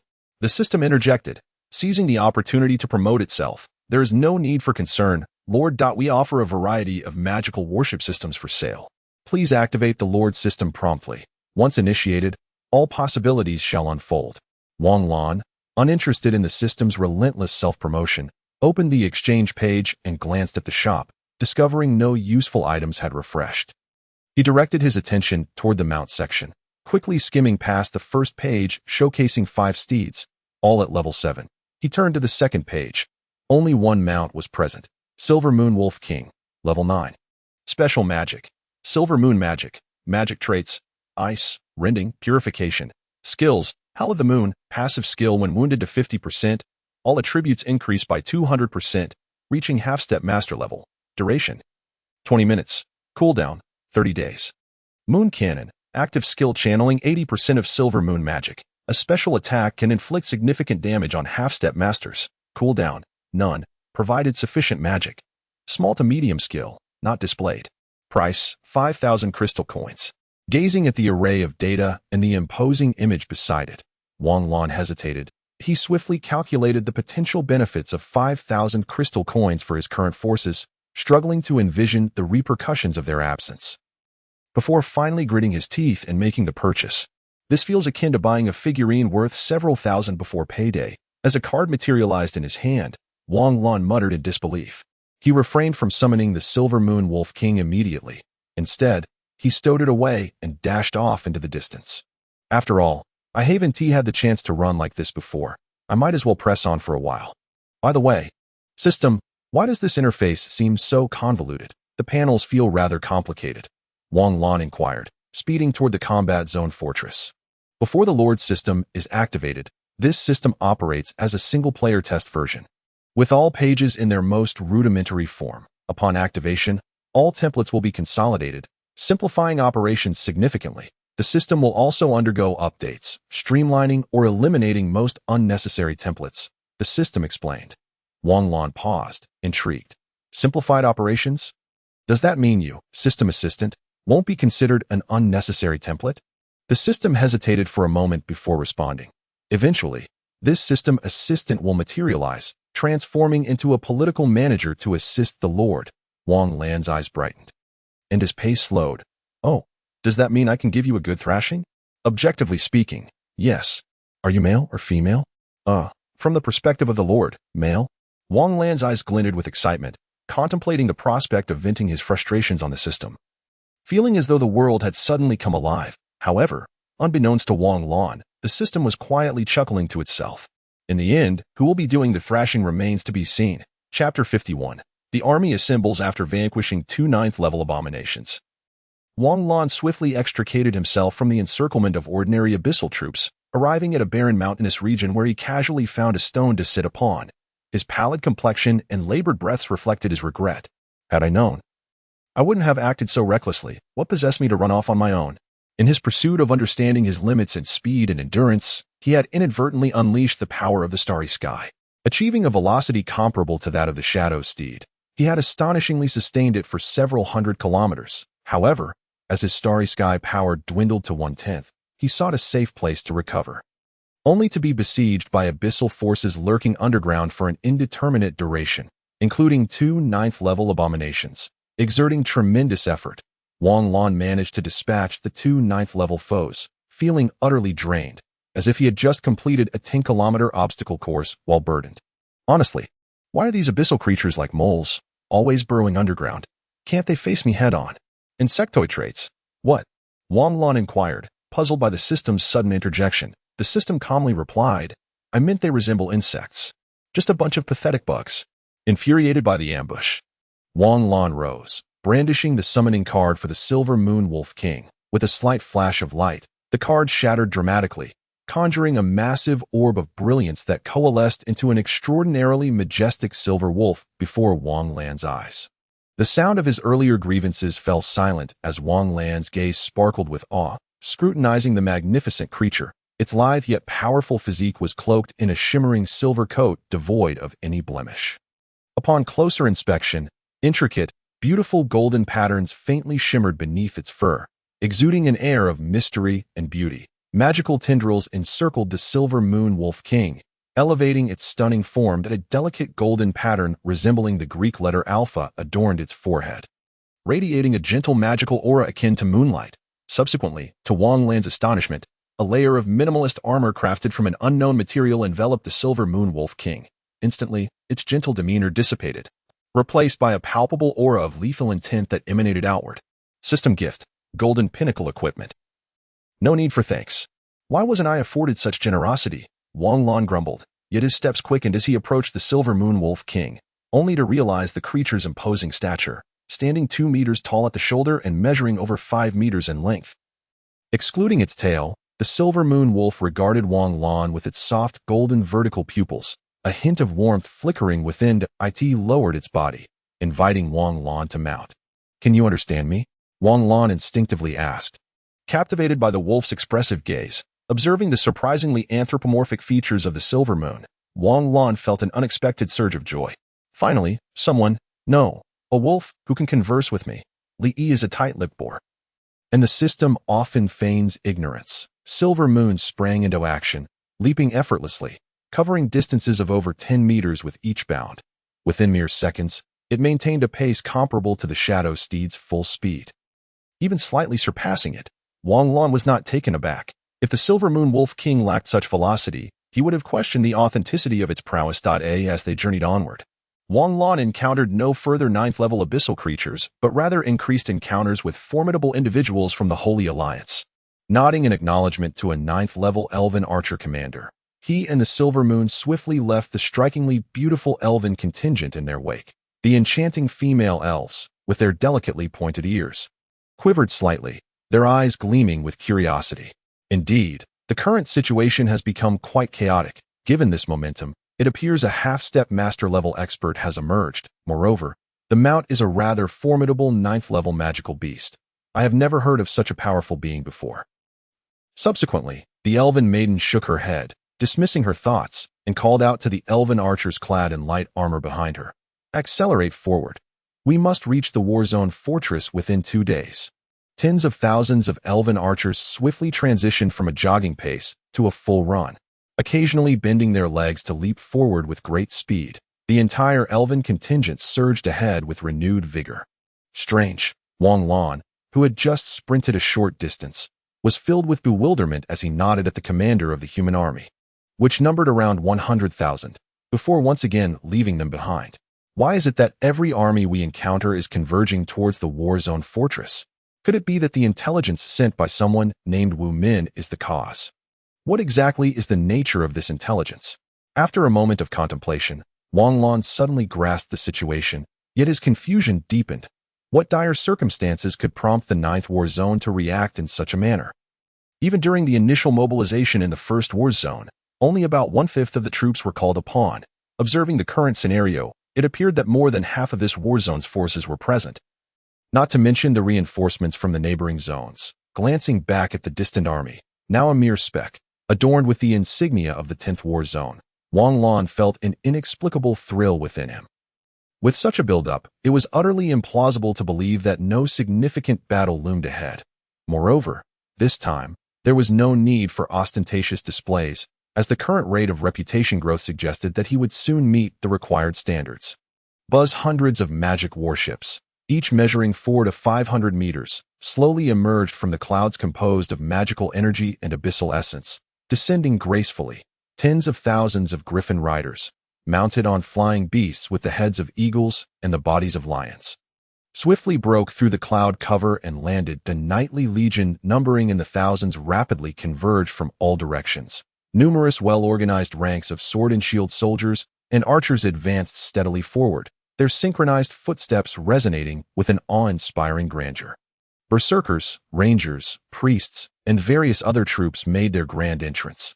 The immense battalions of orcs caused the ground to tremble slightly, while flying beasts circled above, emitting loud cries. Accompanied by bursts of white light, the mage forces were teleported to this location, and countless figures clad in mage robes began to mobilize in the area. In an instant, a diverse array of orcs, elves, and humans densely populated the landscape. Several massive magical airships, each reaching a kilometer in length, descended, unloading magical crystal cannons, energy cannons, and even radiant beams to be distributed throughout the region. Large components were also extracted from within, and through a series of intricate operations, were assembled into towering structures. As the internal hums and mechanical sounds of over a dozen towering edifices filled the air, a protective shield enveloping the entire assembly of forces began to rise. The army is on the verge of being fully assembled. Prepare for the mages to construct the fortress. A calm voice emanated from the cabin of a magic warship. Understood. A master-level mage stationed at the entrance bowed and then withdrew. 100 master-level mages. 3 half-step king-level mages, plus myself. It has been quite some time since I experienced a conflict of such magnitude. After the master-level mage departed, a light chuckle echoed through the surrounding corridor. Chapter 52, Convergence. Expansion of the Knightly Order. Wang Lan swiftly made his way towards the Warzone fortress. Just as he was about to enter a mountainous region, intending to take a shortcut to reach the fortress more quickly, the system's wristband on his arm suddenly vibrated. After connecting to the Alliance's magical network, this wristband had acquired all the functionalities of a military wristband issued by the Alliance. Spending a bit of military merit for information transmission was certainly feasible. But it was evident that there was no magical network coverage in such a remote area.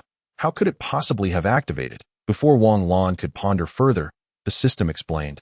Although the Lord's system has not yet been activated, certain functionalities remain accessible, such as the trial access to the magical network exclusive to the Lord system. The Lord system's magical network can connect to the Alliance's magical network, but the Alliance's magical network cannot freely access the Lord system's magical network. During the trial period, each information transmission costs 1,000 system military merits. Without dwelling on why a single information transmission was valued the same as a level 7 abyssal creature, Wang Lan promptly activated the Lord wristband. A projection, akin to a holographic screen, materialized before him. "My lord, circumstances have changed. A detailed explanation will follow upon convergence. All forces of the 9th War Zone and mercenary units, except those required to remain stationed, are to proceed to the coordinates below." Closing the magical screen, Wang Lan felt a surge of curiosity, but nonetheless altered his direction, hastening towards the location indicated on the map by Wang Lan's urging. Silver Moon accelerated abruptly, transforming into a silver blur, covering a distance of 1,000 miles in an instant, kicking up dust that lingered in the the assembly point, towering walls of earth and stone, each spanning thousands of meters and rising nearly 100 meters high, crisscrossed the landscape. New walls continued to rise as numerous earth mages employed terrain-altering spells. With each new wall erected, mages of various schools rushed forward to swiftly inscribe large and medium-sized magical arrays, reinforcing the ordinary earthen walls with powerful enchantments. An enormous temporary encampment, featuring walls several dozen meters tall, stood prominently between the front and rear walls. The words Guild Alliance, formed from magical energy, gleamed brightly atop the wall. It must be said that the conduct of guild forces often exhibited a far more audacious nature compared to regular armies, as they operated without the need for overarching command, typically charging into danger wherever it arose. At this moment, within a vast area belonging to the Knightly Guild, over 1,800 formidable knights, radiating an aura of brilliance, remained perfectly still atop their steeds. Even the horses beneath them exhibited no movements beyond the occasional blink. This drew the attention of master-level officials from the Knightly Guild and private knightly orders, who cast frequent glances their way. Radiating an aura akin to a peak level 9 being, Li Yi stood resolute as a rock. Stationed at the forefront of the Dawn Knightly Order, awaiting Wang Lan's return. In the next moment following the wristband's signal, Li Yi activated his wristband. How many knights remain in the Knightly Order? 1,854. Without hesitation, Li Yi transmitted the precise data. This revelation left the nearby Knightly Order leader and master-level officials astounded. Was this a private line of the magical network? The source was indeed extraordinary. Wang Lan was momentarily taken aback. Had he lost only 46 knights since his departure? It seemed that Wu Min had taken a roundabout route. What intelligence could compel a mercenary force of tens of thousands to avoid the abyssal troops? The thought flitted away as he observed the number 1,856. Causing Wang Lan to furrow his brow in contemplation. Silver Moon raced ahead. Its speed was remarkable, yet astonishingly smooth, devoid of any jarring bumps. Reinforce the Dawn Knightly Order to 3,000 knights. After a brief pause, Wang Lan made his decision, deducting 22,920 crystal coins. Purchase 80 crystal coins worth of high-purity energy crystals. Observing the remaining balance of crystal coins, Wang Lan, who possessed a slight inclination towards orderliness, felt a twinge of discomfort and instinctively added, "Ensure the remaining balance is set to 22,000 coins." Only then did he contentedly close the system interface. Gazing at the card depicting over 1,000 Dawn Knights in his hand, he looked back at the path leading to the assembly area and decisively utilized this card, watching the familiar figures of over 1,000 knights materialize behind him. Wang Lan's expression remained unchanged, yet the delight in his eyes was unmistakable. The familiar and pleasing sensation was invigorating, truly astonishing. Minutes later, leading over 1,000 Dawn Knights, Wang Lan marveled at the countless towering stone walls and the hundreds of massive warships that now filled the once plain landscape. As he stepped through the first wall, battalions numbering in the millions appeared before him, standing in impeccable formation, their weapons glinting ominously in the light. Over 100,000 griffin riders, each at least level 6.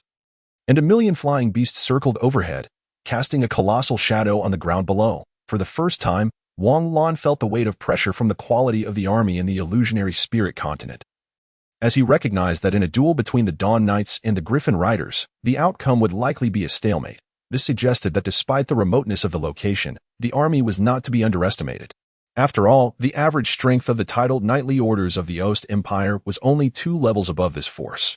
That was during the early days of the conflict with the Abyss, after thousands of years of peace. The titled knightly orders have not remained particularly strong. Currently, on the front lines, the lowest-ranking knights are level 9, and master-level knights can only serve as knight captains. The system's nonchalant remark left Wang Lan momentarily speechless, his lips twitching as he chose to remain silent. Who could withstand such a reality? The minimum was level 9. It was likely there were numerous half-step master-level knights as well. He could hardly defeat a mere knight captain. Fortunately, he had not acted rashly, confidently charging into the front lines. Otherwise, even with the system, he would likely have met a grim fate. After remaining stationary for several minutes, Li suddenly lifted his head, his black pupils widening slightly as he gazed towards the direction of the camp's entrance. This action immediately attracted the attention of many, who similarly turned their gaze towards the camp's gate. The formidable individual who had vanquished dozens of level 9 abyssal creatures within a mere few days has returned. The hearts of several knights captains, each possessing level 9 prowess, involuntarily quivered, with a resounding cadence of hooves. The first sight to greet the onlookers was over 1,000 Dawn Knights. Under the astonished gazes of the crowd, a phalanx of 3,000 Dawn Knights swiftly took shape, the presence of over 1,000 young and powerful knights, each endowed with the innate talent of a level 9 knight, was already astonishing enough, yet there was more.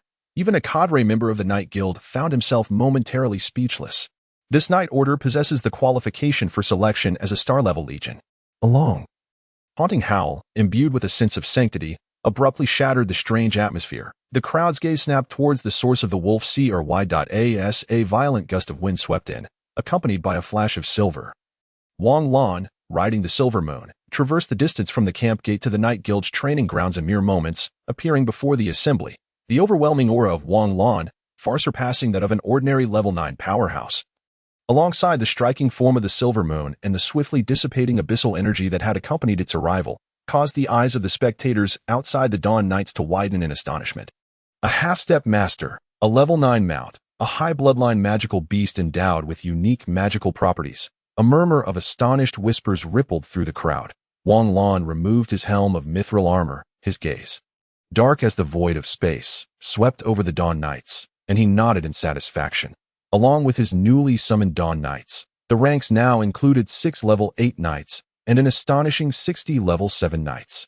Not counting himself and Li Yi. It seems that during my absence, many Dawn Knights have already reached the threshold for promotion. Wang Lan mused with a hint of pride, gesturing for Li Yi to join him. Not far away, a master-level cadre of the Knight Guild's gaze flickered. Special fighting spirit, half-step master, not yet 30. A bold idea, unbeknownst to Wang Lan, who had become a crucial element in someone's audacious scheme.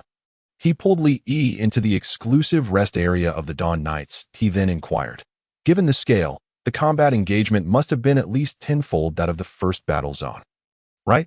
Why does it feel as though half the strength of the Radiant Light Battle City has converged upon the 9th battle zone? Li explained. This is related to an egg. What? An egg? Wang Lan was momentarily taken aback, bewildered as to how an egg could be involved. Indeed, it is the egg of a Hellfire Dragon. A Hellfire Dragon? How could such a high-level abyssal creature appear here? Wang Lan was genuinely astonished. If a lowly unit of 10,000 liches were to materialize here, it might raise eyebrows, but the presence of a Hellfire Dragon's egg rendered him utterly dumbfounded and incredulous. The Hellfire Dragon, a noble bloodline of the Abyss, akin to the Frost Dragon. Once hatched, it would be a king-level abyssal creature, capable of overpowering even the most formidable of ordinary king-level beings. That it was a rare sight, even on the front lines. For the Abyss would not permit a hatchling with such terrifying potential to roam the battlefield freely. Are you certain? Wang Lan asked, still struggling to grasp the enormity of the claim, akin to a band of petty kidnappers suddenly finding the President of the United States bound in their midst. Absolutely. Wu Min stumbled upon it and captured the entire incident on a recording scroll, Li Yi confirmed. Upon hearing Li Yi's affirmation, Wang Lan understood why the Radiant Light battlefield had suddenly erupted in chaos. If the Hellfire Dragon were to successfully hatch, not only would the Radiant Light Battle City be imperiled, but the surrounding strongholds would likely face devastation as well.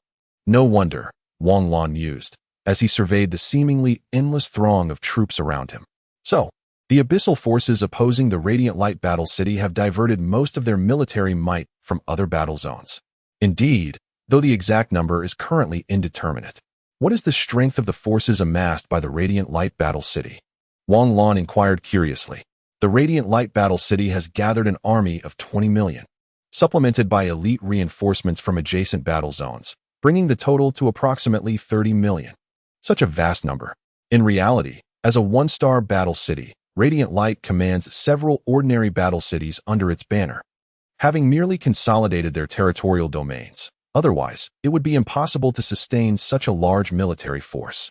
Wang Lan nodded in agreement. The defensive territory of a one-star battle city combined with several ordinary battle cities would indeed be comparable to a quarter the size of the former Sun Kingdom on Blue Star, making the presence of 30 million troops entirely plausible. The land controlled inland by Radiant Light must also be considerable, as it would otherwise be incapable of supporting such a frontline force. As for its precise dimensions, it would likely exceed 10 times the area of the frontline defensive territory. Never mind, this is too far-fetched that a one-star battle city must have a lord of at least mid-level king or higher, Wang Lan reflected. Shaking his head in contemplation, the distance from a half-step master to a king-level being was still substantial. Seated nearby, Li Yi produced the general combat plan for Radiant Light Battle City and began a detailed discussion with Wang Lan. The strategy for Radiant Light must be prudent. We should allow the abyssal forces to take the initiative, relying on extensive defensive fortifications and heavy firepower to wear down their numerous ordinary troops. Then, we will launch a counteroffensive, not seeking a massive victory, but focusing solely on that Hellfire Dragon's egg. If an opportunity arises, we must destroy it at once. Li succinctly outlined the combat plan of Radiant Light Battle City. Wang Lan concurred. This indeed constitutes the most effective approach. An immediate assault would likely yield poor results. However, while the Abyss does not entertain the notion of retreat, prolonged defense poses a risk. If the Hellfire Dragon hatches, there will be no salvation. This fundamental tactic is undoubtedly the most suited for the current situation. Having grasped the tempo of the Radiant Light Battle City strategy, Wang Lan and Li Yi ceased their analyses as long as they understood the general intent of Radiant Light. It sufficed to make tactical adjustments accordingly without requiring overly detailed scrutiny. After all, Wang Lan felt he lacked the qualifications to partake in decision-making for conflicts of such magnitude, as the disparity in experience was simply too vast. Wang Lan had managed to adjust his mindset well. As a minor player, he accepted the necessity of adopting the mentality appropriate for his role, devoid of any peculiar protagonist notions of shining brightly in the core battlefield to garner attention. The Abyss would not discriminate between reincarnators or chosen ones. Many had undoubtedly perished at the hands of the Abyss. Boom, boom, boom. The thunderous roars approached, causing the ground to tremble slightly. Wang Lan and Li Yi exchanged glances, swiftly darting from their quarters and arriving atop the nearest wall facing the abyssal forces, narrowing their eyes. They observed the abyssal army's encampment, previously shrouded in a black mist, now swirling violently as if stirred by some unseen force. With each resounding roar, a massive claw emerged from the mist, causing the dark vapor to part swiftly to the sides. Dozens of terrifying creatures, each measuring hundreds of meters in length and towering 100 meters high, emerged from the obscurity. Their colossal forms, reminiscent of ancient behemoths, advanced step by step through the black fog, rendering even the tallest columns and hills insignificant in comparison. Their lion-like appearance unmistakably signaled to the onlookers that these were no mere defensive abyssal creatures, they in overwhelming aura, comparable to that of a master. Surged forth, momentarily suppressing the fierce presence cultivated by the forces of Radiant Light Battle City. Mountain nightmare beasts, Wang Lan remarked, glancing at the wall barely 100 meters high beneath his feet. A sense of exasperation washing over him. How could they possibly contend with such foes? Chapter 54. Why does this feel so weak? Mountain nightmare beasts. Have they dispatched their entire contingent of mountain nightmare beasts from the outset? A high-ranking officer of Radiant Light Battle City, hovering in a warship high above, expressed surprise, though his face bore no trace of panic, only a hint of disdain. After all, as long as we safeguard the Hellfire Dragon's egg and facilitate its hatching, it would be the greatest victory for the Abyss. Another half-step king-level mage, adorned with black-framed glasses and holding a tome, replied with a faint smile, indeed. Boom! Just as the two engaged in conversation, a heavy aura of fighting spirit erupted, only to vanish in an instant. Telengus, remain composed. Now is not the time to initiate high-level warfare, the bespectacled mage admonished without lifting his gaze. Fine, these behemoths are not particularly resilient anyway. The mage's words seemed to have an enchanting effect, instantly calming a nearby muscular man with a buzzcut, whose previously raging flames of fervor began to subside. Haha, Divis, you remain as gentle as ever. It has been ages since I encountered such a scene. I can't help but feel the urge to strike the half-step king-level individual who had just conversed with Divis chuckled. Zhongling, please refrain from jesting. Unfortunately, as a light mage, I cannot afford to be explosive, Divis remarked, flipping a page of his book with a hint of exasperation. Apart from the hundreds of master-level professionals dispersed throughout the army, the remaining dozens of master-level practitioners stood behind the three half-step kings that as they listened to the casual banter among the three most significant figures of the impending war. The master-level professionals exchanged glances, unable to suppress their wry smiles. Well then, while they were on the verge of anxiety, the three pivotal figures of this conflict seemed utterly unconcerned. Cough, cough, esteemed sirs, what about the 12-headed mountain nightmare beasts? A 9-star master swordsman inquired, feeling somewhat awkward and helpless. Why is it me who has to ask? Divis smiled gently. There is no need for concern. They cannot breach our defenses. The masters exchanged glances, filled with confusion yet not anxious. Given the confidence of their leaders, they had little to worry about. At that moment, Wang Lan gazed upwards, astonished by the enormity of the mountain nightmare beasts. System, what is the standard size of a dragon? Wang Lan inquired, showing no signs of tension. What a joke! With such a grand mobilization for battle at the Radiant Light Battle City, if they were to be intimidated right at the onset by the Abyss, what prestige would remain? Perhaps this exemplifies the disparity between leaders and their followers. Leaders, in their caution, invariably exude an inexplicable confidence, whether in themselves or in what they endorse. Are you asking about the proud dragon or the giant dragon? Upon hearing the system's counter-question, Wang Lan, puzzled, replied, is there a difference? The proud dragon belongs to the Eastern dragon as recognized by lords, while the giant dragon pertains to the Western dragon. Strictly speaking, most pure-blood standard dragons are larger than mountain nightmare beasts. Wang Lan's face twitched slightly, feeling somewhat speechless. Why is it that so much information is absent from the basic knowledge of the illusionary spirit continent that you provided me? Because this is not basic knowledge. Wang Lan's eyes widened in anger, ready to retort. Just then, a tremendous roar reverberated, seemingly imbued with immense power, emanating from the front of the city wall, sending boulders tumbling towards the Radiant Light Army. All the boulders classified as hostile attacks were intercepted by the expansive protective shield. The mountain nightmare beasts that had entered the vicinity of the Radiant Light Battle City prepared to charge. Wang Lan immediately became serious, regardless of whether the mountain nightmare beasts could breach the protective shield. He wanted to observe how Radiant Light Battle City would respond. He was curious as to how they would manage without deploying a multitude of master-level professionals to besiege the mountain nightmare beasts. Just as the mountain nightmare beasts were gathering strength for their charge, a scroll suddenly appeared silently above the horde of beasts that resembled mountains. A flash of light ensued, and then, before Wang Lan's bewildered gaze, more than 10 colossal mountain nightmare beasts gradually shrank in size. Ultimately, they shrank to 1 meter. Huh, what is happening? A shrinking spell. Such a grotesque magic exists. Before Wang Lan could further process this, beams of magical energy erupted, obliterating the previously formidable mountain nightmare beasts. This seems to be an extreme form of shrinking initiated at the genetic level. Even the energy organs of the mountain nightmare beasts have been proportionally reduced. Quickly regaining his composure, Wang Lan stroked his chin, speculating. A half-step king-level pinnacle magic scroll, life playback. They are directly utilizing such strategic resources. Even the master-level officers from Radiant Light Battle City were taken aback to deploy such a high-level scroll right from the start. Divis calmly stated, the pace of this war must not be hindered. The Abyss side's initial deployment of mountain nightmare beasts was anticipated in many simulation plans. Our countermeasures have long been arranged. There are only about 20 mountain nightmare beasts in this Abyss contingent, making this a worthwhile engagement. The pace is still a bit slow. Zhongling, standing nearby, promptly understood, and a resonant yet powerful voice echoed throughout the assembly ground. First group of Radiants, prepare, target. The Abyss Army, prepare to fire. Wang Lan was momentarily taken aback. Such resolve. Recalling that the 4 cannons had significantly weakened the power of Radiance, He anxiously summoned a far more potent stellar shield beside himself and Li. He then turned his attention to the area where magical fluctuations were intensifying.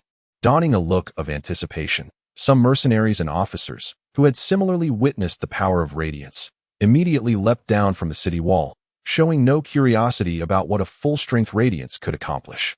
Only a few naive youngsters, faces alight with curiosity and excitement, craned their necks to watch. Zzzz 8 beams of blinding light swiftly pierced the sky, hurtling towards the abyss army still shrouded in black mist. Seamlessly penetrating the dense fog without any obstruction, the air fell silent for several seconds, just as some mercenaries who had never seen radiance assumed their weapons had malfunctioned and were about to inquire. A somewhat eerie red-yellow light emerged from the crevices of the black mist. Subsequently, a shockwave of terrifying force erupted almost instantaneously, colliding with the protective shield. The backlash from the shield sent some unsteady mercenaries tumbling off the city wall, had it not been for the military's foresight in setting up buffer magical formations below. There might have been casualties before the battle even began. As the shockwave reached the protective shield, 8 immense fiery blossoms appeared amidst the abyss army. Vast swathes of black mist were directly dispersed, revealing the hidden, terrifyingly vast army of over 100 million. However, the area struck by radiance saw tens of millions of abyss creatures being violently torn apart by the overwhelming heat and magical disruption. Large sections of the hardened ground transformed into a sea of magma under this level of firepower, watching countless archers and mages ascend the city wall in unison after the assault concluded. Wang Lan smirked.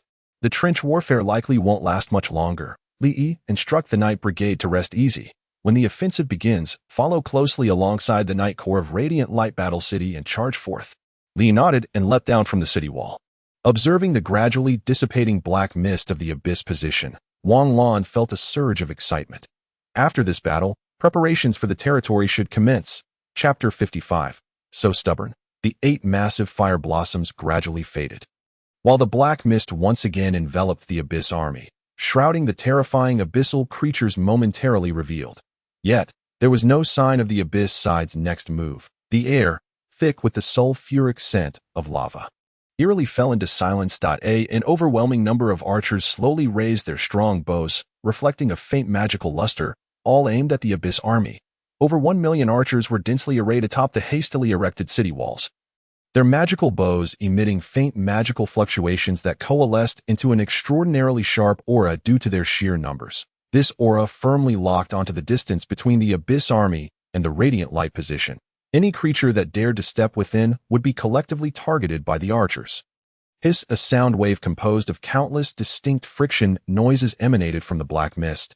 As the mist's flowing direction appeared to become slightly chaotic, the frontline archers, without awaiting orders, activated their internal fighting spirit, drawing their strong bows to full tension as their robust fighting spirit converged on the arrows. The first terrifying-looking lesser demon burst forth from the black mist, howling as it charged towards the radiant light army's position. The black mist curtain stretching hundreds of kilometers towards the radiant light position began to writhe violently. Countless lesser demons surged forward chaotically, akin to a swarm of ants rushing towards their prey. The tide formed by the lesser demons nearly engulfed everything within the visual range of the radiant light army. Amidst the throng of lesser demons, one could occasionally spot the towering figures of horned demons and tarry beasts, while vast flocks of winged demons appeared in the sky, their shrill cries mingling with the roars of the lesser demons, relentlessly assaulting the morale of the radiant light army. Attack! The commanding officers atop the city walls issued the attack order almost simultaneously. Whoosh! Over 1 million arrows imbued with substantial power whistled through the air, raining down upon the swiftly advancing abyss army. The meteor-like arrow rain struck its targets. Significant explosions ensued. The sharp arrowheads shattered into dozens of fragments, scattering outward and piercing the bodies of the nearest lesser demons. One howling lesser demon, as it leapt into the air, had its head pierced by a shard of arrowhead, its massive body crashing heavily to the ground, trampled into a pulp by the lesser demons and horned demons charging behind. Across nearly 100 city walls, archers clad in enchanted iron chain mail continuously drew their bows to shoot, unleashing a relentless barrage of arrows numbering in the tens of millions upon the abyss army. It is worth noting that among these archers were not only 4th-tier warriors, 5th, 6th, and even 7th and 8th tier archers joined in the assault. An 8th tier archer casually drew a red arrow from behind, enveloped in surging fire-type fighting spirit, unleashing a powerful shockwave with a tremendous roar as it sped towards a horned demon that was nearing the front line. The spiraling flames wrapped around the arrow, akin to a drill, instantly penetrating the body of the 7th tier horned demon, incinerating hundreds of lesser demons behind it into ashes, interspersed among the countless ordinary arrows. The radiant streaks underscored the elite composition of the forces dispatched by Radiant Light Battle City, with the proportion of high-level warriors evidently heightened. However, due to the overwhelming numbers of the Abyss army, the archers' long-range obstruction proved largely ineffective, and the Abyss forces pressed forward relentlessly, absorbing the barrage of arrows with little hindrance. Prepare all artillery positions to open fire, aside from the star-grade magic cannons, magical energy cannons, and flame cannons on the magic battleships. A commander of the 9 stars master level observed the scene before him with an unflinching demeanor, calmly issuing commands. The rain of arrows had yet to cease when brilliant beams of light and magical orbs ascended from the rear of the army, swiftly obliterating a significant number of the abyssal forces that sprinted at the forefront, in the face of what could only be described as carpet bombing. Both the inferior demons and the beasts from the horned demon towers roared in furious desperation. Struggling helplessly, the formidable high-level magical artillery appeared to pierce through the ranks of winged demons as effortlessly as one would penetrate tofu, sending whole groups crashing down from the sky, their dismembered limbs and blood raining down like a torrential downpour. The intense flames nearly consumed all the abyssal creatures at the forefront, resembling meteor strikes as relentless bombardments rained down from above, exploding amidst the abyssal army and drastically slowing their charge. Yet, the onslaught of countless inferior demons and beasts from the horned demon towers could not be entirely halted. A rapidly increasing number of skeletal knights burst forth from the black fog, towering over their companions as they mounted skeletal steeds, brandishing knightly lances and charging toward the nearest city walls. The abyssal forces, previously held back by the fierce artillery and arrow storm, regained their ferocity. With the nearest inferior demons now less than a kilometer from the walls, prepare the mage battalion. Upon this command, even Wang Lan, situated in a distant chamber, slightly opened his eyes in surprise. Has it escalated to this point already? Without any preliminary skirmishes, both sides are going all out. Typically, the abyssal faction would first deploy skeletal undead as their basic troops, rarely considering inferior demons as their foundational units. This time, however, they not only sent forth inferior demons, horned demons, and beasts as their vanguard, but also deployed winged demons in advance. It was striking that neither side had fielded any level 9 combatants, while level 8 abyssal beings were exceedingly common. Even the side of the Radiant City had launched a direct assault with various magical artillery, now even employing the mage battalion. Merely 30 minutes since the onset of hostilities, that a chorus of incantations surged forth. And soon, magical arrays appeared beneath the feet of thousands of mages, illuminating the city walls in a kaleidoscope of colors, creating a dreamlike spectacle. Clad in robes of myriad hues, the mages swiftly sketched intricate magical formations in their minds, imprinting them onto the blank surfaces of their magical rings, subsequently infusing them with vast amounts of magical energy to rapidly charge and expand the formations. These were then unleashed upon the abyssal army below. The sturdy ground instantly transformed into a quagmire, severely hampering the speed of the horned demon beasts, and before the abyssal forces could react, thick vines erupted from the earth, forming a vast forest of tendrils within seconds.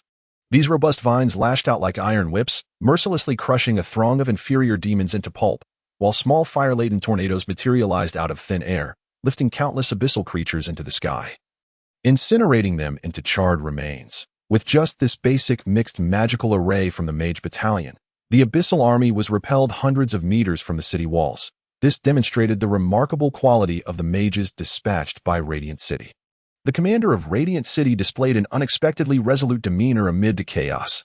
Chapter 56. True iron. While a multitude of fiery tornadoes wreaked havoc among the abyssal forces, now firmly obstructed by swamps and vines, seeming as if the entire abyssal army was held at bay by the formidable mage battalion. However, the abyss was not reliant solely on numbers for victory. Accompanied by a chant that sounded like whispers from the black fog, the oppressive shroud of darkness began to writhe violently, Countless tendrils formed from the fog emanated an aura of malevolence, as if harboring the world's darkest sins in the blink of an eye. These tendrils surged into the forest of vines. The robust magical vines withered, their once deep green hues fading rapidly, collapsing into the swamp and disintegrating into countless fragments that blended into the mire. One of the three spells was swiftly countered. The swamp behind also seemed to succumb to the evil influence of the black mist, its earthy tones turning to a sinister black, with waves of nauseating stench wafting from the mire. Gradually, the swamp solidified, and the land resumed its previous form. With two barriers lost, the remaining fiery storms could not fully obstruct the relentless assault of the vast abyssal creatures. Increasing numbers of inferior demons and horned demons breached the defenses. The black fog, having dispatched two large mixed magical arrays, did not relent. Instead, it erupted, crashing against the shield of protection. The previously invisible shield was forced into view, engaging in a stalemate with hundreds of thick tendrils of black mist. The golden radiance of the shield growing increasingly blinding. Deities shifted his gaze from the book in his hands to observe the imposing black tendrils, a hint of disdain curling his lips. These entities are designed specifically to corrode magical energy, posing little threat to living beings.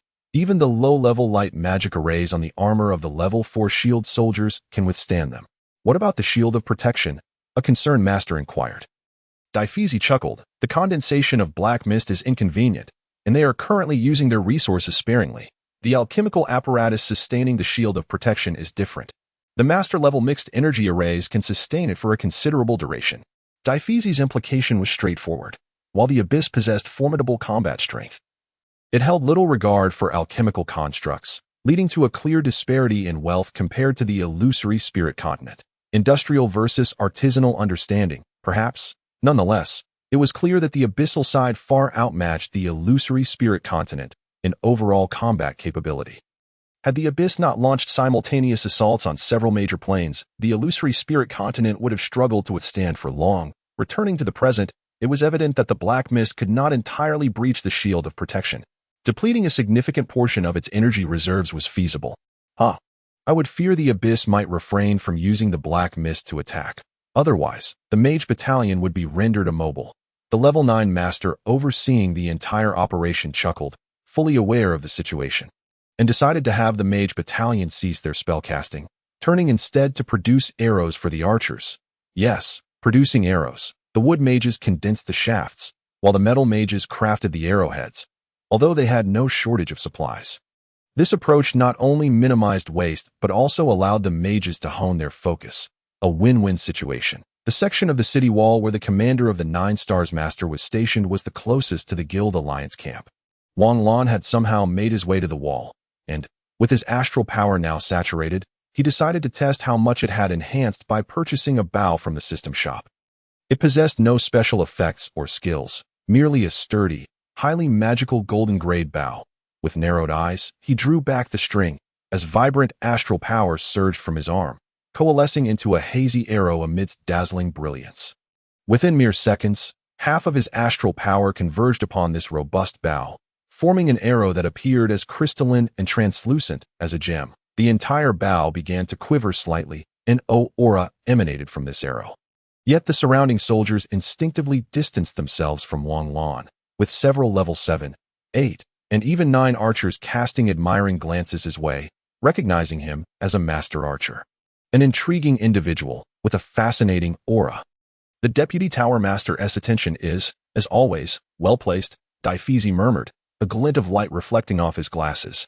What was that? Zhang Ling, observing the battle, casually inquired upon hearing Deities muttering. Nothing much, just curious about the origin of the infernal dragon's egg. Deities brushed off dismissively. Zhang Ling shrugged. They had previously discussed the matter and agreed it was likely a coincidence, as long as it wasn't intentional. They need not worry, or else the 9th War Zone, and even the burial grounds of Radiant City, would be in peril. The commanding officer of the entire army also watched Wang Lan with keen interest, eager to see the power of this attack. Talents capable of wielding near-master level strength at the half-step master level were few and far between. With half of his astral power now focused into the arrow, fine beads of sweat formed on Wang Lan's forehead, yet he had no intention of unleashing an attack. Instead, he bore down on the discomfort. concentrating his mental energy into a needle-thin point, inscribing intricate magical arrays upon the arrow. This was a modified version of a level 9 lightning magic, Thunderbolt, adapted using astral power, still lightning-based, but with a twist. Wang Lan's complexion paled slightly as he barely completed the miniature magical array, then, without warning, released his finger. Dozens of thick bolts of lightning erupted around the arrow, creating a sonic boom that rippled in front of Wang Lan before vanishing. Only the fading arcs of electricity, which gradually dimmed until disappearing entirely, clearly indicated to all that the formidable arrow was no mere illusion. The crystalline arrow, trailing a massive plume of lightning, resembled a colossal dragon as it vaporized thousands of inferior demons. Horned demons and beasts. Almost visibly, this vast expanse of abyssal forces was cleaved apart by a single thunderous arrow that a level 9 inferior demon attempted to intercept the arrow, yet before even making contact. It was engulfed by the accompanying lightning, knocked away without having held its ground for even a second. The arrow soared until it penetrated the depths of the abyssal forces, descending thousands of meters before finally losing its momentum and erupting in a brilliant explosion. Some soldiers and mercenaries stood momentarily dazed, gazing at the scorched trench that the abyssal army promptly filled with their ranks. Their eyes, laden with complex emotions, instinctively turned towards the individual responsible for this formidable assault. Is this truly a half-step master level? Can it be that this is merely a 1- or 2-fold enhancement over the peak of level 9? Is this truly a mere 1- or 2-fold disparity?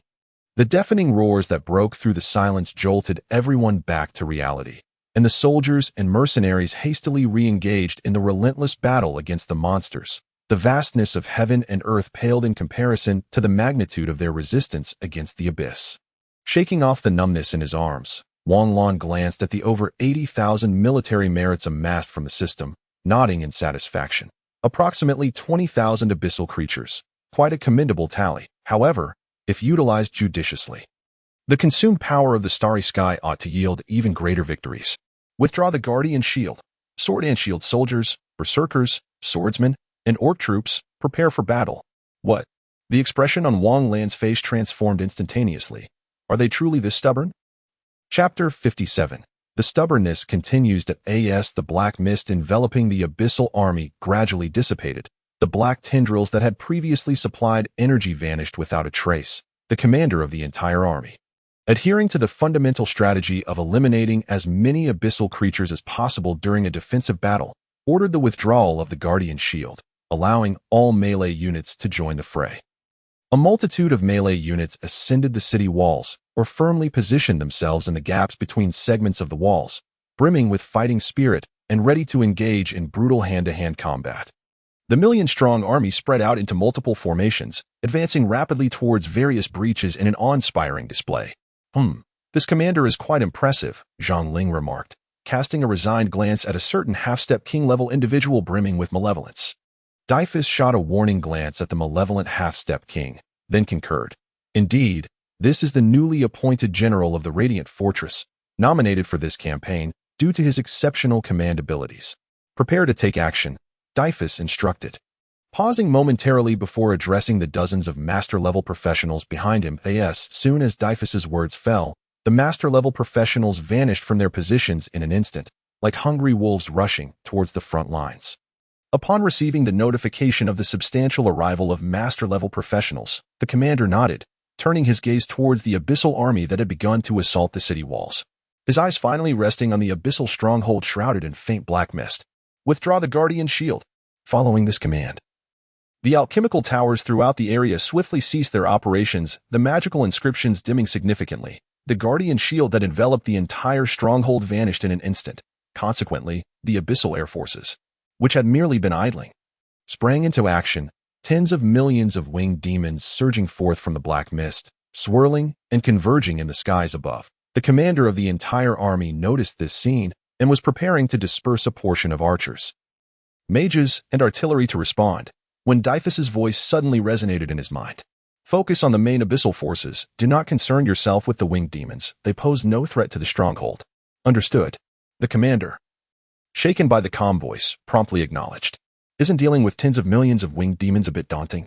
Zhang Ling asked hesitantly, genuinely lacking confidence. Dyphus smiled softly, remaining silent as he produced a scroll.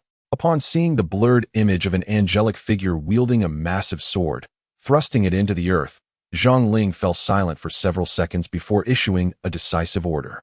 All battleships, descend by half the distance. Quickly, quickly. Observing Zhang Ling's anxious actions, Deitis's smile grew even gentler, yet he unhesitatingly activated the scroll. The scroll instantly turned to ash and scattered, while Deitis vanished in an instant, appearing on the ground below. An obscure and indistinct voice seemed to mutter to itself, and then a hazy pair of angelic wings unfolded in an instant, transforming into countless crimson and white streaks of light, enveloping an expanse of several dozen kilometers. The tens of millions of winged demons barely had time to emit a wail before they were instantly obliterated, as if ice meeting sunlight. The rich energy of light radiated outward, raising the temperature of the ground to nearly 50 degrees. Wisps of steam beginning to rise. It was simple, with no resistance whatsoever. Tens of millions of average-level 4-winged demons disintegrated completely. Zhang Ling, standing beneath the protective shield of the magical battleship, gazed in a daze at the colossal white wings that gradually dissipated, his voice filled with astonishment. This is the result of countless iterations of weakening, a superlight magic suitable for any level, the lament of the Archangel. And this is after who knows how many rounds of weakening. Just as half of the abyssal air forces were eliminated, the abyssal army, surging like a tide on the ground, finally reached the city walls. Countless lesser demons attempted to scale the walls, but were thwarted by various magical formations atop the walls, leading them to construct a mountain of magic, each climbing atop the other as they hastened towards the top of the walls. The archers had long retreated to the rear, while the frontline sword and shield soldiers raised their shields before them, wielding their battle blades high, surrounded by an aura of fighting spirit. Rows of sword and shield soldiers clad in intricate armor displayed no signs of fear. Their eyes, barely visible beneath their visors, were filled with calm indifference as they gazed at the lesser demons that approached the wall amidst a hail of arrows. They were the border warriors of the illusory spirit continent, long accustomed to all manner of horrors. Glancing at the still motionless cavalry units, Wang Lan turned his gaze to the somewhat crowded top of the walls, contemplating for a moment. Then, decisively, he jumped off the wall.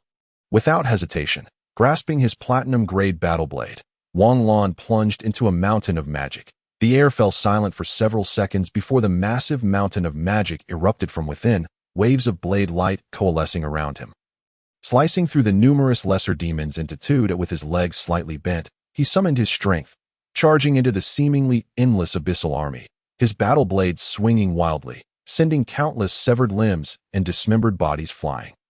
Just as Wang Lan was reveling in his slaughter, he suddenly noticed the surrounding abyssal creatures becoming sparse. He swiftly turned his head to see over 20 level 9 lesser demons surrounding him, their long tongues lolling out. Smirking derisively, he effortlessly twirled his blade and charged towards the group of 20 level 9 lesser demons. In an instant, chaotic energy erupted, as blades of light and black claws clashed fiercely in this area. The abyssal army and the radiant army commenced their formal confrontation. As a horde of lesser demons leapt atop the magical mountain to scale the walls, a synchronized flash of blade light swept through, instantly severing the heads of the first demons to reach the top. However, at that moment, an unending stream of lesser demons also surged onto the walls, crashing heavily against the shields of the sword and shield soldiers.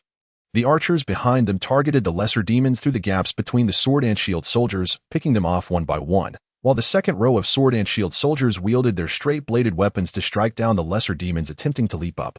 As the first row of sword and shield soldiers began to tire, every two from the second row simultaneously angled their shields to create an opening, the first row of sword and shield soldiers bracing against the onslaught. Step back just as the second row surged forward through the gap created by the shields. The second row now became the front line, blocking the attacks of the lesser demon horde. Though it appeared as a flawless coordination, the entire defense line had retreated a step. However, due to the sloped side of the wall facing the radiant army, they would not find themselves trapped upon the walls. Meanwhile, a vast horde of horned demons and Teleri beasts began clashing with the orc troops within the gaps of the walls. The 3-meter-tall minotaurs roared, wielding their enormous battle axes as they charged into the horned demons, who were equipped with elite gear from humans and even goblins, showcasing an astonishing display of strength. The fierce battle ensued as the minotaur and rhinoceros troops held their ground against the horned demons and Teleri beasts, while the lesser demons that had infiltrated through the gaps were impeded by the sword and shield soldiers. Archers and berserkers, with the constraints of the narrow terrain atop the walls lifted, the human formations unleashed greater power, driving the abyssal army back from the gaps between the walls, with a casualty ratio nearing 20-1. The abyssal forces were thoroughly halted, losing their previously relentless momentum. The knightly troops swiftly mobilized. Chapter 58, Stalemate. The various knightly factions, which had been observing the fray with keen interest, appeared to receive some silent command. Quietly converging from all directions towards the flanks of the stronghold, with the human heavy cavalry and the orc mammoth cavalry forming the core of the knightly army, they rapidly coalesced. 1,000, 20,000, 100,000, 300,000. As the knightly forces on either flank grew ever larger, an unspoken weight of anticipation permeated the ranks. Hundreds of thousands of knights clad in heavy armor, mounted on imposing steeds, brandished their sharp lances and massive swords, poised for action. Under the cover of the million-strong army, the assembly and maneuvering of the knightly forces went unnoticed by the abyssal army. While the brutal melee on the front lines continued unabated, the formations of sword and shield soldiers still battled against the relentless attempts of the abyssal army to breach the city walls, while the remaining abyssal creatures, comprising a quarter of their total strength, were held at bay in the gaps between the walls. Both sides were exhausting their numbers, visibly witnessing the dwindling ranks of the abyssal army. The generally large and elite orc troops began to flood onto the battlefield. As the 4-meter-tall bear men, clad in seemingly crude yet internally refined armor, collided heavily with the charging horned demons, the disparity in power and size was offset by the number and equipment of the bear men and minotaurs, resulting in a tense stalemate. A lithe and agile elf surged into the ranks of the infernal army, transforming her bow and arrows into formidable melee weapons. With a deft twist of her waist in midair, she narrowly evaded an attack from a lesser demon. Before she even touched the ground, she pivoted and unleashed an arrow, striking true at such close range that the demon had no chance to escape, its head exploding in a shower of gore. The onslaught against the abyssal forces at the Miigwang stronghold had already claimed the lives of tens of millions. Of course, the casualties among Miigwang's own troops were equally dire, as 4 million out of their original 50 million had perished in the conflict, many of whom were seasoned warriors. The magic cannons continued their thunderous barrage, sending magical projectiles slicing through the sky, relentlessly targeting the heart of the abyssal army. The goal was to diminish the number of abyssal creatures breaching the city walls. The first phase had seen over 30 walls fall to the enemy. Yet these fortifications had served their purpose well. That a thick layer of slain lesser demons lay piled beneath and atop these walls, with even the descending slopes carpeted in their corpses, alongside the cold, mangled bodies of fallen sword and shield soldiers and archers. This wave of attack represents merely 1/10 of the entire abyssal force, Zhang Ling muttered, his tone devoid of elation, as if speaking to Divis or perhaps to himself. Although the apparent victories in this war were noteworthy, the majority of the abyssal beings they had vanquished were insignificant cannon fodder in the grand scheme of things, despite his reluctance to admit it. The reality remained. In most cases, the abyssal forces in a given region consistently outmatched those of the illusory spirits. Consequently, the realm of illusory spirits was often relegated to a position of defense. And even counteroffensives were merely small-scale retaliatory skirmishes compared to the vast border conflicts. Hearing Zhang Ling's weary murmur, Divis glanced back at him and replied with a smile. As long as we can destroy that egg, it will be a victory. Zhang Ling nodded, his gaze fixed upon the seemingly thin veil of black mist, his heart heavy with doubt. Was it truly so simple to destroy the egg of the infernal flame dragon? The commanding officer's expression sharpened as the previously sparse abyssal forces began to regroup. The multitude of lesser demons, horned fiends, and winged beasts surging forth from the obscuring mist once more, led by tens of thousands of colossal winged demons. Millions of their kin dove not towards the central stronghold, but instead towards the front lines, coordinating with the ground forces to assault the Miigwang army, which had retreated to the second phase of the walls. Despite the renewed pressure, the Miigwang forces maintained their composure, swiftly rearranging their formations in preparation for the impending clash. The artillery fire, which had gradually diminished, surged again, with a dazzling array of magical projectiles filling the sky, expanding the defensive fire net around the abyssal army. Countless lesser demons and horned fiends, under the increasingly concentrated bombardment, could only roar in fury before being engulfed by the explosive magical flames. Millions of agile winged demons adeptly dodged the powerful spells raining down, closing in on the sword and shield formations, their sharp claws gleaming ominously. They sought to carve a breach for the infernal horde as these formidable winged demons, resembling giant bats, swooped down. Their shadows engulfed vast areas below. The dramatic scene was met with a hail of arrows, forming a veritable wall of projectiles that instantly transformed the foremost ranks of winged demons into a mass of perforated bodies. The archers adjusted their firing rate to enhance accuracy. 1 out of every 3 arrows struck the swiftly moving winged demons. Yet, the plummeting bodies of their comrades did not elicit panic among the winged horde. Upon reaching a certain altitude, they launched a fierce counterattack. With the abyssal energy swirling around their barbed tails, they lashed out at the archers with a rain of deadly spikes. In response, the sword and shield soldiers, following the commander's orders, retreated to the archers' ranks, positioning themselves between the gaps. They raised their shields in unison, activating the low-intensity protective enchantments inscribed upon them, and a faint golden barrier rose over each archer's position as the spikes collided with the protective shields. They erupted into powerful black fireballs, shaking the small shields violently. Shielded by the protective barriers, the archers continued their relentless assault, their enchanted arrows soaring several kilometers into the air, bringing down numerous winged demons. A winged demon struck in the chest by an arrow let out a furious roar, only to be hit by a barrage of successive arrows, falling helplessly to the ground. However, the winged demons remained the regular aerial forces of the abyss. And with only 50,000 sword and shield soldiers forming each protective barrier, they could not fully withstand the onslaught of the winged horde. Several protective shields across the archer formations were overwhelmed by the concerted fire of numerous winged demons. Shattering with the sound of glass breaking, a deluge of attacks struck the shields of the sword and shield soldiers, shattering their arms and causing blood to seep through the joints of their armor. With the priests unable to provide support, the sword and shield soldiers gritted their teeth and bore the brunt of the assault. In moments when some soldiers fell, the archers they protected were similarly struck down by the relentless spikes formed from abyssal energy. Yet the winged demons' retaliation was short-lived.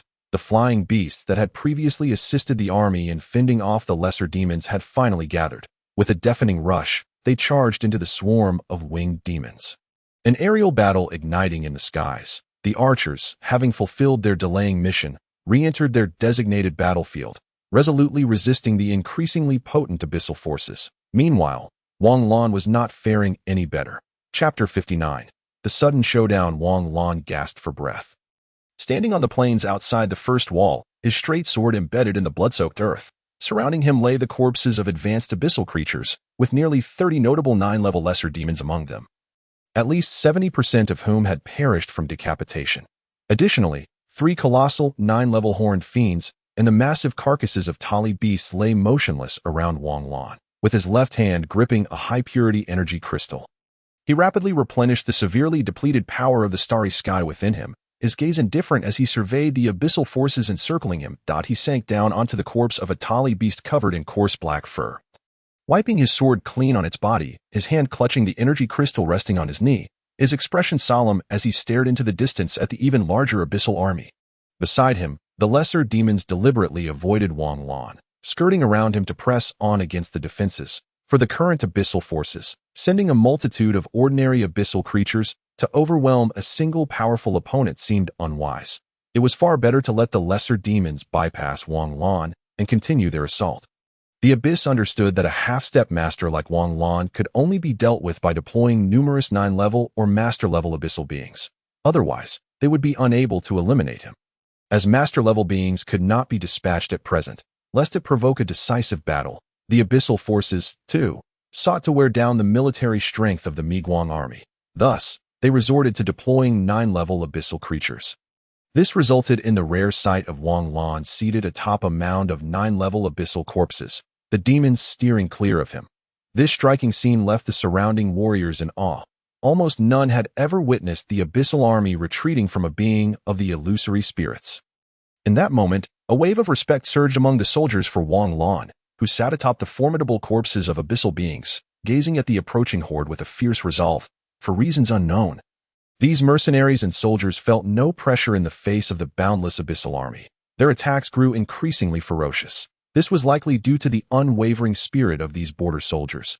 Had this scene been witnessed by the interior guards or civilians, they would have surely cried out in terror. The ongoing transmission of the border conflicts through magical imagery to the interior, coupled with the establishment of specialized abyssal studies in various academies, had made the populace well aware of the abyss's terrifying nature and the brutality and fearlessness of its creatures. This understanding was a significant factor in the high caliber of soldiers from the illusory spirit continent. Each individual fought for their homeland, and the remnants of the continent had long been extinguished in the protracted struggle for survival, having barely restored a fraction of his starry sky power.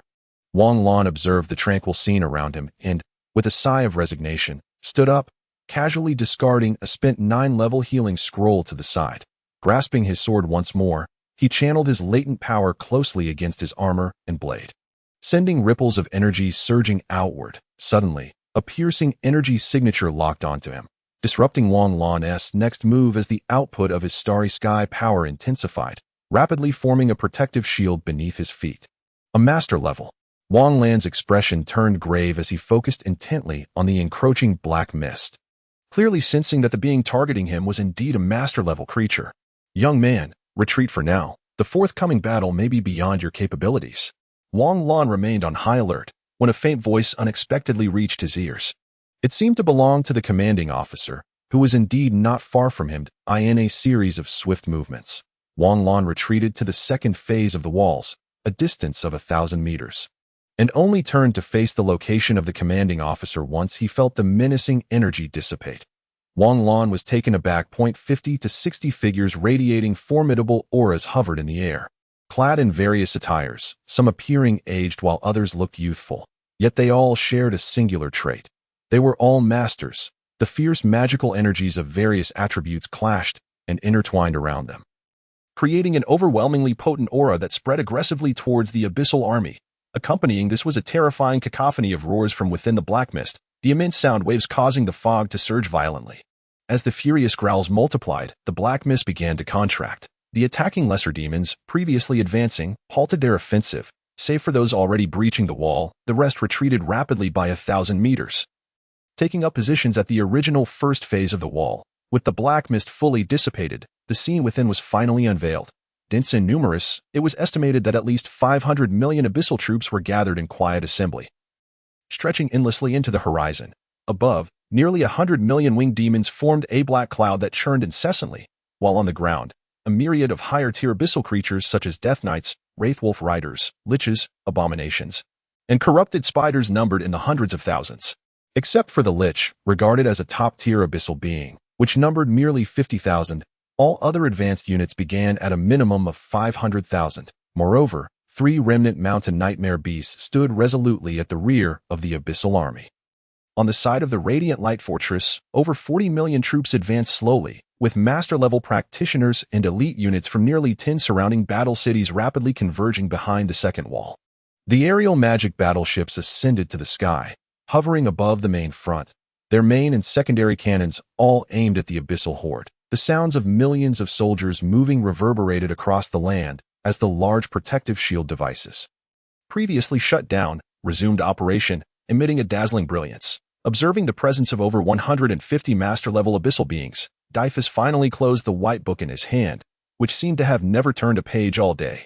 He, along with 2 half-step king-level warriors behind him, soared to the forefront of the army. The moment they halted, the opposing half-step king-level beings also arrived at the front lines. For in total, 1 lich, 2 lesser demons, and 1 corrupted spider. The 2 sides did not immediately engage in battle but stood in a tense standoff, a sense of impending doom hanging over everyone's hearts like a black cloud threatening to crush the city.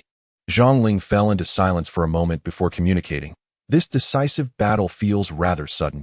It seems the abyss is in a hurry. Dyphus replied with an indifferent tone, "Leave the lich and 1 lesser demon to me. You have an advantage over the corrupted spider. Take care of it." With that, Dyphus's previously gentle aura transformed into a fierce presence, as a torrent of runes surged wildly within his cerulean eyes. Only Wang Lan stood bewildered at this moment. What was happening? Just a second ago, everything was fine, and now the final battle was commencing? Could it be that the egg of the infernal flame dragon had encountered a problem? Wang Lan's eyes brightened at this thought, and he swiftly darted towards the base of the Dawn Knights. On the main battlefield, the atmosphere remained tense. Dyphus was the first to shatter the silence. Chapter 60. The knights charged at a vast surge of pale, golden magical energy erupted from within Dyphus, illuminating the surrounding sky in a golden hue in an instant. This golden magic enveloped a large expanse of the heavens. The white book in Dyphus's hand began to turn its pages on its own, as an ethereal quill manifested in his grasp, delicately placing its tip upon a specific page. Then, with a swift motion upwards, an incredibly intricate river of runes emerged from the book, swirling rapidly around Dyphus. The 4 half-step king-level abyssal beings were momentarily taken aback, unable to react before the river of runes exploded outward. Dozens of overlapping, variably sized magical combination formations appeared simultaneously before Dyphus that a rich aura of light magic encircled this massive combination magical array, creating a breathtaking spectacle. Hundreds of thousands of slender beams of light, akin to lasers, pierced through the abyssal army with a sharp whistling sound, cutting through the ranks with wild abandon. The tough exteriors of countless abyssal creatures were sliced apart as effortlessly as tofu. Even 9th-tier abyssal beings could not withstand the onslaught. This light-speed attack inflicted significant casualties before the abyssal army could mount any defense. Wang Lan watched in awe as the golden tendrils plunged into the boundless abyssal horde. Cleaving through what appeared to be powerful and menacing abyssal beings, the 4 half-step king-level abyssal creatures became primary targets as tens of thousands of fierce beams struck them, leaving the barely responsive beings to fend off the assault defensively. Hearing the sharp sounds akin to lasers being fired, and witnessing these seemingly small, yet devastatingly powerful beams, Wang Lan marveled at the evolution of modern magic from the arcane era. How remarkable it was, the might of magic grounded in materialism. In that moment of the attack's initiation, Wang Lan discerned the principle behind this combination magical array. Simple, yet potent. Simple in relation to half-step kings. For those beneath that level, it relied on innate talent. The immense offensive power of this combination magic was straightforward. At its apex was a light-based attack array of half-step king-level potency, beneath which various magical arrays served 3 primary functions: focusing, dispersing, and propelling the attack. The already formidable light magic was concentrated through lens-like principles, then accelerated and unleashed, amplifying its destructive force geometrically. Even master-level abyssal beings could only evade, daring not to confront directly. The inherent terror within the abyssal creatures warned them. To touch these attacks was to invite death. Seconds later, as Dyphus ceased supplying magical energy, the golden laser beams swiftly dissipated, revealing the abyssal stronghold that had been bombarded by the combination magic.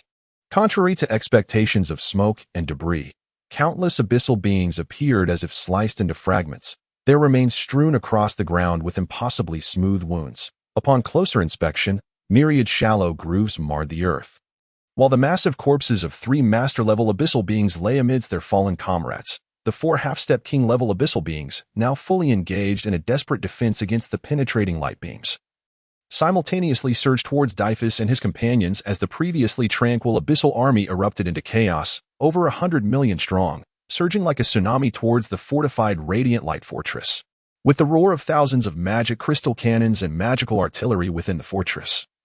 Hundreds of master-level life forms vanished from their respective battlegrounds in an instant, flashing to the center of the battlefield to engage in fierce combat. From Wang Lan's perspective, he could only witness the chaotic clash of hundreds of flickering figures against waves of black. But he understood well that these master-level beings, who had transcended mortal limits, had likely exchanged blows countless times in what appeared to be a mere moment. Why was Wang Lan so acutely aware? Had he not evaded swiftly, a horizontally flying abyssal fire blade would have surely decapitated him.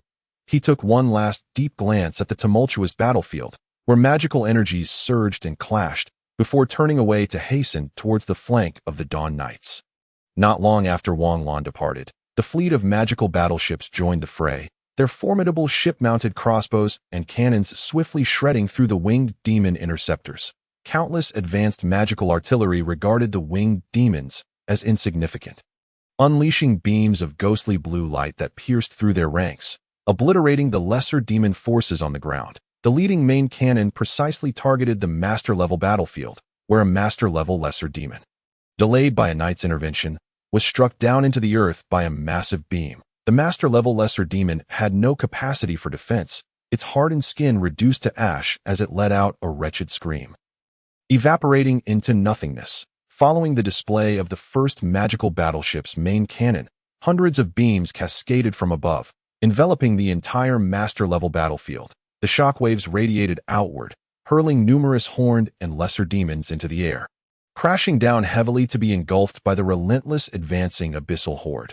This assault directly felled over 20 master-level abyssal beings, plunging the battlefield into a prolonged energy buildup lasting 20 minutes. Even so, the abyssal army still boasted a numerical superiority of master-level beings over the Radiant Light Fortress. Had it not been for the 9-star masters outnumbering the abyssal forces, the master-level battlefield would have succumbed swiftly.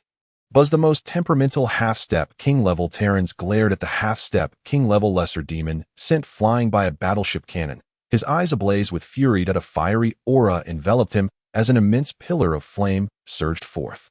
The lesser demon's crimson eyes flared with rage, and it vanished, reappearing directly behind Terrans, claw poised to strike, its solidified abyssal energy acting as an elongated claw, crashing against Terrans' sword to Terrans' knee shot upwards.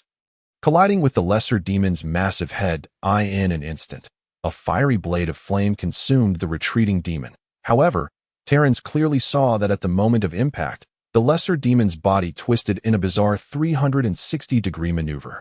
Narrowly evading the attack, his sixth sense caught a whiff of the air's anomaly, and his aura surged violently as he clashed again with the lesser demon in midair, their fierce energy waves creating a barrier that kept the surrounding thousands of meters at bay. Just as the armies were about to collide, the cavalry corps sprang into action. Chapter 61. The most crucial link upon the vast battlefield, mushroom clouds, birthed from the arcane crystal cannons, ascended in succession. The sorcery of the Lich and the mage forces of the Radiant Fortress rapidly unleashed their spells, targeting the ordinary troops of both factions. The violent magical energies of the master-level battlefield intertwined with the essence of the abyss, gradually giving rise to peculiar and colossal apostles summoned by the masters of the Radiant faction that in a mere moment. The battlefield, which had stood in tense silence, erupted into a fierce clash that on both flanks of the grand battlefield. The knightly legions, devoid of vitality, initiated their assault. The fully armored heavy cavalry of the Radiant, clad in gleaming white armor, charged forth on their colossal steeds, each over 3 meters long and encased in metallic barding, towards the abyssal strongholds, with their elongated, 2-meter-long knightly lances, tipped slightly downward, and wreathed in faint battle aura. They radiated a chilling gleam at a staggering 10,000 heavy knights, each at least of 5th rank, trampled the earth. Their thundering footfalls masked by the cacophony of cannon fire, momentarily unnoticed by the higher abyssal creatures. Following closely were the formidable mammoth cavalry of the Orcish lineage, massive and imposing yet slightly slower. Exuding the aura of 5th rank magical beasts, their bodies were clad in rugged iron plating, and their nearly 2-meter-long tusks were encased in metallic sheaths, appearing extraordinarily sharp. One could only imagine the devastating aftermath of their trampling charge. With each stride of the mammoth beasts, the ground trembled beneath them. Leading the charge were 7th rank heavy knights, guided by over 100 semi-master level knights, who tore through the torrent of lesser demons on the flanks. Advancing towards the core of the infernal dragon egg, the high-ranked knights surged forth, their battle aura pulsating, trampling and scattering the lesser demons, while their lances pierced and shredded through the bodies of the fiends. Under the leadership of numerous high-ranked knights, the few abyssal creatures of rank among the flanks were swiftly surrounded and annihilated. The ordinary knights at the rear suffered no harm, effortlessly cleaving through the lesser demons and horned fiends that obstructed their path. The overwhelming combat prowess of the heavy knights, capable of fighting above their rank, rendered the vast horde of 4th rank abyssal fiends utterly incapable of resistance. Some master-level abyssal creatures swiftly recognized the advancing horde of knights, their urgency palpable as they sought to intercept them. Yet, before they could act, they found themselves ensnared by the apostles summoned by the Radiant Masters. The Knightly Legion was indeed the crux of this operation.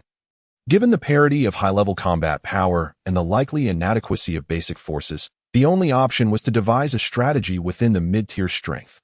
Clearly, this seemingly simple tactic had thus far proven effective.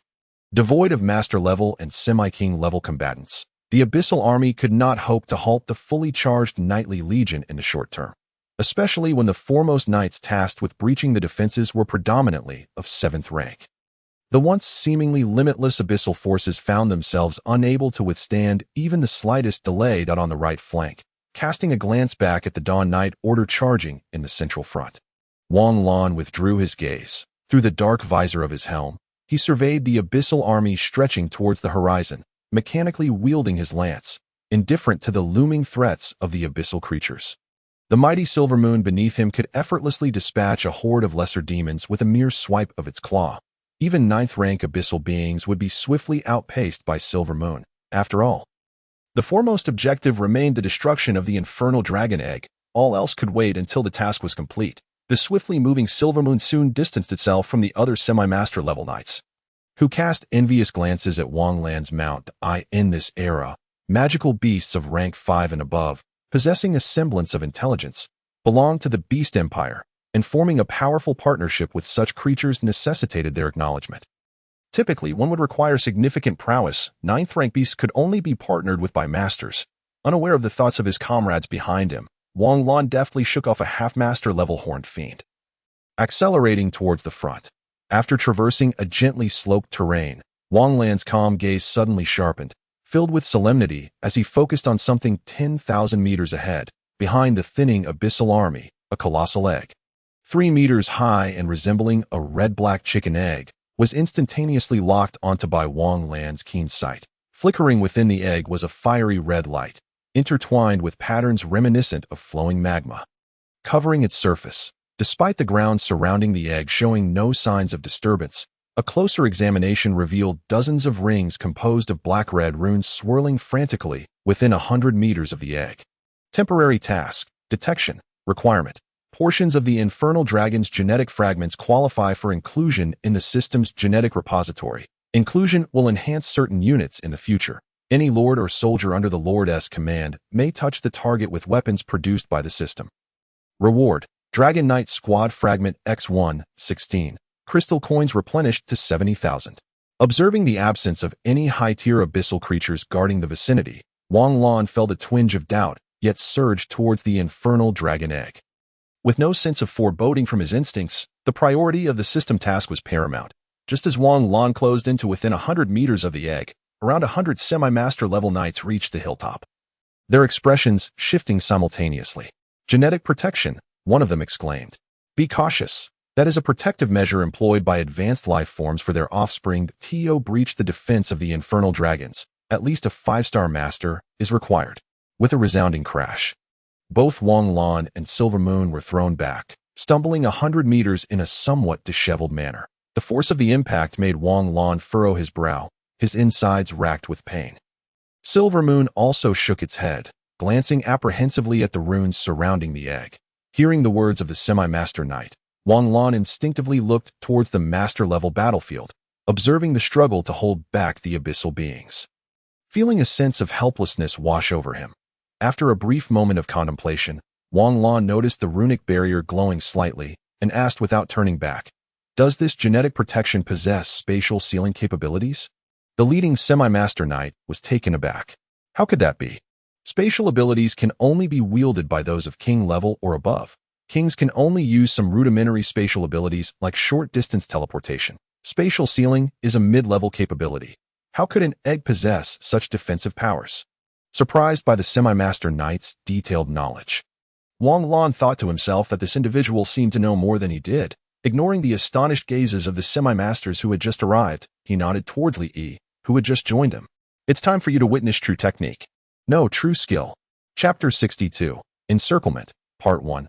Li, amidst the puzzled gazes of the crowd, guided his steed towards the genetically protected giant egg, his pace neither hurried nor slow, seemingly devoid of any sign of concentrated power. The few leading semi-master knights exchanged puzzled glances, their interest piqued by Li Yi's actions. Since Wang Lan had allowed his subordinate to take action, it implied confidence in Li Yi's ability to resolve the situation. After all, in times like these, who would jest? However, how could a genetic protection that could withstand the full force of ordinary master-level combatants be breached by a 9th-rank knight? Li Yi remained unfazed. And as he approached within 100 meters of the genetic barrier, his speed suddenly surged. In the blink of an eye, he was near the dark red runes, just as those aside from Wang Lan believed he would return empty-handed yet again. In a flash, Li Yi and his mount vanished, reappearing mere meters from the infernal dragon egg. The glimmer of brilliance shone in his eyes as he thrust his lance towards the egg with a crude yet direct force. The moment the lance tip made contact with the surface, the red-black lava patterns adorning the egg dimmed rapidly, the inner glow resembling a heartbeat extinguishing in an instant, and the surrounding temperature plummeted. The stunned onlookers, now aware of what had just transpired, wore expressions of shock. Had they just witnessed a spatial combat technique? It was unfathomable, just thinking about it. One could surmise how rare and difficult it was to master a technique related to spatial manipulation, let alone one utilizing battle aura.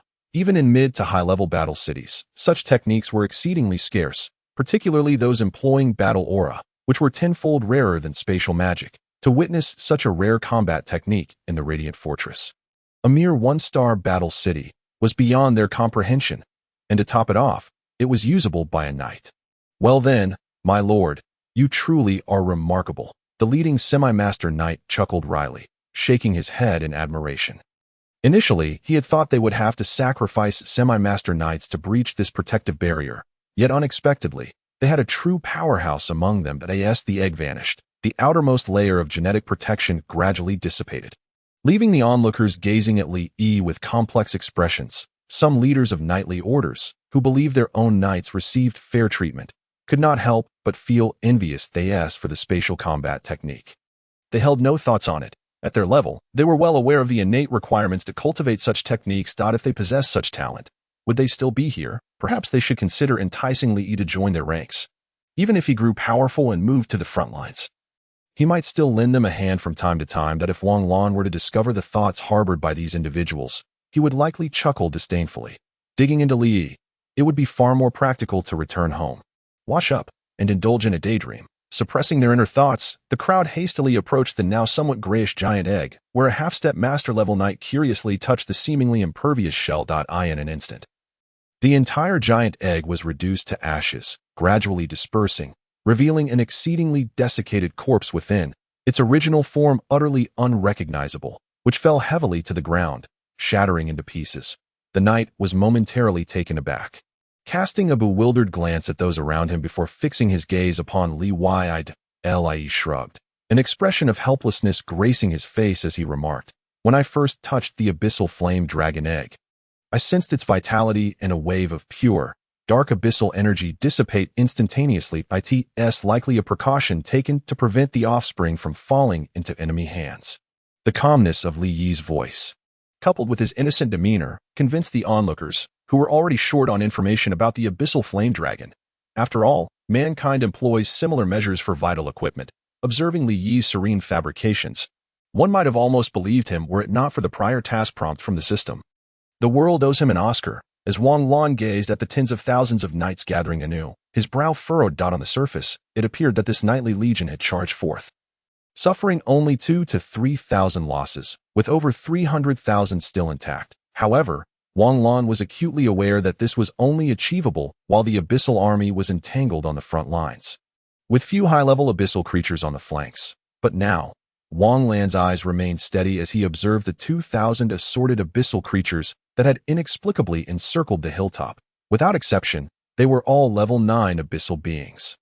The sheer pressure emanating from these 1,000-level entities was comparable to that of a high-ranking master-level abyssal creature. They silently regarded Wang Lan and his companions, instilling an indescribable sense of dread that enveloped the knightly legion. Even with Wang Lan's mental fortitude, a hint of concern began to creep in. The leader among them, a half-step master-level knight named Kate, wore a particularly grim expression. Why are there so many? Are they planning to abandon the front lines by deploying such a multitude of level 9 abyssal creatures? Listening to Kate's words, Wang Lan silently mounted his steed and replied calmly, "Our knightly order comprises over 300 level 9 and half-step master-level knights. It is sufficient to lead the legion through." After a brief moment of solemnity, Kate nodded. Although the abyssal army's level 9 creatures numbered in the thousands, there were merely over 40 half-step masters. There remained a chance for escape, albeit the other half-step masters could only contend with 2 or 3 level 9 abyssal beings. Excluding himself, Kate and the 100-odd half-step master-level knights gathered once more, their bodies enveloped in a surging aura of combat energy. Their level 8 mounts stood resolutely, roaring defiantly at the stationary abyssal creatures in the distance. The heavily armored knights and mammoth cavalry raised their weapons in silence, for all present understood. Behind the 2,000 level 9 abyssal beings lay an overwhelming force of abyssal troops. Kate brandished his weapon, exchanging a glance with a nearby half-step master orc knight, before fortifying his combat aura. Just as Kate prepared to lead the charge, an aura nearly approaching that of a master-level being descended with an overwhelming presence. Kate halted on the brink of issuing a command, his gaze drawn to Wang Lan, now enveloped in a shimmering starry aura, akin to flames ablaze. Even Wang Lan's eyes transformed into a celestial hue. His hair standing on end from the energy fluctuations, grasping a lengthy mithril blade in one hand, and with a myriad of runic streams swirling in the other, his mount Silvermoon radiated an intense surge of magical energy. At this juncture, Wang Lan had no choice but to exert his full power. In such a scenario, he could not guarantee his own safe escape. Regaining his composure, Kate's gaze towards Wang Lan shifted. Imbued with a newfound respect, in this era, pure power reigns supreme. Will you be directing us? Kate asked reflexively. Wang Lan's lips did not move, yet his voice resonated clearly in Kate's ears. No, continue your command. I shall take the lead. Before the echoes of his words faded, the ground where Wang Lan stood erupted with a thunderous crack, and his figure vanished in an instant. Chapter 63, Encirclement Intensifies, Part 2. Watching Wang Lan charge towards the hill, Kate was momentarily taken aback, then broke into a smile. Leading his own legion of tens of thousands, he surged toward the abyssal forces that were now stirring. A distance of 10,000 meters was but a blink away for a level 9 warrior. Wang Lan and Silvermoon plunged into a throng of level 9 lesser demons, unleashing ferocious arcs of blades and beams of silvery light that instantaneously felled 3 lesser demons, who had barely begun to react.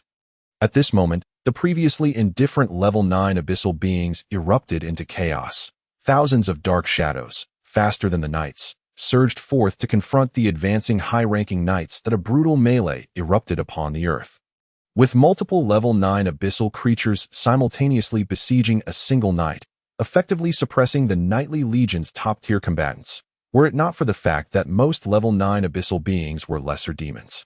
Had they been replaced by elite spectral wolf riders, casualties would have already been incurred in the first encounter. Even so, several level 9 knights had begun to sustain injuries, and even some half-step master knights found themselves in dire straits under the assault of multiple lesser demons. With a swift strike, Kate sent one lesser demon flying, but 2 others charged at him from opposing directions. He narrowly evaded one, only to be raked by the claws of the other across his thigh. His level 8 warhorse swiftly maneuvered to the side, allowing Kate to barely regain his footing. Spotting a quivering bone spear where he had stood moments before, Kate patted his old companion, then looked towards the source of the attack, only to be momentarily stunned. Indeed, it was the Death Knight he had anticipated, yet this Death Knight was being toyed with by Wang Lan as if it were a mere ragdoll, with a swift motion. Wang Lan shattered the Death Knight, shrugging at Kate. What about your level 9 beast companion? Kate inquired instinctively. It can fend for itself. Being with me would only place it in peril, Wang Lan replied as he deftly struck down 2 boastful level 9 horned demons, their sturdy bodies erupting with black blood as they let out enraged roars and charged towards him. Wang Lan met their advance head-on, his entire being enveloped in the celestial energy, his pupils gradually filled with a brilliant starry hue. Though his form appeared diminutive, Wang Lan collided heavily with one horned demon, causing its massive frame to stagger backward.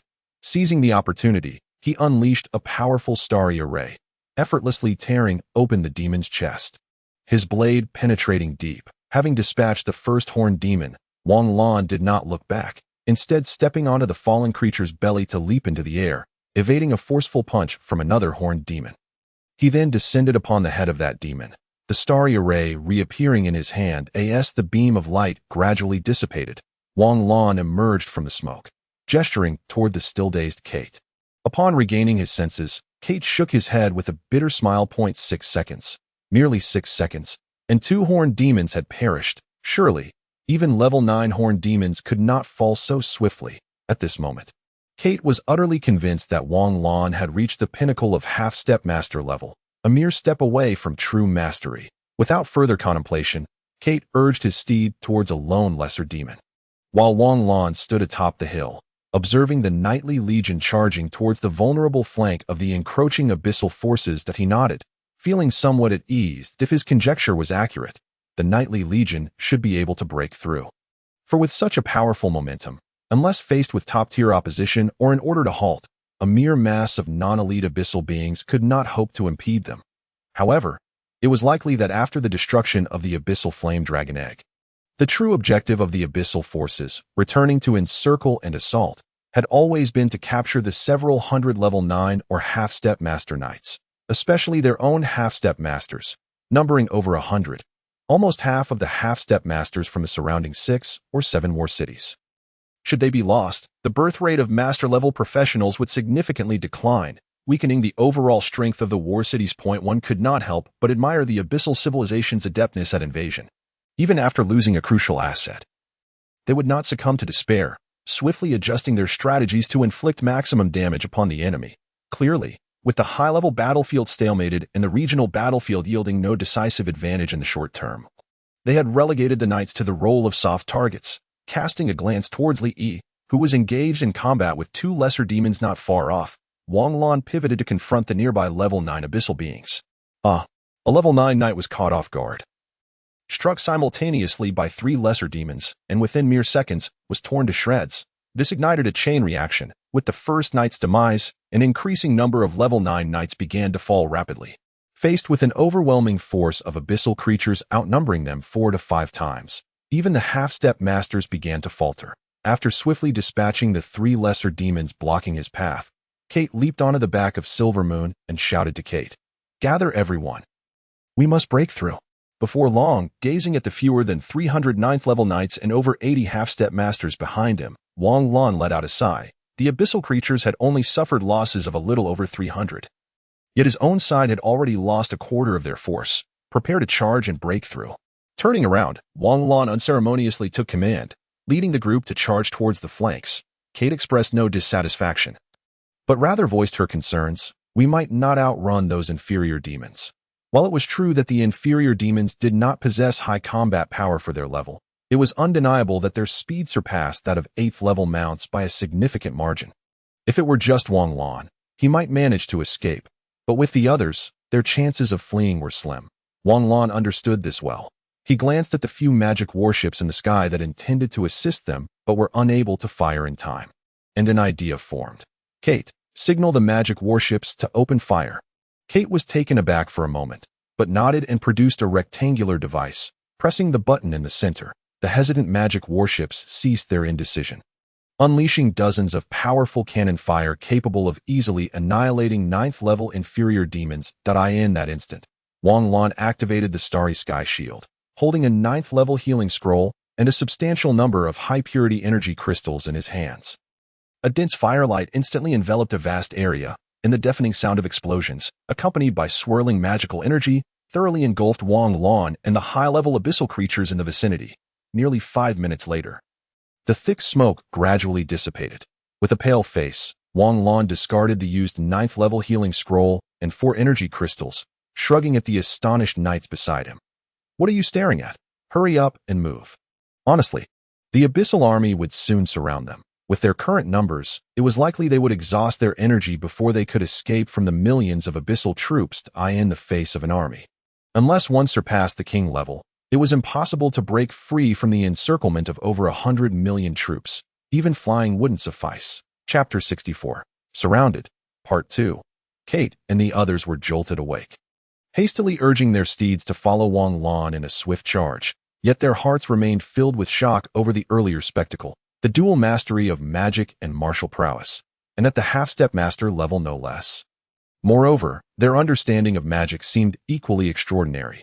Not only could they fine-tune the Guardian Shield spell, but they could also instantaneously cast spells. Frankly, this was even more astonishing than spatial combat skills, which many had at least heard of or seen. But to have both magic and martial arts reach half-step master level, and yet appear to be under 30, that was something not even heard of. What an anomaly, Kate couldn't help but mutter. The knight squad, composed of several hundred 9th-level and half-step master knights, charged forward at an incredible pace, leaving behind nearly 1,000 disoriented 9th-level abyssal creatures within mere seconds. Regaining their senses, The ninth-level abyssal creatures disregarded their injuries and continued to pursue with hoarse cries. Wang Lan glanced back, then turned his gaze to the abyssal army that was rapidly closing in. Before he could instinctively clear a path, hundreds of powerful blade auras and energy waves surged past him, obliterating a large group of horned monsters blocking their way. Wang Lan shook his head, feeling a peculiar mix of emotions. When your knights are all ninth-level knights, you truly understand the extent of their strength. Wang Lan led this unique squad of knights straight into the flanks of the advancing abyssal forces. Battling fiercely while advancing towards the radiant light outpost, the others had no objections to Wang Lan guiding them into the fray of the abyssal army. The situation was such that the numerous ninth-level abyssal creatures pursuing them were almost upon them. Entering the abyssal forces would effectively slow the pursuers, for among the abyssal entities, only the ninth-level inferior demons could keep pace. Although the inferior demons were swift, their lack of strength prevented them from rampaging through the abyssal forces. This was precisely what Wang Lan wished to see. However, this strategy did come with a downside. Their number was only a few hundred, and even though they were all ninth-level knights, fighting against tens of millions of abyssal creatures was still exceedingly strenuous. Their energy was depleting rapidly, yet the group had no choice but to proceed in this manner. Should they be caught by the nearly 1,000 ninth-level abyssal creatures, it was uncertain whether Wang Lan would survive. But the knights behind him would certainly be left behind. Out of both concern and reason, Wang Lan had to lead them out. This was not a matter of goodwill, but merely a feasible act of assistance.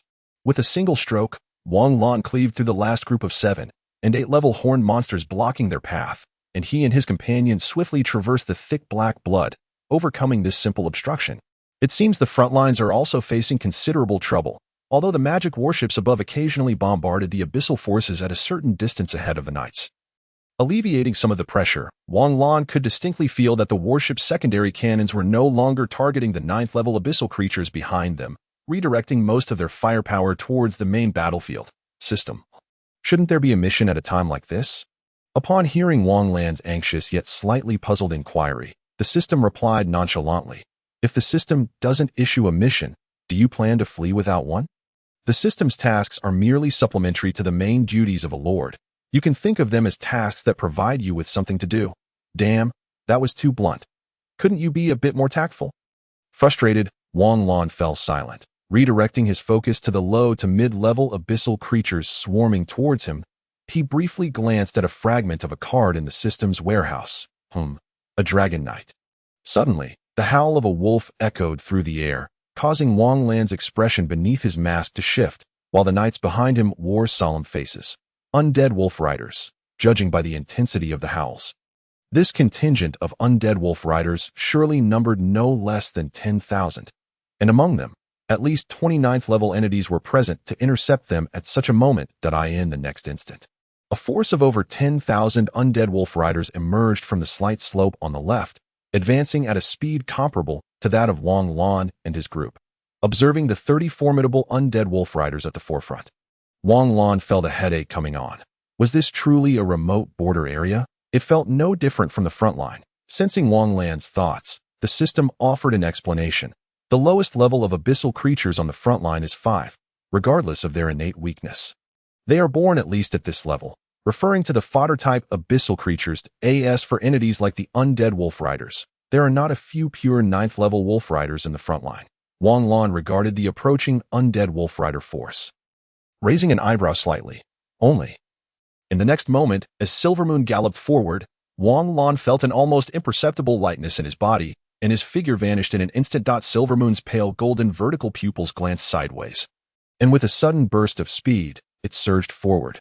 Meanwhile, Wang Lan's figure appeared above the 39th-level undead wolf riders, and a magical array, not flat, but slightly inwardly curved, manifested below. Wang Lan then drew a massive starry sky prism. Thick deep blue light beams pierced through the slightly curved magical array, condensing from a wide radius into beams no thicker than a finger, dispersing into dozens of rays. This technique was learned from a half-step king-level mage, after all. This lens-like magic hardly qualified as even a first-level spell. Below, 8 undead wolf riders surged with immense abyssal energy, attempting to withstand the incoming attack. However, that near-solid layer of abyssal energy proved utterly ineffective. In an instant, The approaching purple rays penetrated the bodies of the wolfman zombies and giant wolves, exploding within them. As Wang Lan lightly landed on the ground, an idea struck him. Utilizing 1/5 of his starry sky power, he inscribed a starry sky shield along the path that the remaining 22 undead wolf riders would take. The moment these 9th-level wolf riders passed, the starry sky shield rose, enveloping them entirely. Watching as over 29th-level wolf riders assaulted the shield, which only swayed slightly, a smile crept onto Wang Lan's face. I must say, while the Guardian Shield may not be the pinnacle of magic in the illusion spirit continent, it is one of the few spells without a limit to its effectiveness. Furthermore, it possesses a degree of enemy identification capability. Naturally, Wang Lan's finely tuned Starry Sky Shield also held this ability. Glancing at the frenzied, undead wolf riders trapped within the Starry Sky Shield, he estimated how long it could hold out.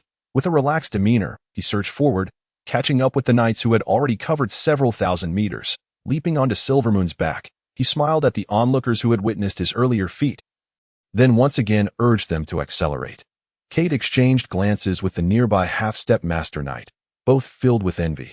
This was the allure of dual mastery in magic and martial arts. No matter the circumstances, there was always a means of counteraction. Chapter 65. The role of the system as they charged forward after slicing through the final group of terror beasts attempting to block their path. Wang Lan and his companions finally broke free from the encirclement of the advancing abyssal forces. Upon seeing the walls of the second phase of the Radiant Light Outpost, less than 10,000 meters away, the exhausted 9th-level knights, nearly devoid of energy, erupted in joy. Although they had long prepared themselves mentally for the possibility of being slain by abyssal creatures, none wished for death. Swiftly traversing the gap in the second stage of the city wall, while scattering a horde of attacking horned demons, Wang Lan nodded to Kate and the others behind him. Subsequently, he led Li Yi away from the main force to a gathering place of the Dawn Knights. Upon witnessing the safe return of Wang Lan and Li Yi, Li Jiu could not help but exhale in relief. Although the Dawn Knights appeared outwardly calm and confident in their absence, Li Jiu could distinctly sense a slight wavering in their morale, and the fighting spirit was not as fervent as before. However, with the return of Li Yi and Wang Lan, the Dawn Knights regained their previous formidable combat enthusiasm. It was not essential for Li Yi and Wang Lan to be present within the Dawn Knights. As long as the Knights knew of their safety, that sufficed. Observing the Dawn Knights, now reduced to just over 2,000 members after the battle, Wang Lan felt a pang of discomfort, though it was no longer as poignant as before. Nevertheless, his guilt for the sacrifices made by these knights remained unchanged in his heart. Next, Li Yi will lead the knights in guerrilla warfare, seeking refuge near the Night Legion when necessary, Wang Lan remarked to Li Yi after a moment of silence, without waiting for a response. He turned and ascended to the top of a section of the second stage wall that he was determined that he would not rely solely on the Dawn Knights. He could not always fight alongside them. In this instance, the most beneficial course of action for both himself and the Dawn Knights was to engage in separate battles. The Dawn Knights required intense combat to break through their limitations, and he needed it as well. With a swift kick, he shattered the skulls of 2 lowly demons that had just leaped atop the wall, drawing his battle blade from his spatial ring and swiftly eliminating the surrounding abyssal creatures. His gaze began to search for abyssal beings with whom he could engage in combat, for only through fierce battles could he hasten his ascension to mastery. It was only upon reaching mastery that the Lord's system would activate, and his true journey of conquest in this other world would commence. Wang Lan understood that, despite appearing to have made some achievements in his power and influence in the eyes of the system, it was likely merely preparatory groundwork. Although his occasional banter with the system seemed futile, he had gleaned considerable insight into its potential functions. One of his most significant hypotheses was that the system represented an incomprehensibly powerful force, designed to cultivate formidable warriors or officers. The rationale behind the creation of the system boiled down to 2 points: conquest and defense. Since the system had chosen him, regardless of whether he possessed any unique traits, it was evident that he had no connection to the force that produced the system. Given this lack of connection, the system's primary function was probably to defend against certain threats. If it were for conquest, that force would undoubtedly train warriors of its own civilization. As for whether it might be constrained by population limitations, necessitating the control of hosts for conquest, Wang Lan deemed this unlikely. For the sake of slaves, the system could create life. For economic reasons, The force capable of creating such a system likely possessed more sophisticated methods of economic growth. For land, a deeper understanding of the system's spatial dimensions, which lacked strict boundaries, would dispel that notion. Thus, the second possibility appeared to be the most plausible, the need to defend against certain entities as for why it did not cultivate warriors from its own civilization. It was still hypothesized to be a matter of population. The force must be facing threats in numbers that warranted such an approach. Further speculation led Wang Lan to conclude that the threat in question posed not only a danger to this force but was something the force had confidence in confronting. Should the chosen host develop, the reasoning was simple. None of the system's tasks had resulted in failure penalties thus far. Wang Lan was confident that if his hypothesis was correct, the force was not only facing a multitude of threats but also formidable combat prowess. His current strength rendered him unqualified even to serve as cannon fodder against such terror. Why did he believe this? Simply because of the vast array of technological data from various civilizations that it possessed, coupled with the system's apparent disdain for the abyss. Ultimately, supposing the aim was to cultivate individuals who could assist the force that created the system, the force itself would be crucial. The Lord system was key. This line of reasoning suggested that he was still merely in the novice phase. Wait a moment. Since the system had brought him to this world, it undoubtedly bore some connection to the entity he was meant to resist. In other words, the abyss was linked to this entity. As Wang Lan was preoccupied with defeating 4 9th-tier lowly demons, he suddenly altered his gaze toward these abyssal beings, his thoughts shifting. Shaking his head, he swiftly dispatched the 4 lowly demons ensnared by magical vines, burying this idea deep within his heart. This thought could not be verified at present, and he estimated it would be a considerable time before any confirmation could be made. For now, it was best to focus on the immediate situation. Wang Lan darted past a cluster of abyssal troops, his modified fireball magic array glowing brilliantly. Over a dozen blue-black magical orbs, each 1 to 2 meters in diameter, detonated in succession, reducing a multitude of lowly horned demons to ash. With his right foot firmly planted upon the head of a horned demon, accompanied by the sound of its neck bones shattering, Wang Lan propelled himself into the air, soaring forward that a slight frown creased his brow. The 9th-tier abyssal creatures posed increasingly little threat, and he felt no pressure even in a one-on-one duel against a half-step master. Their numbers were also dwindling. Why does it feel like I'm just one step away from mastery? I need pressure. Wang Lan's eyes suddenly shone with determination as his gaze instinctively fell upon the vast, dazzling apostles rampaging through the core battlefield, where abyssal energy clashed violently with magical forces. His focus quickly locked onto a lowly demon that was a mere 1-star master, observing its elongated body measuring over 10 meters and the massive wound on its hind leg. Without a moment's hesitation, Wang Lan charged forward. The injured master-level lowly demon was preparing to continue its assault on a nearby elven master when it suddenly sensed a slightly sharp aura locking onto it. Its 2 pairs of narrow, crimson eyes followed the direction of the aura, landing upon Wang Lan, who had been carving a path of destruction. Though it recognized Wang Lan's formidable presence, it was still far from master-level strength. And a flicker of brutality ignited in the demon's gaze. Despite their low intelligence, the disdain for a weaker creature instigated the lowly demon to abandon its assault on the master, quickly compressing its injured muscles despite the pain in its hind leg. Dense abyssal energy coiled around its body as the master-level lowly demon launched itself, transforming into a blur that vanished from sight. Mere moments later, the ground was violently shattered by the shockwave that followed its departure. Wang Lan's pupils constricted to the size of pinpoints as he witnessed the master-level lowly demon's body contorting and disappearing into the distance, only to be met with an overwhelming sense of danger descending from above. Instinctively, he inclined his body as an elongated claw grazed past him, tearing apart the earth below. Just as Wang Lan prepared to counterattack, an excruciating pain surged from his abdomen, accompanied by the sound of bone fracturing. His body, which had been surging forward, now propelled itself backward at an accelerated pace, crashing through numerous lowly demons before embedding into a city wall. As the dense abyssal energy dissipated from the nearly 10-meter-long spiked tail, the master-level lowly demon showed no hesitation. It opened its massive maw, conjuring a sphere of abyssal energy that formed just a meter away from its gaping mouth, before unleashing a stream of black energy that struck the embedded Wang Lan. Thick clouds of dust billowed outward as a brilliant, milky white light enveloped Wang Lan, who, despite the shattered starry sky shield, managed to rise once more.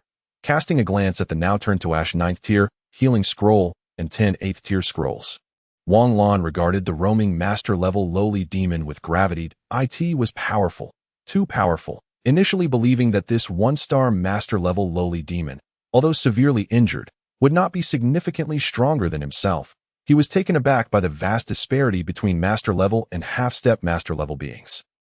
As the tempestuous starry sky power surged within him, Wang Lan found himself shrouded in a celestial aura. That moment, his body became unrecognizable, obscured by the overwhelming energy, leaving only a humanoid silhouette of starry energy. The rapidly depleting starry sky power instilled a sense of urgency within him. This state could only be sustained for an hour before exhausting his reserves. The strength of the master-level lowly demon meant that once his starry sky power was depleted, he would have no means of turning the tide.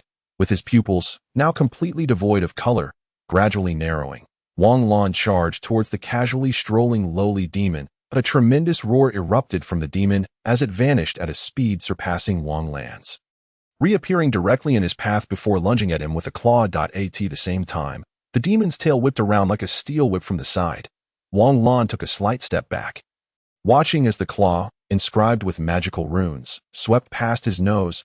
He executed a small twist of his body, narrowly evading the tail. In response, 3 crescent-shaped blades of abyssal energy surged toward him from 3 directions. His expression shifted as he grasped his mithril blade, equally enveloped in the thick starry sky power, and unleashed a strike of light. Flipping the blade, he deflected the other 2 incoming attacks with a firm stomp of his right foot. The starry sky shield and the starry sky array materialized simultaneously, unleashing a black shockwave and a column of starry light that collided with their target, the once formidable astral shield, renowned for its exceptional defensive capabilities. Visibly dimmed as the remnants of the black shockwave lingered in the air, Wang Lan promptly withdrew the astral shield. Without a glance at whether the astral array had taken effect, he charged into the swirling dust. Brandishing his blade towards the spot where the inferior demon had been mere moments ago, the strike, imbued with considerable power, met only empty air, yet Wang Lan's expression remained unfazed the instant he detected the absence of the inferior demon from its previous location. He calmly turned, unleashing a follow-up attack that rent the earth within 100 meters of his prior position. With a light sheen of sweat upon his brow, Wang Lan's leg muscles erupted with force as he swung his blade toward the inferior demon's hind leg, which had been caught off guard by the recoil of his previous attack. The anticipated defense did not materialize. The sharp and resilient mithril blade effortlessly stretched the demon's wound by a third, nearly encompassing half of its thigh. However, Wang Lan was also struck by the demon's instinctive counterattack, his body crashing into the ground amidst a shower of debris. Thanks to his mithril armor, he sustained little injury and sprang back up, immediately spotting the demon's afterimage flickering before him. With no time for contemplation, his body instinctively wielded the mithril blade to strike sideways, producing a sound akin to steel colliding. A tremendous force surged through the blade, sending Wang Lan tumbling backward for several dozen meters before he finally came to a halt. The astral energy that had enveloped the blade was partially dispersed, revealing a silver blade that glimmered ominously. Due to his earlier exertion, the inferior demon's leg wound deepened, and its speed noticeably diminished, allowing Wang Lan's reactions to barely keep pace with the severely injured master-level demon. His mental acuity struggled to capture the demon's attacks. As a phantom rushed toward him once more, Wang Lan relied solely on his instinct to defend. His mental energy surged forth, locking onto the demon's form. The heightened concentration and the comprehensive amplification of his astral power enabled him to momentarily withstand the demon's onslaught. Although minor wounds and scratches continually appeared on his body, Wang Lan could distinctly sense that his combat prowess and the solidity of his astral energy were rapidly increasing. Particularly, his reflexes and swordsmanship had evolved. What had once been mere proficiency now gradually integrated into his instinctual combat abilities. However, as time passed, the frequency of his injuries escalated, and he narrowly evaded severe harm from the inferior demon on several occasions. Not only was his astral energy depleting at an alarming rate, but the demon's injuries also appeared to be self-healing. The intensity of the attacks he endured grew increasingly overwhelming, making it progressively difficult for him to maintain his stance. Yet he harbored no thoughts of retreating from the fray. He felt his mental energy and astral power inching toward their limits. As for his comprehension, he had already attained a master-level understanding, although he still lacked the crucial element to break through to the next tier. Such insights could not be gleaned in the midst of battle. With utmost speed, he deftly parried 3 of the inferior demon's tail strikes. Based on previous encounters, these tail strikes represented the demon's maximum velocity within the time frame. However, as its wounds gradually healed, the 4th strike pierced through Wang Lan's chest in an instant. The tail, laced with fragments of his innards, hoisted him up before flinging him aside. As he gazed at the retreating form of the inferior demon. Convinced of its victory and preparing to join the master-level battlefield, Wang Lan's vision blurred, yet his expression remained serene. A month had already passed. System healing activated, consuming 1,500 crystal coins, remaining balance 78,500 crystal coins. In but a heartbeat, Wang Lan rose once more, feeling the resurgence of his astral energy and mental acuity to their peak. He distinctly sensed that both his mental energy and astral power had surged by over 30% compared to before. This represented the limit of a half-step master level, and even this was at least 5 times more potent than an ordinary half-step master. Yet, gazing at the inferior demon, which had just healed 50% of its injuries thanks to a master-level lich. Beads of sweat trickled down Wang Lan's forehead. The demon, now at 70% strength, exerted pressure on him that was several times greater than before. Observing his astral power, slightly suppressed by the pure abyssal energy emanating from the demon, Wang Lan fell into a moment of contemplation. How would he escape next? Chapter 67. Have you forgotten your training? Just as Wang Lan prepared to be locked in by the true essence of master-level prowess and pondered how to flee, his gaze instinctively darted upward, and he froze momentarily. Without hesitation, he sprinted into the distance, conjuring a personal astral shield as he went, witnessing Wang Lan's rapid escape. A glimmer of mockery flickered in the demon's eyes as it scratched the ground, ready to give chase. Yet, a wave of intense heat, reminiscent of a death threat, descended from above, leaving it no chance to react. The celestial crimson-white beam that fell from the sky consumed not only the master-level demon, but also another master-level lich and countless abyssal creatures.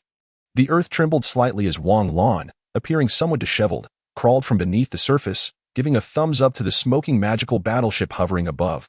Precise, truly precise. Had it deviated by even 5 meters, he would have met his demise. He rushed over to excavate the abyssal crystal from the demon, feeling a sense of pride as he glanced at it. It was a delightful sight, courtesy of the Lord of the Nether. After placing it into his spatial ring, he also noted the nearly 209th level abyssal crystals within, further enhancing his elation. It seemed that once this war concluded, he would be able to activate the Lord system. Taking a moment to appreciate the fact that his mental energy and astral power had indeed reached their limits, Wang Lan decided against seeking out the injured master-level abyssal creatures for trouble. Since he had achieved his goal, it was time to accumulate some system military merits and crystal coins. 8th level abyssal crystals can be exchanged for 100 crystal coins, while 9th level ones fetch 1,000. It appears that half-step masters also yield 1,000 crystal coins. Muttering to himself, Wang Lan's gaze shifted toward the central battlefield, where the walls had long since collapsed, and the Radiant army was clashing head-on with the abyssal forces. Without further ado, he summoned the silver moon that had just slain a 9th level inferior demon. Mounting it and hastening toward the heart of the conflict, the duo charged through the battlefield, drawing the attention of numerous 9th level abyssal creatures. Faced with 4 encroaching 9th level inferiors, Wang Lan couldn't help but feel exasperated. Why was it that no matter the level, the sheer number of inferiors was always overwhelming? A swift astral array instantly dispatched one 9th level demon, and Wang Lan teleported atop another, plunging his blade into its neck. With a quick turn of its head, the demon dodged a tail strike, using the tail's bony tip as a makeshift spear. Before Wang Lan could strike again, a crescent-shaped silver magic blade cleaved the inferior demon in 2. The last one fell victim to an arrow shot by a passing half-step master Griffin Knight. Wait a moment, a Griffin Knight? Collecting the 4 abyssal crystals, Wang Lan's curiosity piqued as he observed the distant figure of the lone Griffin Knight. Hadn't these knights been absent since the onset of the war? Upon further reflection, he keenly realized that the abyssal army's large-winged demon forces had also been missing since the beginning. He understood now. It explained why the abyssal army's aerial capabilities seemed so weak. Their backbone had been held up elsewhere.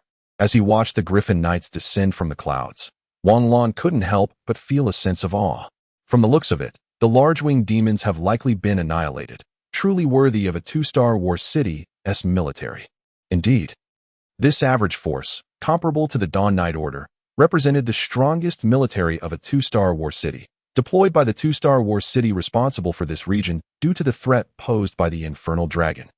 Wang Lan understood why the Griffin Knight Order was considered the strongest force of this two-star war city. Typically, a war city of this caliber maintains a military force commensurate with its star rating.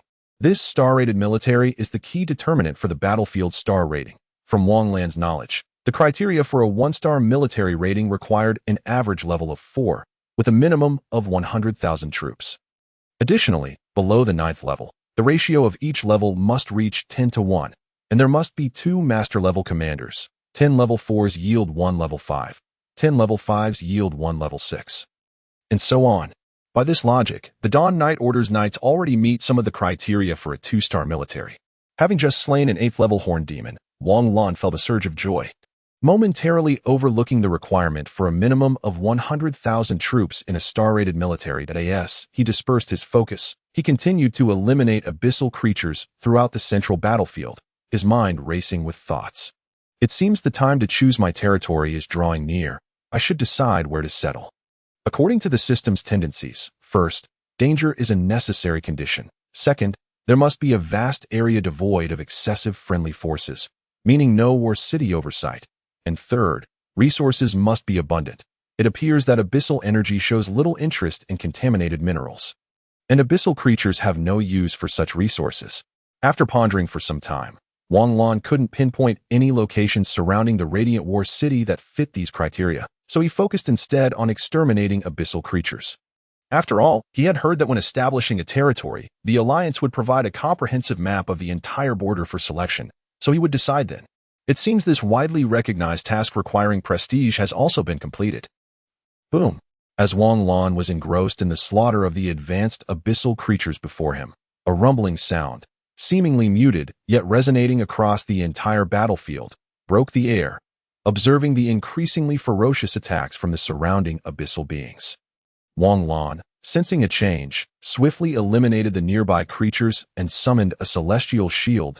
He then looked up at the sky, where a thick layer of gray energy clouds, composed of a blend of magical power and abyssal aura, loomed ominously. Black lightning and crimson light filled the sky for miles around. Strikes of power far exceeding the semi-king level assaults Wang Lan had previously witnessed erupted from the clouds. Shockwaves, fire dragons, pillars of flame, colossal flaming swords, thunderous chains, and tempestuous storms clashed violently in the heavens. Suddenly, 2 terrifying abyssal beings descended from the clouds, a scruffy man engulfed in flames and a massive blue-purple skeleton, towering over 3 meters and crackling with lightning. So this is the king-level combat power from both sides. It seems the battle has already commenced. However, it appears we may be in for some trouble, Wang Lan remarked with concern. Eyeing the middle-aged man whose aura was unstable and whose lips bore a trace of blood, it was evident that the skeleton was merely lightly injured, and the situation on the battlefield was not looking favorable. Casting a fleeting glance at the slightly suppressed Daifezi and his companions, Wang Lan's anxiety heightened. At that moment, the king-level skeleton suddenly turned its gaze toward Wang Lan. Crawling insect, we meet again so soon. Are you feeling quite proud for eliminating my projection? The words from the distant skeleton sent a chill down Wang Lan's spine, ignoring the astonished look of the king-level being confronting the blue-purple skeleton. Wang Lan's expression gradually became serene as he surveyed the barren battlefield surrounding the master-level confrontation, and a smile crept onto his face, silently retrieving a magical scroll capable of inflicting severe damage on lower-tier king-level beings. He calmly declared, "Well then, prepare for an even more impressive display that I hope you can learn something from it."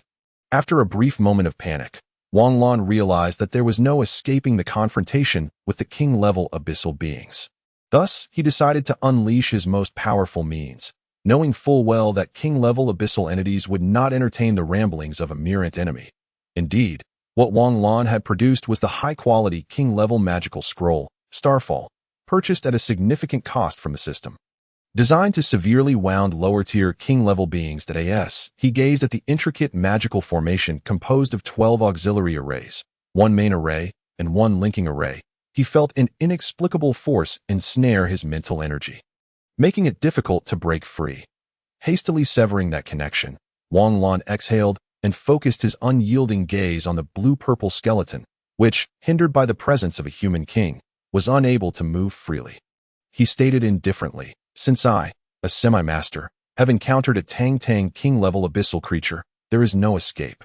Before the blue-purple skeleton could react, Wang Lan continued with a smile. "Let us settle this once and for all." With that, he conveyed a brief message through his refined mental energy to the master-level and semi-king-level members of the Miguang army, as well as the fiery middle-aged man. Subsequently, the apostles summoned by the master-level warriors separated from their bodies and engaged in a fierce struggle with the abyssal beings. Disregarding the energy cost, the master-level warriors swiftly retreated from the area, and decisive, having overheard the words of the young knight he had been covertly observing, felt a surge of surprise that it seemed that the Lord of the Underworld had not granted this young knight such abilities. His background must be quite extraordinary. Countless thoughts flashed through his mind, yet his hands moved with precision, summoning over 30 peak master-level magical formations that effectively restrained the two semi-king-level abyssal creatures before he withdrew. Indeed, his apostles were invisible and intangible, but they bestowed upon decisive the ability of instantaneous magic casting. Zhongling and Talingxi, sensing the moment, swiftly detached from their apostles, ordering them to entangle the enemies while they retreated several dozen miles alongside decisive. Both Zhongling and Talingxi's apostles were standard humanoid forms, one wielding a staff and the other employing hand-to-hand combat. The middle-aged man, surrounded by flames, raised an eyebrow in astonishment before locking eyes with the blue-purple skeleton for 2 seconds. Suddenly, a colossal fire dragon, measuring 1,000 meters in length, erupted from behind him, charging toward the blue-purple skeleton.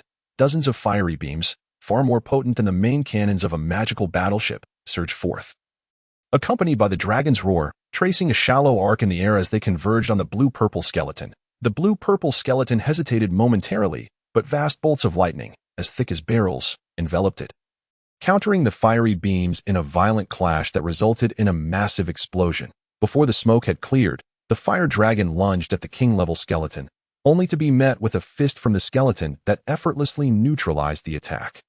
Observing that his apostle was barely holding off the blue-purple skeleton, the middle-aged man swiftly regrouped with decisive and the other masters behind Wang Lan. "My apostle cannot merge with me and will likely last only 5 minutes," he stated. Hearing this from the middle-aged king-level warrior, Wang Lan was taken aback. This was the first time someone had directly conversed with him since his arrival. 30 seconds will suffice," Wang Lan replied. Activating the one-time use Starfall Scroll, the Starfall Scroll ignited into ashes. An ethereal, starry cosmic hue broke through the thick layers of energy clouds, illuminating the eyes of all present, especially decisive, whose pupils dilated in shock. Though the details remained obscured, it was evident that a complex magical formation, with a diameter of at least 1 kilometer, radiated from the dazzling light. Above the clouds, amidst the brilliant celestial bodies, pure starry power flowed into the magical formation in an unending stream. Those below witnessed the fleeting projection of the formation as it captured the essence of countless stars, ultimately fixing upon a singular stellar image. In the next instant, a platinum beam, imbued with temperatures soaring into the tens of millions of degrees and unfathomable magical power, descended from the heavens. This formidable beam, 100 meters in diameter, seemed to connect heaven and earth as it struck the ground. In that instant, the magical power and abyssal aura within 100 miles momentarily stilled before being irresistibly drawn toward the point of impact. The very fabric of space shattered. The shockwave and searing heat unleashed by the beam wreaked havoc across the surrounding landscape, the flames infused with stellar power appearing unstoppable, melting the earth into lava and then vaporizing it. The faces of everyone present, including the king-level warrior, turned pale. Their apostles had just been forcefully scattered. As the aftermath of the attack threatened to spread further, the king-level warrior swiftly cleared the area of abyssal beings within a radius of several square kilometers. He then bellowed, "Activate the Guardian Shield. Full power. All mages support now." With the assistance of numerous high-tier combatants, within mere seconds, the Miguang army had retreated into the Guardian Shield, positioned over 50 meters from the front line.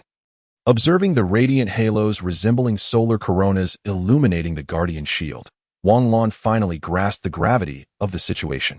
"Isn't this supposed to be a low-level king-level magical scroll? You're telling me this is a low-level king-level?" The system replied somewhat awkwardly. "This magical formation is designed to communicate with the stars above. harnessing their power for attacks. Normally, the chances of a king-level magical scroll connecting with stellar entities is minuscule. To think it actually succeeded, although it's less than 1,000th of true stellar power. It certainly surpasses the low to mid-tier king level, and should be classified as peak king level. Hearing the system's astonished tone, Wang Lan couldn't help but twitch his lips. Why was it that luck favored him in moments it shouldn't? As he anxiously watched the guardian shield slowly becoming translucent, he felt a growing concern. Observing the abyssal forces outside being reduced to cinders, his worry intensified. Fortunately, just as the shield was on the verge of shattering completely, the surrounding stellar power gradually dissipated and the temperature swiftly declined, aside from the chaotic and turbulent magical energy. However, the glances directed at Wang Lan from the master-level beings, including Daifezi and the king-level warrior, were filled with intrigue. They understood the nature of stellar power. This young man couldn't possibly be a prodigy from some superpower, who, in a moment of haste, grabbed a life-saving item without realizing its true nature, only to mistakenly acquire a magical scroll surpassing king level. Caught in the peculiar stares of the master-level beings, Wang Lan felt a wave of embarrassment wash over him. After a brief hesitation, he feigned ignorance, his face awash with wonder. So this is the true power of a king-level magical scroll. The surrounding master-level practitioners were rendered speechless. As Wang Lan casually lifted his head, he suddenly froze. For the first time in this world, he beheld the starry sky, an immensely resplendent and boundless expanse above. Chapter 69. Master Celestial Apostle in Wang Lan's eyes. The brilliant starlight filtering through the slowly closing clouds reflected a vast and magnificent galaxy that stirred something deep within him. This was a celestial spectacle far beyond that of Blue Star. The grandeur and awe-inspiring beauty left an indelible impression on his heart. Threads of pure starry power, still lingering in the air, seemed to be drawn toward Wang Lan, seeping into his being that he remained transfixed, gazing at the boundless sea of stars above. Not the slightest sensation of the stellar power and mental force within him emanated outward. As Wang Lan constructed a three-dimensional image reminiscent of a compressed starry sky within a 10-meter radius around him, that it felt as if he were surrounded by a multitude of stars. Suddenly, a crisp crack echoed in his mind, and the surrounding magical energy swirled like a vortex, rushing into Wang Lan's body. This unexpected breakthrough momentarily stunned the nearby powerhouses, who instinctively stepped back to grant him the space necessary for his ascension. An ever-increasing torrent of magical energy surged into Wang Lan, while over 100 high-purity energy crystals flew out from his spatial ring, encircling him and delivering an immense influx of pure energy. Unaware of these changes, Wang Lan's consciousness entered a wondrous realm filled with bizarre lights and phantoms. Familiar sense jolted him back to reality. Is this the land of apostles? He recalled the system's description of this place, and his eyes brightened with realization. Could it be that he had reached the master level? Detached from his physical body, Wang Lan felt no evident breakthrough in his stellar power and was momentarily bewildered. He then composed himself and ventured deeper into the land of apostles. In truth, the land of apostles was not a place where one could directly attain the status of an apostle, but rather a miraculous realm where laws manifested. The so-called apostles were merely the embodiment of the principles he comprehended or the attributes he excelled in. Wang Lan continued his silent journey forward. 1 day, 2 days, a year. No one knew how much time had elapsed as he traversed numerous laws that seemed to beckon him. The law of the blade, various magical laws. Yet, he distinctly sensed that something lay ahead, as if it were calling out to him. Outside the land of apostles, Wang Lan's body underwent an astonishing transformation, whether it was due to his breakthrough or the pure stellar power within him attracting the attention of the celestial bodies. Visible streams of stellar power converged above the clouds, ultimately liquefying. Under the astonished gazes of the crowd, the liquid stellar power enveloped Wang Lan. Is this a gift from the realm? A perplexed master-level man murmured to himself. Having never witnessed such a form of realm gift before, the exceptionally pure liquid stellar power gradually merged into Wang Lan's body, meticulously reshaping and evolving him at a genetic level, even reforming his bones and organs. Remarkably, even his brain was restructured during this process, yet Wang Lan's vital signs remained unaffected. It was undoubtedly the handiwork of the system as all the liquid stellar power assimilated into his being. Wang Lan's figure revealed itself to the onlookers. His short black hair, deep as the cosmos, seemed to twinkle with starlight, Beneath his flawless, porcelain-like skin, the essence of the galaxy flowed. His half-open black pupils reflected a faint hue reminiscent of the Milky Way. As if connecting him to the universe, his physique achieved an almost masterpiece-like perfection. Just as the spectators were about to witness something extraordinary, the dispersed mithril armor automatically returned, enveloping Wang Lan once more, prompting some female master-level professionals to smirk. Though newly ascended to the master level, the aura he exuded left even seasoned 4 and 5-star masters secretly astonished. Why hasn't he this esteemed gentleman yet awakened? A master ranger hesitantly inquired. Observing Wang Lan's still figure, the man glanced over, astonished. It seems he is condensing an abyssal. His words filled the surrounding 1 and 2-star master-level professionals with envy. Indeed, becoming an abyssal was not merely a matter of reaching the master level. It depended on individual talent and affinity for the laws. However, regardless of talent, a minimum of 3-star mastery would guarantee an abyssal, albeit perhaps a weaker one. At that moment, Wang Lan gazed at a miniature expanse of stellar brilliance before him, lost in thought.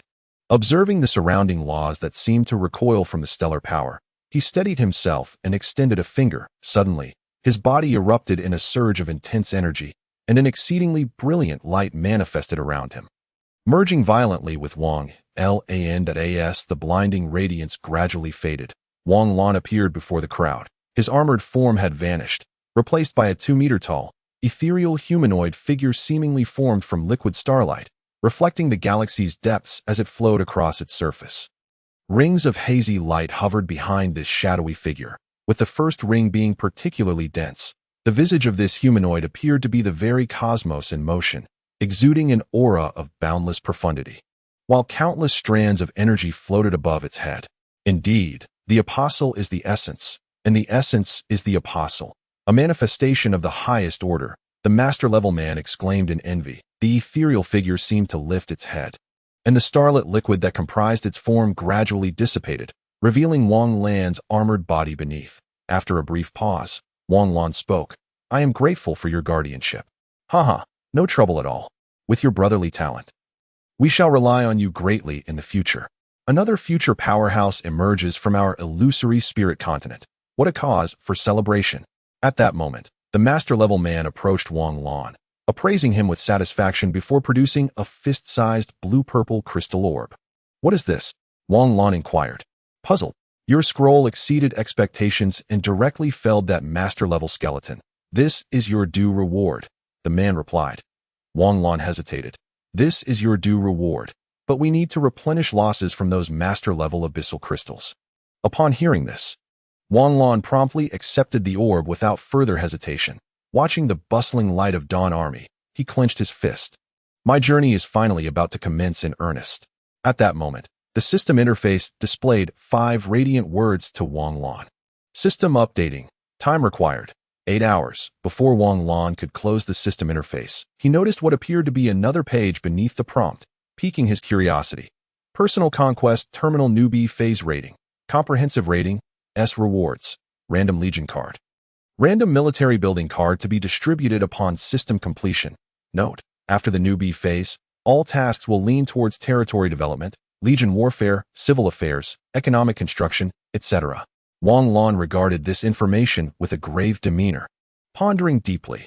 Did this imply that system resources would henceforth be directed towards territory and other aspects? Closing the system interface, Wang Lan swiftly mounted Silver Moon and found the Dawn Knights, who were collaborating with the surrounding army to counterattack the Abyss. Observing that the Dawn Knights had dwindled to just 2,000, he felt a pang of sorrow, though it was fleeting. With his mindset adjusted, Wang Lan led the Dawn Knights in pursuit of the remaining intermediate abyssal creatures. Methodically cutting through the battlefield, following closely behind the Dawn Knights, he observed the swift slaughter of tens of thousands of low-level demons, nodding subtly in approval. These knights, nearly on the cusp of leveling up, would become the elite and officers of his future knightly legion. Due to Wang Lan's inexplicable stroke of luck, the Starfall magic scroll unleashed an attack far exceeding its rank, resulting in the annihilation of over half of the abyssal army. The higher-tier forces were almost entirely wiped out. With the intervention of several master-level professionals and 3 semi-king-level individuals, the remaining 60 million were swiftly eradicated, particularly with the absence of enemy high-tier spellcasters. The long-dormant radiant light unleashed a relentless barrage. Eventually, Wang Lan and his companions returned to their position, staring blankly at the clusters of flowers appearing on the battlefield. Only when the Radiant Light Army's stored magical crystals were fully expended did they cease their bombardment, leaving behind numerous massive craters exuding waves of heat. Originally numbering in the tens of millions, the Abyssal army had astonishingly dwindled to less than 10 million, glancing towards the re-equipped Knightly Legion charging forth like hungry tigers. Wang Lan smiled. Turning to the Dawn Knights behind him, he called out, "Haha, brothers, we are to establish a stronghold. Are you prepared to embrace the next challenge? Willing to follow the Lord?" Wang Lan's laughter echoed through the smoke as a resounding unified cheer responded. Days later, before the Lord's residence of the Radiant City, Wang Lan ran his fingers through his short hair, which shimmered with a starlit hue, while gazing at a spatial ring in his hand.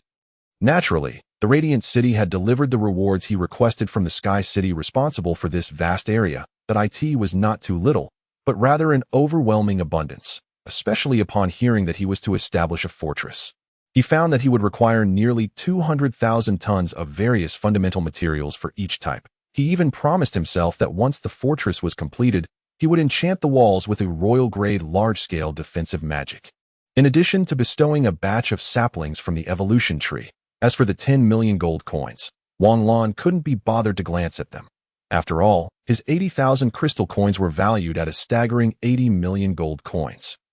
Was it not? The reward that delighted Wang Lan the most was the qualification to establish any 4 branch guilds. It is worth noting that even a high-level fortress typically accommodates only a mercenary guild and a priest guild. Of course, what brought Wang Lan the greatest joy was the system update. Once the entire system was refreshed, it no longer bore the cumbersome nature of the past, but was rather elegantly divided into 3 sections: the hero section, the mall section, and the most significant lord section. The profession system was integrated with the hero section, while the entire exchange system and shop were streamlined into the mall section. The most noteworthy aspect was undoubtedly the lord section, which featured several straightforward subfunctions: recruitment, legion, buildings, defense, and technology tree. Dominating the main interface of this section was the God's Eye view map of the territory, although it was currently shrouded in darkness due to the absence of a territory. However, the 3-dimensional territory view in the bottom right corner was remarkably clear. Military, 5 economic, 1 civilian, 0 construction, 0 technology, 0. Exceeding 20 in all 5 dimensions will immediately reach the intermediate fortress stage. Wang Lan inquired about the economic and civilian aspects from the system, which were related to the development of territories inland. The mall system had transformed from a refresh-based shop to a diverse, fixed mall, although items such as technology and biological products still required weekly refreshes in the designated section. Naturally, one could spend a considerable sum to fixate on certain products. Additionally, there was a weekly lottery interface where one could earn chances through tasks.as for the hero section. It offered a monthly opportunity to draw heroes for free, with additional draws available through task rewards. The remaining functionalities were the original features of the profession system, which were exorbitantly priced. This moment, Wang Lan made his way towards the Alliance office on the opposite side of the War City, as he had been informed that he could choose a location for fortress establishment anywhere along the border, except for the front line. The chosen location was the Alliance office. With eager anticipation, Wang Lan quickly arrived at the office, where the long-waiting official ushered him into a room. He then produced a circular disc that glimmered slightly, revealing a series of large maps before Wang Lan. Without a moment's hesitation, Wang Lan clicked on the large map of the 3rd phase of the border defense zone and meticulously studied it according to his requirements. The official beside him displayed no signs of impatience. Rather, he was astonished to see Wang Lan engrossed in the 3rd phase map. The 3rd phase border defense line was far more perilous than the area where the Radiant War City was located. Although the number of abyssal creatures was not as exaggerated here, their quality was undeniably terrifying. It was not uncommon to encounter squads composed of level 5 abyssal creatures. 2 hours later, with a determined gaze, Wang Lan pointed to a section of the large map and declared, "This is the spot." The reason? Quite simple. There were no war cities and few fortresses, leading to heightened activity of the abyssal creatures. Here, the official was momentarily taken aback upon seeing Wang Lan's selection. Wang Lan queried, "Is this location unsuitable?" The official waved his hand dismissively, saying, "This is the approximate juncture between the 3rd and 2nd phases of the eternal border. the last time the abyssal army breached the defenses of the second phase. A new battlefield emerged here. The other war cities were established before the abyssal army launched a full-scale assault on those areas. But this place is different. It has been a new battlefield for several decades. There has been insufficient time to develop a defense line of war city caliber, resulting in only a few military fortresses and some powerful fortresses existing here. The abyssal forces hold an absolute advantage in this area, making its danger level higher than that of the remaining third phase regions, second only to the second phase. Furthermore, this area is vast, lacking resources aside from metal, ore, and while its strategic location is commendable, the Alliance has no immediate plans for reclamation. The official earnestly advised Wang Lan, but Wang Lan's gaze only grew brighter. This is the place. Chapter 71, The Last Heir of the Wang Family. Wang Lan's excitement was palpable, causing the official's face to twitch before he sighed. Very well, then you may sign the agreement. With that, the official produced a succinct agreement. There were no taxes, no tributes, and minimal restrictions, only 5 clauses, which essentially conveyed the following. No hasty retreat in battle, no betrayal of the continent, no arbitrary abandonment of the station region. Cooperate with the Alliance military when necessary. Treat the military well. Provide a report on the station region's status once a year. Upon seeing these remarkably lenient conditions, which could even be described as obligations, Wang Lan signed without hesitation. The official didn't even glance at it, simply stowing the agreement away and producing a wristband. This wristband is your future lord's wristband. However, the true lord's wristband is determined by a core contained within this one, that if you find this wristband lacking, you may extract the core and insert it into another wristband, as each wristband has 4 core slots. Wang Lan nodded and took the wristband. Extracting the core and inserting it into his own, the official continued. The Lord's wristband grants access to the Lord network and the internal website of the Alliance, which will aid in the development of your territory. Your permissions within the network are determined by the level of your territory. Furthermore, this is your sole proof of lordship. Losing it would complicate the process of reissuance that we have already bound it to your Lord's core. Understood. Wang Lan glanced at the wristband and remarked nonchalantly, and here's your family core. The official once again produced a square alchemical item, placing it on the table before Wang Lan. Wang Lan was momentarily taken aback, then realized this was likely what the system referred to as the inland territory. However, a family core? Could the system truly alter memories and influence the rules of the world? Wang Lan was acutely aware that although he had traversed into this realm, his body remained that of his original form from Blue Star, entirely unrelated to the illusionary spirit continent. Observing that the official seemed apprehensive, he promptly exited the room. Wang Lan, filled with curiosity, picked up the alchemical item, and the moment he did so, it began to emit radiant beams of light.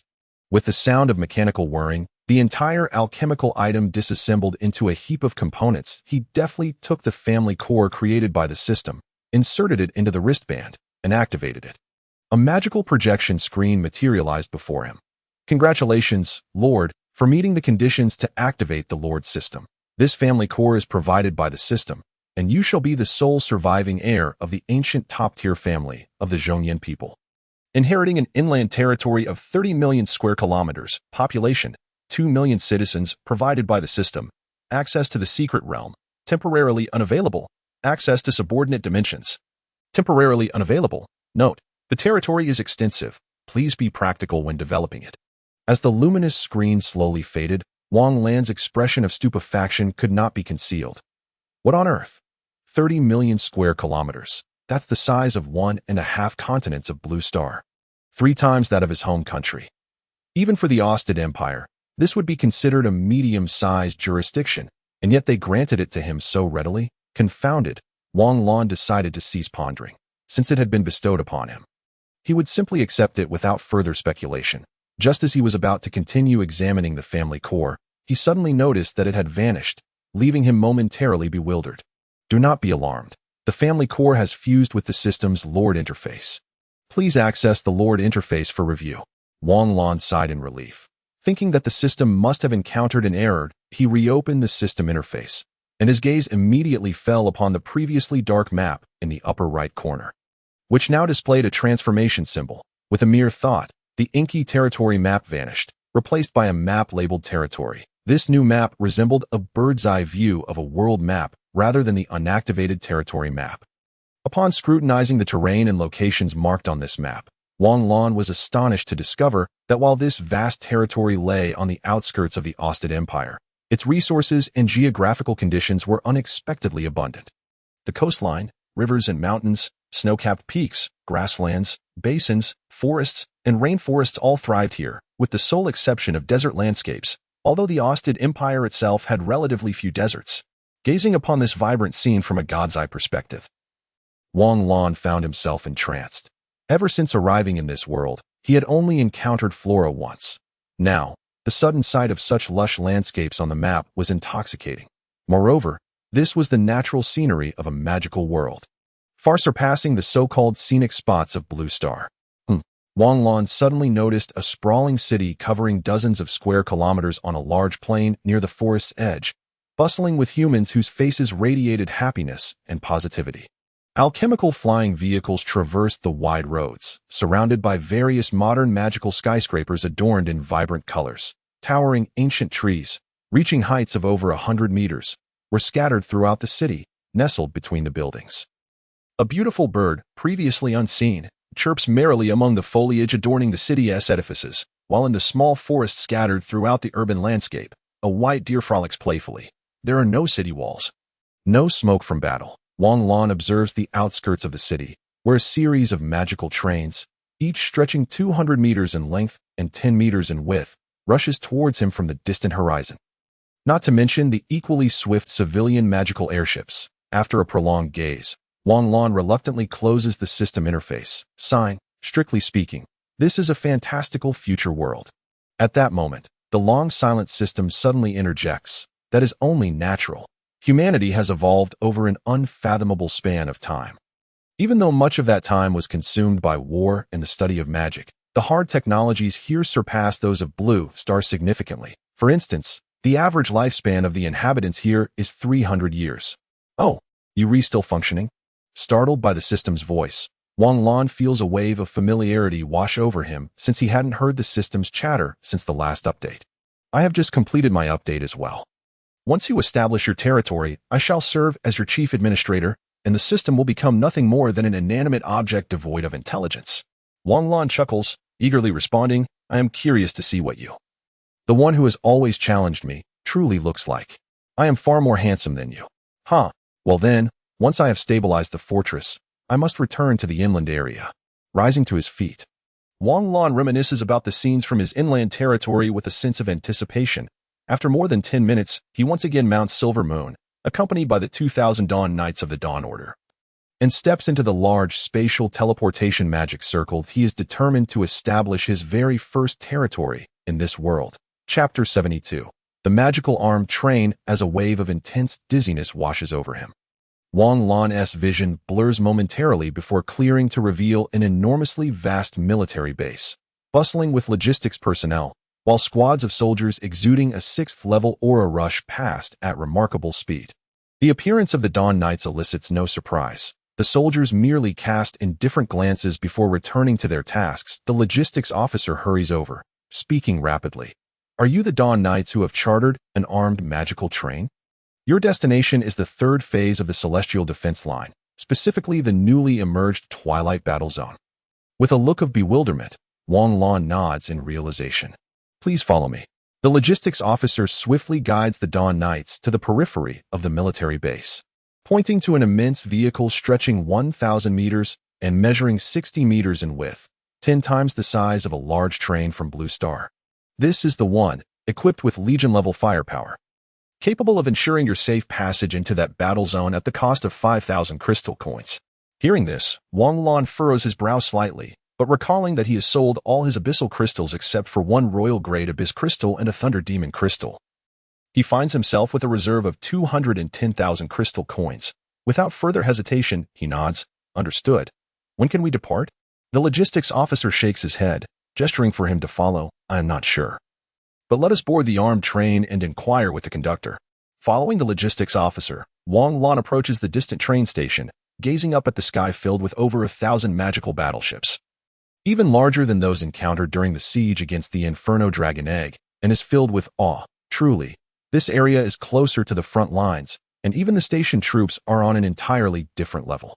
Wang Lan swiftly arrives at the train station, and upon seeing the armed train towering several dozen meters high and stretching a kilometer long, resembling a steel fortress, he is momentarily struck with shock. This armed train is equipped with royal-level defensive magical formations and alchemical devices for protective shields. He even senses the pulsation of no less than 4 top-tier magical cannons. Furthermore, there seems to be a weapon that exerts immense pressure even on him. Likely a small-scale radiant cannon. With such firepower and defensive capabilities, it is no wonder they can confidently transport him and his companions to their destination.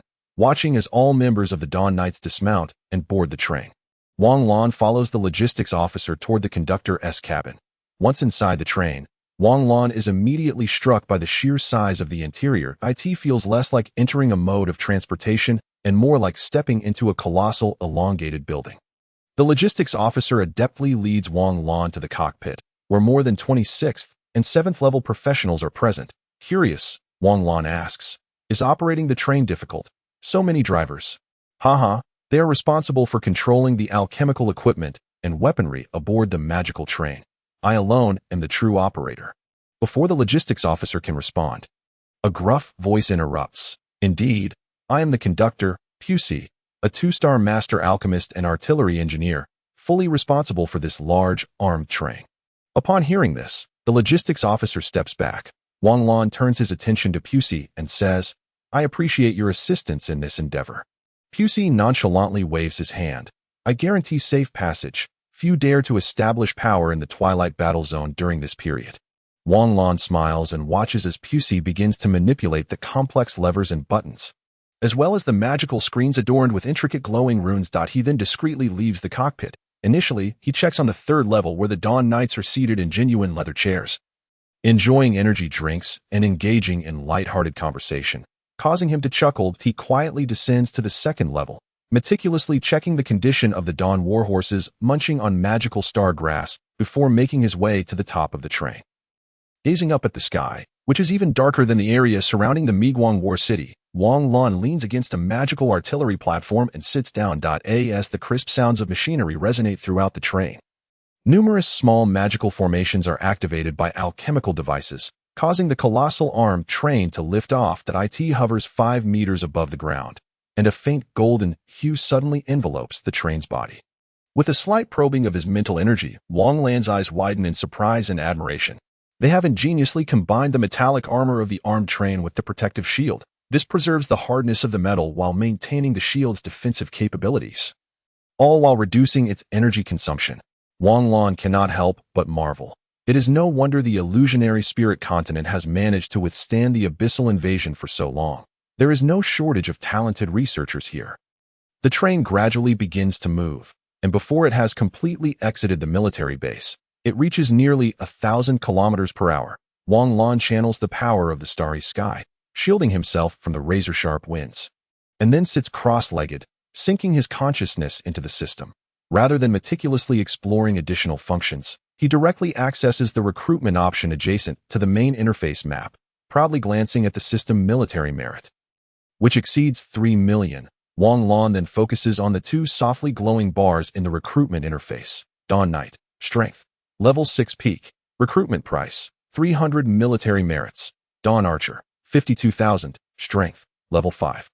Recruitment Price, 100 military merits. Note: Crystal Coin Exchange Mode cancelled. Recruitment can only be conducted using military merits, while crystal coins can only be used for purchases in the shop. Wang Lan's expression remains unchanged, primarily because he has one opportunity for a random basic Legion card draw and one for a random Legion leader draw, prompting him to open the system. Watching as a special lottery page materializes with his intent, even Wang Lan, who considers himself fortunate, feels a twinge of nervousness. What he requires is a basic Legion card of ordinary quality for the system, not a high-quality Dawn Legion card. High-quality basic Legions have stringent population limits and exorbitant recruitment costs, which are not particularly economical for Wang Lan, who aims to establish a fortress. After a brief prayer, Wang Lan uses this opportunity, and in the blink of an eye, a card gradually reveals itself. Nebula Legion card, 1 star. Legion quality, gold slot capacity, Nebula sword and shield soldiers. Population limit, 2 million. Nebula spearmen. Population limit, 500,000. Nebula crossbowmen. Population limit, 200,000. Nebula light cavalry.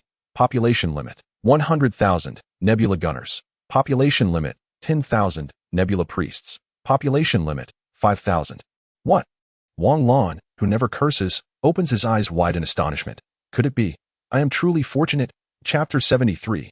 Nebula Legion card. At this moment, Wang Lan's emotions are exceedingly complex.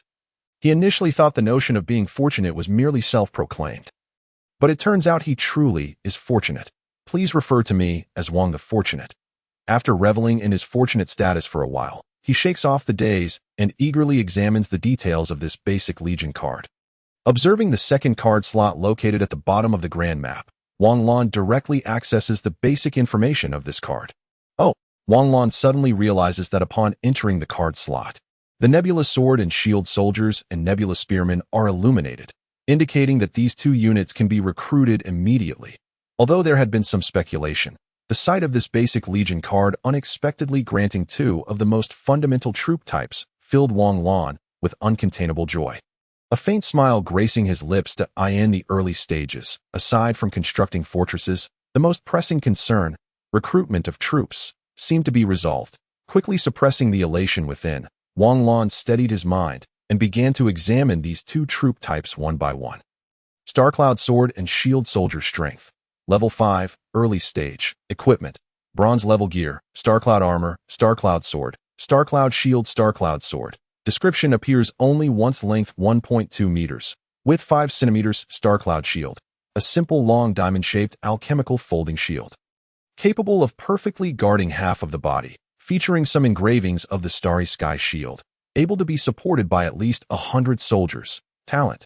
Silver recruitment cost. 20 military merits. Wang Lan furrowed his brows momentarily before relaxing them. Although the statistics of these soldiers paled in comparison to those of the Dawn Legion, they were still quite commendable. In the area Wang Lan had chosen for defense, soldiers of this caliber were already considered elite. Not to mention, the exaggerated discipline and synergy inherent in the system's Legion soldiers provided a significant advantage. Starcloud Spearman Strength. Level 5, mid-stage. Equipment.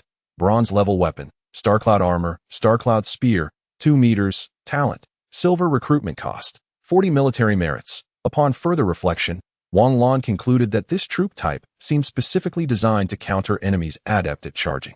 A formation of spears. Presumably, this type of spear resembled those used in ancient times in the Blue Star Han Kingdom. Glancing once again at his reserve of 3.3 million military merits, he hesitated for a moment before promptly filling the ranks of the Dawn Knights to 5,000. Consumed 900,000 military merits. Recruitment of 3,000 Dawn Knights completed. With a flicker of his gaze, Wang Lan retrieved a knight card from the system space, his right hand revealing a card emblazoned with the insignia of the Dawn Legion. Dawn Archers. Observing the faint 5,000 inscribed on the card, a smile crept onto Wang Lan's face as his remaining military merits dwindled by another 500,000, leaving him with 2.4 million, feeling assured that he had sufficient ranged and mobile forces for the early stages. Wang Lan reluctantly tucked away the card and turned his attention back to the Starcloud sword and shield soldier. Despite their strength being merely one level lower, the Starcloud sword and shield soldiers, with their talent rated only at silver, were available at a significantly lower price than those of the Dawn series, merely 10 military merits for one soldier. Furthermore, this talent was relative. It was likely that the highest-ranked soldiers at the front lines would not exceed silver talent. After all, for a silver talent, reaching level 8 as a professional merely required time.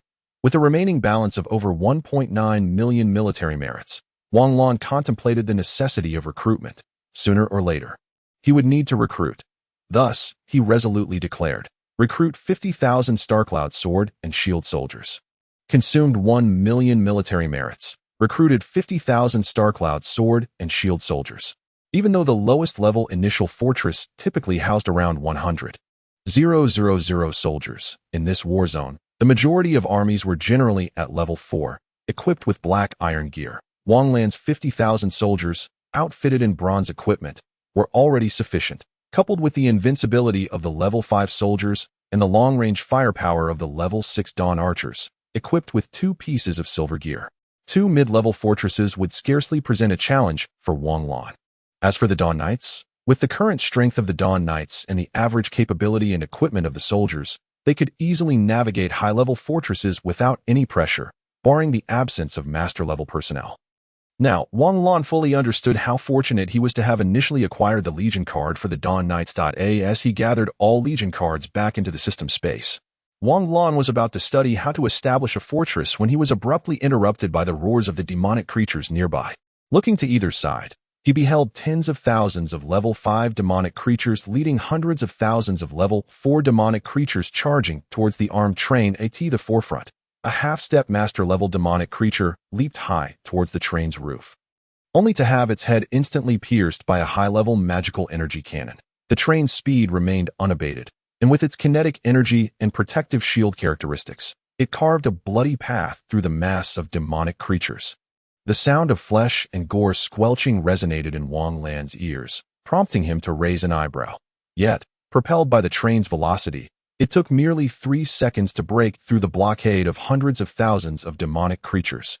Speeding towards the distance, noticing the clouds in the sky beginning to take on a dark crimson hue, Wang Lan realized they seemed to have entered the CHNHN war zone. How can this CHNHN war zone be at least 1,000 times larger than the territory of the Ing battle city? Despite both being war zones, feeling a touch of boredom, Wang Lan curiously muttered aloud about the designation of war zones. To his surprise, a voice responded. One war zone is defined by the overall border, while the other is delineated by the battle city for easier defense. How can they be the same? Startled by the sudden appearance of someone beside him, Wang Lan's expression shifted. How had he not noticed? The train conductor, observing Wang Lan's change in demeanor, chuckled and released his 6-star master-level aura before retracting it. In awe, Wang Lan gasped. A master-level professional serving as the train conductor was quite extravagant. How are these war zones differentiated? Wang Lan inquired, regaining his composure. The border-level war zones each have their own titles, such as CHNHN for the CHNHN war zone, while those defined by battle cities are numbered. By the way, you intend to establish a fortress in the CHNHN war zone, correct? Wang Lan nodded, awaiting the conductor's elaboration. The conductor took a sip of his drink and continued. Generally, when fortresses in other regions upgrade to battle cities, they face a surge from the abyssal army. However, in the CHNHN war zone, even the slightest upgrade of a fortress will provoke an assault from the abyssal forces, including when you complete the construction of your fortress. Wang Lan was taken aback. Why have I never heard of this before? Because this was only recently discovered. The scarcity of fortresses in the CHNHN war zone led us to believe that past assaults were merely the result of an overwhelming number of abyssal creatures. However, it was only after the recent destruction of 5 newly established fortresses by the military that we realized the truth, the conductor replied with a hint of concern. Currently, the CHNHN war zone is a toxic tumor in the rear due to its recent emergence. It has been unable to develop a cluster of battle cities in time, and any signs of growth are swiftly extinguished by the abyss. The Alliance cannot spare too many troops for a counteroffensive in this vast war zone. Abyssal species roam unchecked. I have heard that in the core area, where the abyssal energy is most concentrated, a small abyssal gate is already being constructed. Wang Lan immediately thought of the military base from which the armed train had departed. Could that base be designed to guard against the abyssal forces in the CHNHN war zone? After a moment of reflection, the conductor returned to the driver's cabin as the number of abyssal creatures attacking the train began to increase. Chapter 74. Preparations for Fortress Establishment. Listening to the increasingly audible sounds of the onboard weaponry, Wang Lan shook his head and once again delved into the system. Given the grim outlook, he resolved to find a sufficiently robust method for fortress construction. Nothing could deter Wang Lan's desire to venture forth. He not only aimed to enter the CHNHN war zone, but also sought to establish a fortress in the central area near the war zone's perimeter. Once the fortress was secure, if he didn't earn at least 100,000 system military merits daily, he would feel unworthy of the CHNHN war zone's reputation. With this determination, Wang Lan recalled Yan Ln, who had been summoned back due to the Dragon Egg War. He cast a serious glance at the high-rated one-time card draw opportunity he had received during the novice phase. System, use the opportunity. Designated type, medical. No sooner had Wang Lan spoken than a white card materialized in the system space, and upon opening its information, his eyes widened in disbelief. Type 1 medical mechanical sphere strength. None equipment. Energy self-collection device. Its recovery speed is enough to drive mages to despair. Healing beam emitter. Comparable to level 8 healing magic. Capable of healing 100 individuals simultaneously, ensuring completion within 5 seconds. 10 devices can heal master-level life forms simultaneously. Level 1 energy shield. Provides defense against level 9 breaches. Price. Not recruitable. Quantity. 100. Wang Lan blinked a few times, struggling to comprehend that a mere 1 probability to draw units from other civilizations, and he had actually received one. Truly a stroke of luck. Elated, he stored the card away, feeling no envy towards technological civilizations. While purely magical civilizations may not measure up to technological ones, those that harnessed magical technology, essentially alchemical techniques, were not inferior at all. Seeing that all matters concerning the Legion had been arranged, Wang Lan directly accessed the marketplace. Although the main interface featured a building function template, it was merely for the system's special constructions. The blueprints for fortress construction still had to be acquired from the marketplace. Quickly navigating through the building categories, Wang Lan, with a mind akin to a compact computer, locked onto his target in under 5 seconds. Low-level fantasy construction token function. Input detailed specifications for desired buildings. Select a satisfactory design, project it, and provide materials to construct. Price, 1,000 crystal coins. Note, the building size cannot exceed 25 square kilometers, 5 kilometers per side. After glancing at the note, Wang Lan purchased it without hesitation. It was absurd. The imperial capital of ancient monarchies on Blue Star was merely 25 square kilometers, and with a garrison of 400,000 soldiers, it was not crowded. 25 square kilometers would certainly suffice. And he even intended to build smaller. He then continued to browse for additional items needed for fortress establishment.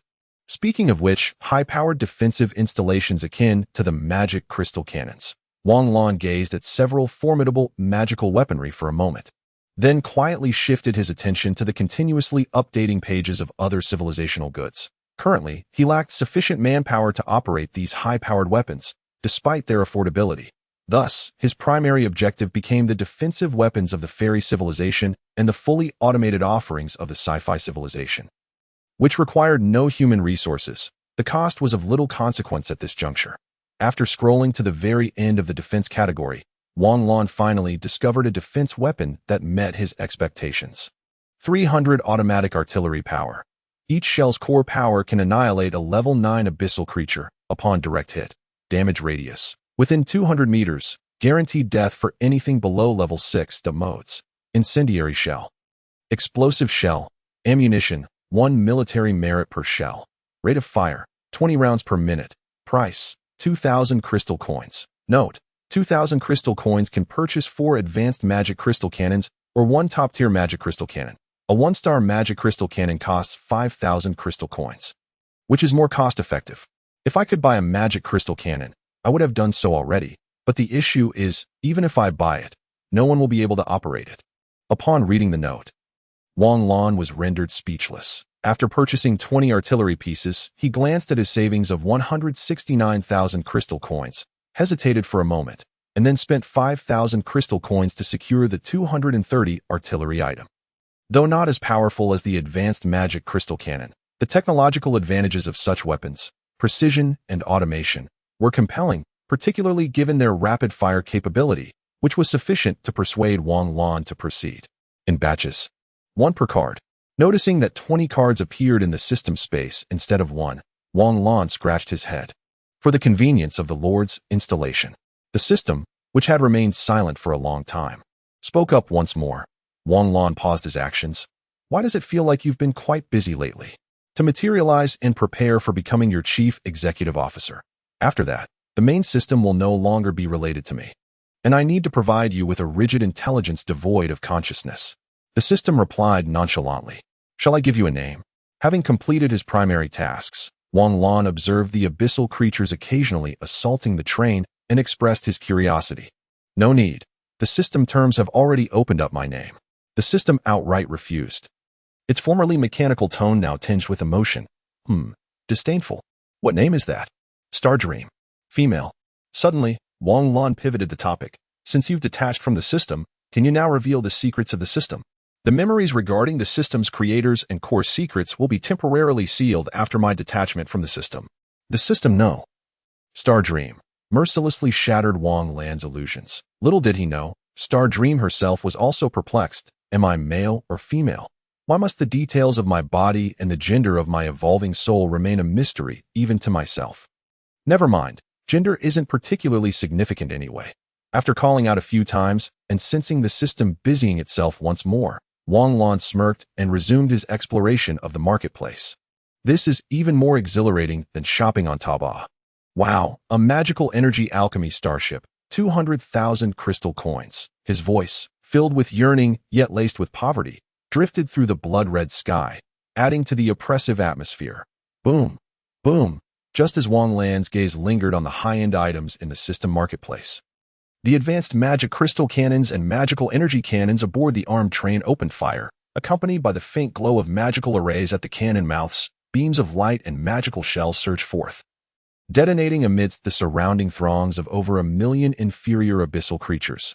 Countless dismembered limbs and black blood splattered the sky, subsequently raining down. Continuously, several level 7 or 8 inferior abyssal creatures attempted to impede the train's advance. Among them formidable horned demons. Yet, without exception, they were all reduced to mere pulp by the train's terrifying kinetic energy. Meanwhile, the alchemical cannon that Wang Lan had previously relied upon began to roar. With metallic projectiles propelled by the internal magnetic magical arrays, acceleration, and searing magical arrays, spewing forth in a relentless barrage, instantly shredding nearly 100 inferior abyssal creatures attempting to leap aboard. The entire train boasted 20 such weapons.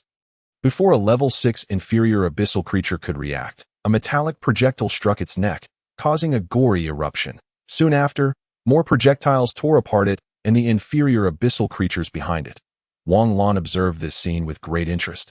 He found the weapon, capable of inflicting level 6 damage with each projectile, truly captivating. Chapter 75. The True Diamond Talon Army. Although Wang Lan was deeply intrigued by such weaponry, he had no immediate plans to purchase it. This weapon was highly energy-consuming, making it impractical as a purely defensive tool. The wear and tear on the metallic projectiles and magical arrays was rather rapid, and facing abyssal armies numbering in the thousands. The magic crystal cannon remained the superior option. Thus, its primary utility lay in being mounted on high-mobility devices like trains to clear small groups of abyssal forces nearby. After a while, Wang Lan shifted his gaze to the armed train beneath him. His eyes glinting, the armed train, with its high maneuverability, was quite suitable for transporting troops to breach defenses that as for transporting goods. It appeared somewhat fitting at first glance. But weren't spatial rings and teleportation arrays more appealing? At the very least, there were airships. After pondering for a moment, Wang Lan decided against purchasing the magical armed train. Regardless of its cost, there was no one to operate it. After all, there were no tracks to maintain the train's direction. It still required personnel to operate it. The booming sounds of cannon fire continued nearby, as swarms of abyssal creatures attempted to thwart the armed train's advance, relentlessly crashing against its sturdy frame. Wang Lan casually tossed several small magical orbs, dispersing some inferior abyssal creatures that had leaped into the air before turning to board the armed train. Since the train could handle it, he need not exert himself. Having spent the money, he ought to enjoy it. Observing the tea on the table, steady as a rock with barely a ripple, Wang Lan picked it up and took a leisurely sip, listening to the hushed conversations of the Dawn Knights in the adjacent large carriage. He smiled and turned to see a group of inferior abyssal creatures that had reappeared beneath the train without his notice. The probability of abyssal creatures appearing here is indeed quite high. After taking another sip of tea, Wang Lan shook his head in lament. Third Artillery Group, fire to the right. First Artillery Group, direct fire to the left front. Detected a resurgence of inferior abyssal creatures 20 kilometers away. Third Artillery Group, to activate 50% of firepower. Preheating in preparation.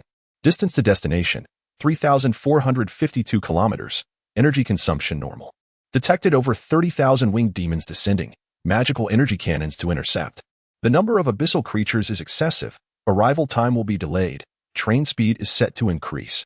as the control room busily relayed commands. The speed of the magical train surged dramatically, the previously sporadic cannon fire intensifying. The Chinchuan battle zone, an eternally lengthy border encompassing 9 major defensive lines, the third phase of the Star Line, and the second phase's buffer zone. A newly emerged combat area. It is precisely because of this that the abyssal creatures in this combat zone are exceedingly active and dangerous, even though their overall strength is inferior to that of the various battle zones in the second phase. However, their numbers and combat capabilities still slightly surpass those of the third phase. Level 4 inferior abyssal creatures constitute the basic combat force here, while skeletons lack even the qualifications to become cannon fodder, merely serving to exhaust firepower. If the Chinchuan battle zone were to be divided into 3 tiers, it could be delineated into 3 layers based on concentric circles: outer, middle, and inner. The danger level of the Chinchuan battle zone escalates with these 3 divisions. At a certain plane where the plains meet the mountains in the middle area, aside from the dimly blood-red sky, there is little to distinguish it from other locales. The black, hard ground, filled with stone and earth, serves as the sole main color. As far as the eye can see, there is only endless gray and black, devoid of any hint of life. Behind, several towering mountains stand connected, their heights reaching 10,000 meters. Equally desolate, starkly rising at the edge of this plain, a group of several thousand inferior abyssal creatures slowly moved forward. One creature, struck by the tail of another, oozed a trickle of dark, sinister blood. This inferior abyssal creature glared at the one before it, raising its black claws to swipe at its predecessor, causing it to stagger, just as it was about to turn back and teach the one behind a lesson. It seemed to notice something, turning its gaze toward the horizon formed by a range of hills. Several dozen level 5 inferior abyssal creatures also appeared to sense something, their tough skin bristling with black spines, tightening as a trickle of abyssal energy coursed through their muscles. Before this group of abyssal creatures could take the initiative to attack, a multicolored sphere of light, trailing a long tail of flames, fell directly into the midst of the several thousand inferior abyssal creatures from behind the hills. Accompanied by a tremor that shook the earth, violent magical flames erupted, and a fierce shockwave obliterated nearly all the inferior abyssal creatures. The remaining 10 or so level 5 inferior abyssal creatures did not flee. Instead, they opened their mouths to roar at the direction from whence the attack came. However, before any sound could escape, the creatures felt a tremendous force slam into them, turning them into mere mush. The magical armed train gradually came to a halt, and the train conductor descended from the driver's compartment, stepping onto the ground to inspect the black-brown bloodstains on the triangular impact bar at the front of the train. Frowning slightly, with a surge of fighting spirit, he cleared away the filth in front of the train before nodding in satisfaction. The 2,000 Dawn Knights, having remounted their steeds, swiftly disembarked from the train and formed a square formation beside it. It's almost rusted. Wang Lan stretched his limbs, clad not in mithril armor but rather in what resembled casual combat attire, wielding a battle blade as he approached the conductor. The conductor, with a cigarette dangling from his lips, chuckled, "I hope you'll think the same in the future. It's not easy to get by here." Unfazed, Wang Lan shrugged his shoulders. Someone who possessed extraordinary abilities. He was not one to be arrogant, yet he bore a measure of confidence. Suddenly, the massive train that had come to a halt behind him roared to life once again, the distant sound of cannon fire reverberating through the area. Some abyssal creatures, alerted by the commotion, began to congregate, observing the scattered horde of lesser demons and even a group of horned demons drawing near. The conductor patted Wang Lan's shoulder. "I must take my leave. A stationary armed train is a delectable target for the abyss. I need to get it moving." With that, Pusey nimbly climbed back onto the train. Watching it slowly begin to move again, Wang Lan nodded in understanding at the conductor, who was bidding him farewell through the window. A train in motion, one that even a king-level individual might struggle to catch, was approaching near supersonic speeds. As for the stationary one, his Dawn Knights could inflict damage upon it. Cannon fire could be evaded. Suddenly, the magic-armed train, retreating rapidly in the direction from whence it came, unleashed its full might. Several top-tier magical cannons and advanced magic crystal cannons fired simultaneously, annihilating half of the encroaching abyssal creatures before vanishing from Wang Lan's sight. Wang Lan could only smile wryly, a hint of sentimentality flickering in his eyes. The conductor, Pusey, could be considered the second friend he had truly recognized in this world. While he was aware of many names, they were merely fleeting acquaintances, leaving no emotional impact. He hoped to meet Pussy again in the future and wished for Li Tai's safety. Wang Lan suppressed his emotions, his gaze turning tranquil as it swept over the gathering of over 100,000 lesser demons. With a deft motion of his hand, two exquisite cards materialized, casting beams of light over a vast area. Chapter 76, Starry Sky Fortress, Part 1. 3,002 Dawn Knights appeared ahead, swiftly merging with the 2,000 already in formation. Meanwhile, a grand total of 10,001 riders atop elegant, agile teal leopards emerged simultaneously. Beneath their white hoods, silver masks could be faintly discerned, and their scale-like armor enveloped their forms in a meticulous and orderly manner. The white longbows on their backs exuded the aura of silver-grade weaponry. At that moment, a figure riding an even larger leopard approached Wang Lan swiftly. Dismounting, he slightly bowed. "Greetings, my lord. I am Gong Yi, the leader of the Dawn Archers." Wang Lan gazed upon this 9th-level Dawn Archer, surprise flickering in his eyes before he turned to the Archer Battalion. A minimum of level 5, with a difference of 8 individuals between each level, save for level 8, correct. Indeed, this contingent of 10,000 Dawn Archers comprised 8,000 at level 5, 1,600 at level 6, 320 at level 7, and 16 at level 8. The remaining were all level 5 archers, failing to meet the 5-person quota for levels below 8, nor the 20-to-1 ratio between levels 7 and 8. Observing such a formidable battalion of Dawn Archers, realization struck Wang Lan as he quickly turned his attention to the Dawn Knights. The newly emerged Dawn Knights formation had undergone a significant transformation. Aside from Li Yi, 5 additional 9th-level Dawn Knights each commanded 1,000 Dawn Knights, AS Diamond-level talents. The number of level 8 Knights had skyrocketed to 500, leading a squad of 50 Knights. This meant that the Dawn Knights now possessed an astonishing assembly. Apart from Li Yi, who had reached the threshold of master level, there were 5 9th-level Knights, 500 level 8 Knights, 1,000 level 7 Knights, and 3,500 level 6 Knights. Wang Lan stared in astonishment at this remarkably powerful, nearly revitalized Dawn Knight battalion. Before he could inquire further, the increasingly personable system interjected. Thus, the number of Dawn Knights can only be temporarily limited to 5,000. This is the true strength that a genuinely average Diamond Talent army should possess. They represent the strongest troop type of the Advanced Foundation Legion card, Dawn Knights. Wang Lan was rendered speechless, followed by a wry smile. Well, it seemed he had underestimated the Dawn Knights from the very beginning. Pondering why the Dawn Knights were limited to 5,000 in full strength, he steadied his emotions and glanced at the over 100,000 lesser demons rushing toward them. Speaking calmly, eliminate all abyssal creatures within 100 miles. Barely had the words left his lips when the Dawn Knights swiftly dispersed into 5 teams, each leading 2,000 Dawn Archers as they surged outward. Only 2 teams would engage the swarm of over 100,000 lesser demons. Casting a glance at Li Yi and Gong Yi, who flanked him, Wang Lan chuckled and shook his head, saying nothing as he slowly retrieved the construction token. Instantly, his internal request for the fortress was detected by the token, and as it trembled, a series of fortress aerial blueprints were projected before him.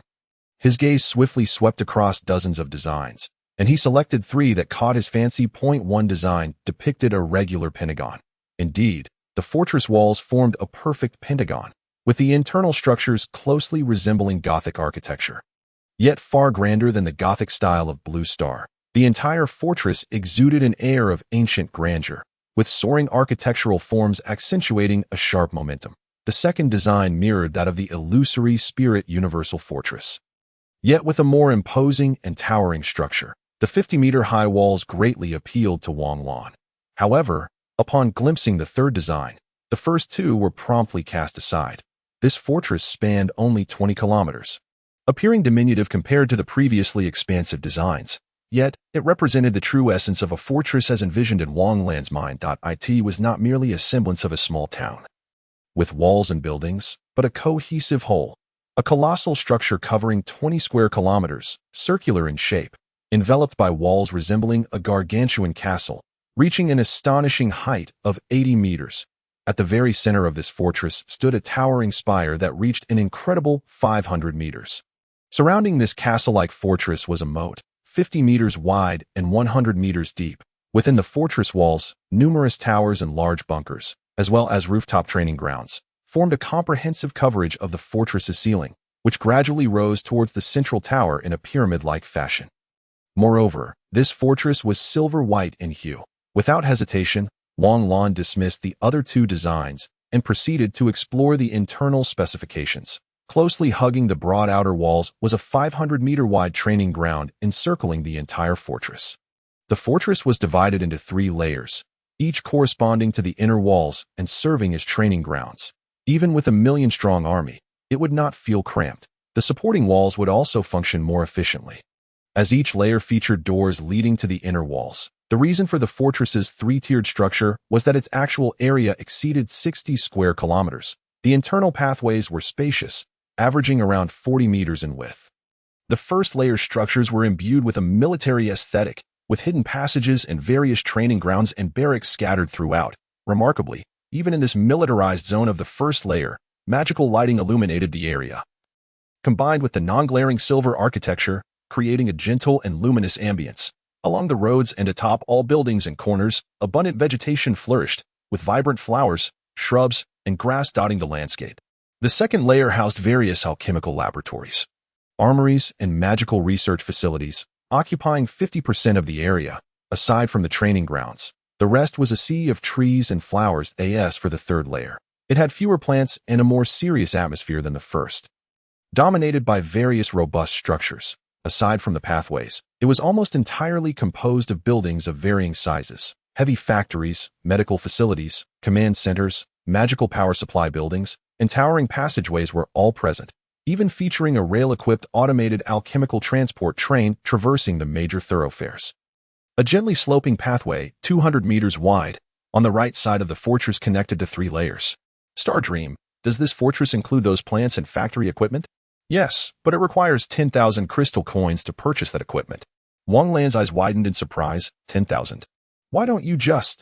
That equipment can produce bronze-grade weapons, low-level magical cannons, and low-level magical energy cannons. Stardream's words left Wang Lan momentarily speechless. Then he forced a sheepish smile. 10,000 crystal coins is fine. 10,000 crystal coins is good. Purchasing them separately would undoubtedly cost no less than 15,000 crystal coins. Thus, he confirmed the construction. The token in Wang Lan's hand instantly unfurled, transforming into a spectral projection of the fortress as depicted in the blueprints, revealing a floating projection of the construction requirements. Chapter 77, Starry Sky Fortress, Part 2. Construction Method. Feed materials into the projection, and the token will automatically fill them in. Required materials. Basic metal, 100,000 tons. Ironwood timber, 20,000 tons.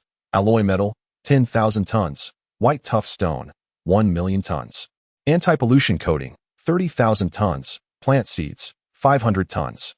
Attention, due to system power interference, some excess structures will disappear, leaving space for system buildings. Additionally, the walls will be replaced by system-provided walls of the same external appearance, significantly reducing construction material requirements.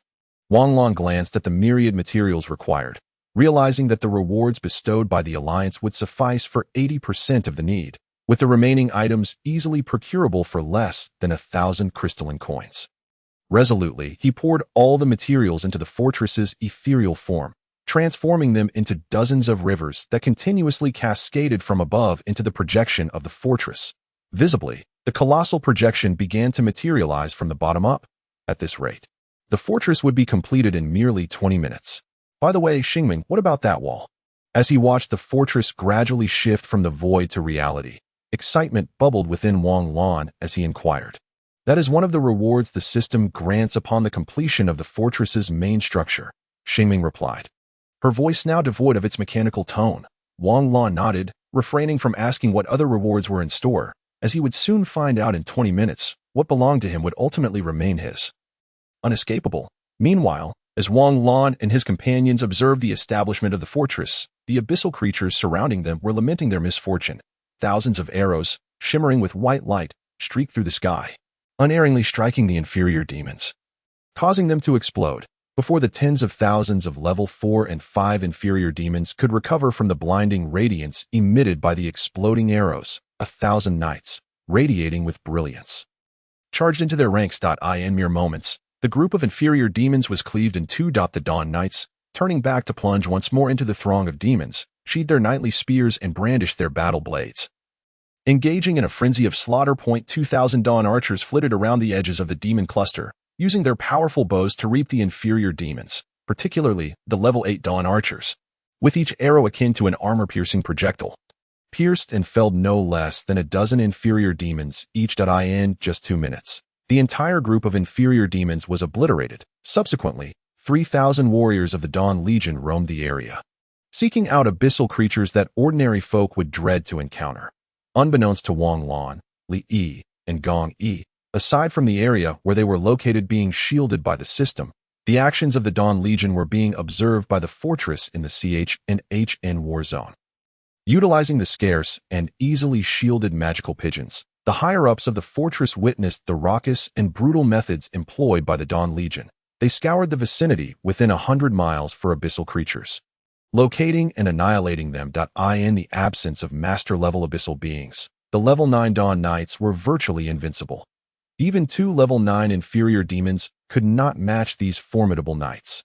Incredible talent potential of the Sanqing Legion. The numbers are somewhat limited, yet their potential is boundless. But is the location chosen for the fortress a bit perilous? There are only over 100 fortresses in that area, right? Who owns them? I. If you can help, please do. Hopefully, they can bring a different kind of brilliance to this war zone. We are weary.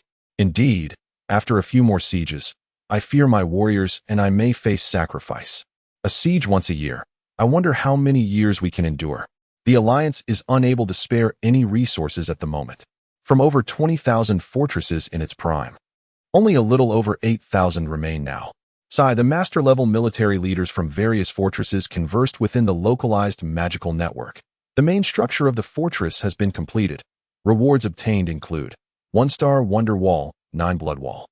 For 1-star magic crystal cannons, a fortress-grade Starlight Shield activation device, and a king-level advanced defensive magic circle, Goldstone, originally a king-level primary. Upgraded to advanced after merging with the king-level magic scroll rewarded by the Alliance. The entire fortress, including the ground, will be reinforced and protected by it. Purification Tower, small, 1-star battle city standard. Do not forget that your moat also requires purification energy to fill. Wang Lan felt little emotional upheaval and directly opened the information on the 9 Blood Wall. 9 Blood Wall, Wonder Wall material, special metal function. The more enemies slain, the denser the 9 blood power. The healing speed of soldiers within 10,000 meters increases, as does their internal mana and energy recovery speed. The attack power of soldiers within the wall's range will be enhanced. When the 9 blood power of the 9 blood wall has not been exhausted, any damage inflicted upon the wall will rapidly recover. Base defense against level 8 abyssal beings. As the blood-red patterns at the center of the 9 blood wall illuminate one by one, the star level of the 9 blood wall will also rise. Width, 30 meters height, 80 meters length, a maximum of 80 kilometers for 1 star. Transforming the wall into a card, he activated IT. IT had been fully established, yet the position of the wall remained vacant, suddenly enveloped by a sphere of pure white light. As the radiance gradually dissipated, a magnificent white wall emerged before Wang Lan's eyes, a color incongruous with its name. This wall featured a turret every 500 meters, totaling 42. Although the interiors were bare, the sheer size of the turret openings, along with 8 smaller ones, hinted at the wall's formidable strength in its prime. The length of the wall is approximately this long. Do not be too concerned, as there are protruding sections. As for the king-level magic scroll used for solidifying the fortress, Wang Lan tore it open and utilized it. A vast, faint magical circle was slowly inscribed throughout every inch of the fortress, gradually seeping in and fading. While some battle cities could not afford the king-level advanced defensive scroll, Wang Lan felt no pride in this fact. He then installed the 4 1-star magic crystal cannons, capable of inflicting severe damage on master-level abyssal beings, atop the fortress's 4 tall towers, ensuring that every side could be covered by their range. Though no one would operate them, directing them to fire in a fixed direction was certainly feasible. He then retrieved 300 automatic cannons. Glancing at the wall with its 40 turrets, he frowned. He purchased an additional 20, placing them within all the turrets for the remaining amount of over 60,000 crystalline coins after various expenditures. Wang Lan was unperturbed, for once his power was solidified, acquiring crystalline coins would not pose a challenge. Bring the soldiers back. Wang Lan instructedly, stepping into the fortress, observing the vibrant scene within the fortress. Wang Lan felt elated. Toc greenery at the eternal border was a rare sight indeed. Wang Lan gazed at the fortress he had labored tirelessly to establish, feeling a sense of nostalgia. After a pause, his voice resonated softly around him. This marks the beginning of my journey. It shall be called the Starlight Fortress. Chapter 78. Chief Executive Xingming. Wang Lan surveyed the expansive training ground, smiling as he produced the card for the 50,000-strong Nebula Blade and Shield soldiers. This time, there was no flash of light. Instead, as the card transformed into specks of light and dissipated, a massive rectangular formation appeared before Wang Lan's eyes. Scanning the troops, he nodded in satisfaction. Clad in obsidian armor that enveloped their entire bodies, even their faces were concealed beneath a mask connected to their helmets, revealing only a faint magical circle flickering at the eye level. Small spikes and short blades glimmered with cold light at the joints of the armor. The slightly menacing design of the armor belied its simplicity, imparting a sense of both agility and safety. Yet, if one assumed that its lightweight nature compromised its defensive capabilities, they would be gravely mistaken. Its defense rivaled that of heavily armored soldiers, teaching enemies the price of underestimating them.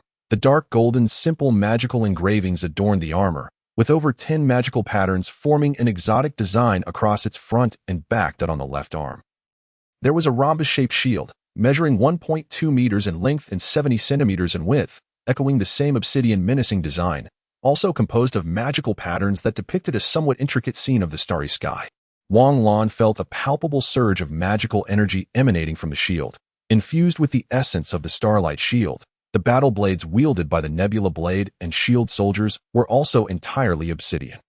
The design of the sword evoking a deep resonance within Wang Lan. Spanning 1.2 meters in length and 4 centimeters in width, the blade bore over 10 magical patterns entwined around it. To Wang Lan's astonishment, this contingent of 50,000 Nebula Blade and Shield soldiers included an additional 5 level 9 entities, with each commanding 10,000 soldiers. Although their aura was somewhat weaker compared to the Dawn Knights, who were virtually invincible among their peers, they were still superior to many ordinary level 9s. Each level 9 blade and shield soldier commanded 20 level 8 soldiers, 100 level 7 soldiers, and 1,000 level 6 soldiers. The remaining 8,880 soldiers were all level 5 in total. One level 8 soldier led 5 level 7 soldiers, one level 7 soldier led 10 level 6 soldiers, and one level 6 soldier led 10 standard blade and shield soldiers. Yes, indeed, the 50,000 soldiers referred to the level 5 blade and shield soldiers, while the officer corps was a complementary addition. 5 level 9s, 100 level 8s, 500 level 7s, and 5,000 level 6s were included as a gift. Excellent, truly excellent. The addition of officers is a splendid move. My lord, this was merely a personal decision to present you with a gift upon our meeting. It will not happen again. When you next purchase 50,000 blade and shield soldiers, it will likely cost 200,000 military merits, and the excess half comprises the officer corps. A familiar yet strange voice reached Wang Lan's ears. As the entity that had aided him the most, Wang Lan was momentarily stunned to recognize that the voice belonged to Xingming. However, this time, it did not resonate within his mind. Rather, it emanated from his right side. Furthermore, the voice was distinctly feminine, exceedingly gentle and melodious. In disbelief, Wang Lan turned to his right, where, at some point, a graceful figure stood upright. Her long, lustrous black hair cascaded down to her waist, reminiscent of the vast cosmos itself. Upon the gentle and exquisite visage, the rosy lips were slightly pursed, and the bright, profound eyes brimmed with tranquility. Upon closer inspection, an endless stream of data raced through her beautiful black pupils. Xingming donned an exceptionally modern white military uniform, exuding a valiant demeanor, while the softly billowing white cloak behind her accentuated her graceful and noble aura. Observing her striking posture, a bit too conspicuous due to her military stance and long legs, Wang Lan found himself momentarily dazed at a woman. Indeed, a woman. Could this be a ruse? Ahem, you? Xingming offered a gentle smile. Greetings, Lord. I am your chief administrative officer, Xingming. As she spoke, she removed the white gloves from her hands, revealing her delicate, boneless jade-like fingers. Wang Lan opened his mouth, then chuckled and shook his head in acceptance, extending his hand to shake hers. The smooth, refined touch sent a subtle thrill through him.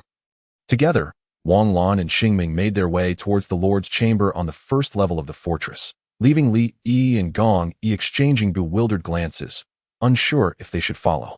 To abstain would be to disregard Wang Lan's unspoken command, while to follow would be daunting, as one was the Lord and the other the chief administrative officer, who had once been their creator, an utterly intimidating prospect. "I never expected you to be a woman," Wang Lan remarked. To which Xingming's lips curled into a barely perceptible smile as she replied softly, "My memories regarding my gender were obscured. I was unaware myself." Seemingly recalling something, Xingming's beautiful smile arched like a crescent moon, filled with mirth. "Did you not say you would strike me once I had a physical form?" Wang Lan scratched his nose sheepishly. Heh. "So, are you satisfied with my true appearance?" Xingming gazed gently at the awkward Wang Lan, deftly steering the conversation away from the previous topic. A competent administrative officer, she was determined to spare her lord from any discomfort. Wang Lan suddenly stated, "Your current demeanor differs somewhat from when you were merely a system. This is my true self. Back then, I was in a state of emotional suppression, utilizing an emotional model temporarily constructed based on your personality, my lord." Listening to her melodious voice, Wang Lan found himself scratching his head in slight discomfort. "By the way, what is your level of strength?" 6-star master. Upon hearing Xingming's response, a grin broke across Wang Lan's face. Thankfully, she wasn't male, otherwise he might have truly charged at her. "And the energy you wield." Xingming blinked her beautiful eyes and extended a finger, summoning forth flames, thunder, torrents, life energy, light energy, and a myriad of other forces. "I harness the power of the system. Aside from the starry sky power, all other energies can be converted. However, my primary role is to assist you in managing and developing your forces. So my combat capabilities are not particularly strong." Wang Lan chuckled, saying nothing but pondering inwardly that it seemed there would be no shortage of magical formations, but he absolutely could not allow his administrative officer to engage in battle. "By the way, do you have any suggestions regarding the current military division?" At some point, Xingming produced a record book and inquired earnestly. Wang Lan was taken aback, then replied, "For now, the Dawn Knights should be divided into 5 battalions, each comprising 1,000 men. The Dawn Archers will also be split into 5 battalions, with 2,000 per battalion. However, during city defense, the Dawn Archers will require support, so they will be organized into divisions of 10,000. As for the Dawn Sword and Shield soldiers, we shall temporarily organize them into brigades of 10,000, battalions of 2,000, and companies of 500, with the same structure for the Nebula Spearmen." "Understood," Xingming nodded, subsequently stowing the record book and smiling. "Currently, our forces are not substantial, so I shall serve as a mere ornament for the time being." Wang Lan smiled in response, refraining from further comment. However, both Xingming and Wang Lan simultaneously turned their gazes towards the exterior of the fortress. A dense aura of the abyss slowly approached, its presence starkly apparent in the absence of the purification tree's growth. Was the onslaught of abyssal creatures that the fortress had to face upon its establishment about to commence. How thrilling! Chapter 79. The onslaught approaches. Wang Lan and Xingming exchanged glances and smiled faintly. According to Pu Si's intelligence, the initial onslaught of abyssal creatures faced by the fortress was of a similar scale, typically led by a 3- or 4-star master-level abyssal entity, accompanied by over a dozen 9-tier abyssal beings and an army of over 500,000 low-tier demons. For an ordinary fortress, this posed a significant threat. However, Wang Lan contended that unless the abyss was aware of their current strength configuration, an onslaught of normal scale would merely serve to provide military merit. With over 3 million system military achievements nearly depleted, he had managed to recover to 1 million through the elimination of surrounding abyssal creatures within a 100-mile radius. But Wang Lan now understood the challenges of sustaining a force. Engaged in conversation with Xingming, he glanced at the system interface, only to be taken aback. He suddenly noticed that the crystal currency had surged by several hundred units. Curious, Wang Lan inquired about the system, only to realize that Xingming had already materialized. However, he was unprepared for the cold, mechanical voice that echoed in his mind once more. The only difference from before was that this was a genuine mechanical tone, devoid of warmth, akin to a fixed program. Although the population of the Lord's inland territory currently stands at only 2 million, it is system-provided. Therefore, in terms of population vitality, average quality, knowledge, economic development, research intensity, and educational level. It ranks among the upper echelon within the Aost Empire. The goods produced contain advanced technology, commonly referred to as a developed city. Monthly tax yield, 2,000 crystal coins. Wang Lan recalled that this seemed to be the system intelligence edited prior to Xingming's emergence. Can I interpret this as meaning that the other territories produce raw materials while the territories provided by the system yield finished products? This can be understood. But the raw materials are produced by your territories and are monopolized industries belonging to you. Got it, Wang Lan thought, his desire to explore the inland territory intensifying. He needed to ascertain the economic conditions of the inland territory and its synergy with the fortress's development. There was little need to overly concern himself with the others, as his territory remained under the empire's constitutional regulations. Of course, compared to other provinces, the laws were relatively lenient, allowing for considerable freedom beyond basic ethical laws. Tax laws, property laws, and other foundational regulations, the development of the territory and the appointment of officials could be managed by the lord himself, even allowing for adjustments to the tax laws within the confines of imperial law. As for rebellion within the territory, setting aside the unique circumstances of this period, the empire's robust legal framework and its vibrant governance rendered any lord unqualified to rebel, who would be foolish enough to follow their lord in betraying the empire. The empire's garrison corps were worth considering. Even Wang Lan believed that the current structure and operation of the empire were sufficiently perfect to sustain humanity on the illusionary spirit continent for the long term.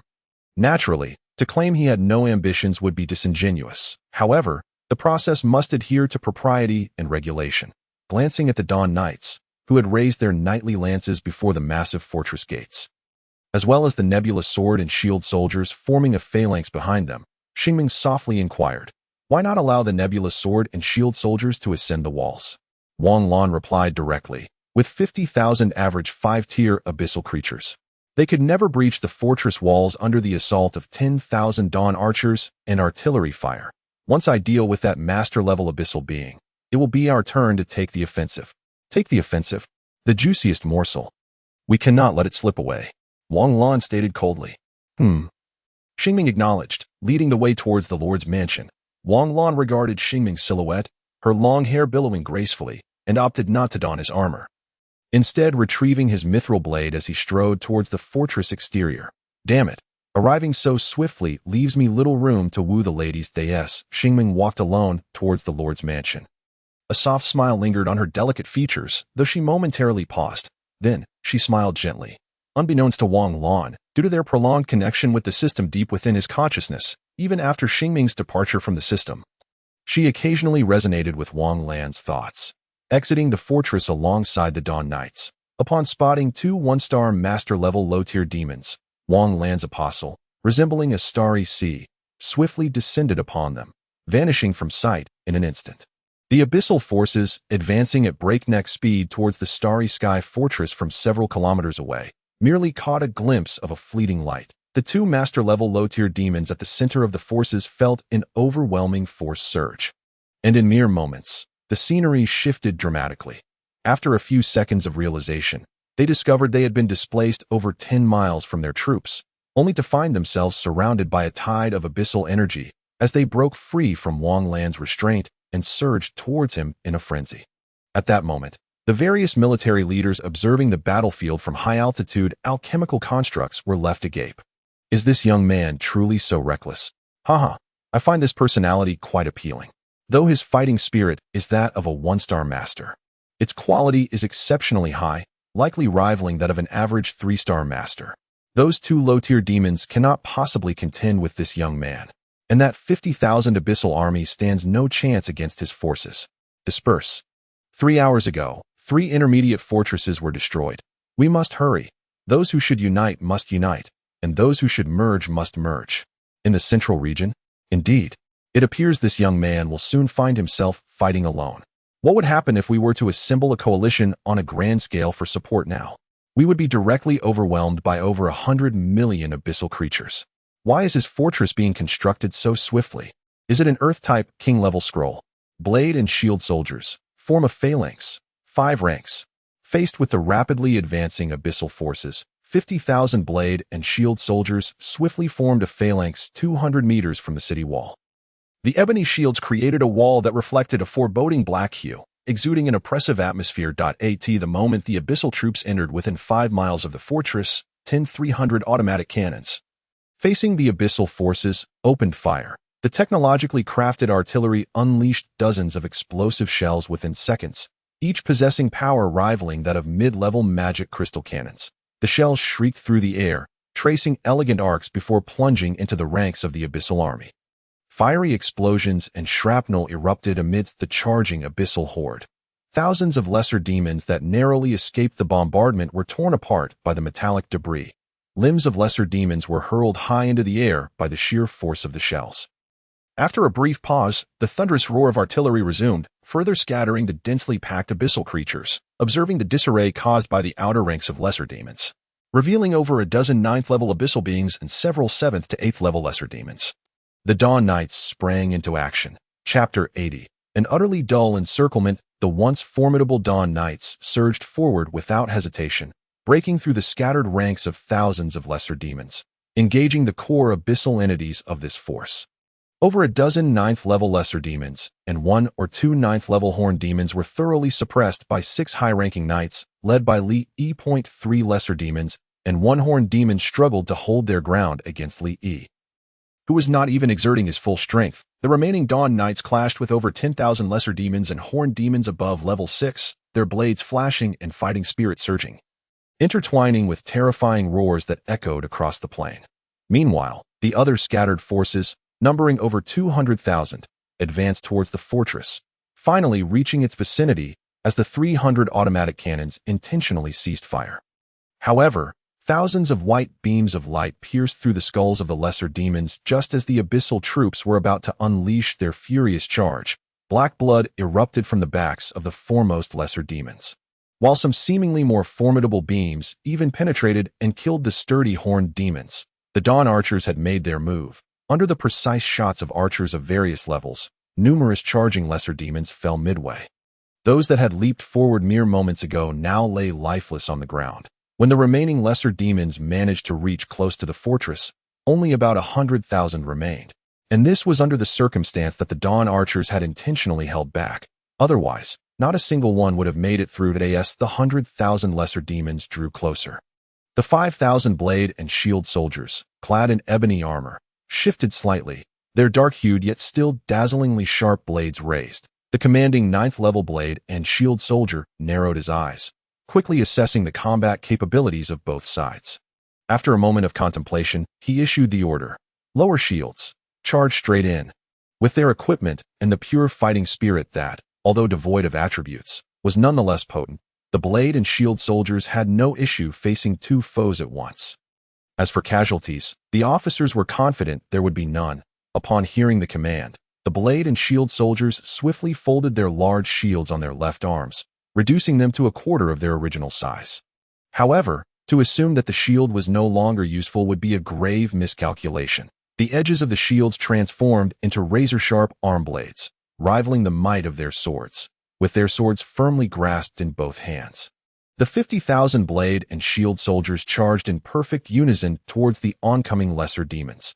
Despite their speed resembling a frantic sprint, their formation remained impeccably intact, with the higher-ranked officers leading the charge into the ranks of the lesser demons. After dispersing a mass of densely packed lesser demons, they then turned to join the fray with the Dawn Knights. The remaining lesser demons were no higher than level 7. There was no need for them to intervene. Just as these high-ranking officers departed, the blade and shield soldiers collided with the mass of lesser demons, producing a cacophony of sharp weapons piercing flesh. As the first rank of blade and shield soldiers began to engage in combat, those behind leapt high, diving into the very heart of the lesser demon horde. Numerous lesser demons fell to swift beheadings or were pierced through the waist by the arm blades fashioned from their shields, while the blade and shield soldiers, coordinated in groups of 5, suffered no casualties. Despite the lesser demons outnumbering the blade and shield soldiers nearly 2 to 1, they quickly found themselves at a disadvantage, their ranks being systematically dismantled by the elite blade and shield warriors. Though the lesser demons had explosive power, they were utterly outmaneuvered in the close-quarters combat, resulting in the loss of over 10,000 lesser demons in mere moments. Under the guidance of several lower-ranking officers, a multitude of blade and shield soldiers infiltrated the core of the lesser demon ranks, coordinating seamlessly with those on the perimeter to wreak havoc. After more than 10 minutes, one blade and shield soldier cleaved the last lesser demon in two, and the entire contingent emerged from the battle without a single casualty, assisted by healing orbs. Simultaneously, the high-level battlefield approached its conclusion. A massive sword light, stretching over 10 meters, flashed forth, sending a 9th-level lesser demon hurtling away before crushing its skull beneath a foot. Li shook off the filth beneath his feet. Observing the concluded battle, nodding as he made his way into the fortress, he could sense that he was nearing the threshold of master-level ascension. Indeed, after Wang Lan and Xing Ming, Li Yi would become the third master-level powerhouse. This exemplified the terrifying nature of high-level talent. Not only did he possess the diamond-level talent of the Dawn Knights, but Li Yi's abilities transcended that boundary, within the realm of illusory spirit continent. Such talent not only fostered a closer affinity with various elemental energies, but also enabled one to break through without bottlenecks until a certain level, as long as the quality and quantity of fighting spirit or magical energy within one's body met the requirements. Ascension would occur naturally. Even comprehension of realms would be enhanced by the subsequent gifts of heaven and earth. One of the methods to increase the quality and quantity of fighting spirit or magical energy was through combat. By continually compressing and expending energy within oneself during battles, high-talent individuals would naturally level up after sufficient encounters. It was precisely such a high-talent individual. Wang Lan, on the other hand, was different. Both his body and soul originated from Blue Star, a world nearly devoid of natural elemental energy. Thus, the concept of talent in illusory spirit continent was foreign to him. He could only rely on the partial qualifications granted by the system and his own independent insights to advance. Wang Lan understood that without the system, he likely wouldn't even qualify as a level 6 practitioner at this moment. This was not a matter of effort. Even sensing elemental energy was impossible, making level 5 his utmost limit. Feeling the slight swell of fighting spirit within him, Li Yi quickened his pace towards the fortress. It was not yet time for him to ascend to master level. He needed to reach half-step master, preparing himself in perfect condition to embrace the might of master-level power. Just as the Starry Sky Fortress forces were on the verge of annihilating the enemy, Wang Lan's figure swiftly descended before the fortress. Toying with 2 master-level abyssal crystals in his hands, he stowed away the radiant mithril sword into his ring. Although not donned in battle armor, his combat attire was slightly tattered, yet his face bore no traces of blood. As he walked into the fortress, adjusting his disheveled appearance, Wang Lan bore an expression of ease. The initial encirclement, while perilous for an ordinary fortress, seemed trivial to him. Well, at least his system military merit had reached a total of 110,000. He hastened to the Lord's mansion, which was merely a grand room, and beheld Xing Ming, her long hair cascading to her waist, her gentle and exquisite face wearing a serious expression as she scribbled something. Unconsciously, he slowed his pace. However, Xing Ming, being a genuine master-level all-element mage, lifted her head the moment Wang Lan entered. With a blink of her beautiful, bright eyes, she greeted Wang Lan with a warm smile. Rising to her feet and stepping closer to him, "I've organized some items provided by the Alliance. Everything usable has been set up, and the alchemical equipment for the Starry Shield has also been arranged," she spoke softly. Wang Lan paused momentarily, then nodded. "Thank you for your hard work. Furthermore, regarding the conditions for guild establishment mentioned by the Alliance, does the Lord have any suggestions?" Upon hearing Xing Ming's inquiry, Wang Lan pondered for a moment before responding. Then,